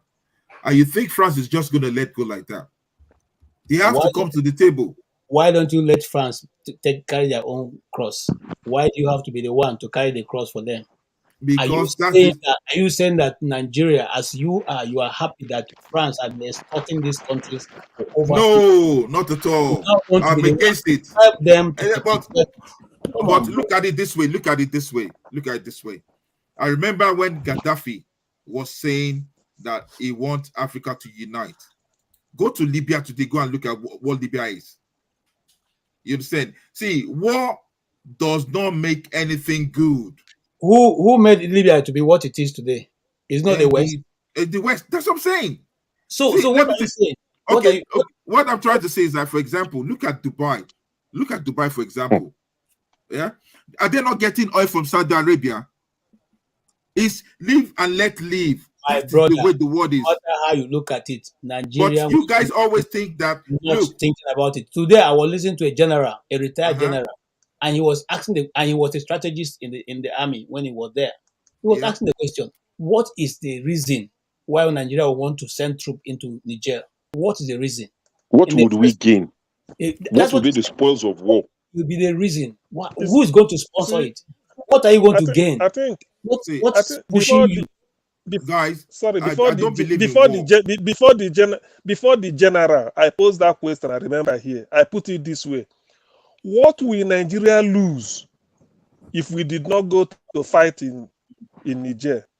Or put another way, what do we stand to gain when we go to fight there? So it's nothing. Before the general, so this is purely Nigeria is just an ego trip, and to me, it's like extending colonization.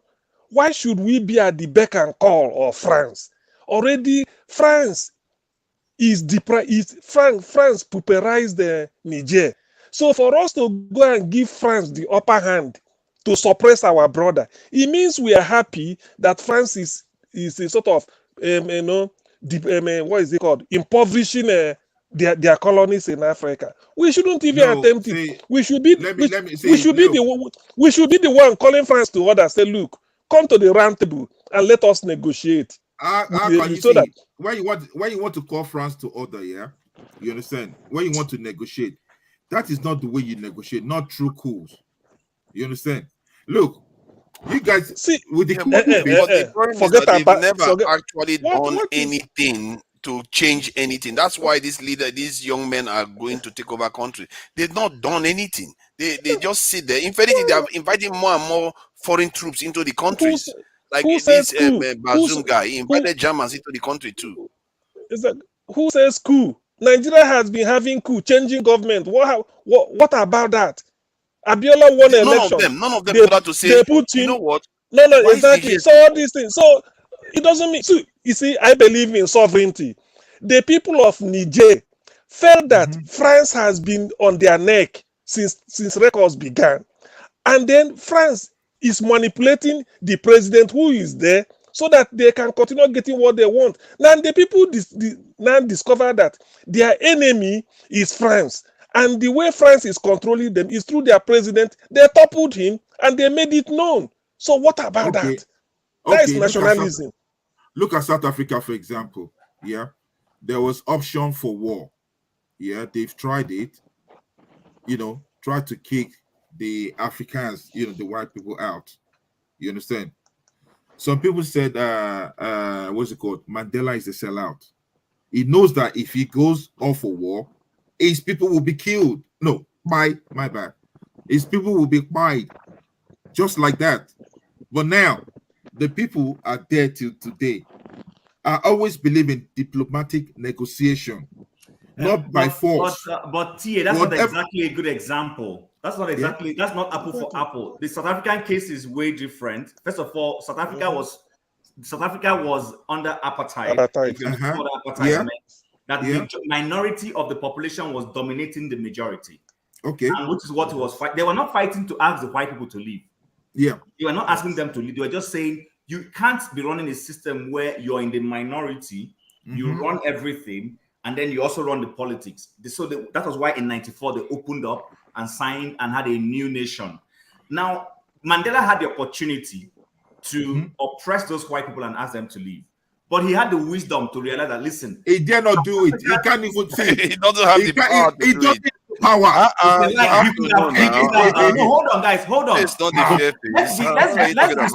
He's going to go and try that kind of nonsense.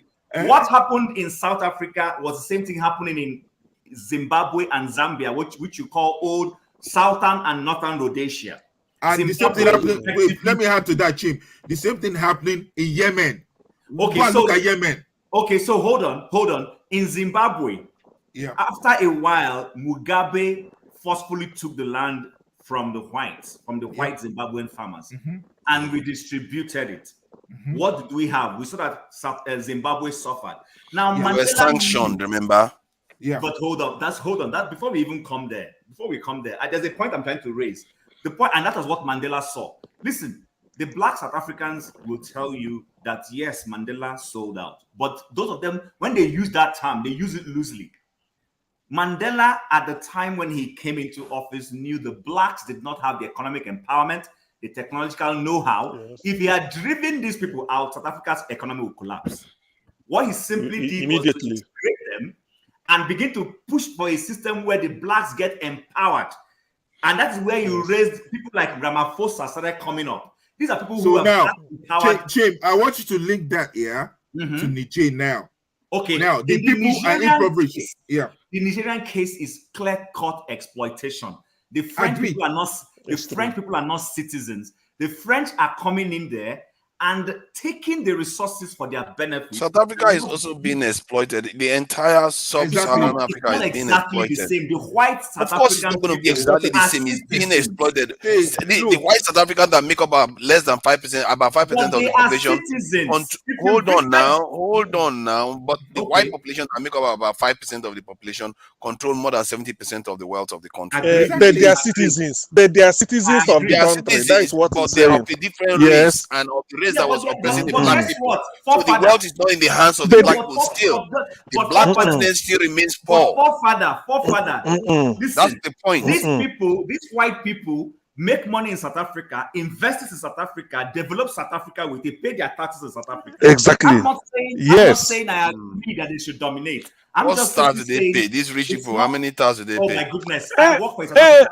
I work for a South African company, so I can tell you this history a little bit. No, South African companies pay income tax, but given what they are taking out of extracting out of the thing. Yeah, see, hold on. You see, you way you are thinking about this in there, you are ascribing white wealth to black people. Exactly. That is your mistake. The wealth is in the hands of white people. Of the white people. When I tell you that black sub-Saharan Africa is still very poor, you disputed it. You can't different. You can't compare. You can't compare the two situations. You can't compare the two situations. Exactly. White South Africans. I've been here for 31 minutes. Yes. No comment. You are free to come. You are free to come in now anytime you like, please. Paul, go ahead. But Paul, if I could just tie up something and then I'll yield to you, please. Okay, let me lose it more before you tie it up. Go ahead. So see, what South Africans, through people like modern day Julius Malema, are trying to push for is to say, let us redistribute. In fact, it's something the Democrats in America are saying, redistributing wealth.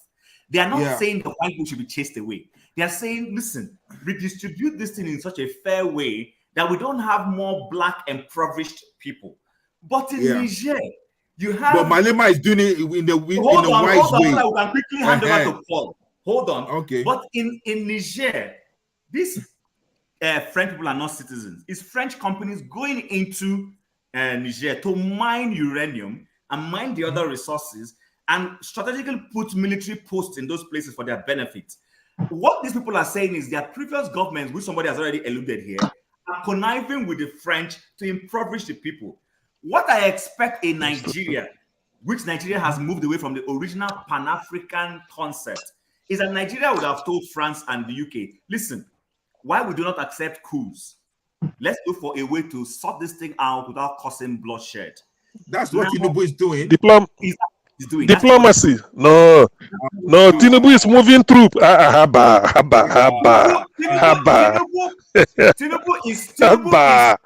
Tinubu is not doing that. What Tinubu is doing is he is pandering to these forces because of his search for legitimacy. Let's be honest. That's all.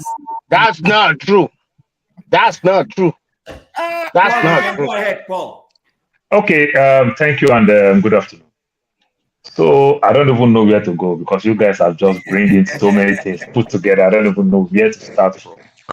Well, let me help you. Let me give you a headline. Ask my friend.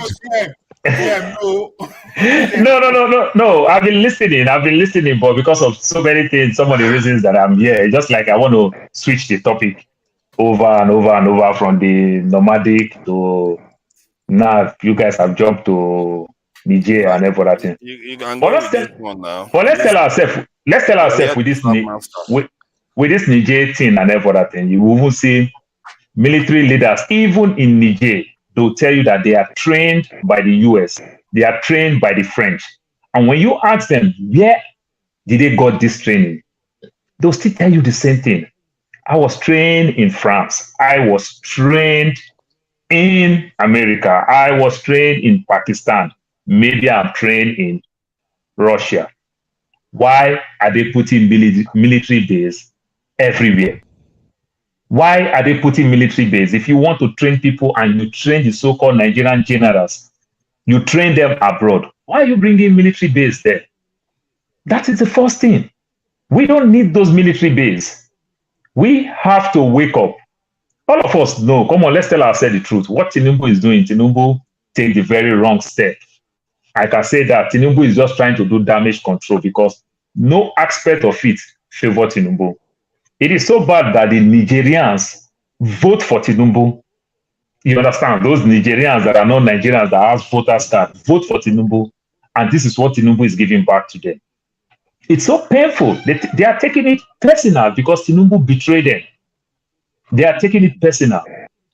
That is one aspect of it. Then another aspect of it, how do we want to just oppose this thing?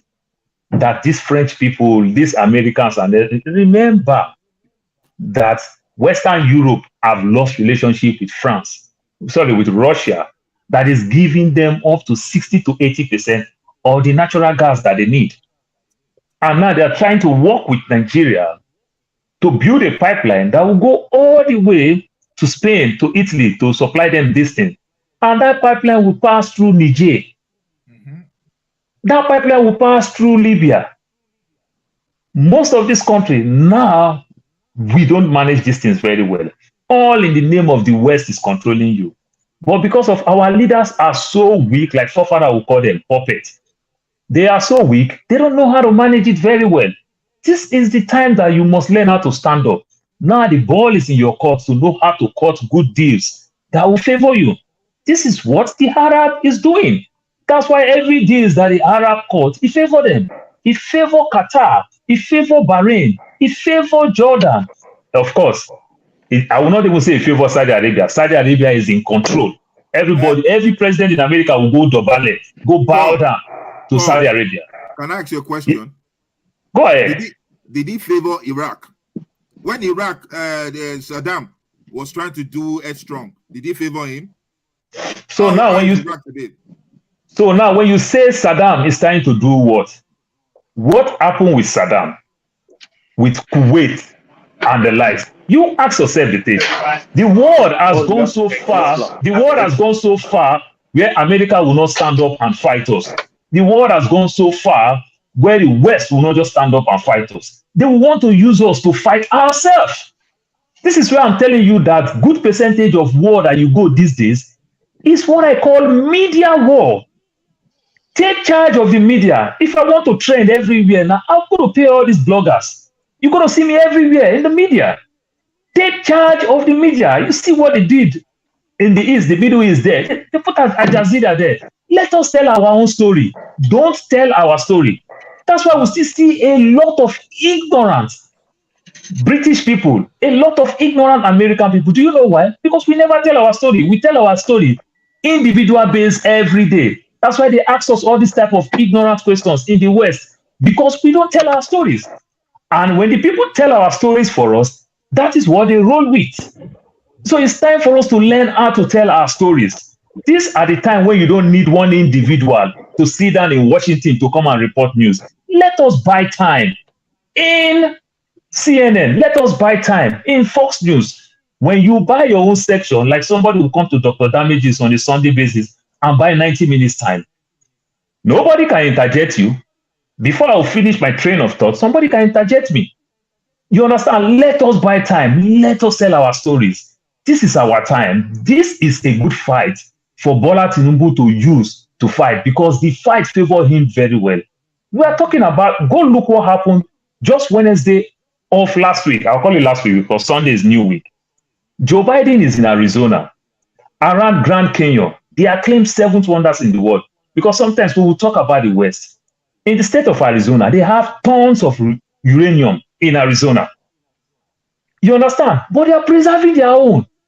They are often talking about it's not even good, because by the Grand Canyon, the Colorado River is there.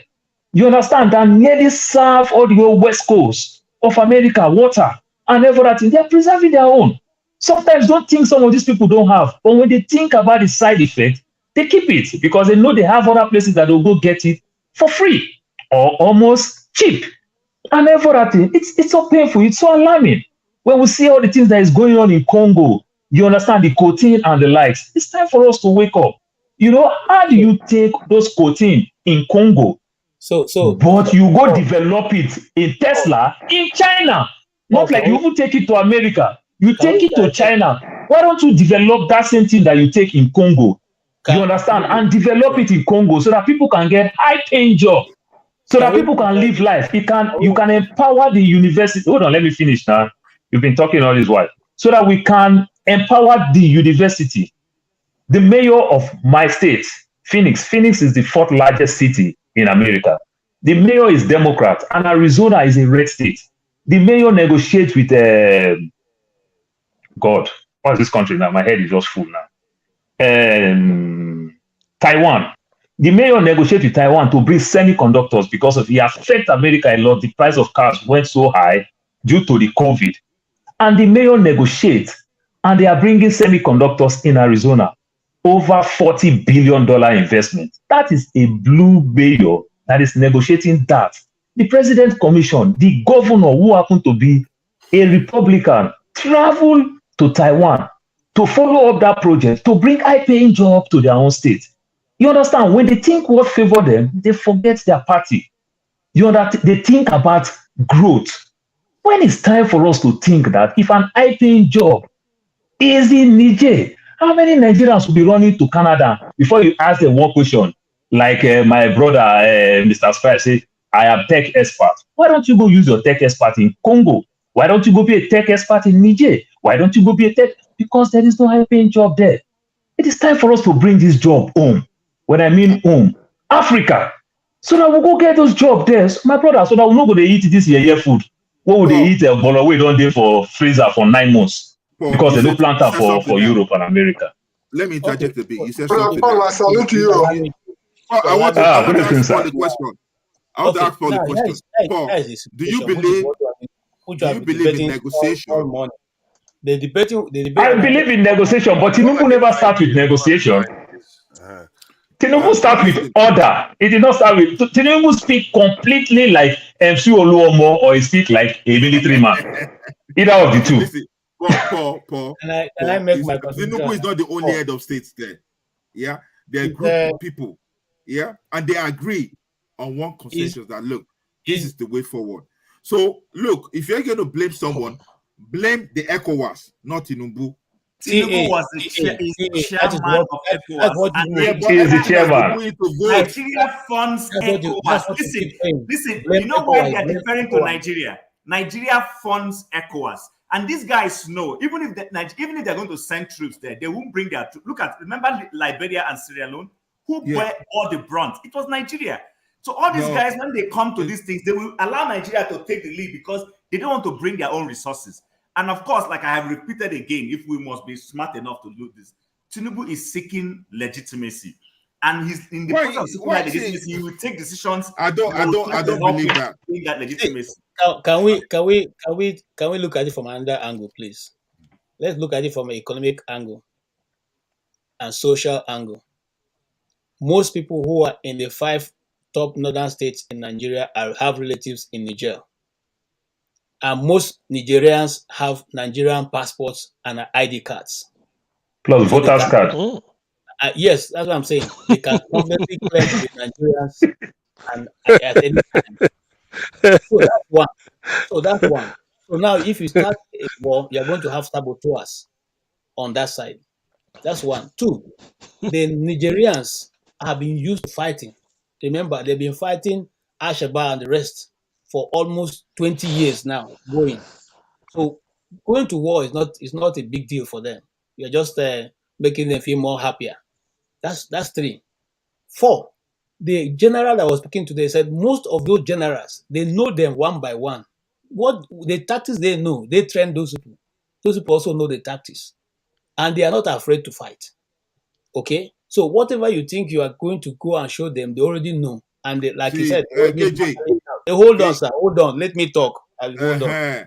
Now, we keep making the statement that ECOWAS is ECOWAS decision. No, Tinubu is not responsible to ECOWAS. He's responsible to Nigeria. He's a Nigerian head of state or president, and he's liable or he is responsible to what we see and what Nigerians are saying that we do not want this war. That is 4.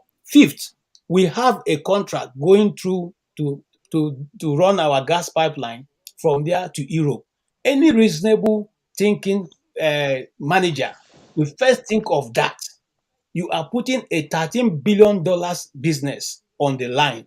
Is it worth it? That is one. You don't. Okay, now let me. AJ, you're taking more time now. You're taking No, more TA, time. before you go there, look, all of us Nigerians, go and look at your current passport that you're carrying. What does this say? I don't have it. I don't have it. Economic West Africa. Wait a minute. Economic Community of West African State. Yeah. That's the ECOWAS, right? I don't have the. That's your current. I don't have that passport. Well, that's my current Nigerian don't have passport. it. But the one I came here with in 1977 is the original passport of Malamilia, which has nothing with ECOWAS. And it has metamorphosized since then. So I beg, don't know that they talk. This is what Nigerian passport is now. ECOWAS. ECOWAS. Now, Nigeria is ECOWAS. now let me come in before Richard. I know Richard wants to come in, but let me come in. Now, look at it this way. When KJ was talking now, he said those people they are generous as well. They're being trained by this, being trained by that.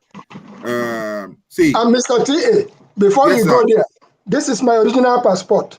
Okay. It's a Federal Republic of Nigeria. All right, sir. That's the one I call passport of Malamilia. So go from here to here and tell me what has happened. Tell me what I passed under the bridge. Oh, okay. Now, see, I always believe in dialogue. I don't believe in war. See, I don't believe in war. I always believe in dialogue, and I always believe that because even when you fight war, at the long run, you're still going to come back to the table.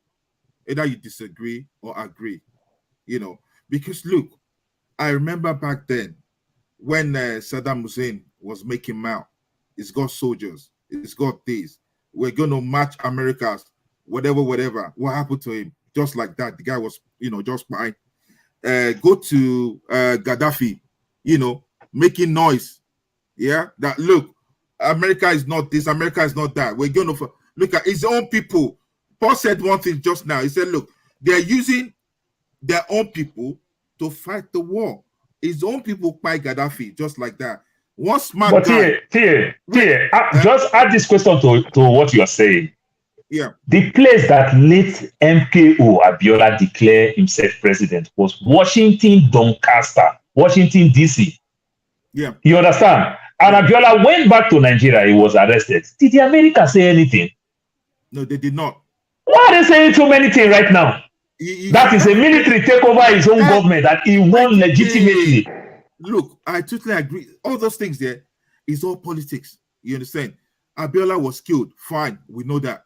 You understand? But what I'm trying to say is that, look, let's not forget, the smart guy that was so smart, yeah, even 2 days to the time that he was losing the war, which was Ojukwu, smart guy, he was telling the people that, look, we're winning the war. 2 days before, and the guy left, he ran away. Smart guy, you live to fight another day.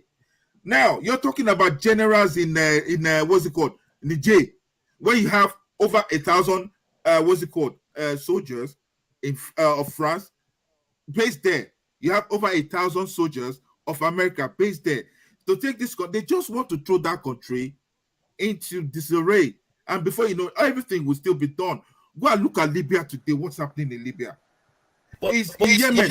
I don't know. How does this affect Nigeria? Sorry. I want to know the Nigerian perspective in your arguments because you've just been a bit. You see, exactly.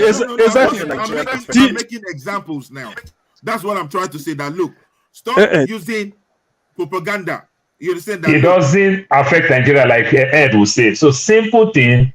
You understand? ECOWAS, just stop your team. Don't involve yourself in it. That's simple. Just like as America did not involve with Abiola. No. If ECOWAS did not involve in Cote d'Ivoire, Burkina Faso, they did not involve in Mali. What happened? Did Adeboye just visit them? Okay. Or Dumeje just visit them? Okay. You know what happened here? Niger is a signatory to ECOWAS. They signed, that if anything happens, this is the situation of what's going to happen. So that did Mali, so did Burkina Faso. No. See, listen. But the Mali one was way back. I'm talking about the new. Go and do your research on it. I'm telling you fact now. See, that is why. See, listen. What's going on is FOC. What's going on is FOC. Very off charge. That's what's going on. Because they want it for free. What you are they saying. want it for free. Hold on, CM. Because they want. Hold on, CM, for a second. Because they want it for free. Because they don't want to pay fair price. Because I can understand if a product is at $70 and you come and pay us $35, or even we can understand. But if you want it for free, or you pay me $10 or $5 for a product that is worth $70 in the market, that's not fair. We should be asking. ECOWAS should not get involved in fighting anything. Now, why should I start fighting with you? So that they can come on now. Let's let the Ed has not said anything since he came in. Let me. Ed, welcome. Yeah, thank you so much. So on the issue of and Richard, I see you at the back. I will let you in when somebody drops off. Go ahead, Ed. Yeah, on the issue of Niger, I think a lot has already been said about it, so I don't want to belabor the points. I actually came here because of the conversation about the Fulani hairspray and all of that, the Ruga thing. So, and there was a comment that Mr. Fofard has made about this lifestyle of nomadic migration has been known to Fulanis in Nigeria for a long time. So, my question, which actually betrays my opinion on these issues, how long has the Fulani people been doing this? For based on the history that we all know, the Fulani's interaction with southern Nigeria is actually recent history. It's actually like sometime around the late 1700s and early 1800s, all the way to maybe late 1800s, when the colonial people came in, and that kind of stopped the whole jihad movement. So these are, as I'm from Edo State, right? We never really had any interaction, any pre-colonial interaction. When I say Edo State, I mean like the central and to a large extent the southern part, which is the Benin people. We never had any interaction with the Fulani herdsmen. So or the Fulani people, right? So how do you want an average Edo man to just adjust to people coming into his farm, just with the guise of promoting national unity? You are from the South, Mr. Forefathers, and your people are known to be fishermen. Because of the national imperative, trying to keep Nigeria economically strong, that lifestyle has been deprives them. And nobody is even talking about it. Ken Sarawiwa was actually hanged because he spoke up for his people, which is your people, right? So why did Nigeria not create that? I don't know my people even. I don't know. Yeah, I'm siding against Sarawiwa people now. Forefathers, I know you're from Rivers or Delta State, so no, you don't. let's not go into that. So, but the point I'm trying to say is that why is that same allowance not being made for every other ethnicity, just for the national good? Now you're saying that, because of the national good, let the Fulani lifestyle continues, even to the injury and the detriment of every other ethnic group whose lands they are pillaging. So the question I'm asking you, what happens to the Ijaw people who've supplied the Commonwealth, or a great part of Nigeria's Commonwealth, and their traditional lifestyle, which is very well documented, fishery, has been taken away from them? What happens to me, the Benin man, that has, until the colonial contraption called Nigeria, wait, let me take that back. I mean, until Nigeria as an entity became formed by the colonial masters, right? Or the colonialists. I know forefathers doesn't like the word colonial masters. What happens to my people who are not used to people bringing cattle to their farmland?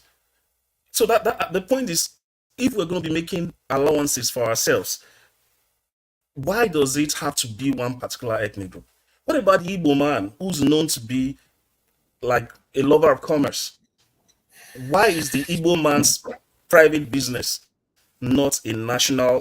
Why is it not subsidized nationally? or in the adjustment of other people to the Igbo man's way of life?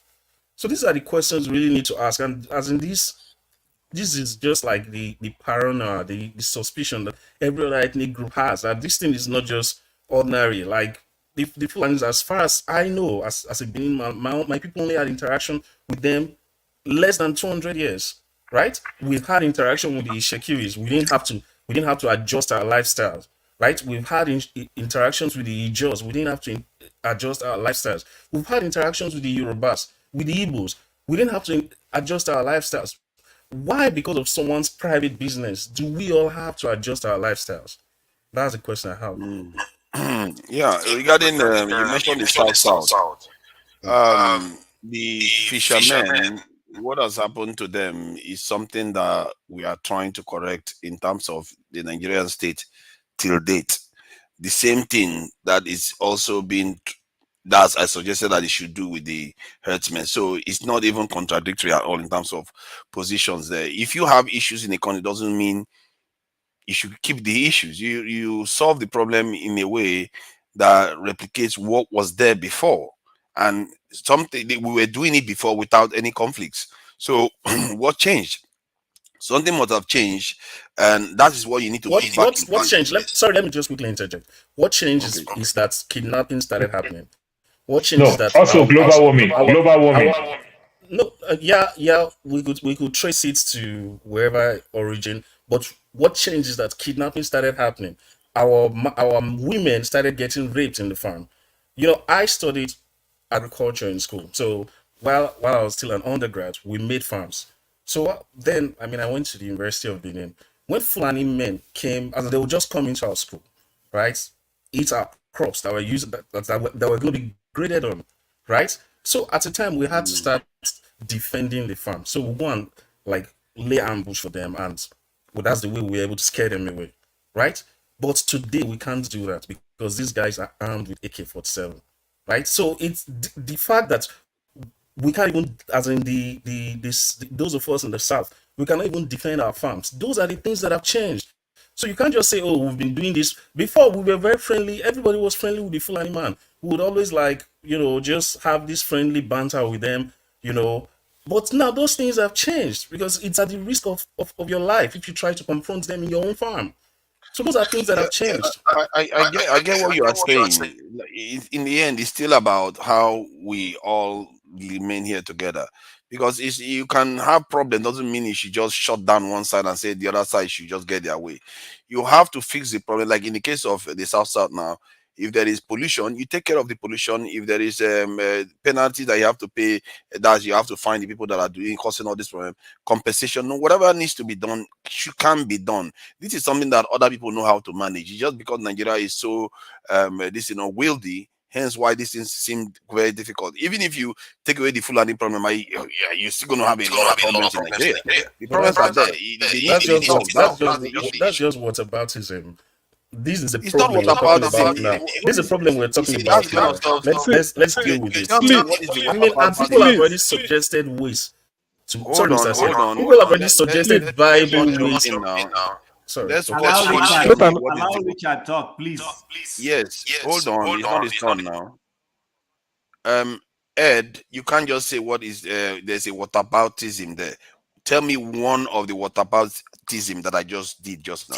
No, we're talking about the Fulani crisis, and you are saying, well, if we still deal with this issue, there will still be other issues. But that does not mean we should not deal with the issue. But that is not a whataboutism. I'm just making a statement that we need to deal with the problem. That is not, this will have about this problem. How about that problem? That's whataboutism. If you don't know what it means, that's the inference. That's what it means. That's what you're saying. No, I'm telling you that if we deal with this, what about the other problems? That's what you're saying. So the rivers problem is not going to remain there. Okay, let's. I don't want to. I don't want to all the attention. I don't understand people. When they give you answer to a problem, you push it away and just want to hold on to the bigoted position you want to hold on to. But it's okay. Let me ask my question. Let me ask my question and go, please. Richard, there are Fulanis in Ghana. Don't do that. That is very. You're trying to create chaos. That's not nice. You're going to go backstage if you do that again. Sorry. Okay. There are Fulanis in Ghana.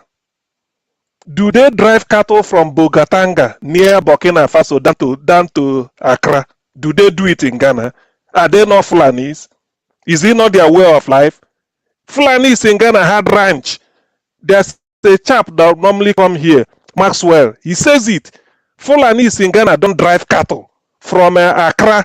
I mean from Bogatanga, Tamale, Kumasi, then to Accra. Why is it only in Nigeria? Why? They were forced to have rancho in Ghana. They had to, the soldiers. So why can't? So exactly. Yes. So why can't they? And they're having the ranch. They're still way of life. Why must we admit it in Nigeria? Nigerians' own is political. It's as simple as that. Let's give room for Richard. It's been waiting. Thank you. Personally, I don't subscribe to the idea that we attack one group hoping to solve the problem of Nigeria. Tomorrow you are going to attack the next. We're not attacking. We're not attacking. We're not attacking. You're not attacking any group. Okay, you're not. Okay, Fulani will beg to differ. Please go ahead, Richard. Go ahead. Okay. Good evening, everybody. And I'm so sorry. I work on weekends. That's why I couldn't join you earlier. I'm home now, so I actually was at the backstage watching and listening to you most of the part, but unfortunately I couldn't join. But I thank you for the opportunity. Now I'm going to start from unfortunately CM. I'm not sure if it's at the backstage. It's unfortunate that we have to live the way we're living in Nigeria, and CM made a very good point about Fulanis in Ghana. Fulanis in Ghana and Fulanis in Nigeria. Number one, it's two things. The economy, the size of our economy, and then the population of the Fulanis in Ghana. They are super minority in Ghana. They can't really influence a lot. But in Nigeria, it's all about politics. Government of the people, by the people, and for the people. It's unfortunate. I've been saying it. I'm not. I live in America. The Fulanis are 6% in Nigeria. 6%. But Paul, I don't want you to see it that way alone. You understand? No, because you use percent. That's why I said so. Yeah, but okay. I will break it down. The reason why I say it's because of the vote, democracy. I'm not a fan of democracy. If you work for America, China is a super country today. They are also democratized, but not government of the people, by the people and for the people. Everybody goes to Dubai today. They don't have government of the people and for the people, I mean, by the people and for the people. Let us go back to we are traditionalists. We are indigenous people in Nigeria. Let's go back to what works for us.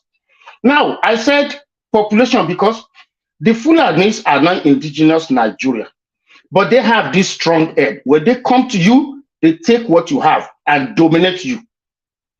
Where are the Hausas today? They've dominated the Hausas from Sokoto to Kano to Kaduna. Fulanis have the financial power, the economic power, the political power, and everything. Now, history has it that the Borno people, the Kanoris, they've accepted Islam before the Fulanis. Now, Fulanis, they will lie that in the name of jihad, that they are going there. They went to where this Shetima came from. They killed everybody, including children, women, and everybody. And for 13 years, they occupied Borno. So the Kanoris had to flee to Chad and Niger. After 13 years, they regrouped and took over their land back from the Fulanis. That is the Fulanis for you. Now, in Nigeria, why are politicians not saying the truth? They cannot because they need the vote from the North. Fulanis might be 6% of the North, but you cannot win election without them. They are financial power, economic power. Just look at the ruling class in the North. They are all Fulanis. The big business guys, billionaires in the North, they are all Fulanis. They hold all the, you can, that's why politicians in Nigeria they can't confront them. They are so powerful. They have the money, they have the political power, they have everything. And it's just the same in America. Let me tell you, the black people in America, the white people in America, they don't like the way the Mexican and everybody are jumping the fence in the southern border. They are bringing drugs that kills their children. But they cannot say it. When Biden got there, he wanted to immediately, because the Democratic Party, the Latino people are one of their voting bloc. Immediately, the congressional Hispanic people, they told Biden, do not go there and stop them from coming in. It's because of politics. It's just the same as the Fulanis in Nigeria. It's unfortunate that when politicians, you can't defend your land, you can't defend your people because you need vote from a particular voting group. Now, there's no way you can say the truth. It's unfortunate, but I don't see no way we can stop them. It's unfortunate, in as much as we are still running this kind of system. But how is it that we are not able to implement what was there before now? What was there before? You know, don't forget, we started from the original government, and then the North never liked it. They took away the government, the military, and then the South, we were better educationally. That's one of the things the North did. They destroyed, the military destroyed. I was here when Mr. KJ was saying military built Nigeria. It's wrong. Richard, what I mean, education? Was that when they used to bring their cattle before, when it was peaceful in the 80s, 70s, okay. 60s, how did we manage to do it then? Two things. When you see a Fulani man, go to any big man's house in Lagos. The Megad is a Fulani man. But when you see Fulani, they are made of two different, should I say, religious beliefs. There are the Fulanis that believes in Islam. Those are the ones they do Megad. But the tough ones are called Bororos. They are the traditionalists. You see them at times, they wave their ear. They are very, very deadly. Search them, they always have weapons on them. Knife, very sharp knife, or they go away. So even the other Fulanis, those who have the economic and political power, they are afraid of the Bororos. The Bororos are ready to kill. So now the Bororos are the one living in our forest doing the cattle rearing. Nobody, you dare not face them. They are very, very, they come to you and take away your land. That's why the Plateau people, they Benue, because the land is very fertile. Very fertile. Now the mission is now to take away those lands because they have year-round, 12 months green land. The river Niger, they are there. So they want to take away their land. Richard, though, why do we say this? Is there any case in court right now that says, oh, we used to live in this village, John used to live in this village, Fulanis have come to take the village from them, and they were kicked out in Nigeria? Is there any case like that in court? So far, there's none. But Mr. Prof, I will tell you, no judge will take that case. No judge will take that case. People are afraid of them. So there's no Igbo judge. Yes, sir. No judge. Okay, I'm not accusing you. What I'm saying is this, that before the military, the southern part of Nigeria, education was what we're proud of. That as soon as Babangida and co, the military, they not. That's their mission. They destroyed our education. They failed to fund the primary education. They failed. I mean, you can see a graduate of high school in Nigeria who can read and write now. It was not like that before. So don't let them cajole you that, oh, Babangida built Third Mainland Bridge, they built Abuja, the civilians or the politicians have not done anything. We have lost exactly that education. I mean, I'm fortunate I went to pharmacy school in America here, right? I cannot compare what I brought from Nigeria with what other Africans brought.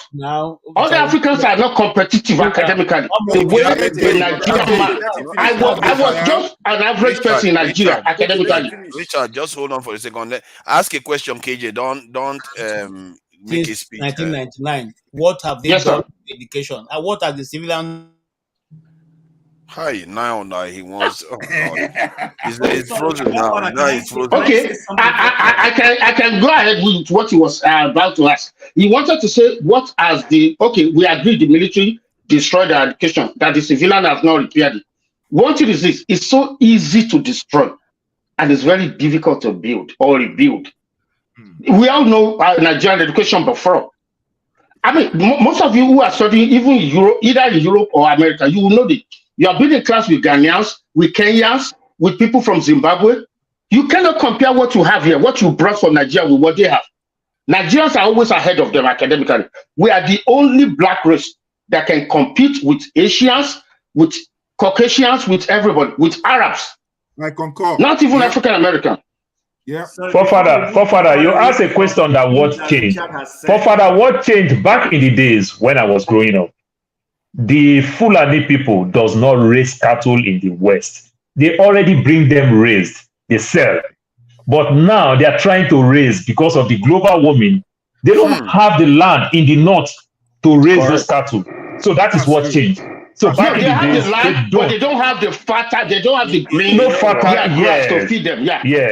They have the land. That is what changed. Yeah. But Bumi, Richard, hold on. Let me just share this. You can see that I think Paul, I that's why I say you are sometimes like a museum or something. You do come up with some clear answers. You see what he just said there?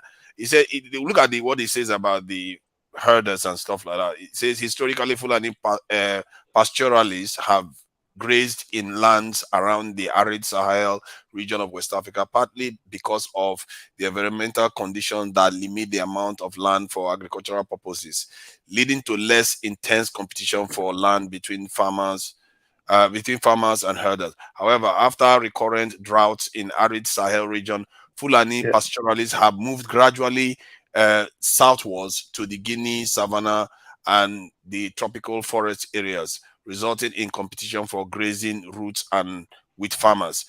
Farmers have also moved north with the increase in population.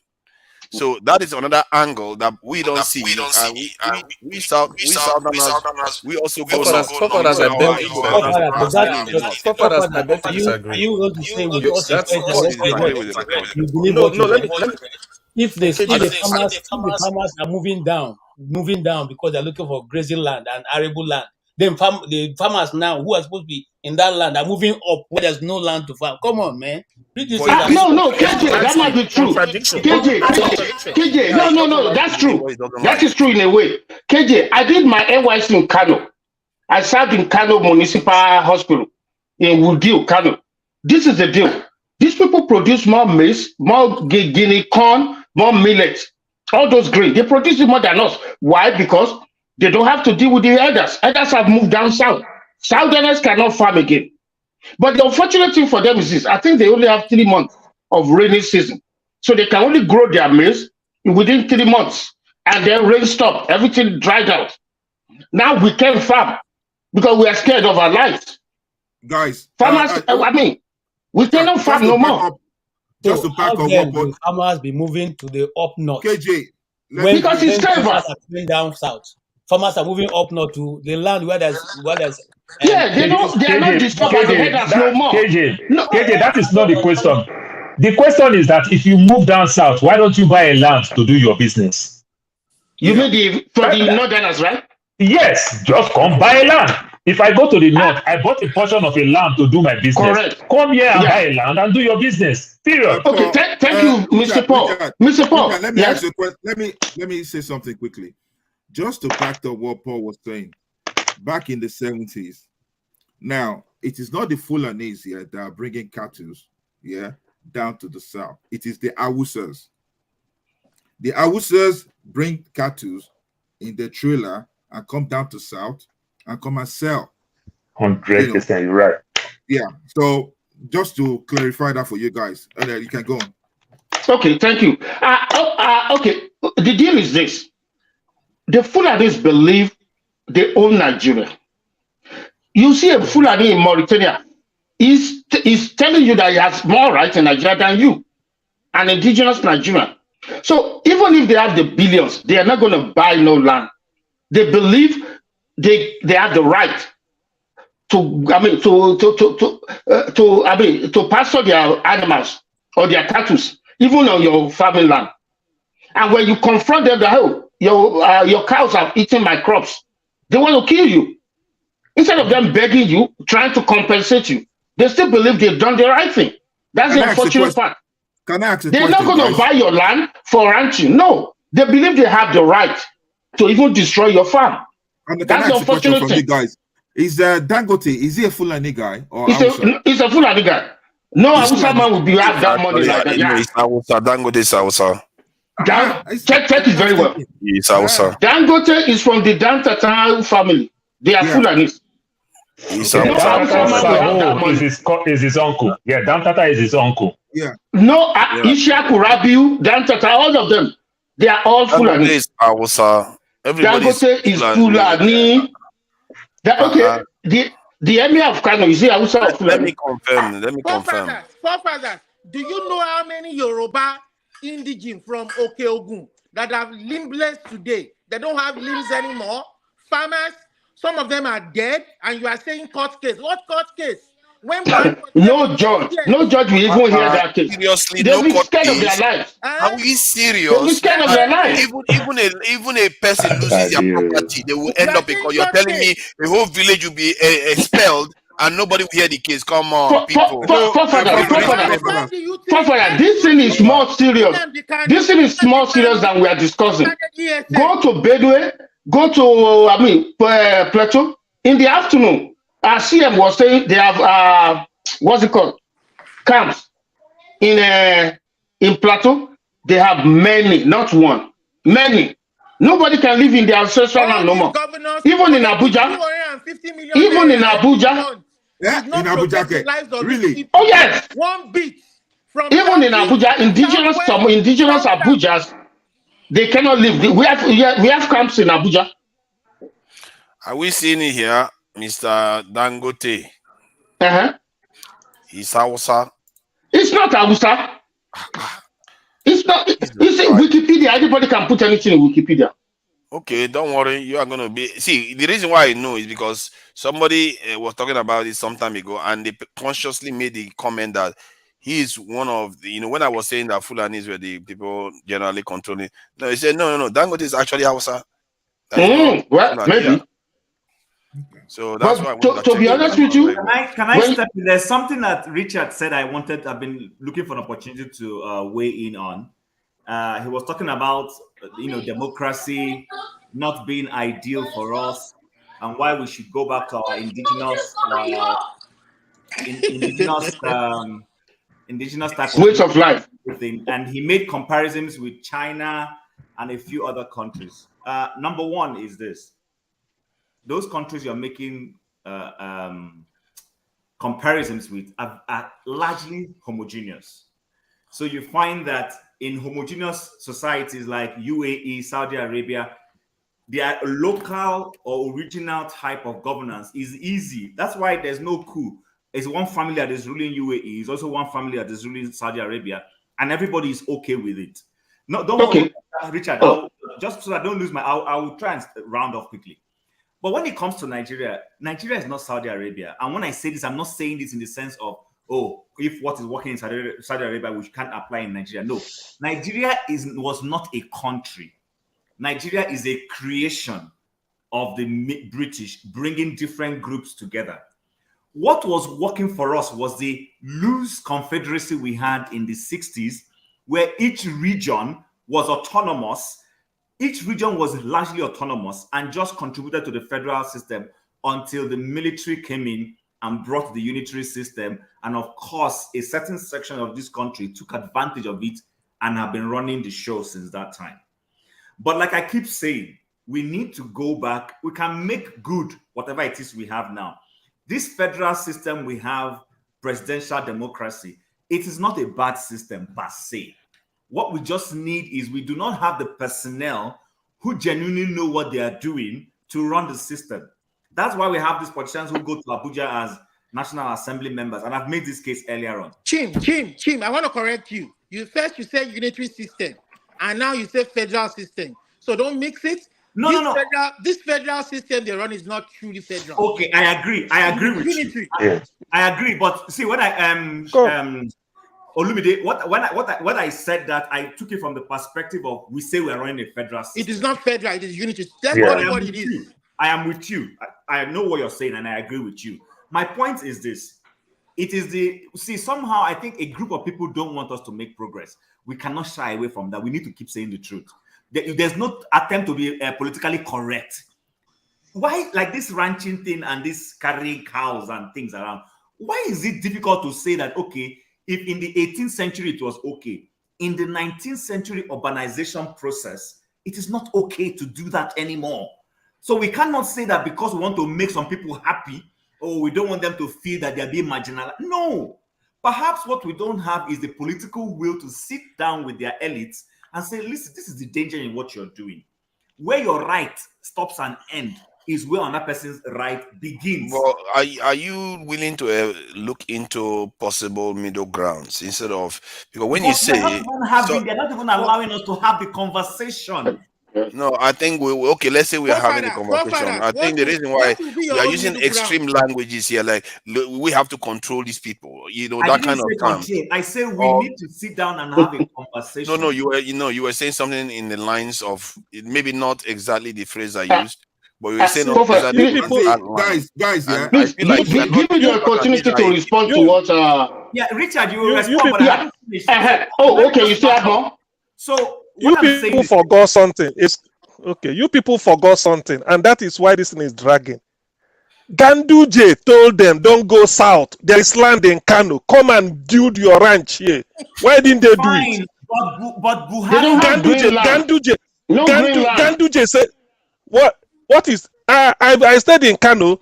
The water they are looking for, they drink well in Kano. Human being drink. Why can't animal drink well? They drink also. They have seasons in Kano. They do have seasons. It's not season. Ganduje said, "Come here. We build all those things." Ganduje tell them, even everything you need should be there. But you can't just tell them to change their lifestyle. Yeah, this is the life. What is life?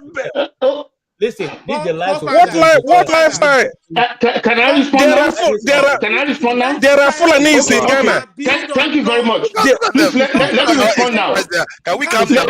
Please, let me quickly respond. Let me quickly respond. Richard, wait. It's your topic. You still got the mic. One at a time. Who wanted to say something just now? Was it KJ or Omo?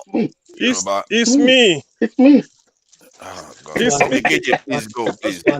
Everybody when we are having this debate on Nigeria, don't forget Sambisa Forest, where we have all the headers, every one of them, these people that are invincible. Sambisa Forest is in the north.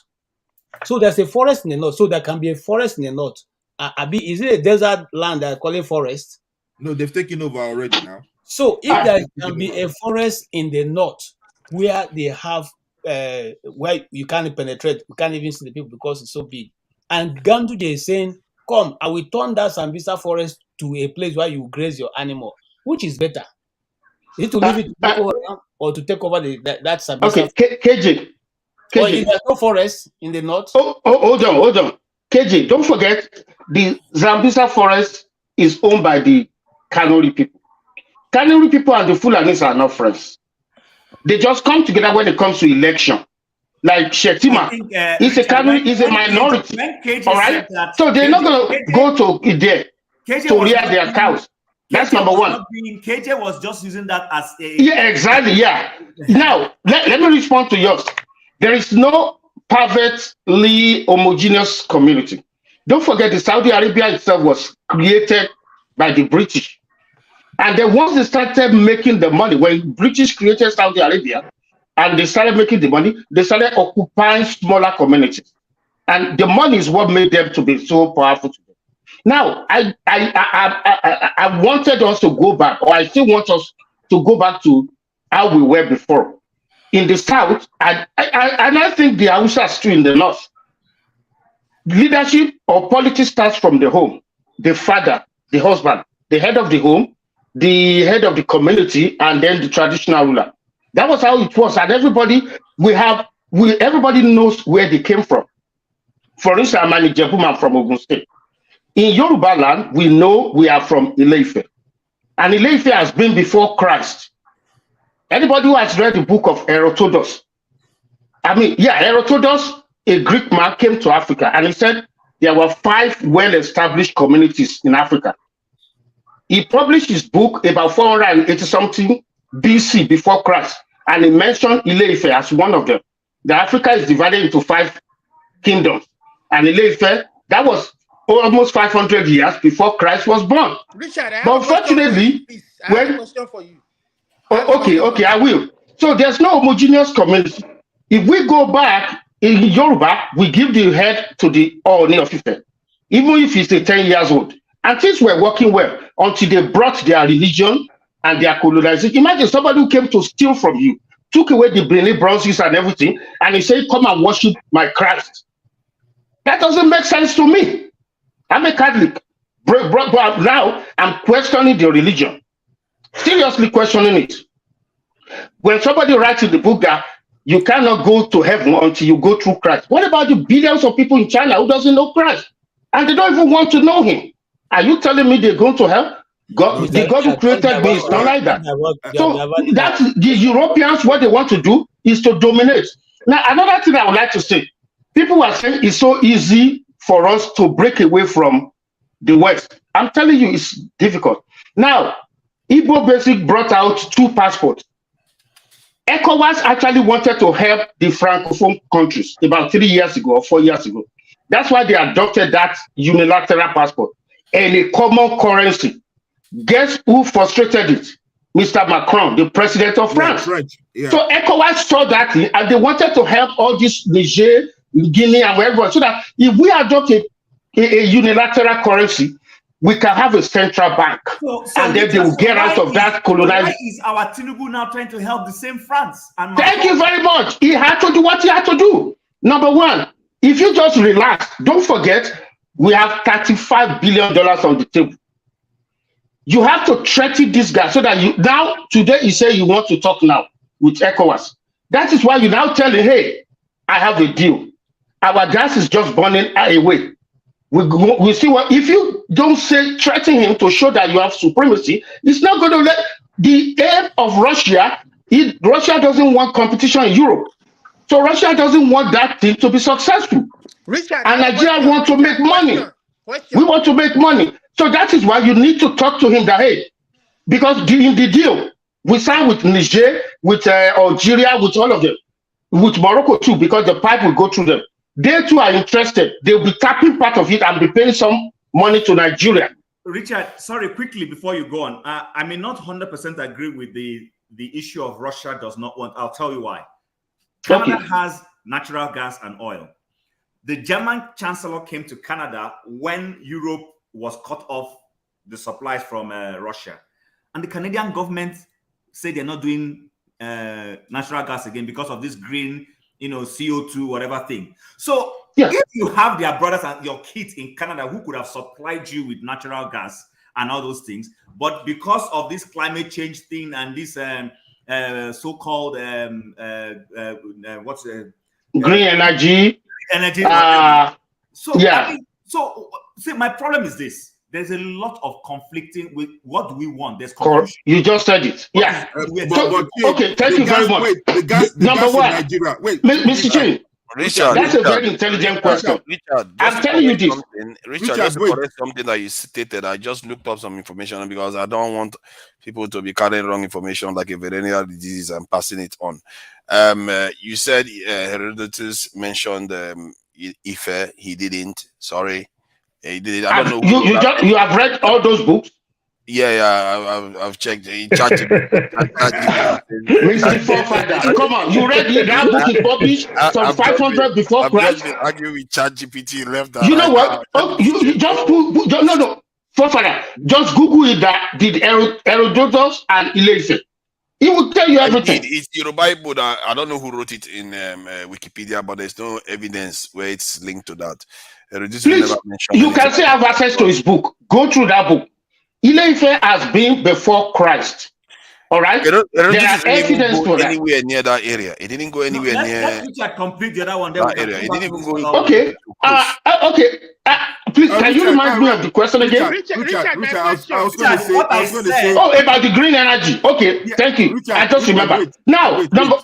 Richard, wait. I was going to say that the gas in Nigeria, is being fled at the moment. So we're not gaining anything from it. So nothing. If we sell the gas to the Europeans, it favors us. So go on. More than what we are making in oil. Yeah. According to the calculation they have. Okay, back to this. I want to enjoy all of us. Now we are well educated, we have traveled, we know what's going on. I want us to start questioning the West. When they talk about green energy, when they talk about the world global what's it called, Bumi? I saw your passion when you're talking about it. Do Global not trust warming. them. Global warming, thank you. Now, the same people, America, they say, oh, no more global warming. Guess what? When Mr. Joe Biden got there, and they said, we're not doing no cracking, no fracking, and then point price goes up. He wanted to lose America. Guess what? The same person that said, when I get there, I'm going to punish Saudi Arabia when they killed these guys they budgeted in Turkey. He traveled to Saudi Arabia, went on his knee, and begging them to pump more price. Oh, that's the person that said global warming is going to kill the world. And then America, they destroyed Honduras. Honduras is a Latino country. He was calling Honduras too. The government will say you don't recognize, begging them to increase their pump. And the Americans never stood up to China. Venezuela. Yeah, Venezuela, yeah. They never stood up to China. Because the China don't want to respect any of those global warming something. So the West are not just use the word, Richard, just use the word well. Number one country that has the highest global warming issue. China and America, China, number one and number two. They don't want to obey nothing. Now the US is not standing up to them. Please do not trust anything that comes from even their religion. I was born and raised in Catholic, but I'm questioning Christianity. It's a lie. It's a fraud. Richard, say yes. On the issue of religion, please, let's be careful. So, I would say, man, it's now personal. Let people. But with my knowledge and education, I question everything they brought up. If it is true, Mr. T.A., somebody who comes to take you as slaves, will not tell you about God. Okay, let me tell you. And you will accept that God. I think you've been spot on tonight on almost everything, but I have a question. No, I just don't want. I don't trust the West. I have a question. And where the devil looks like you. The devil looks like exactly. What kind of situation is that? Why is the devil not white? Exactly. That kind of stuff. I don't trust them. I agree with you, Mr. Richard, is the fact that Ed has been quiet too. I think Ed is feeling a little bit left out. This election they did has proven this guy is unstoppable. That number. Which one? The US? No, the US. This election in Nigeria. Has okay. Proven Okay. That myth about the North being more than us or this this election has dispelled that myth. If they allow a free and fair, I was going to say that, but I forgot. You can't get that in the North. If you do census in Nigeria 10 times. The North will still claim to you that they are more than us. With the BVN they use, it's still not going to work in the North. Okay. It's not going to work in the North.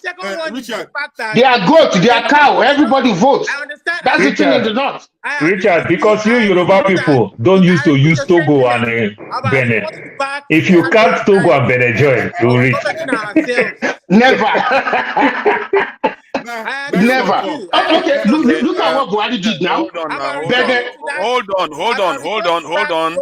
on. There are people that have not spoken for quite a while, and they've just decided that they want to be polite. Just one Ed moment. has not said anything. The last question. Come on, hold on. We should have I know whatever you want to say is important, but you can't go on. Okay, fine then. I'll put you backstage. Since he will not let some other person talk. We are not about to save the world with our comment. Before Richard goes, just a question quickly. I think let's let TA talk and Bumi, one of them, because they've not said anything for a long time. And Paul hasn't said anything for a long time too. So we need to allow people to talk now. Ed, do you want to add to this discussion? No, actually, Olumide was supposed to be speaking now because he just came in. So I don't know why you took him. Olumide has been talking. No, it was just. If you don't want to talk, Olumide has not spoken. He just only interject and ask questions. I thought he has been going on. He has not spoken. He has not. Okay, that's fine. Then you can wait. If Bumi, you have anything to add? I wanted to say something, but now I've forgotten. So if I okay, let me quickly ask the question. Let me say, Richard. See, yes, sir. I love your experience. I love what you've been through and stuff. But look, when it comes to the things of God, there's some personal things that Let me just quickly clarify this. See, although I was born into a Christian family, I never believed in God before. Yeah. My parents were both, Anglicans and stuff. And all my life has always been partying and partying and partying, doing shows, bringing shows and, all the stuff to Igboro, God will bless you. Back then, even when I did my service in Abuja, yeah, in Kubwa, I was one of those people that anchored the shows there. So it's always girls' party. But on this very day, yeah, I went to Winners Chapel. I think the bishop then was Tayo Lutayo or something like that. So I went there anyway. The guy said we should wear the best clothes. Yeah. Got there and they were worshiping. Look, what happened there. I was in the middle, yeah, of the congregation, doing big boys and stuff. All of a sudden, I could not see. I'm telling you fact now, real stuff that happened to me. My eyes were blind, yeah? And all of a sudden, what I could see was those shows, yeah, that I was doing. There was one last show that I did that I couldn't even see what happened there on the hair. It was a really bad show. The people that went to my schools that they knew, and so the shows and the voice that I heard there was like, he said, that you're meant to be bringing people to Christ. Yeah? You're now bringing people to the devil. I have a nickname there. If I say my nickname and you Google it and you checked it, you know that some people will say, stuff like that. So, but now, from there, I was crying in tears, begging. Then all of a sudden, I regained my sight. And the pastor said one thing. He said, you know yourself. He said, you were lost. Yeah, but now you are found. Come out. And that's how I gave my life. But since then, it's always been a roller coaster. Now, what I was going through back at home, right here, Oyibo people, you understand, saw same thing as well. I said, look, this is who you are.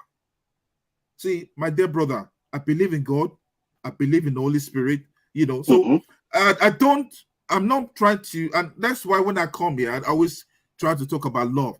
It's because of my personal experience, and I wish, and even in China that you just talked about, yeah, we have an outreach there where people were, because preaching now, when you preach in China, you get arrested. I think try to keep it a bit succinct. So can I respond now? I understand, Mr. T. I understand. But Mr. T, let me tell you this: African had no God, the creator, before the European brought their religion. So we didn't get to know God through them. African have been worshiping God. We believe that there's a super being up there that created us. Yeah. So Europeans did not bring God to us. I just wanted to add something to the discussion. I think Olumide said something about northern Nigeria is less populated than the south. The reason why northern Nigeria is more populated is because they have a larger area. Look at the difference in size. Maybe in terms of population density, they are less, but they have more area. That is the problem. So the middle belt, I don't always count the middle belt as northern Nigeria. Listen, exactly. If you remove the middle, that's why personally I don't like that. I would remove the Benue. I would remove those other Nasarawa. They're not. But that's the political don't believe that narrative. That narrative I tell you is not true. It's not true at all. You can say North have more land than the South. That's true. That they have more population than the South. That is totally false. No, Geography itself. Excuse me, one more minute and I'll be true. Geography itself in the whole world says that population increases when it's going towards the sea. Water. And then but it's accurate here too. Towards the north. How come Nigeria is the only country that is different in the world? But I just told you it's not contradictory. That is what you are looking at here. The population is concentrated towards the south. It's almost 50% in Nigeria, but yet the north is a lot bigger. Normally, if it was distributed equally, the north will outstrip Nigeria's population by about 60 to 70%. Forefather, it has nothing to do with landmass. Let's not use landmass. For example, if you want to talk, Forefather, if you want to talk about America, yeah, landmass, only the state of California is bigger than the whole north of America. Yeah, you understand? Only the state of California. You want to talk about Texas, you want to talk about Arizona. If you take Niger State out of Nigeria, Arizona is the size of Nigeria. You understand? So what do you want to talk about? But what is the population there? You understand? But they have a lot of population in the north. You understand? That's how it is. The truth or just want to talk to each other? Because I would like to learn the truth of the situation. California, I know, has access to the ocean, and which means the population. And it's the largest population in America because of the ocean. Outside California now, other places that don't have that water don't have population. That's exactly what KJ is telling you. California has 38 million, more than the population of Canada. California. No, just no. But America California and Canada, same population. Million. California population is here 39 million. America is 300 and something million. Population. That's what I'm telling you. One state because of that water. You see now look at California and also share border with Arizona. What is the population of Arizona? 7 million. You know why? No water there. Yes. Go and look at the population of New Mexico. You understand? So this thing, but go and look at the population of Texas that also have water. The population is increasing. I hear what you are saying, but in the context of this in Nigeria, it's not the same. Nigeria is not. Nigeria, na Photoshop. Na Photoshop. Nigeria North is not desert. Na Photoshop. Nigeria, Nigeria doesn't have a desert. Nigeria doesn't have a desert. It's not like Arizona that has a desert. Nigeria doesn't have a desert. So I used to think that when you go to Kaduna, all you going to see is dry areas. I was surprised Kaduna vegetation is not that different from that of the south in Nigeria. So we are just thinking that Nigeria, the north, is just dry land. It's not good percentage of their land. We are not saying all. Good percentage of their land. Have you been to the thick forest of Benin in Edo State? Kaduna doesn't have that kind of forest. Yes, but they have green. They have mangoes. They have green that's very seasonal. In December, January, February, everything dries out. No, I went there in December. I went there in December. Yeah, it depends on the time. If you go to some areas, you can be. When you are driving on the street of the north and you look ahead, you see straight land. You can even see almost 1 kilometer ahead. True. Unlike when you are in the south, you can't see like that. See, Richard and forefathers, will you classify Kwara and Kogi State as exactly? Those are not there exactly. They're not supposed to be not. You understand? It's just political stuff. All these whatever that they use. So it's unfortunate. Nobody can change it. Are we saying that the North population is fake? It is. It's, of course. You know they have bank accounts. Check the result of the first election Nigeria had. Forefathers, you have access to Google. Check the result of the first election Nigeria had. The North was so small. But now they knew that they almost lost that election. Guess what? The next population, their population was like times 10. Now, apart from that, that there are too many their brother in Niger. They have polygamy. They allow them. We also have traditionalists in the south that also have polygamy. We have traditionalists in the south that also marries multiple wives. Why do we do this thing where we just kind of subscribe to some of all these conspiracy theories so heavily? Clearly, I've seen it with my own eyes. Like young northerners riding bikes, they already married. They're barely over somebody that should be out of secondary school. Forefather, you lost touch with Nigeria. That's why you're saying all these things. These are things that me living in Lagos, Forefather, me living in Lagos, we take pride, non-Lagosians, non-Yoruba, we take pride to cause these Yoruba people. Guess what? The few illiterate or the majority illiterate, they also have kids the same way. Only for me to shop, for me to go to Delta, go to my village, I see all my young cousins that have children that have grown to my own size. and I don't even have my own baby. What are you talking? It's everywhere. You want me to show you the It's everywhere. You understand? That is what comes with when you don't have education. See, if you want to know the truth, I don't know. It's like Tell me how many educated people in the north that have kids like that. Even when they marry 4 wives, they don't have so many kids like that. They don't. Ibrahim Babangida had 1 wife. Sonny Abacha had 1 wife. Most of them also have 1 wife today. They are lying. They are not telling the truth. But the Southerners that mostly conduct this information, that did this. Father is everywhere. That multiple wife and baby mama thing is everywhere in our villages. It's everywhere. Oh my God. In our villages. If you just live with you live one place. I'm so ashamed because I thought the Yoruba so much. This kind of thing, 17 years, 16 years, they're not the born picking. I was shocked to go to my village. All my cousins have grown-up kids. And I don't know who have no kids. It look like me now. My manhood is not even working. Guys, here. I can tell that in our own individual lives. You know, many southeastern person. You know, Yoruba people. How many of them do you know have more than 5 children? How many of them today that are having more than 5 children? You barely know anyone.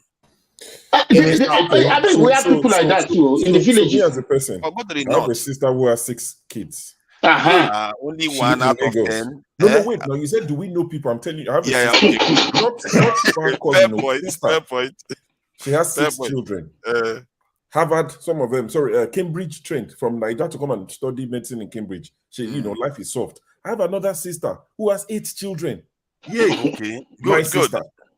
Is she Muslim? So this is me, one person, a Yoruba person. I've given you example. People are they Muslim everywhere. It's a myth. No, I'm asking. A genuine census in Nigeria. Do you think those numbers will check out? No way. Sure, are they Muslim? You know why it's going to check out? So, let's start debunking this. Do you know the rate of the death ratio in the north with those people that are having all this baby?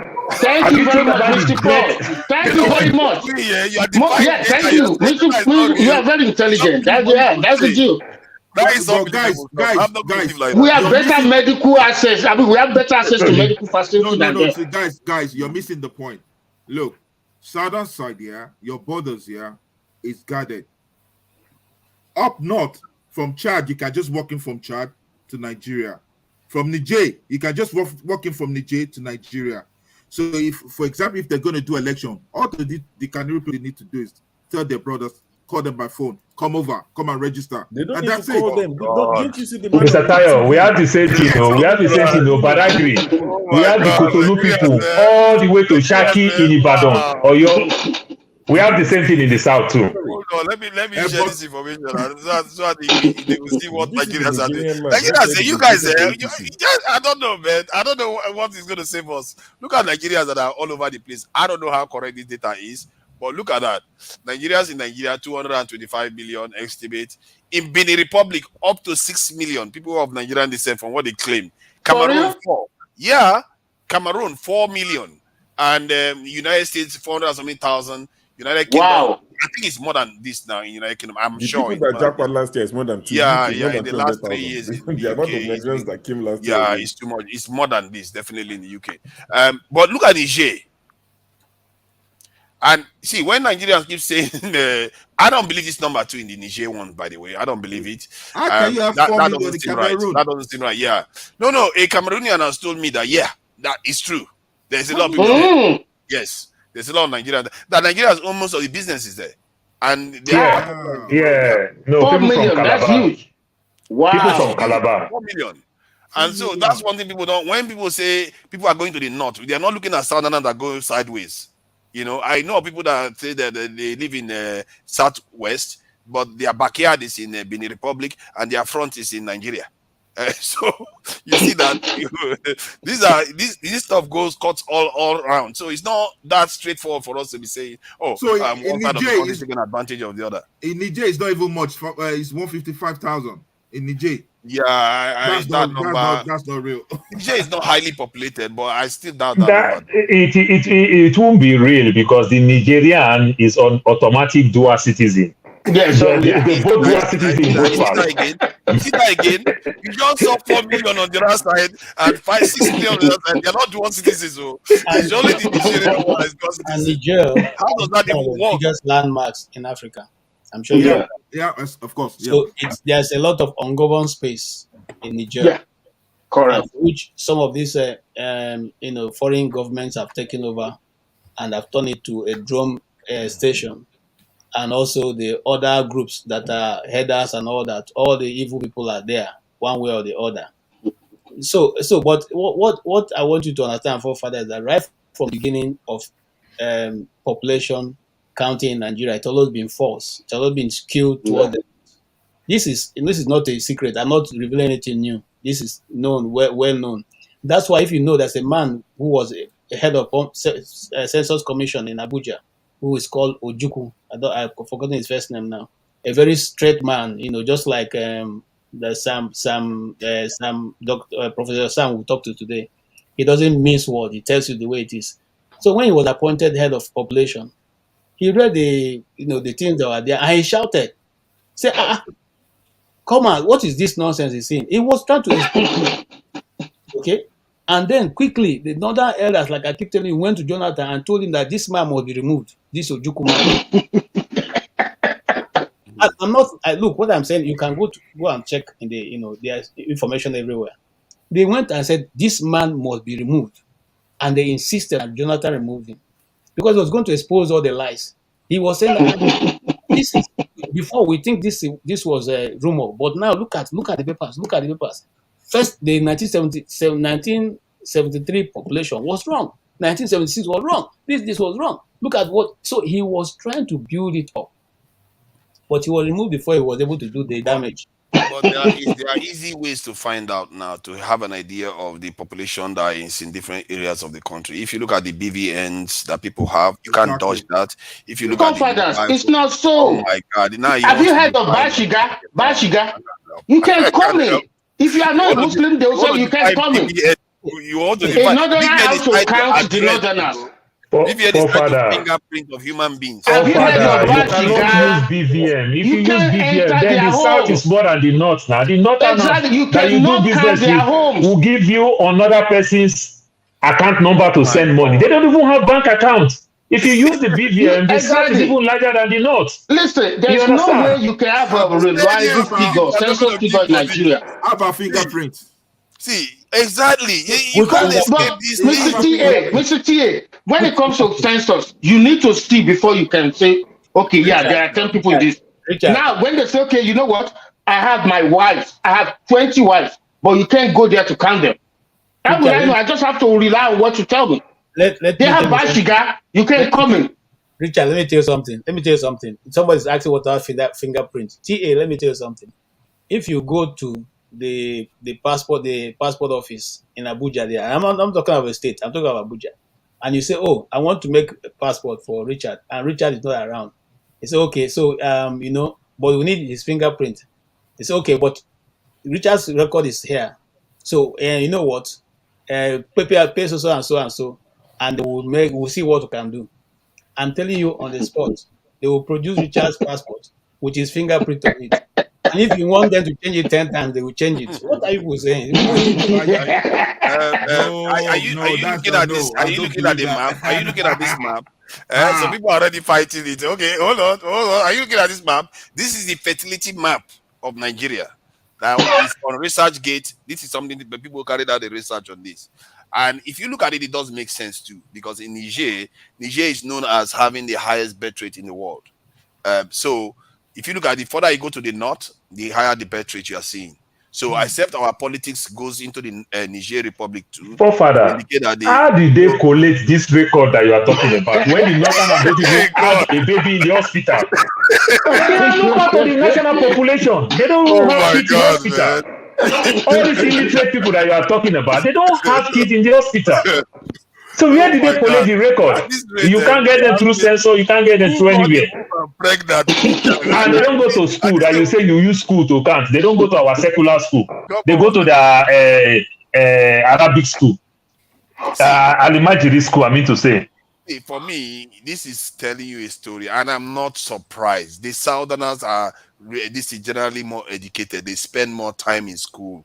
You are likely to have less children when that is happening. This is a worldwide trend. So it's not entirely surprising. I don't know why people see this. This is consistent with what you should expect. Okay, if Nigeria was a fluke, then why does Niger have the highest birth rate in the world? Forefather, But what's their average population, Mr. Southern that Forefather? is What's their not super population? educated financially is doing well. They have a lot of kids. So it is the very educated Southerner that don't have a lot of kids. An average Southerner that is just comfortable, they have a lot of kids. That you must know. Because it's a pride thing. Aside from that, forefather, Forefathers, we are Niger, not disputing their population. What we are saying is we want the true figures. We're not saying they don't have high population. We want the true figures. You understand? Without the true figures, That's a good one. how do you want to plan for your economy? You can't plan for your economy. Personally, if you ask me today, give me the data that is available in Nigeria, I can extrapolate to a reasonable degree of accuracy the population of Nigeria. So I believe There is no data. You may not have true. direct data of individual names, but you have enough what they call it, The BVN only data, thing- NIN data, and you look at other data like BET Forefather, data talking and about all kinds of BVN different and other NIN, things. do you know that they arrested quite a lot of, in their thousands, between December and February, December last year and February this year, with Nigerian voters card, foreigners carrying Nigerian voters cards were arrested in Kaduna between December and February, coming to vote. Yeah. It was Nigerian officials that arrested them. You don't hear of such happening at our borders in Lagos. So let me support your case. So let me support your case. Do you know people buy? So do you know people even buy people BVM debt? People who officially they are dead. They use their BVM. The Nigerian man on TV who Do you know? said that Tinubu should not come and fight them in Niger. That he said we voted for APC. He's Yes, a now. Nigerian. He said we voted for APC. Is this how he's going to reward us? The man is a Nigerian. See, all the people that are living along this area, Ogun area, they are all like with Benin Republic. So if somebody shifts from here to here, nobody will ask questions. The same thing for all this area. I've seen the person on news recently talking about how they moved from here to their friends, their family members in Cameroon, because they just live next door to each other. There's nothing separating them. If they wanted to vote, they could vote. If they wanted to vote, of them coming to Forefathers. I don't know. Yeah, go ahead. Local P, help us talk to Forefather. Okay, you have to get that now, right? Lagos is 3.4, right? The ratio. And how come with the population in Lagos, they still have 3.4, far lower than other states that is having less population? Yeah, it's very this is predictable because urban areas generally have lower birth rate, and because of the influx of Lagos is mostly of adult population.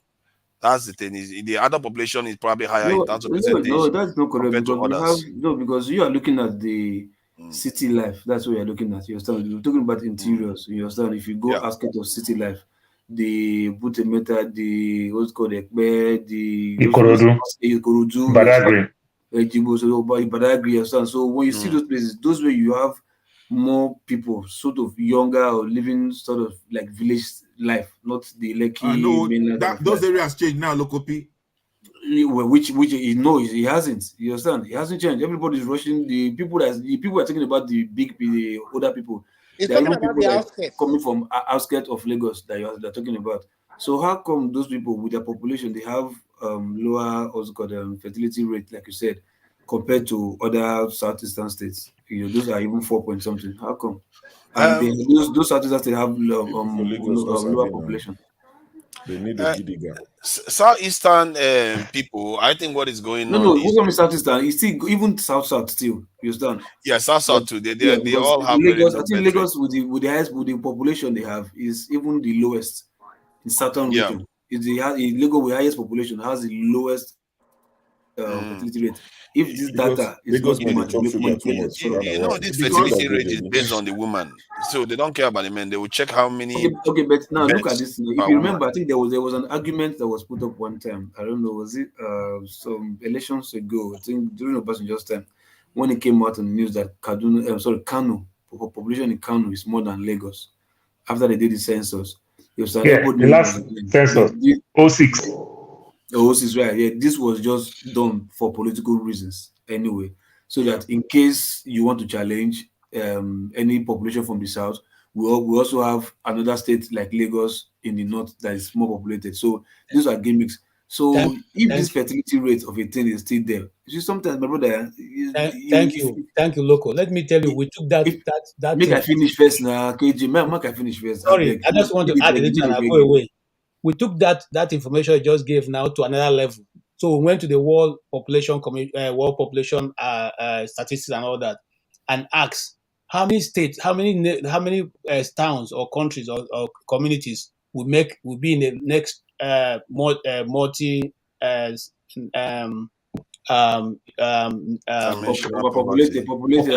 in the 25 million in the next 10 years. Lagos showed up. Kanu never showed up in the last 25. Didn't show up any of those places. So to just tell you how this thing is done, they know what they're doing. But so like judging from the amalgamation of the country, I think the British left the power, the secret or whatever to the north just because they just want to control whatever resources they're getting from the south. That was why. So possibility that these people are even trying to play these number games, letting you know that if you don't get 25% from Abuja, you won't win. You understand? That law was drafted out of the possibility that nobody from the south will ever win Abuja. You understand? That was how that law was built. Lokopi. I think Bumi You go talk. I think Bumi wants to say something. If you want to say something, Bumi, that was how that law was. So from inception, I think things have been done to favor the north, not even from internal, even from external forces to favor the north, just to keep people in the south in check, so that we will not feel as if we are ever more populated. You understand? In majority wise, you understand? But these are just to trap us to take our resources, so that by the time we shout, we have at the back of our mind that there are plenty pastors. If we fight them, they go beat us because there are many pastors. So make we chill. You want to go the fight with people you are not sure you are more than there. No, hold on. You're not getting my point. No, whether it is right. Look, this is chess game. I will say, but if you play chess, you understand chess game a lot. You see how some things work. So Lokopi, how do you understand? Lokopi, you're spot on. See, Nigeria. See. If you go to British, they have it in their archives. It's in their archives there. There are some people who brought out the information. It's on YouTube. When during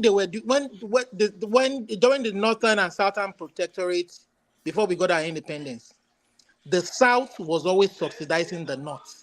They had a governor in charge of the southern protectorate. They had a governor in charge of the northern protectorate. There wasn't enough money. In part of the note, the documentation, the British, they keep a lot of records, the whites. In part of the records that they kept, they weren't producing enough money. They always have to go back home. And the the UK home wasn't happy that they weren't self-sufficient. You understand? So they will always have to take resources from the south to measure up to kind of subsidize the north. You understand? So when that somebody needs to take it up with this guy that wrote this stuff, that put this research together. Somebody needs to take it up with him, because he clearly started that did this. And if you look at the report, this is a kind of PhD publication, if I'm not mistaken, ResearchGate. This is something that somebody put a lot of effort in doing and got the data out, and it's okay. But the guy is not even a northerner. Again, it's a southeasterner. So this is the politics that has continued up until this moment. When the British handed over, they truncated the regional system. Otherwise, if things are continued the way they are, but even the North would have been the better for it if they allowed politics to still continue the way it is. They may lag, but it doesn't mean they won't develop. Look at Japan today. Japan has no oil, and they're the third largest economy in the world. They don't have any oil, but they have their brains, they have their human resources, and they're the third largest economy in the world, population of over 30 million. So maybe the North would have even been better than the whole of the South if they are continuing things to continue the way they were, politics to develop naturally and but they truncated everything, military, they controlling the southern resources, and nobody is the better for it. That is why we're saying that let's sit down together. Guys, I'll see you hopefully next time. I gotta go. Mr. Yeah, love you man. guys, man. Peace out. Yeah, right, welcome. Thank you. See you next time, Mr. T. Hello, bye. One love, yeah. One love. Thank you for coming in. I Good really night. appreciate your time here, and yeah, no I'm sure worries, everybody man. does. Thank you. Thank you. Yeah, if you look at this is written by a research, probably PhD research, and it was done by Okafor Samuel. You can't make that up. And he went on to do other probably text. Let me see what else is written on the page. Oh, look at that. Demographics, this is survey and health, this thing that he used. So you can go and read it. I'll put it in the back this thing so you can check it. So for me, I feel like some of all these things we sooner or later have to start confronting the reality of the situation. When I look at the map, it makes sense. Everything about Forefather, that Okafor may be defending his PhD project in ABU, Ahmadu Bello University. You understand? So that they can accept it. I'm a honorary Southeast He may just be defending ABU. My case right now is Lagos 3.4, the lowest in southern part of Nigeria. How? With the highest population? How? Because the rate is not about the population, it's about how many children a one woman has in that population. That's what I'm saying. So if it's birth rates, right? Because this is fertility rate right now. So fertility rates, is it because some? I think it's tied to birth rate. Yeah, I think it's linked. Bumi wants to weigh in. Yeah, let's let Bumi come in. Yeah. Let her change the dynamics a little bit. Okay, so I wanted to weigh in on the Lagos percentage and why it might be low. So the fertility rate can be due to education, healthcare, and all that. But if you notice, go and check majority of all those places that are well developed. Those places are very expensive, and to take care of one child in those places can be taking care of maybe 3 children in less developed places. So it makes sense why Lagos will have a lower one, because maybe going to school is like you're paying $1 million for a good education, primary school, not even secondary school. Those Now, people, let's say, I think they're like 1 or 2%, or less than 5%. Those class you're talking about, they're less than 5% in Lagos.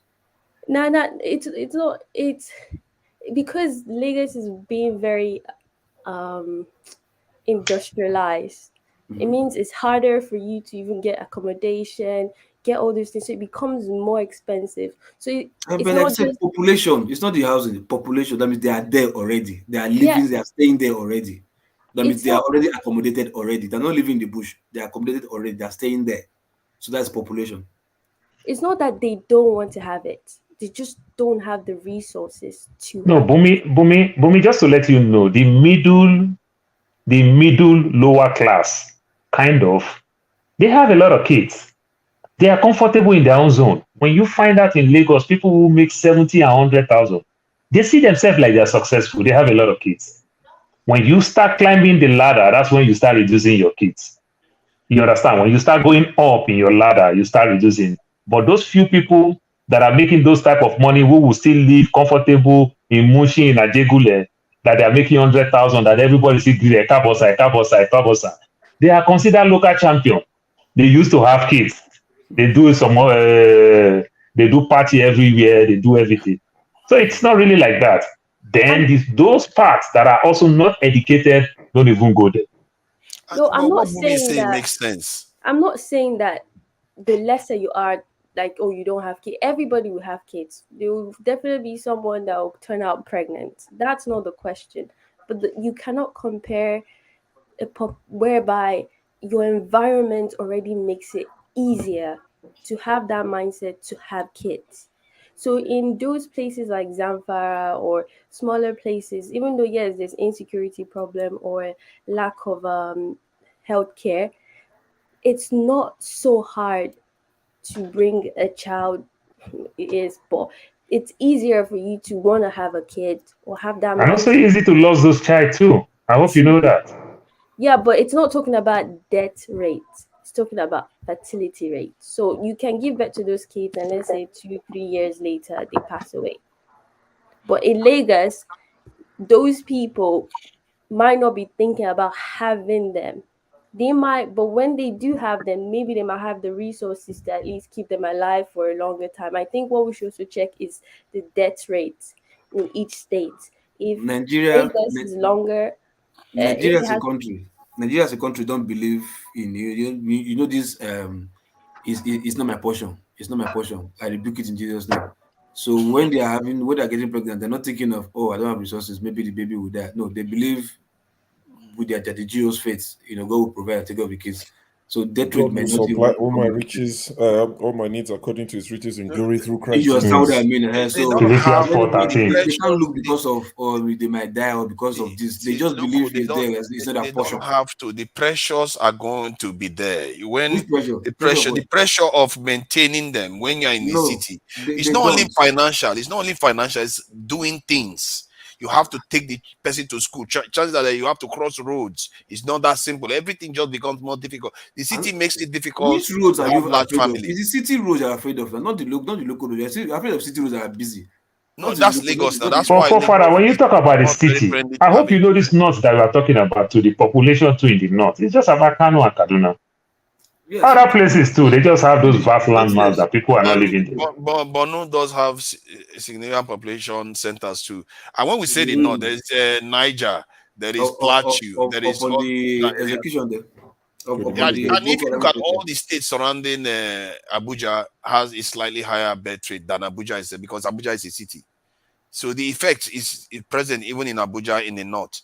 So, and this is normal. It's not like controversial at all. And if you can't even make it up, it's not a Hassan that wrote the report. It's an Okafor that wrote that report. Even at that, I'm Oh, Father, that guy is defending his project in Amadu Bello University. I'm telling you. You see, oh my God, it's only Paul that can come up with that one. I'm telling you, it's a smart strategy. You understand? So, you see that 3.4. You see that 3.4. I think Bumi to, wants to say something. Okay, hold on. Yeah, give me a minute. If you convert it to numbers, him for a reason. That 3.4, right? if you convert it, who is that person? Okay. If you convert that 3.4 to numbers, right, to actual numbers, you may be surprised. It will be far more than, because this is just ratio. You understand? Ratio is like the number of people that is maybe getting pregnant to the total population of Lagos. So definitely, because the population is high in Lagos, the ratio will definitely be small. But if you convert that ratio to numbers, you will be shocked that that numbers, right, will be that ratio will be higher in numbers than the ratio of other states. We agree. In terms of numbers, Lagos will have higher numbers because Lagos is multiple sized, bigger than most other states now. States, but the birth rate per woman may be low. Yeah, what they are measuring there is the birth rate or the fertility rate per woman. So that is how they are measuring. Same thing with others. No, yes, same thing with other states. Like I said, yes, the population in Lagos, population in Lagos, we affect the ratio to make it small. So I said, if you convert that 3.4 to numbers, it will even be more than the population of. I mean, you see, Lagos is 5 million. Some states are not up to 2 million. I think the population is not affecting the ratio. No, it does. What about the proliferation of migration? You know the mathematics. It's simple maths now. The population is not affecting that ratio. That ratio is per woman. It's not divided by the population. Per woman of population. The women in Lagos are still more than the women in other states. I think it's per 10,000 women or something like that. Yeah, it's per women. They are not. No, okay. If you say per 10,000, is it there on the? No, it's not per 10,000. It's not per 10,000. Otherwise, exactly. there would not be any child in the. It's per woman on average per woman. No, that's how. If you say per woman, how many women in Lagos now? If it's per woman now, even if you follow Bumi say per 10,000, then if you calculate it. Even if there are 7 million women in 5 million women in Lagos, then per woman they're times 3 point something. You're going to be looking at how many million? 15 point something. If you still go with population, whether you say it's only per woman or only women, or true, the total population of women in Lagos is still more than total population of women in other states. Yes, except you put a mark, except you put a constant, which is like per 10,000. So every 10,000 women for each state, this is what you got. Then you can say that is the direction. I think you are going around again. What is happening when you do per 10,000? you can still crash it down to individual women. That is what they are giving you there. That you do not have a unit. Yeah. So we have more women in Lagos. At the end of the day, when you want to trickle it together. If you say per 10,000, you don't already make that 10,000 to become one unit per 10. The per is like single. Per 10,000, that means you make that 10,000 to become one unit. Yeah. So if you say 10,000 from each state. No, local, use the 10,000 like as Bumi said. Use the 10,000 as a survey. The 10,000 is a survey. Yeah, you understand? But in as much as we use it as a survey, if you still trickle it down to per women, we still have more women in Lagos than any other state. Yes, that's what I'm saying. So regardless, that is true. But the birth rate in other states is higher, and by my extrapolation, if that is correct and it keeps carrying on like that, the North is going to make up about 60 to 70% of the population in 50 years' time.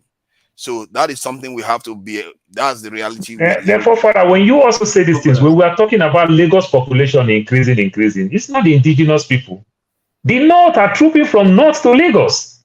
So those kids that you are talking about, they are having in the North, they still find themselves back in Lagos. Yeah, but they are Northerners. So you won't just. It's not about Northerners. If they find themselves in Lagos, they are resident there. No, yeah, they will be in the South, all right. But my point is that they are Northerners that are having more of these children. For population census is not to count your tribe. You're counting people living in a place. Yeah. They're not the indigenous accounting. You're counting the people living in a place. No, I get that. I'm just saying that because of the birth rate in the North, they are going to make up more and more. They are going to make up more and more proportion of the Nigerian population over time. Like I said, forefathers, if you are using population, right, those who have higher, you understand, rates, because it might be as a result of they have lower total number of population. That's why the whatever is high. But like I said, but it can go either way anyway. But regardless, like I said, but I think it can go either way. The meat behind this population thing and every other thing has been there for a very long time. For example, even when they make the local government, old Jigawa was part of Kano. They carve out Jigawa from Kano and still give Kano 44 local governments. Jigawa have 30 local governments, and Lagos still remain 20 local governments. States like Delta State have 25 local government. Imo State have 27 local government. You understand? You see some small state, or your state have, I think, 32, 33 local government, even bigger than Lagos. You understand? So these are the mix-up that we are making and everything. Then how do you move out Jigawa out of Kano and you give Jigawa 30 local government? What about the population of people that left from the old Kano to Jigawa? And Kano population is still at par with Lagos population. And before the census, Kano and Lagos population was bigger than Kano's local population. Let's see Jigawa population now. Whether it's 200,000, it's possible. Everything is possible. Let me quickly clarify. It's not 10,000. I don't know why I said 10,000. So I just searched. And it says the sum of age-specific fertility rates, usually referring to women aged 15 to 29, or 5 times the sum if the data are given in 5-year age groups. So that means there's a caveat now, 15 to 29. There's a caveat. Yeah. And people still have kids in the South at that age. The North might have kids faster at age 15. But in the South, look, the girl child still have to go to school, start working, wait for 3 years. Wait for 3 years in your place of work before you start having baby. If you graduate in university at 22 and you must wait for 3 years in your company before you start having baby, then you are not part of it. It's over 25. You see what is going on here? Are we trying to console ourselves in the South that we are not as populated as the Northern population? No matter how you like to run from it, that is the reality you are dealing with here. Are you expecting the 30-something-year-old Fulani woman to stop having children because she had children as a teenager? They will keep having children. She already have all her kids. That is when the South starts. That's what I'm saying. They never stop. They just keep having children. They never stop having children. That's the problem. That's why they have higher birth rates. There was a time I went to Paul. You will know this place now, Okwagbe. Where? So I left Okwagbe. Okwagbe was on the riverside. Then enter boat 45 minutes drive. Go to close to Bomadi. but still in Delta, Ezebiri. Yeah, I think they were living. I think their source of water was river, so got there and did some water scheme project for them and got water. So there I saw this girl. She's not even up to 12 years, if I'm not mistaken. Her breast never formed finish, sort of maybe whatever, but like she don't get 5 children already. I was surprised, like how it happened. You understand? Like the small girl, she tell me something, and she just the children just be like ants for her body, just like ants, just carry. Now so her breast don't fly like So like sometimes these people for village, they don't as like it's we that think we are living in this metropolitan city that we have to go to school. Those people in the village or some places that they don't care about town. You understand? They barely go to town. They give birth as easy as multiple. Telling you, my brother, I stereotype a lot in Lagos till I land in my own village and discover that. So this thing is even in my own house, and I'm causing other people. I remember like small girl. That is, she's not up to maybe she's too old. 12, 5 kids already. Like 12. Yeah, at the party. I tell you, serious. Joke apart. See, look, I think no, joke apart. She's having a child at 8. See, joke apart. Joke apart. I see. No. 5 children, 12. That's a bit much. Listen to. No, that may be too much. When did she start having a mexes? Let me tell you.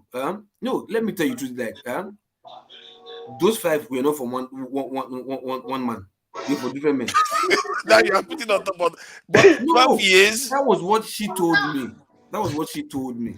Because like she must be around 18 or so. No, when did she start her menstruation? She might be very malnourished, not so healthy. That they have the highest case of VVF in the north. The northern women have the highest case of VVF. Oh yeah, a lot. They give them away at a very early age when their cervix is not strong enough to have a baby. Yeah. So they have that vesical vaginal fistula where they it's a what big is problem. VVN again? VVF. Yes, they have fed their pelvics, everything. Vesical vaginal fistula. Hey God. So it's not strong enough, and then they have bladder problems. They can't hold their pee when they need to. They can't hold everything. Their pelvis, everything, they lose it at early age. So it's a big problem for them then. Serious, I was surprised. But while they are doing that, they are busy inheriting the earth. See, what you have to understand is that. Sure, why are you shaking your head? Father, shame on you. Shame on you, Father. So enjoyment of the earth is by chopping small children. I'm just saying. Their children are the ones that are going to come and inherit Nigeria. Keep laughing at them now. They will have the last laugh. I've theorized that when you go to areas where there is dryness and no water, the population is not as much as in the other area where there's water, there's grass, there's not. So that the Nigeria is the only place in the whole world where it is the reverse, and we know it is because the numbers are made up. I don't know why you keep saying it's the reverse. The South that we call the political South is about 1/3 the size of the North. So if they have roughly equal population, what that is telling you that there's a lot more population in the South. They have land mass that is not livable. They have land mass that is not livable. No, there's no desert in Nigeria. I'm sorry. Huh? There's no desert in Nigeria. They are undeveloped and barren and dry. Not desert. It might be there are areas that are drier. We barely even have a savanna in Nigeria. Most areas they have a level of shrubs and plants in Nigeria. We don't have desert in Nigeria. So every area is livable. There are people that live in the savannah that are actually growing in population. So I don't know why we assume that the North will be so like pure desert. The Niger Republic is desert. Yes, that's why their population is low, but not Nigeria. I was shocked when I went to the North because when you are in the South, they make it sound as if the North is just open space. There's nothing there. I was surprised to be seeing green stuff everywhere. Most of those local governments up north are not productive. If you say Niger, right? What about those seven states that are bordering Niger? That's right. One of your think maybe at least those 7 states are part of those dry places. I think probably I think this is where the conspiracy comes in. Uh-huh. I think the states that are let me go to I know that one. You see, I'm not averse to conspiracy. I'm thinking that what happened is that when they see that Nigeria is doing well with all the oil wealth coming in, all the cousins that used to be in Niger that can leave, all of them left and came to Nigeria. So the northern states, if you go to those bordering states, you're probably going to find significant populations there that shouldn't normally be there. They should spread out. But you see more concentration in Nigerian side because they move to the Nigerian end of the line. Forefathers, the problem is that it is a few group of people that are chopping the money. They are not developing anything. There are a few group of people that are just chopping this money and they are not developing anything. Nigeria is still there's sub-Saharan part of Africa that is part of Nigeria. There's a desert part that is part of Nigeria. Not very significant at the north. Yeah, I agree with you. Then forefather, when you keep talking about this north, sometimes you contradict yourself when you use this north thing. The north have 19 states, the south has 17 states. That makes up the 36 states that we're talking about. Then the same you again, when you not think about the states like Kwara State, you think about Kogi State, you think about Benue. What will you call all those places? You understand? Even in Abuja, you understand that we'll call central. You understand those central parts and everything. If you want to class them to the north, because they themselves does not even associate themselves very well as a northerner in present day. Their lifestyle is different. I think that it's the south that consider that political north. Personally, I would have said no. The north starts from the center. But then down, you find that the southern part of Nigeria actually has more population. And this thing, Olumide will be correct then. Remember, I did draw that map. You understand? On a serious note, why person way in boundary go stop for Jeba, go own oil well for South? Yeah, why do Southerners go to the north to go and own things? Yeah, you can complain all you want. This is Nigeria. But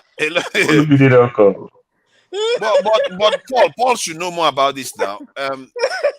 It's like they are saying that the Northerners own most of the oil well. Is that true? Do Southerners not own oil well in Nigeria? Oh yeah, the Northerners own most of the oil wells. The Northerners own most of the oil wells. Most of the oil wells. You know, how did the Southerners happen? No, they give us. We have, but we share. Like 2 or 3 persons, or 4 persons, or 5. We don't have. If you say we have, who have? You talk about you talk about Kuku and everything. Make mention of their name. Who have? Do you know what General Theophilus Danjuma have? Do you know what what's this woman name who turned out to be one of the richest women in Africa? Alakija. Alakija and the likes.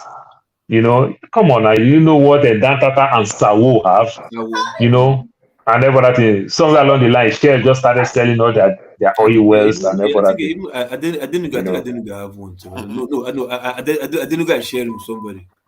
I didn't go share with somebody. No, but no, we do anyway. But we share. They can give like 4 persons one, but for the north they're having one. You understand? They complain, they fight. Tell me who owns oil well in Delta State. But the funny thing, that's why people like your elder brother, you know, answer call, God call or devil's call. Don't they publish the names of these people that own oil wells? Why don't they publish the name? It was fight before somebody like Tony Elumelu that own UBA just got his own this thing. No, that's you understand. It was like Edwin Clark. Now what he did there, Edwin Clark. That one, he want hand over, give his son, make his son continue for where he stop as the leader of Niger Delta or Pandef, I they call him. So yeah, those people. No, it's not be Jolly down. Is there any Ijo man that owns oil well? Is there any no Ijo man? If there's no Ijo man, that would be a complete disaster. Those people, that would be useless. And that's why I get angry with the southern people of Nigeria and the more, because now they be the most foolish people. You understand? You send people and you know these things, but you just can't do anything. You just You just know how to survive and let them do what they want to do. You know. Oh, please, Okay, they have a list of oil well owners in Nigeria. From what I I know they did a before. while ago, I think. I'm not sure if it was official. But the funny part of it, even though the oil wells that we're talking about, not that you really make money, not those oil wells that we're talking about. Because at the end of the day, what do we really call oil well? It's just deep tankers, just a storage farm and every other thing. They don't really turn it to real-time business. Oil block. Yeah, but the problem Oil is that block. You understand? the problem is the royalties. They give it. They sell their royalties. They sell it to companies that have the technology to exploit it, and they pay them royalties. But Olumide, remember it was Shell and Chevron started selling all these things.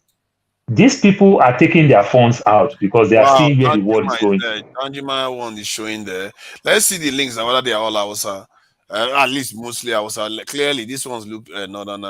The first three that I've seen, about 4 of them. Colonel Bello, this one, northern. Bayero is northern, isn't it? Okay. Alhaji, this one, Mohammed, Gambo, northerner. I think there was a mic. I saw a mic just now. Is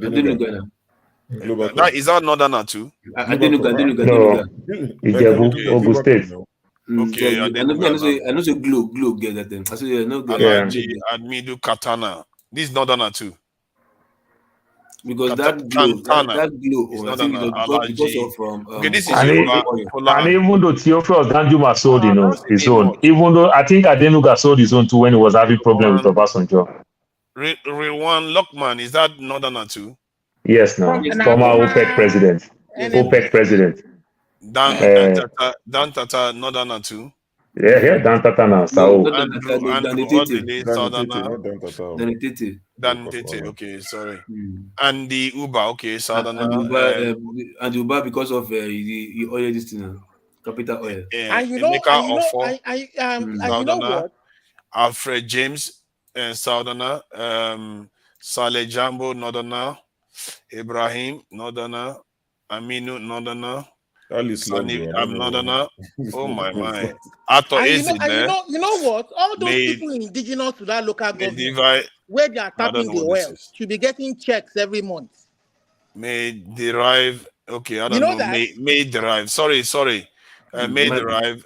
We need to get this right, man. So the viewers have an idea what's going on here. Yeah, Olokun.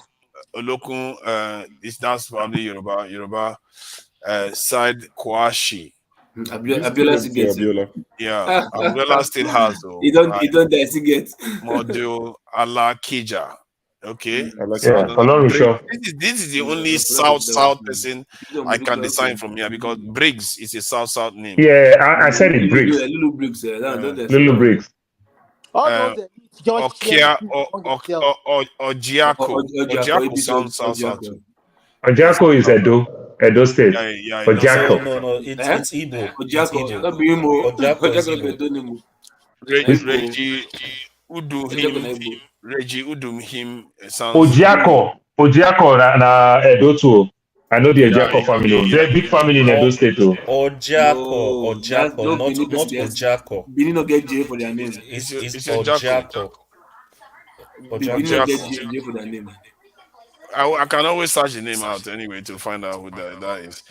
Reggie Uduhim, that one too sounds South.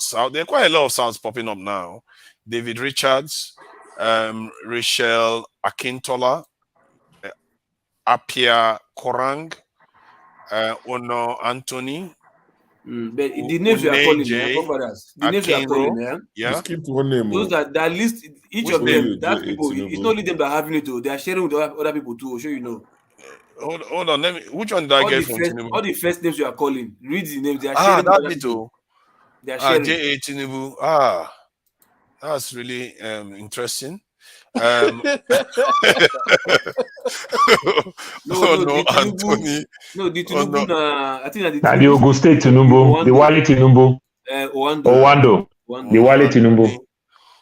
Uneje T Akinro. You see, the Southerners are popping up here. Look entirely northern now. They gave one family. Ono Atoni, and his colleagues, Ono Christiana, Ono Ngozi, George Yeah, Udweko. okay, I'm just reading the first names Yeah, again. that's what I'm saying. So you're reading the first names. That's what I told you just now. Yeah, I have to be careful about no that, don't wonder I? our elite don't fit talk when Those common all those man ones, talk back. they are sharing. They are sharing. Yeah, that's the bit tricky. I have to watch out Yeah, for I if say there are the too many South, other the South, names. they have in the South, but they are All of them sharing. don't collect oil well. Can I point out something? Can I point out something? Okay, it's a little bit more dispersed than I thought it was going to be when reading from the top. No, but I told you before now. Like, I think I said the For South they others, have, but they can share. I point out something? Yeah, go ahead. If you notice the first names, they just put names without saying whether they are actually prospecting for oil. So it seems like just legacy oil blocks. But as you go down, you're seeing that these people have these oil blocks by virtue of being oil prospecting or shareholders in oil prospecting companies. That's something I just wanted to point out.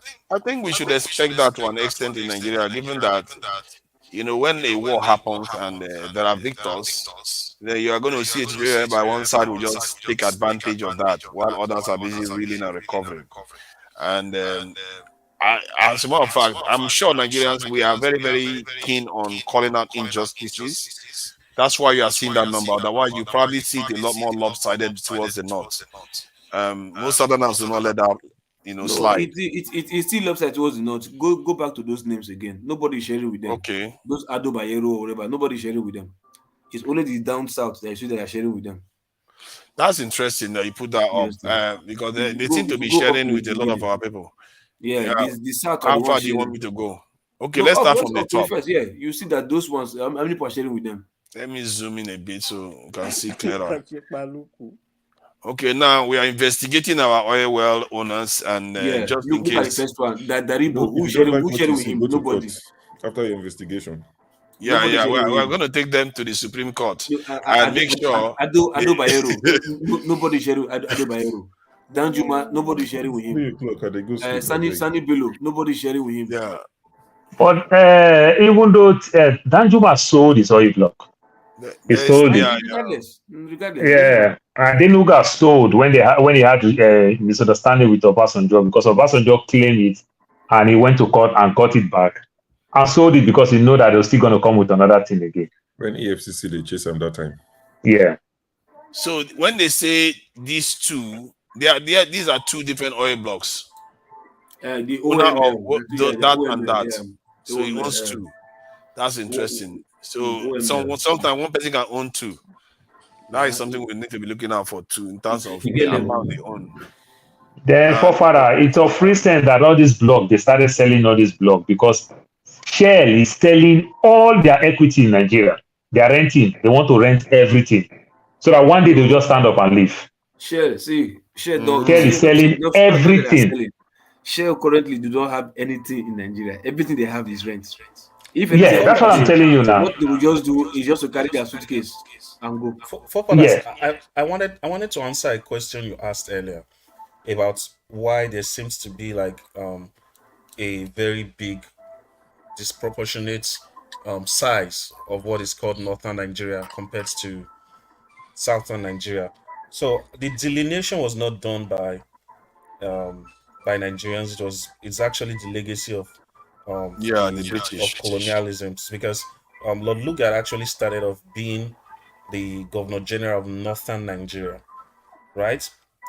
At that time, the southern Nigeria was being owned by a private company called the Royal Niger company. Yeah, so those ones were just accumulating the southern territories by bits until after some time they had to, I don't know what transaction happened between them and the crown. They had to like concede to what now became the southern territory along with Lagos Protectorate. So Lord Lugard, being like an advocate of indirect rule, just said, okay, the best way is just to lump them together in 1914, and that's what he did. So that delineation is still there. In short, Lord Lugard actually ruled northern Nigeria from Kogi, from Lokoja. So if you go to Lokoja, there's still Lugard House. I think that's what the state house is even called. So Yes. yeah, so it's not like maybe the Northerners or maybe some Southerners drew that map. It's the way Oh no, no. it's I always understood that. The question is why did he not redraw it in terms of when we No, took the When IBB even extend the state, the breaking of the state and everything too, IBB would have done better with it. Yeah, because you could have just said, okay, from Abuja north, from Abuja south, period, and then you actually see that from Abuja south has far higher population than the But you north. see, Then it will become clear. they did something like that. It's just that that legacy of colonial rule still ingrained in us, especially the political elite in the north who used that as an advantage. So they actually redelineated Nigeria into six geopolitical zones, right? Which so many people are not even agreeing with, right? So if you go to Yeah, the but they north, still call Benue, if I'm not mistaken, North Central, if I'm not mistaken. yes, but it's still See, I'm that's saying what I that don't like. I don't subscribe to any of that. I'm one of those people that say North starts from Abuja up. Anything below But you is see, south. I think those historical vestiges, they are not just specific to Nigeria. If you look at the United States today, right? Most of the United States of what became like the United States was concentrated in the Northeast. So anything Yes. beyond, say, Indiana to the left was like you're going to the West, like Wild Wild West. They were prospecting for gold. That was the new America from Kansas, all the way left was the new America. So today you can be in Indiana, which geographically is in the eastern part of the US. It's close to Chicago, just 2 hours from Chicago, right? But they Yes. call Indiana Midwest. They call even Chicago Midwest, as in Illinois Midwest, Yeah, right? they're all Okay, Midwest. they Midwest. call it Exactly, All Midwest. but when you Okay. look at the map, they are very eastern. Do you get what I'm Yeah. saying? So I understand what you I mean. think it's just But sometimes you know, we don't update our history. We just like okay, the truth is, I agree with you that all nations have this kind of quirks of reality. I'm choosing now to redraw my own reality that Abuja down is south and yeah, Abuja north is north. but you're right. That's my own. I mean, your own personal idiosyncrasies are really valid. But it's just even I don't know if KJ is from Benue or from the East. it's from Which the one are you east. from, sir? Okay, because It's I from know the he makes east. a lot of reference to Benue. But if you Yeah, Ed, I agree totally with. Why then? Okay. sorry, let me mute. I think it's coming from forefather. Okay, Seriously, I've been here for how many hours? Yeah, you go didn't get ahead. echo. Suddenly it comes from me. From head. Okay, I agree with you. Your contributions are always very enlightening and on point for me, and that's my opinion. Others may have a different take to that. But some of what you put forward is totally the truth, and I make reference to Benue because I spent majority of my young guy days in Benue and in Plateau State, so I have a good understanding of those areas. And what you said is totally true. The thing, sometimes I ask people to go look at who created those regions. This was totally created for the purpose of further dividing the South. Okay. And why the South continuously to remain divided, the North is not. It was in recent history that people like J.S. Tucker and Solomon La decided that, look, we are no longer going to accept to be called North. Because whenever there is a reason to have political disagreement with the South, they term us as North. When that disagreement has been fought and won, we will now become middle belt or will become lesser than the Northerners. So why don't we take to be the middle belt? So middle belt forum was actually started and at that time driven by J.S. Tucker, late J.S. Tucker, Senator J.S. Tucker, and late Senator Solomon La. And it was a big movement, and it really shook the North. And then there was every effort was made not to allow the North to actually accept. I mean, sorry, the Middle Belt to go. And so things were done to allow them. to make them, to accommodate them and keep them in the fold, because that helps to swell the number of the North. Someone earlier on, I think it was Chim, that was saying if senators in the South come together and their representatives and vote for a single bill, it will pass. It's not going to pass. Go count how many numbers of legislators and House of Rep that comes from the North. They are more than the one that comes from the South.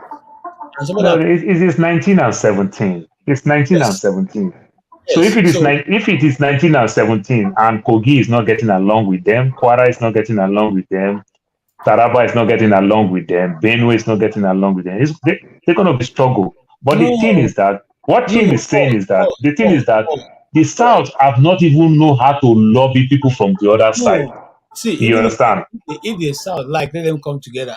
When it gets to the final point of voting, I can assure you, in that number you call, it's only Benue that may stand out, that may say no. No. I disagree with you. I will tell you why I disagree with you. I disagree with you because let's use American perspective. You know, the Republican and the Democrat. What is Benue looking for that they are not getting? They're going to cut deal with the South. If you sponsor that bill from Benue, all of us, the South, we vote for you. So it's not about even your party. It's about let us play this card. If the middle, what we call the middle belt, is not getting along with the core North, they can cut deals. Then automatically the South have majority vote to sponsor that bill. That's how it works. I mean, You understand? But we don't play that politics. That's the problem. We have played that politics. We have played that politics, and we have played it. Come in, sir. Come in, Olumide. I'll give you a chance to talk. Sure. We have played that politics. Remember, Jos or Plateau State was, we're always defaulting to MPP, which is the Azikiwe's party, and part of Benue, when they came to this realization, also defaulted led by Paul Nongu. Led Paul Nongu just died some months ago. Also became a very strong ally of the MPP. But eventually, this same man who said he was running away from the North, which was J.S. Tucker, late J.S. Tucker, of blessed memory, a very good politician, he eventually went back to MPN because they told them, look, we're going to make you, going to give you the president MPN, you're going to be the MPN presidential candidate. And when he took Benue back into the northern fold, they gave it to Shagari and said to him, you know what? Is that not what I said, that we don't know how to cut deals? No, we are not ready to. Do you see what they're promising? They're promising the heavens and the earth. Look, you understand, to achieve a purpose. My purpose, my point is this: they have deceived every one single politician that you know from the South and even the North, because they deceived Awolowo, they deceived Nanda Azikiwe. Call them, call just one. All of them, they cut deal with them, and at the end, they let. KJ. I'll tell you one thing. When you talk about they deceive Azikiwe, they deceive Awolowo. But guess what? Obasanjo deceived him. Obasanjo single-handedly promised IBB to rule for 1 term. 2 years into Obasanjo's administration, IBB posters was everywhere in Nigeria, not only in Abuja. Obasanjo got an interview with Chris Anyanwu. When Obasanjo got that interview, Chris Anyanwu, you already know that this interview is completely arranged. When Chris Anyanwu say, Obasanjo, this and that, we know you're going to hand over to this thing. Obasanjo said, I don't know where you people get your story from. He said, in the military, I first IBB become military head of state. I was a general before he even think of coming to that ladder. Me and him, we are not even a classmate. I senior him in the military. I senior him in government. I am now a civilian president. IBB has not been a civilian president. You know that Obasanjo is not talking to Chris Anyanwu. Obasanjo is talking to IBB indirectly. And IBB we saw the whole handwriting clearly. All of us know in our own politics the way we think that IBB is coming for second time. But when Obasanjo pushed the fight out, remember when Obasanjo came, Obasanjo dislodged the G34. The first PDP chairman, Solomon La, he kicked them out. Barnabas Gemade, Amadou Ali, Audu Ogbe criticized and take his own hand, resign. Obasanjo dislodged all of them. Sunday Awoniyi. You understand? Even though Alex Ekweme felt bad, Obasanjo dislodged every one of them and make himself powerful, started bringing young people into the folks. his own men into the force. And I So want to ask you, oftentimes we can blame ourselves. what did That's the North how IBB promise? I narrowed want down. to ask you One one of question. What did the North promise Obasanjo when he did all that? What did what not did he promise? not promise? Yes. What did he not promise He said the Obasanjo? same thing he did, they're going to do it and more. And haven't they done that with Buhari? I don't understand what you're talking about. He did not. Obasanjo did what he did, and Obasanjo win his own battle in his own time. Obasanjo won because he tested his power and he used his power and he achieved. He achieved it. Even though Obasanjo even want to make all delay, somewhere along the line, he felt all delay chicken himself out before Obasanjo bring his very good friend, a younger brother, called Yaradua. Paul, what I want to say is that what I was going to say is that, see, Obi, the first time I'm going to admit Obi kind of surprised somebody like me, despite the fact that he came in, he crossed over from PDP to Labour Party, the way he went through, they did that. I mean, he went through the last presidential election, the result. I think the Beavers helped a lot. They kind of demystified all this Muslim thing and all this, because this guy won some states in the north, and if they had done a free and fair election, he probably would have. I mean, debatably, he could have been the president if they had done it free and fair, and we've seen all the results. So until this Supreme Court decision, and if they maintain a free and fair election, then Nigeria, we can say Nigeria has arrived at the doorstep of civility, where people can choose their leaders free and fair. Doorstep of civility, and then maybe we can begin to hope for change. But with the way things are, where they rig election and they not think they have the numbers, they don't give a damn about the rest of us. I mean, I don't want to. I mean, I just want to hope the Supreme Court does the right thing. You understand? Yeah, I just think people have not tested their power. If we say people have tested their power, and what KJ said of Obasanjo, they promise Obasanjo. If they promise Obasanjo, when Obasanjo also brought Jonathan also won an election. Remember, Jonathan won election? You understand? But the thing is that when you don't test your power, you don't know how strong you can be. Oftentimes, we are self-defeat before the battle starts. I see this funny thing in Lagos those days, you understand? When an old man would just come outside and just shout, "Ye paripa," make you understand that he's an Ogoni man. Everybody will run away, will start begging. If they had done you a understand? Election, I'm sure Sowolu would have been history in Lagos. Of course. That's why they did that. They kind of harassed the Igbo people, and they were using area boys to harass people because people were fed up with them. Yeah, the same thing even in the north, that you would think that they are very homogenic people.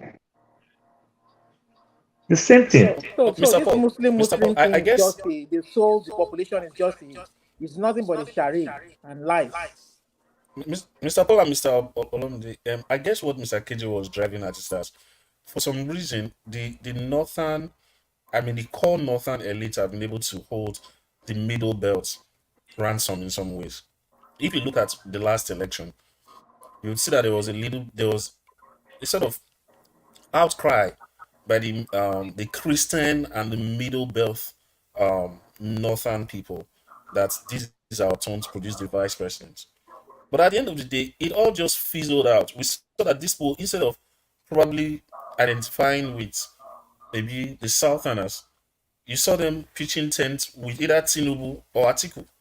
I don't know if you get it. So it just seems like But Ed, if you said so, I would disagree with you a little bit.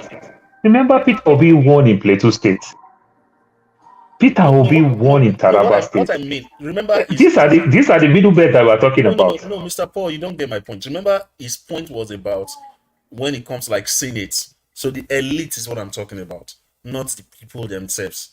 So like when the I agree with you. These are the people, like I said, these are the people who accept defeat before the battle even starts. So the point. So I'm trying to say the point that Mr. KJ made is valid. That when the rubber meets the road, the elites, like if they have to take a vote, they always tend to vote in support of the North, whereas the people themselves tend to identify themselves distinctly as either middle belterners, or they probably even want to like vote with their conscience for the South. So, for example, that assertion, I agree with you. But at the same time, from what KJ said, let's use the same thing. If we cut good deals with the North Central, they're going to fall in line. If they promise them presidency, if they promise them big things, they promise them the high heavens, and every other thing, you promise that individual who happen to be the elite. You understand? You don't want to go promise them to be your junior brother. You want to go promise them something bigger. Oh, let me say something. But the North Central by itself, do they have the numbers? That's the problem. No, they got to cut deals because they are minority in the North, and they will definitely cut deals with the South because the North will definitely betray them. That's how it's going to be. Anyhow, it's just like let me put it one way. One place I will pride my state very well, Delta State. Till Jesus Christ will come, if any tribe don't cut deals in Delta State, it's only Urobos that will be governor in that state. Because Urobo is the majority in that state. But other tribes have ruled as governor in that state. Okay. I just wanted to share these videos so that, I shared that screen the other time, so they are on right now. And he shared, that speech Tinubu made in ECOWAS is the one that made everybody associate this to Nigeria big time, because he was very strident about the regime. So I don't know whether anybody's hearing this. Let me see. Can you hear that? No. Okay, I will stop sharing and start again. Because it looks like I didn't share the audio. Let me share it properly so I can actually share audio too. Actually, I thought I select. Okay, yeah, I didn't select share audio, so you have to share audio. Otherwise, it won't work. All right, so it should come back on now. So this is the first guest he's got on. Clearly. This guy is white. He's wearing some kind of mask on it. I don't know why he's wearing a mask. Causing France to lose the leverage they have there. But they want to fight. But Nigeria, the new quote-unquote president they had, which in Nigeria, their election happened just like we had it here. How, that month-long counting. And they had Stacey Abrams. She went over there. This guy's cozy in with the Bidens. So you know what is happening here. So now it is clear, so he's the leader of ECOWAS. Who is he representing? Is he representing African interests, or is he representing the French? Why is he hell-bent on saying they're going to take military action if these people do not bring back that other leader? But the people of that country don't want that guy. Your take. Okay, I'm sorry. I need a new computer. How am I doing now? Good. When I'm muted. Very good. Epidemics. I have a question, and I'm not asking it as a joke. I'm serious. Who are the arms manufacturers in Africa? And you got AR-15s, AK-47, Ballistic, France has their guns. Who are the arms manufacturers in Africa? Can you give me a couple of names, like good guns that they use? Or is it all imports? Go ahead, mute yourself. So they do have, they have the Wagner group, they get weapons from Russia, who is, because, the enemy of your enemy is your friend. So you get weapons from Turkey. You see? So in fact, let me give you an example. Allow me to interrupt, please. Okay. Hold on. While you do that, I'll let you speak, and I'll show this video of some of the new technology these people are getting. So it's not only France or United States, that manufacture weapons. So you have to take that into consideration. Okay. Speak now. I'm so sorry, Epidemics. Okay. Listen, Epidemics. My point is that's my point. It's all imports. They're not manufacturing anything. Any weapons, nothing. That's my point. If they're not manufacturing anything and they're relying on imports, that means it's all a damn filthy stage show. They're importing all the weapons. Nobody's making anything. If Nigeria was serious, they would have a weapons manufacturing plant with gunpowder, mechanisms, and steel and tooling. Do you see what I'm saying, Epidemics? All right. Okay, so they might not manufacture weapons. That doesn't mean you cannot utilize weapons that are already made. There are a few African countries who don't manufacture weapons. They went to war with their European colonizers and they won against them. So you don't have to manufacture the weapons to know how to use them. You see? So okay, allow me, please. You have to manufacture weapons if you have a real power, a real direction towards independence. You cannot rely on anybody importing weapons for you to protect yourself with, or you are relying on somebody's silly mercy. That's my point. No, I'm sorry, Africa. If you don't have weapons manufacturing technology in your country, you have nothing other than somebody shipping stuff in from where they want. The corporate machine ships this, and let's get these guys a Ballistic, let's get these guys the AK-47s. Please, for God's sakes, understand that if you're not manufacturing your weapons, you have no hope of independence. Meaning that this is all orchestrated, set up, because all of the countries involved are relying on fucking imports. That's not natural. That's not possible. You have to have your own manufacturing, your own weaponry if you want to have independence. So that means that this is, by that A measure, white man is telling black people this nonsense. How crazy is that? Anybody can make use of imported weapons. You would My think God it's Almighty, me. Ephraidamus, I understand that. That's my point. They'll pump in one. But very good. What is the guy saying now? It's making sense what you're saying. So yeah, it's making sense now. But if I'm the one saying this to right? black people, like even on this channel, sometimes some of them challenge me on this channel. Like, why are you what saying do you that? suggest they do? But You want them to he's just telling them continue because he taking knows it? what is Or involved too. what is No, what no, are no, you no. And it's American, of they course. just No, the lay thing down is, go along in fights, with the right? politicians? It's like, Pardon? it's like, how would I say it now? It's like we're expecting a full blown war to fall out, and yet you are expecting, or you are hungry, so to speak. You're expecting your neighbor that is not at home. You are hoping, you are still having hope on them to give you food when they come back, when you don't even know if they will come at all. Meanwhile, you are hungry. Exactly. You understand? So in this case, I think it's different. Probably in your own case, you are talking about security, right? Having security. But that's what he's talking about. You can't No, rely on that. Hold on first. There is making weapons and there's security, right? There will be a case whereby you don't have security. You can make weapons. All you just need to do is to give arms to every other, even women. Everybody can carry arms because you are making, and you can make abundance, how many numbers you can make. But security is different. You can be making weapons, yeah, but your security might be as intact, as a full, well trained. They don't make noise. They only come out in your sound.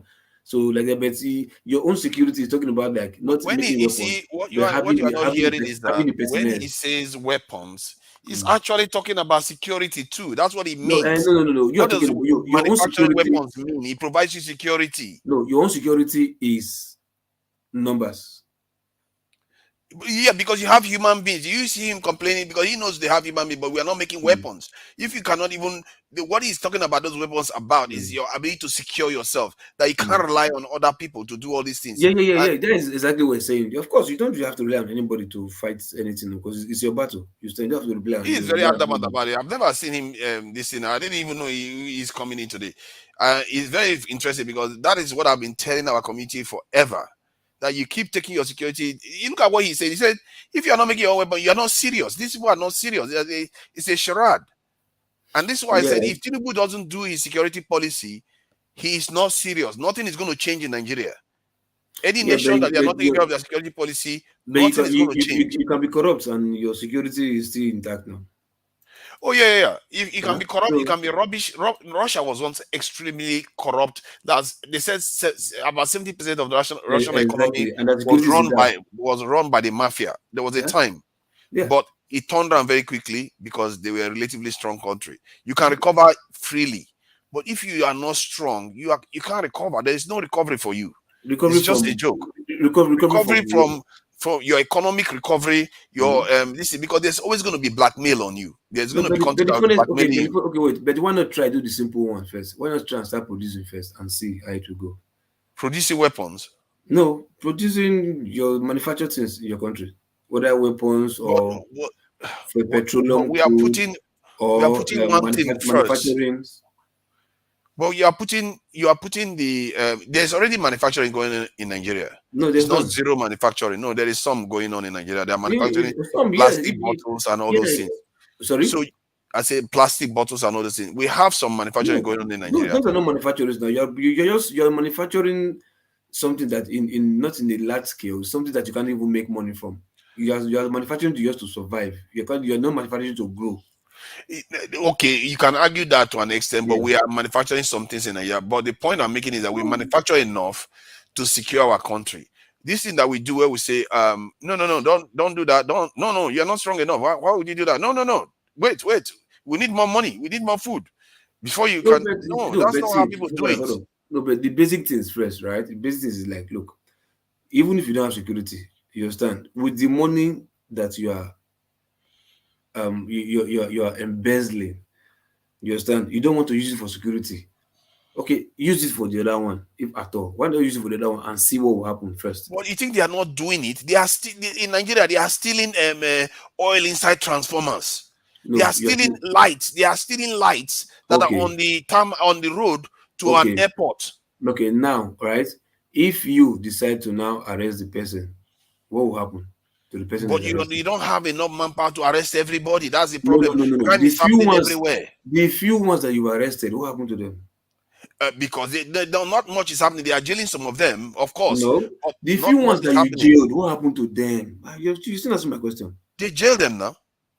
What They is going came to out happen? You're going to again. leave them in jail? They didn't jail them. They let most of them go. They came out again because there are people behind them who are sponsoring them, who are benefiting them. If they catch the person that is stealing the oil, they will jail them. Ah, Nigeria, okay, then let who me is give in you. jail in Nigeria then? Let me show you. Let me show you a recent one. The last one that this Tompolo caught, this vessel that they caught, that they set fire on.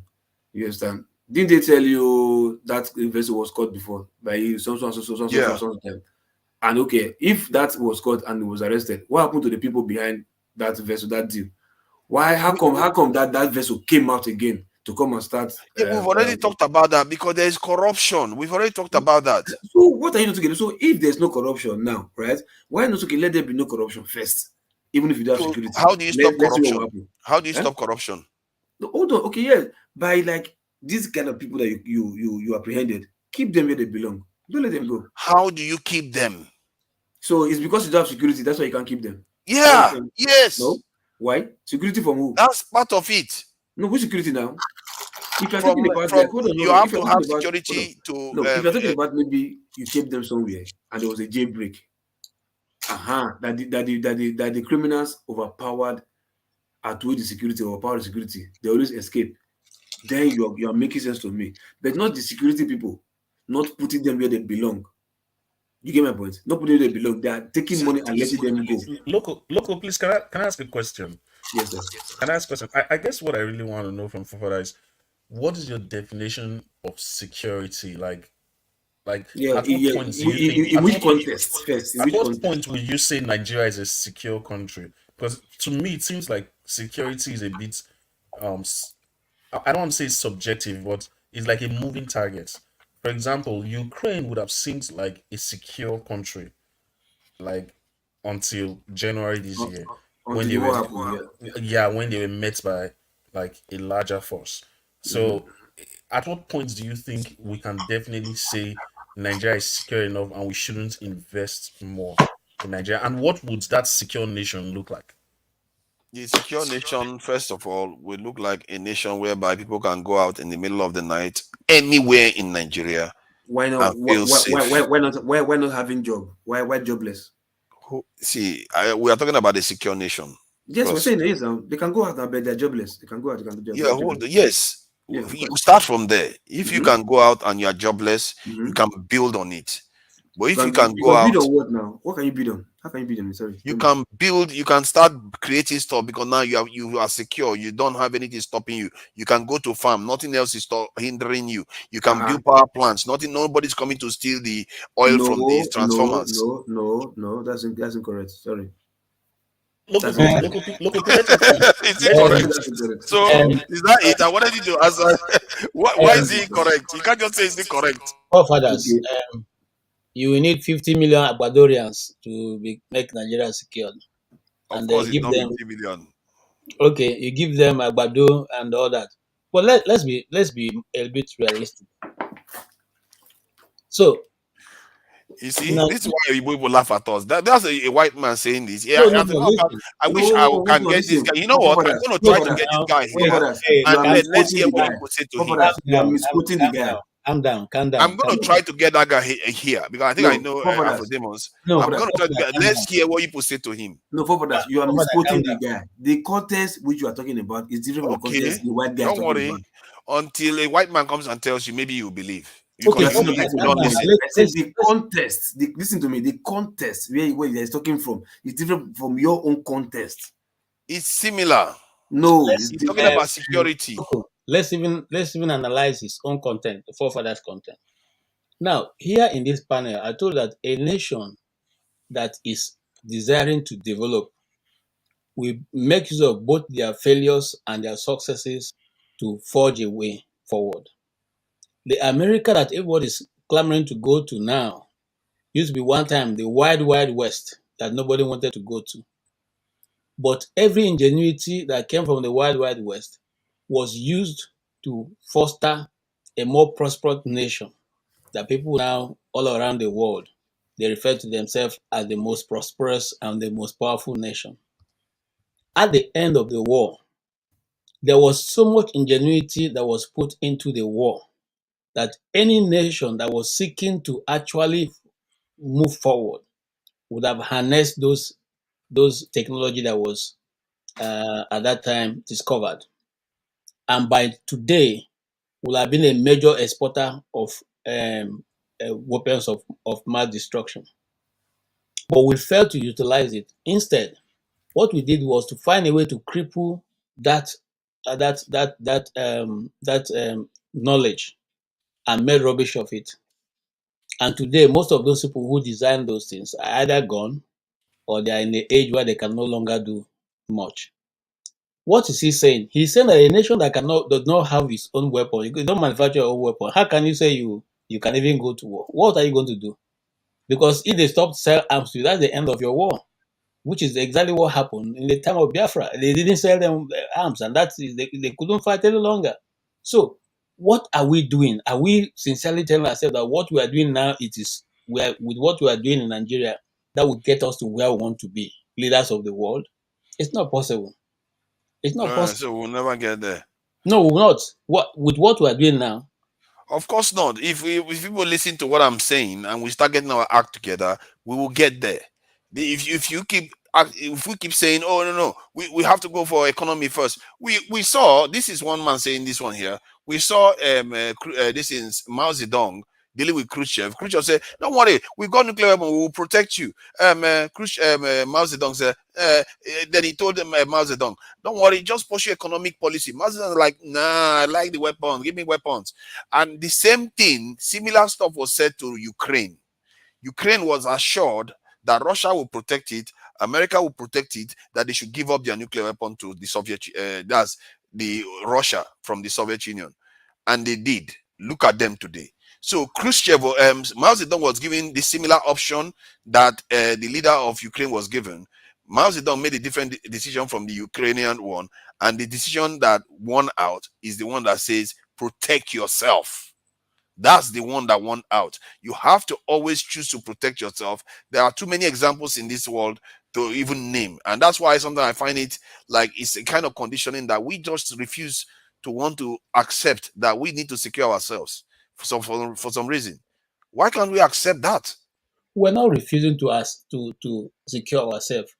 It is what our so-called leadership has always driven that eventually come to the end. For instance, you and I are now in this timeline of what is going on in Nigeria and Niger. The population is saying, we do not want any war. But the leadership is saying, I want to prove a point to myself.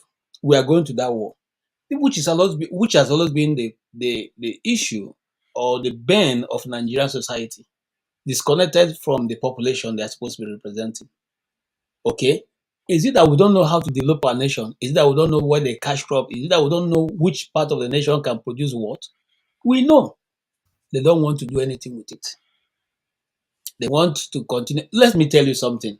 Even as a man living in your house, and you find out that every evening you are taking your family to a eatery, every evening at your eatery, won't you come a time when you say to yourself, come on, this is not right?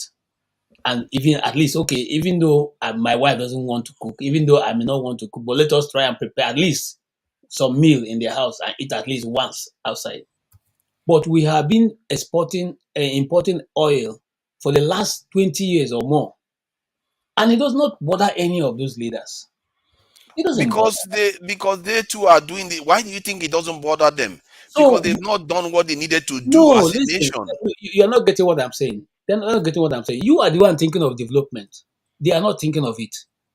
Yeah, but we should be thinking of it. Why should you worry about what the fools are doing? You should be worrying about what we want to happen. Mm. You see, we want to change it. That's the whole point.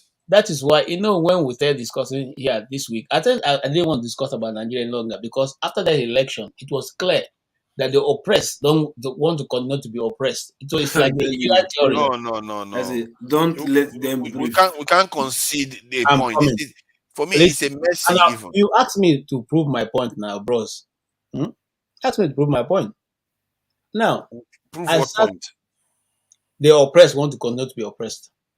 No, I'm not requiring you to prove that. I think it's a point of view. Some people believe that Nigerians deserve what they are getting. Sometimes I actually say that too.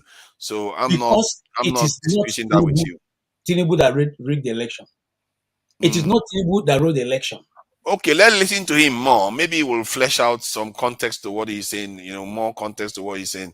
Let me just go back a bit. Make use of imported weapons. My God Almighty, Aphrodite, I understand that. That's my point. They'll pump in $3 million worth of AK-47s. Okay. Okay, let me ask you this. So they're aware of all this, right? They're exploited to nothing. They're on their knees. They know who's exploiting them. What do you suggest they do? You want them to just continue taking it? Or what are you saying here? Should they just lay down and go along with the exploitation? Aphrodite, I'm saying that if you're relying on imported weapons, you're relying on a fantasy. Get your ground level. If you're the poorest people in the world, get to the ground level and make demands at that level. And I'm not even saying it's easy. I'm not even saying it's possible. How many times have you heard me talk about it's already a one world system for about the last fucking 100 years? So the point is no. If I lived there, I would be asking myself, how miserable are we? Number one, okay, let's take the miserable and look at it. Now, what can we approach the throne with? Because I'm not bashful. I know there's a throne. I'm not delusional. There's a throne. What can we approach the throne with? Request to give us better water, housing, food, and distribution. And you do that intellectually. Because if you're doing it with weapons, my God, you're falling into the same filthy poisons that they want you to so as to control you. Either make your ammunitions and then make that demand from a military standpoint, then make your ammunition, make your weapons, tool your guns, tool the weapons to fight people. Then what would happen, I'm sorry, Aphrodite, they would sanction you, you wouldn't get any ores for the steel. I mean, this ain't kid stuff we're talking about. You're importing weapons to kill each other, when in reality, if you have to import weapons, it's all a joke. And that should be the most obvious factor that leads you to understand that you're being meant as a engineered manipulation to basically kill each other. And what happens is they get the natural resources for cheap because nobody's thinking. Okay, let me say something. Hold on. Again, I'm repeating. I hear what you're saying. So you want them to wait till they know how to make their own weapons, right? You want them to wait till they can do that and try to take care of this. Is that what you're saying? I am saying, Aphrodite said, if you don't have your own weapons manufacturing, you have to take the submissive route. You have to be careful. You have to take where you don't get slaughtered. They're slaughtering you. But what I'm saying, okay, you are speaking in terms of back in the days Africa. This right here, what they are doing, this is completely different. These people are removing this French out of their country. They are not turning the guns. African versus African. People are united against their oppressor. It's not like people are turning the guns on each other. The Black Africans are united against these people. So my question to you, right? Okay, they know their exploiter is here. So they have somebody who makes weapons. They're buying weapons from them. That's how everything starts. They've been doing that. Some countries already improvise. They are able to make their own. But I'm saying to you, since you say these people cannot make their own weapon, what should they do? They just say, okay, fuck it, we'll just wait until we can make it. Aphrodite, I'm telling you, if they're getting weapons imported to them, the people importing the weapons to the people that are against the French are on the side of the goddamn France. No, they're not importing from the French. No, they're not importing. No, I don't care where they're coming in from. I'm saying the people that are importing the weapons. You're not answering my question. My question is, I get what you're saying. So should they just wait, just continue getting exploited, right?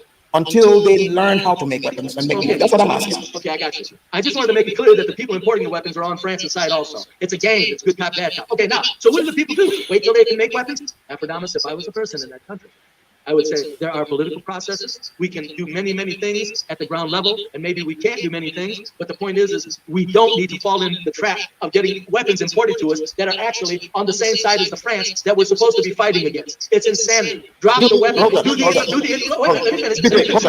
Wait. Mute for a second.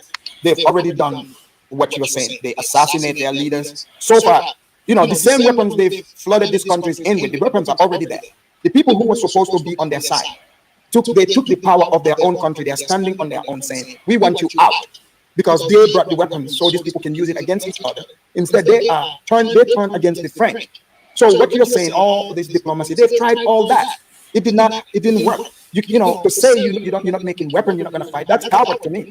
That's being a coward. When are you ever going to be ready? When are you going to be ready? The weapons are already there. You know, what do they have to lose? They are getting humiliated. They've been getting humiliated for years. So you are telling me just because they don't make weapons, they should just lay down and power until they learn how to make weapons. Is that what I'm hearing? My God Almighty, Aphrodite, because they don't make the weapons, they got to look who the weapons are coming from to make sure that the weapons aren't coming from people that actually side with France, who they're supposed to be against. What I'm saying is murder and mayhem many times in these small countries is simply to keep people off balance so that their natural resources can be stolen. My God Almighty, if I was a black man in Niger, I would be saying, you dumb, stupid bastards, where do you think we're getting these guns from? Oh, it's France's friends. Now we're going to pick them up and go against France. Hold on. Let me finish. Hold on. It's a big fight. It's a big fight. Hold on. I don't think you understand what is happening here.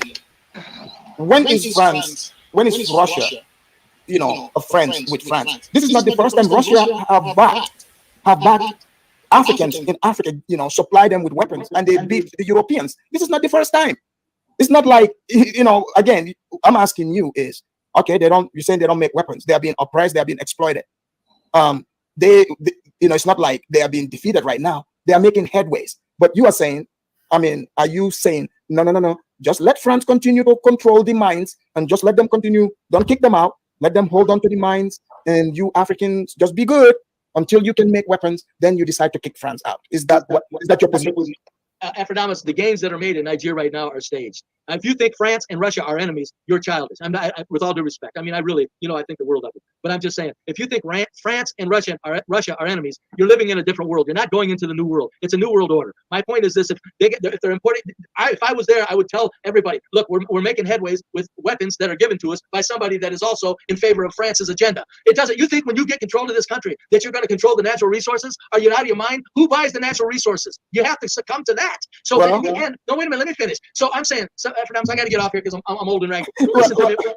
Listen. Let me say this one thing. Hold on. If you can mute. What you're saying is speculations at this point.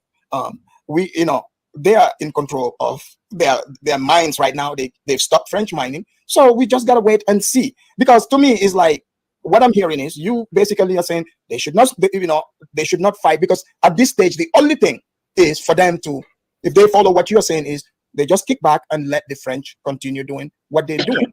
That's what you're saying. Aphrodite, what I'm saying is, if France is standing back in a stage show and they're saying, "Ooh, we're scared of you with your guns that Russia supplied." Oh, France says, "By the way, Russia is our friend, and they're supplying you with weapons for this stage show." I'm saying you all have to stop being so serious about what you.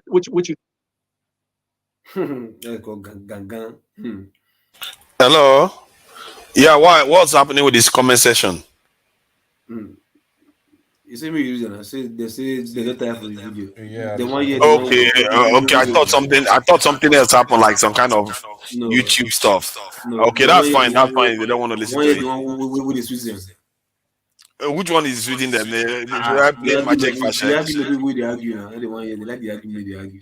Okay, all right. Let's get back to our Royal Rumble. So he saw the guy was challenging him there, which in a way I'm quite proud of. Aphrodimos is one of those people that doesn't care too much about. It's almost like brainwashed by American system. But he is challenging this white guy now, that he's trying to say, until you are ready to manufacture before you act. He's saying, even Aphrodimos is saying, no, you can't sit there and just take it constantly. And many Africans are beginning to sound like that. Like, why should we just keep taking this thing? And when I keep telling people, we have enough to start.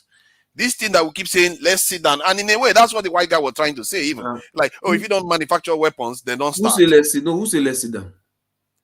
Because that's what basically it implies now. What do you think is implied? When you say, you have to wait for the economy first, you have to wait for this. That's what it's implying.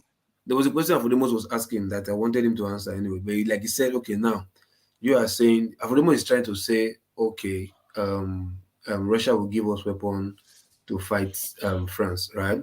And the white guys say, no, look, you see, these guys are white guys. If you think because of what you're hearing in news or this or that, you think they are enemies, you are joking. These people, they know That where is they true. meet. That's They something you know have where to they be agree. careful You understand? about. And which is very true. You understand? Like I said, Mm. just like the US, for example, they are telling Africa that they should accept LGBT, whatever. But the people that are even killing the LGBT people in Asia and China, you are allies with them. You are doing business with them. But Africa that is even just trying to, you want to crucify Africa for doing the same thing that your ally is doing. You can't even say anything to them. You understand? Maybe because, like you said, they have strong security or strong weapon, whatever. But that aside, but what I wanted to get, the answer I wanted to get from him is this, right?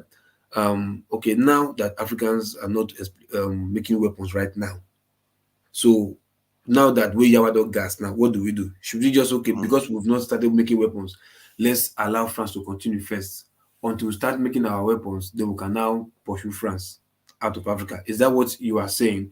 That's what Afremos is trying to ask the white do. So, but like I said, look, what I'm trying to say to you now is if you don't make it up, yeah, we get that. But as it is right now, that the die is cast now. I think we shouldn't necessarily be delivering message from the comment section. I think Ed was delivering message from.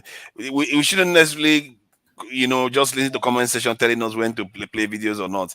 Our job here, at least the way I look at it, my job here is to discuss things because sometimes people don't know what they don't know. You have to introduce something new sometimes that they are not aware of. Because if they cost you today, they can cost now. See, that's the thing. That's the beauty of it all. Whether you do what they want or not, they will abuse you anyway. They must cost so you. it's not going to make. It's not going to matter. So you might as well do what you want to do because you want to share information with people. Look, here's my take because I think I'm also rounding up a bit. That's my take on the issue. Now, where we got it or where we think we are going wrong is allowing Nigeria to be the You one. don't laugh, the TikTok. You see, this our attitude there. You people, you will not stop with it. They like to insult me constantly. Whether I do what you want or not, I'm not playing the video now. I'm a dictator already. You see the attitude.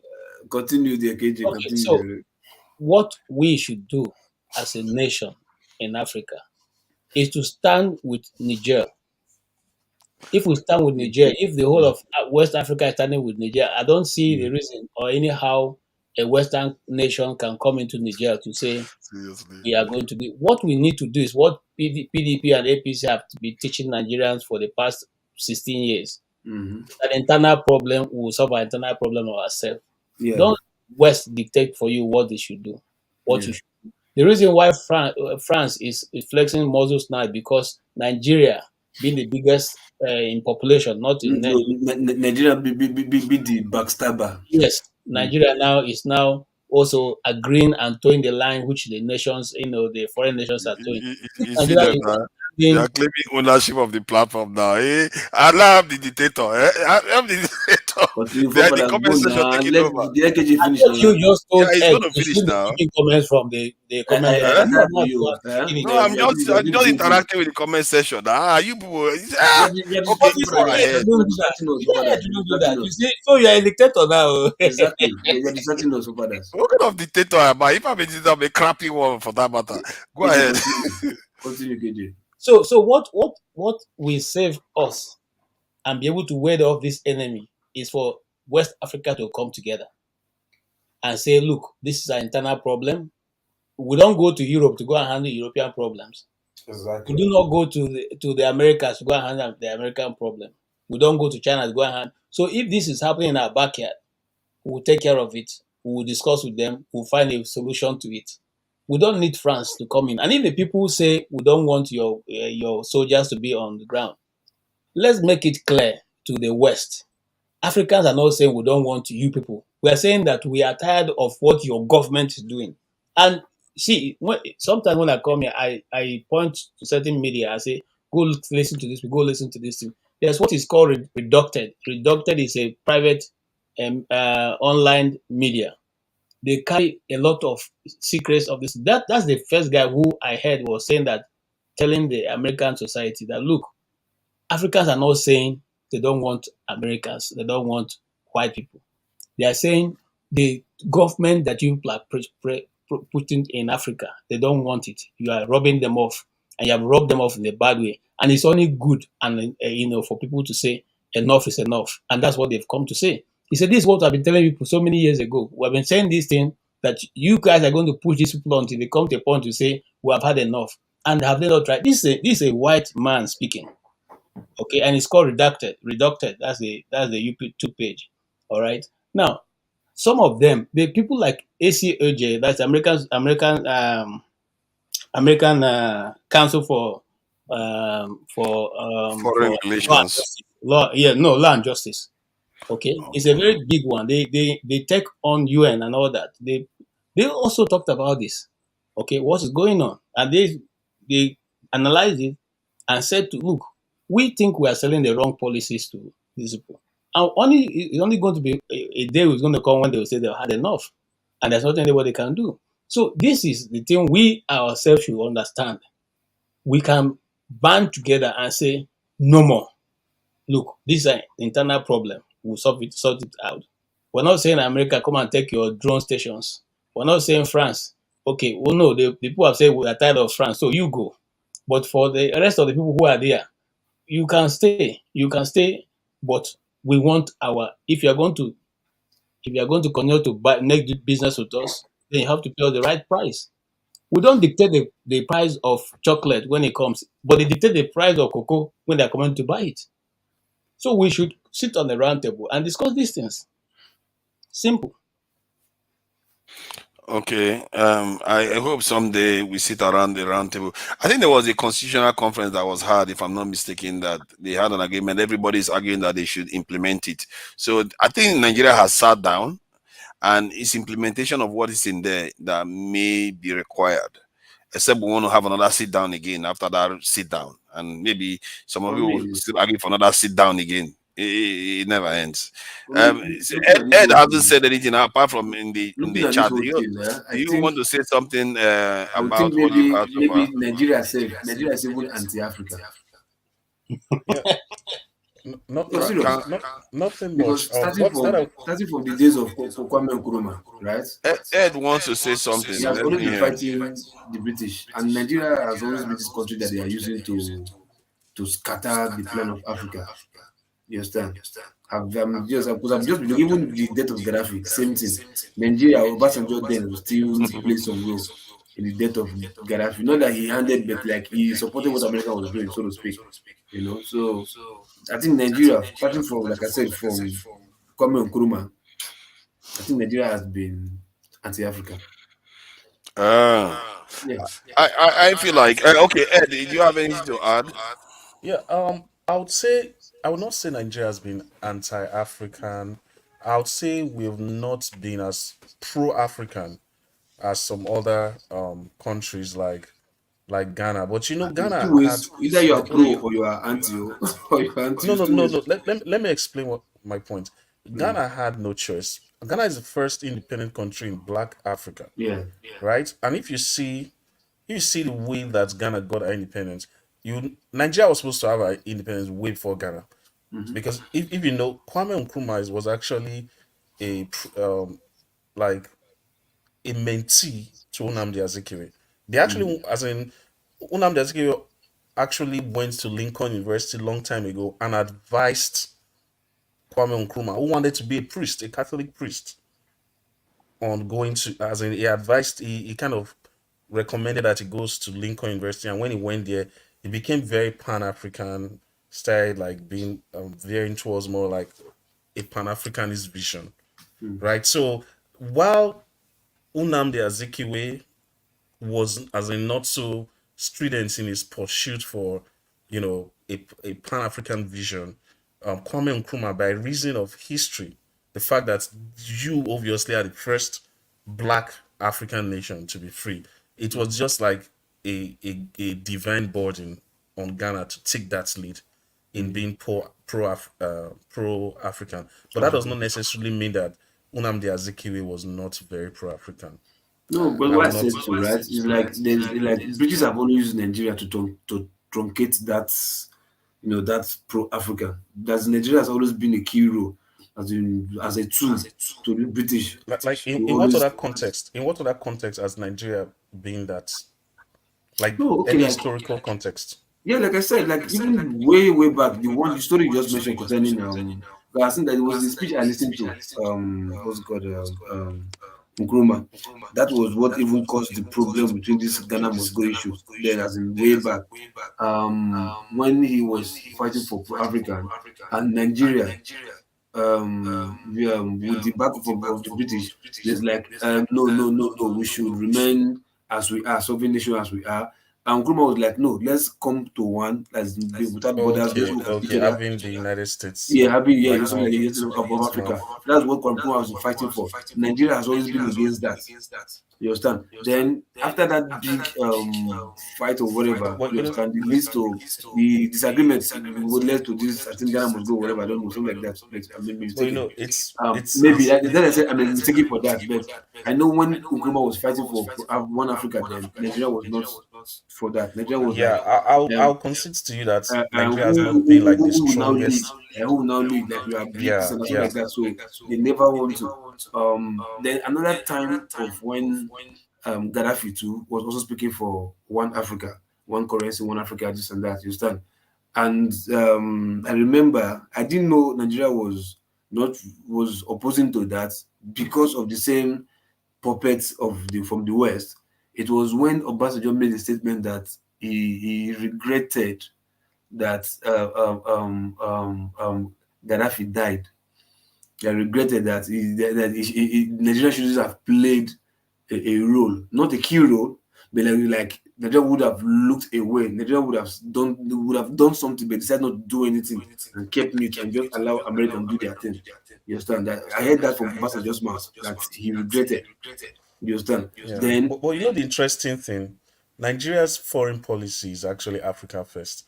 But I don't know. That's what they say on paper. No, you always say that. Hold on, just like you are telling me, your Nigerian politicians want to make Africa great, but they have all their investments in the West. Exactly. What kind of African first foreign policies that where you invest everything in the European and the American countries?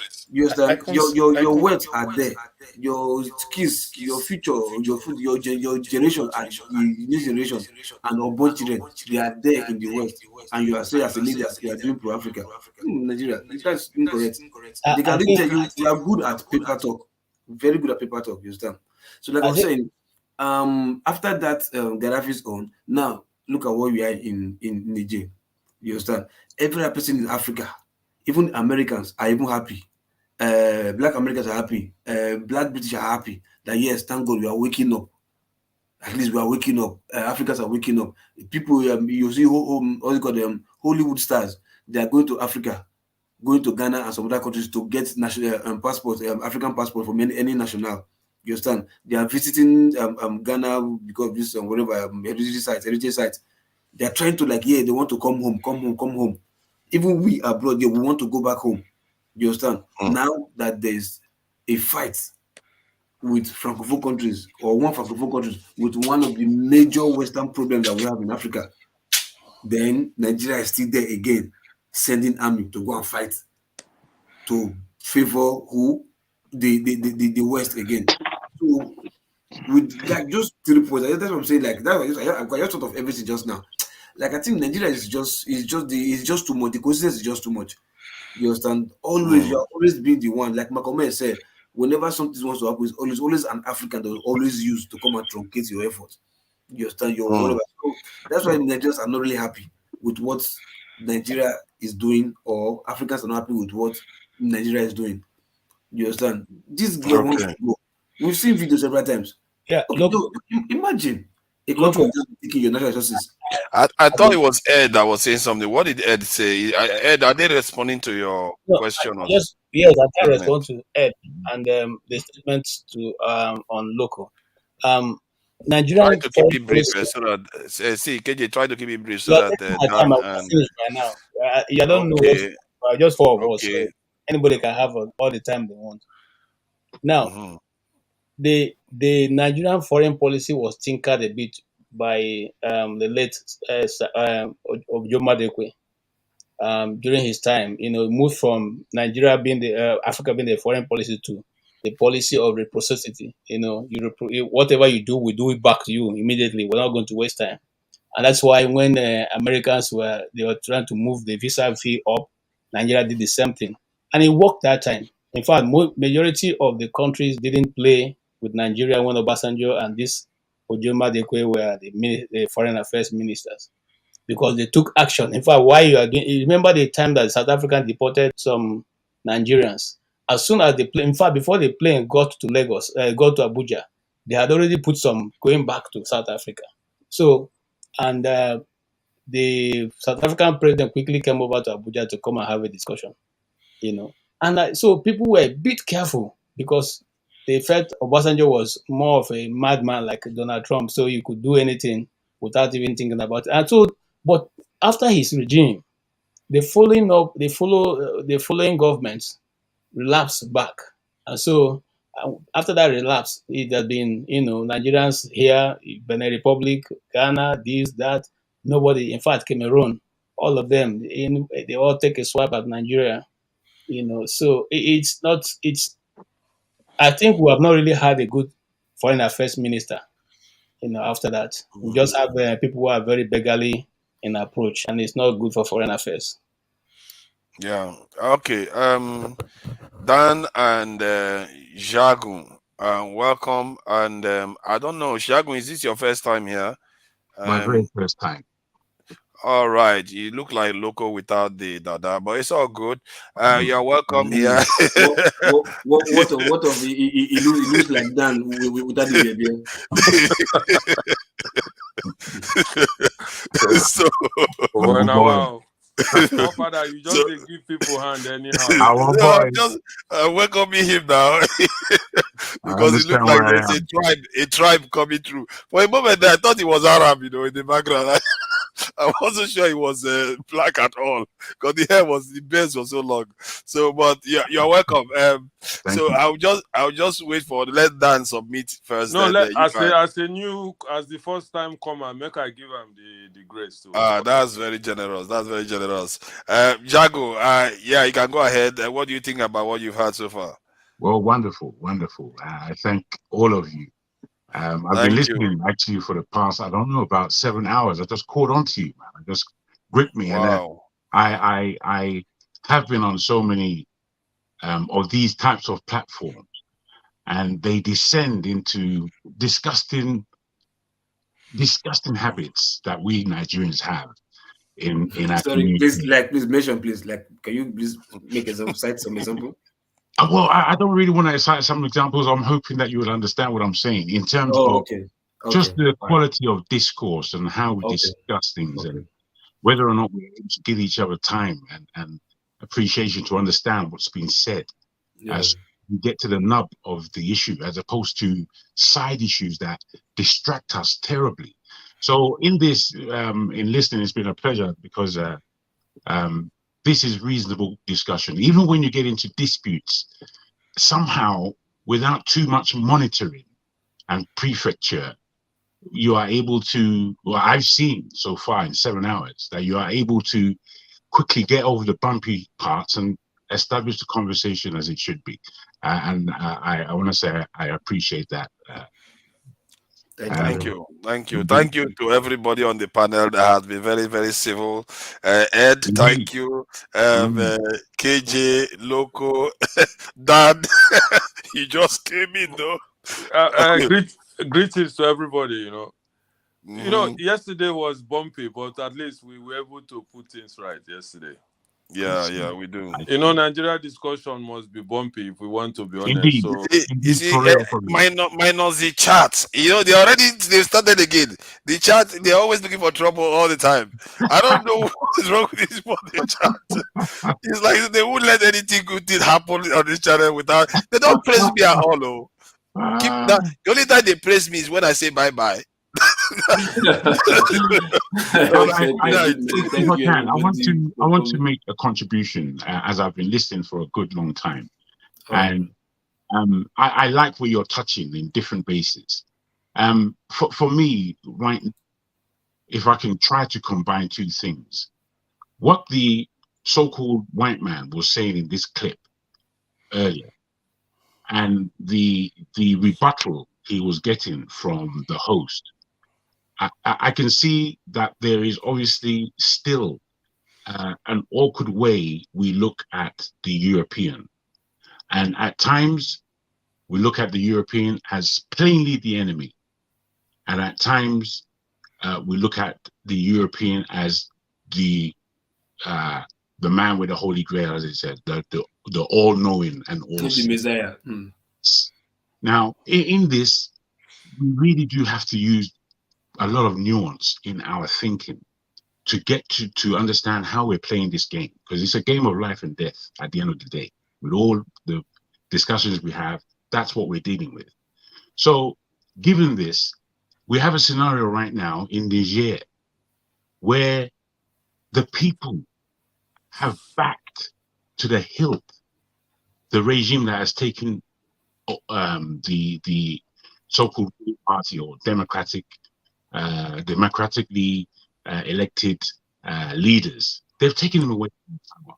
And for me, that is the first thing that we as Nigerians have to do. For me, I watched the elections take place, and I must say I was so disappointed, emotionally, physically, and spiritually. I gave up on Nigeria. I gave up. I thought, and I'm a man, I've been a blackist on any issue from my birth, and I'm not a young man. So, given this scenario, I also know who the Oyinbo is. I know who he is, and I don't hate him. I don't hate him, but he is the enemy. Yeah. If you understand the nuances between those clauses I've just underlined. Yeah. Very good. Now, given this, Nigeria taking out the European-placed manager of their whole entity called Niger, and that coming away from the black enemy within, which we all have in Africa. We have a black enemy doing the job of the Oyinbo in our midst. Yeah. That is the first thing to claim. Tinubu should not be in power at all. We all know he stole the election. We know it. But we somehow are still looking at it and accepting it. And for me, my mind boggles from where I stand. Because I can see how easily, if we know how to play real politics, that I can see how from the scenario right now, if Nigeria, the supposedly educated country, the giant of Africa, if we are thinking, we can see geographically, geopolitically, how to take over the whole of West Africa and to lead it correctly, because that's our responsibility. And we are nowhere near that responsibility in terms of meeting it. What we are near, and what we seem not to have gotten over is the fight between Yoruba and Igbo. And like this and Yoruba. Rubbish, complete nonsense. From A to Z, it's just rubbish. It's just rubbish. We are the ones who have to play these politics. Mostly, we in the South were supposed to hold this politics from the beginning of our nation. But Igbo Yoruba nonsense got deeply in the way. And we're here doing rubbish, going round and round, talking all kinds. We don't seem to understand the war that's going on. It's not just flesh and blood right now. This is for soul, spirit, and all included. They're doing this for keeps. It's for keeps. Yeah. You understand? So for me, I just wanted to add this to the discourse so that we here, we may think that we're small and we're lonely individuals, but that's not the case. Because what I've seen and noticed is that in the comments, I was reading the comments, and there are so many names that I recognize from other platforms. So I'm saying, why are we keeping gravitating to these discussions that just go round and round? It's because we actually want to see a change. And if that is the case, I'll say that we have to start thinking and putting that plan in place. Because in my experience, I've not seen a plan apart from the ones I do personally. I've not seen a plan from anywhere. I've seen complaints, crying, moaning, bullshitting, basically. I've not seen a plan, however. So I'm on a plan. I'm on a plan thing. And I believe this platform has given me the grace to come and suggest this, because I'm listening to you guys and I'm impressed. I'm encouraged. you know, about the discourse that you're having. So that'd be my Let me just chip in a little Thank bit. you very much. Like a follow-up from what you say. You're asking for a plan. And you spoke very well that if Nigeria gets it right, West Africa will get it right. And because we are, let me say, if I've traveled a little bit around Africa, when you travel as a Nigerian and as a hustler, I call myself a hustler, not in the criminal way. You understand? I do anything to survive. Like the man said, legal hustlers. You understand? We do right work. People know what we do. Not that we just get money. People think like our politicians do. Like I was saying, I've traveled most African countries, especially West African countries. As a Nigerian, sometimes you sit in some place and you start to cry. Really, you start to cry, man. What am I doing here? And where I come from, like those days, if you like you want to cook some stew, you take tomatoes, you know, you wash it up, and the seeds of the tomatoes, you just pour it somewhere. For example, my brother, before 2 to 3 days, it starts to germinate. Yes, sir. And if you start to take care of these tomatoes, in the next 1 to 2 months, you start eating it. No fertilizer, nothing. Something you just poured out of the window of the kitchen.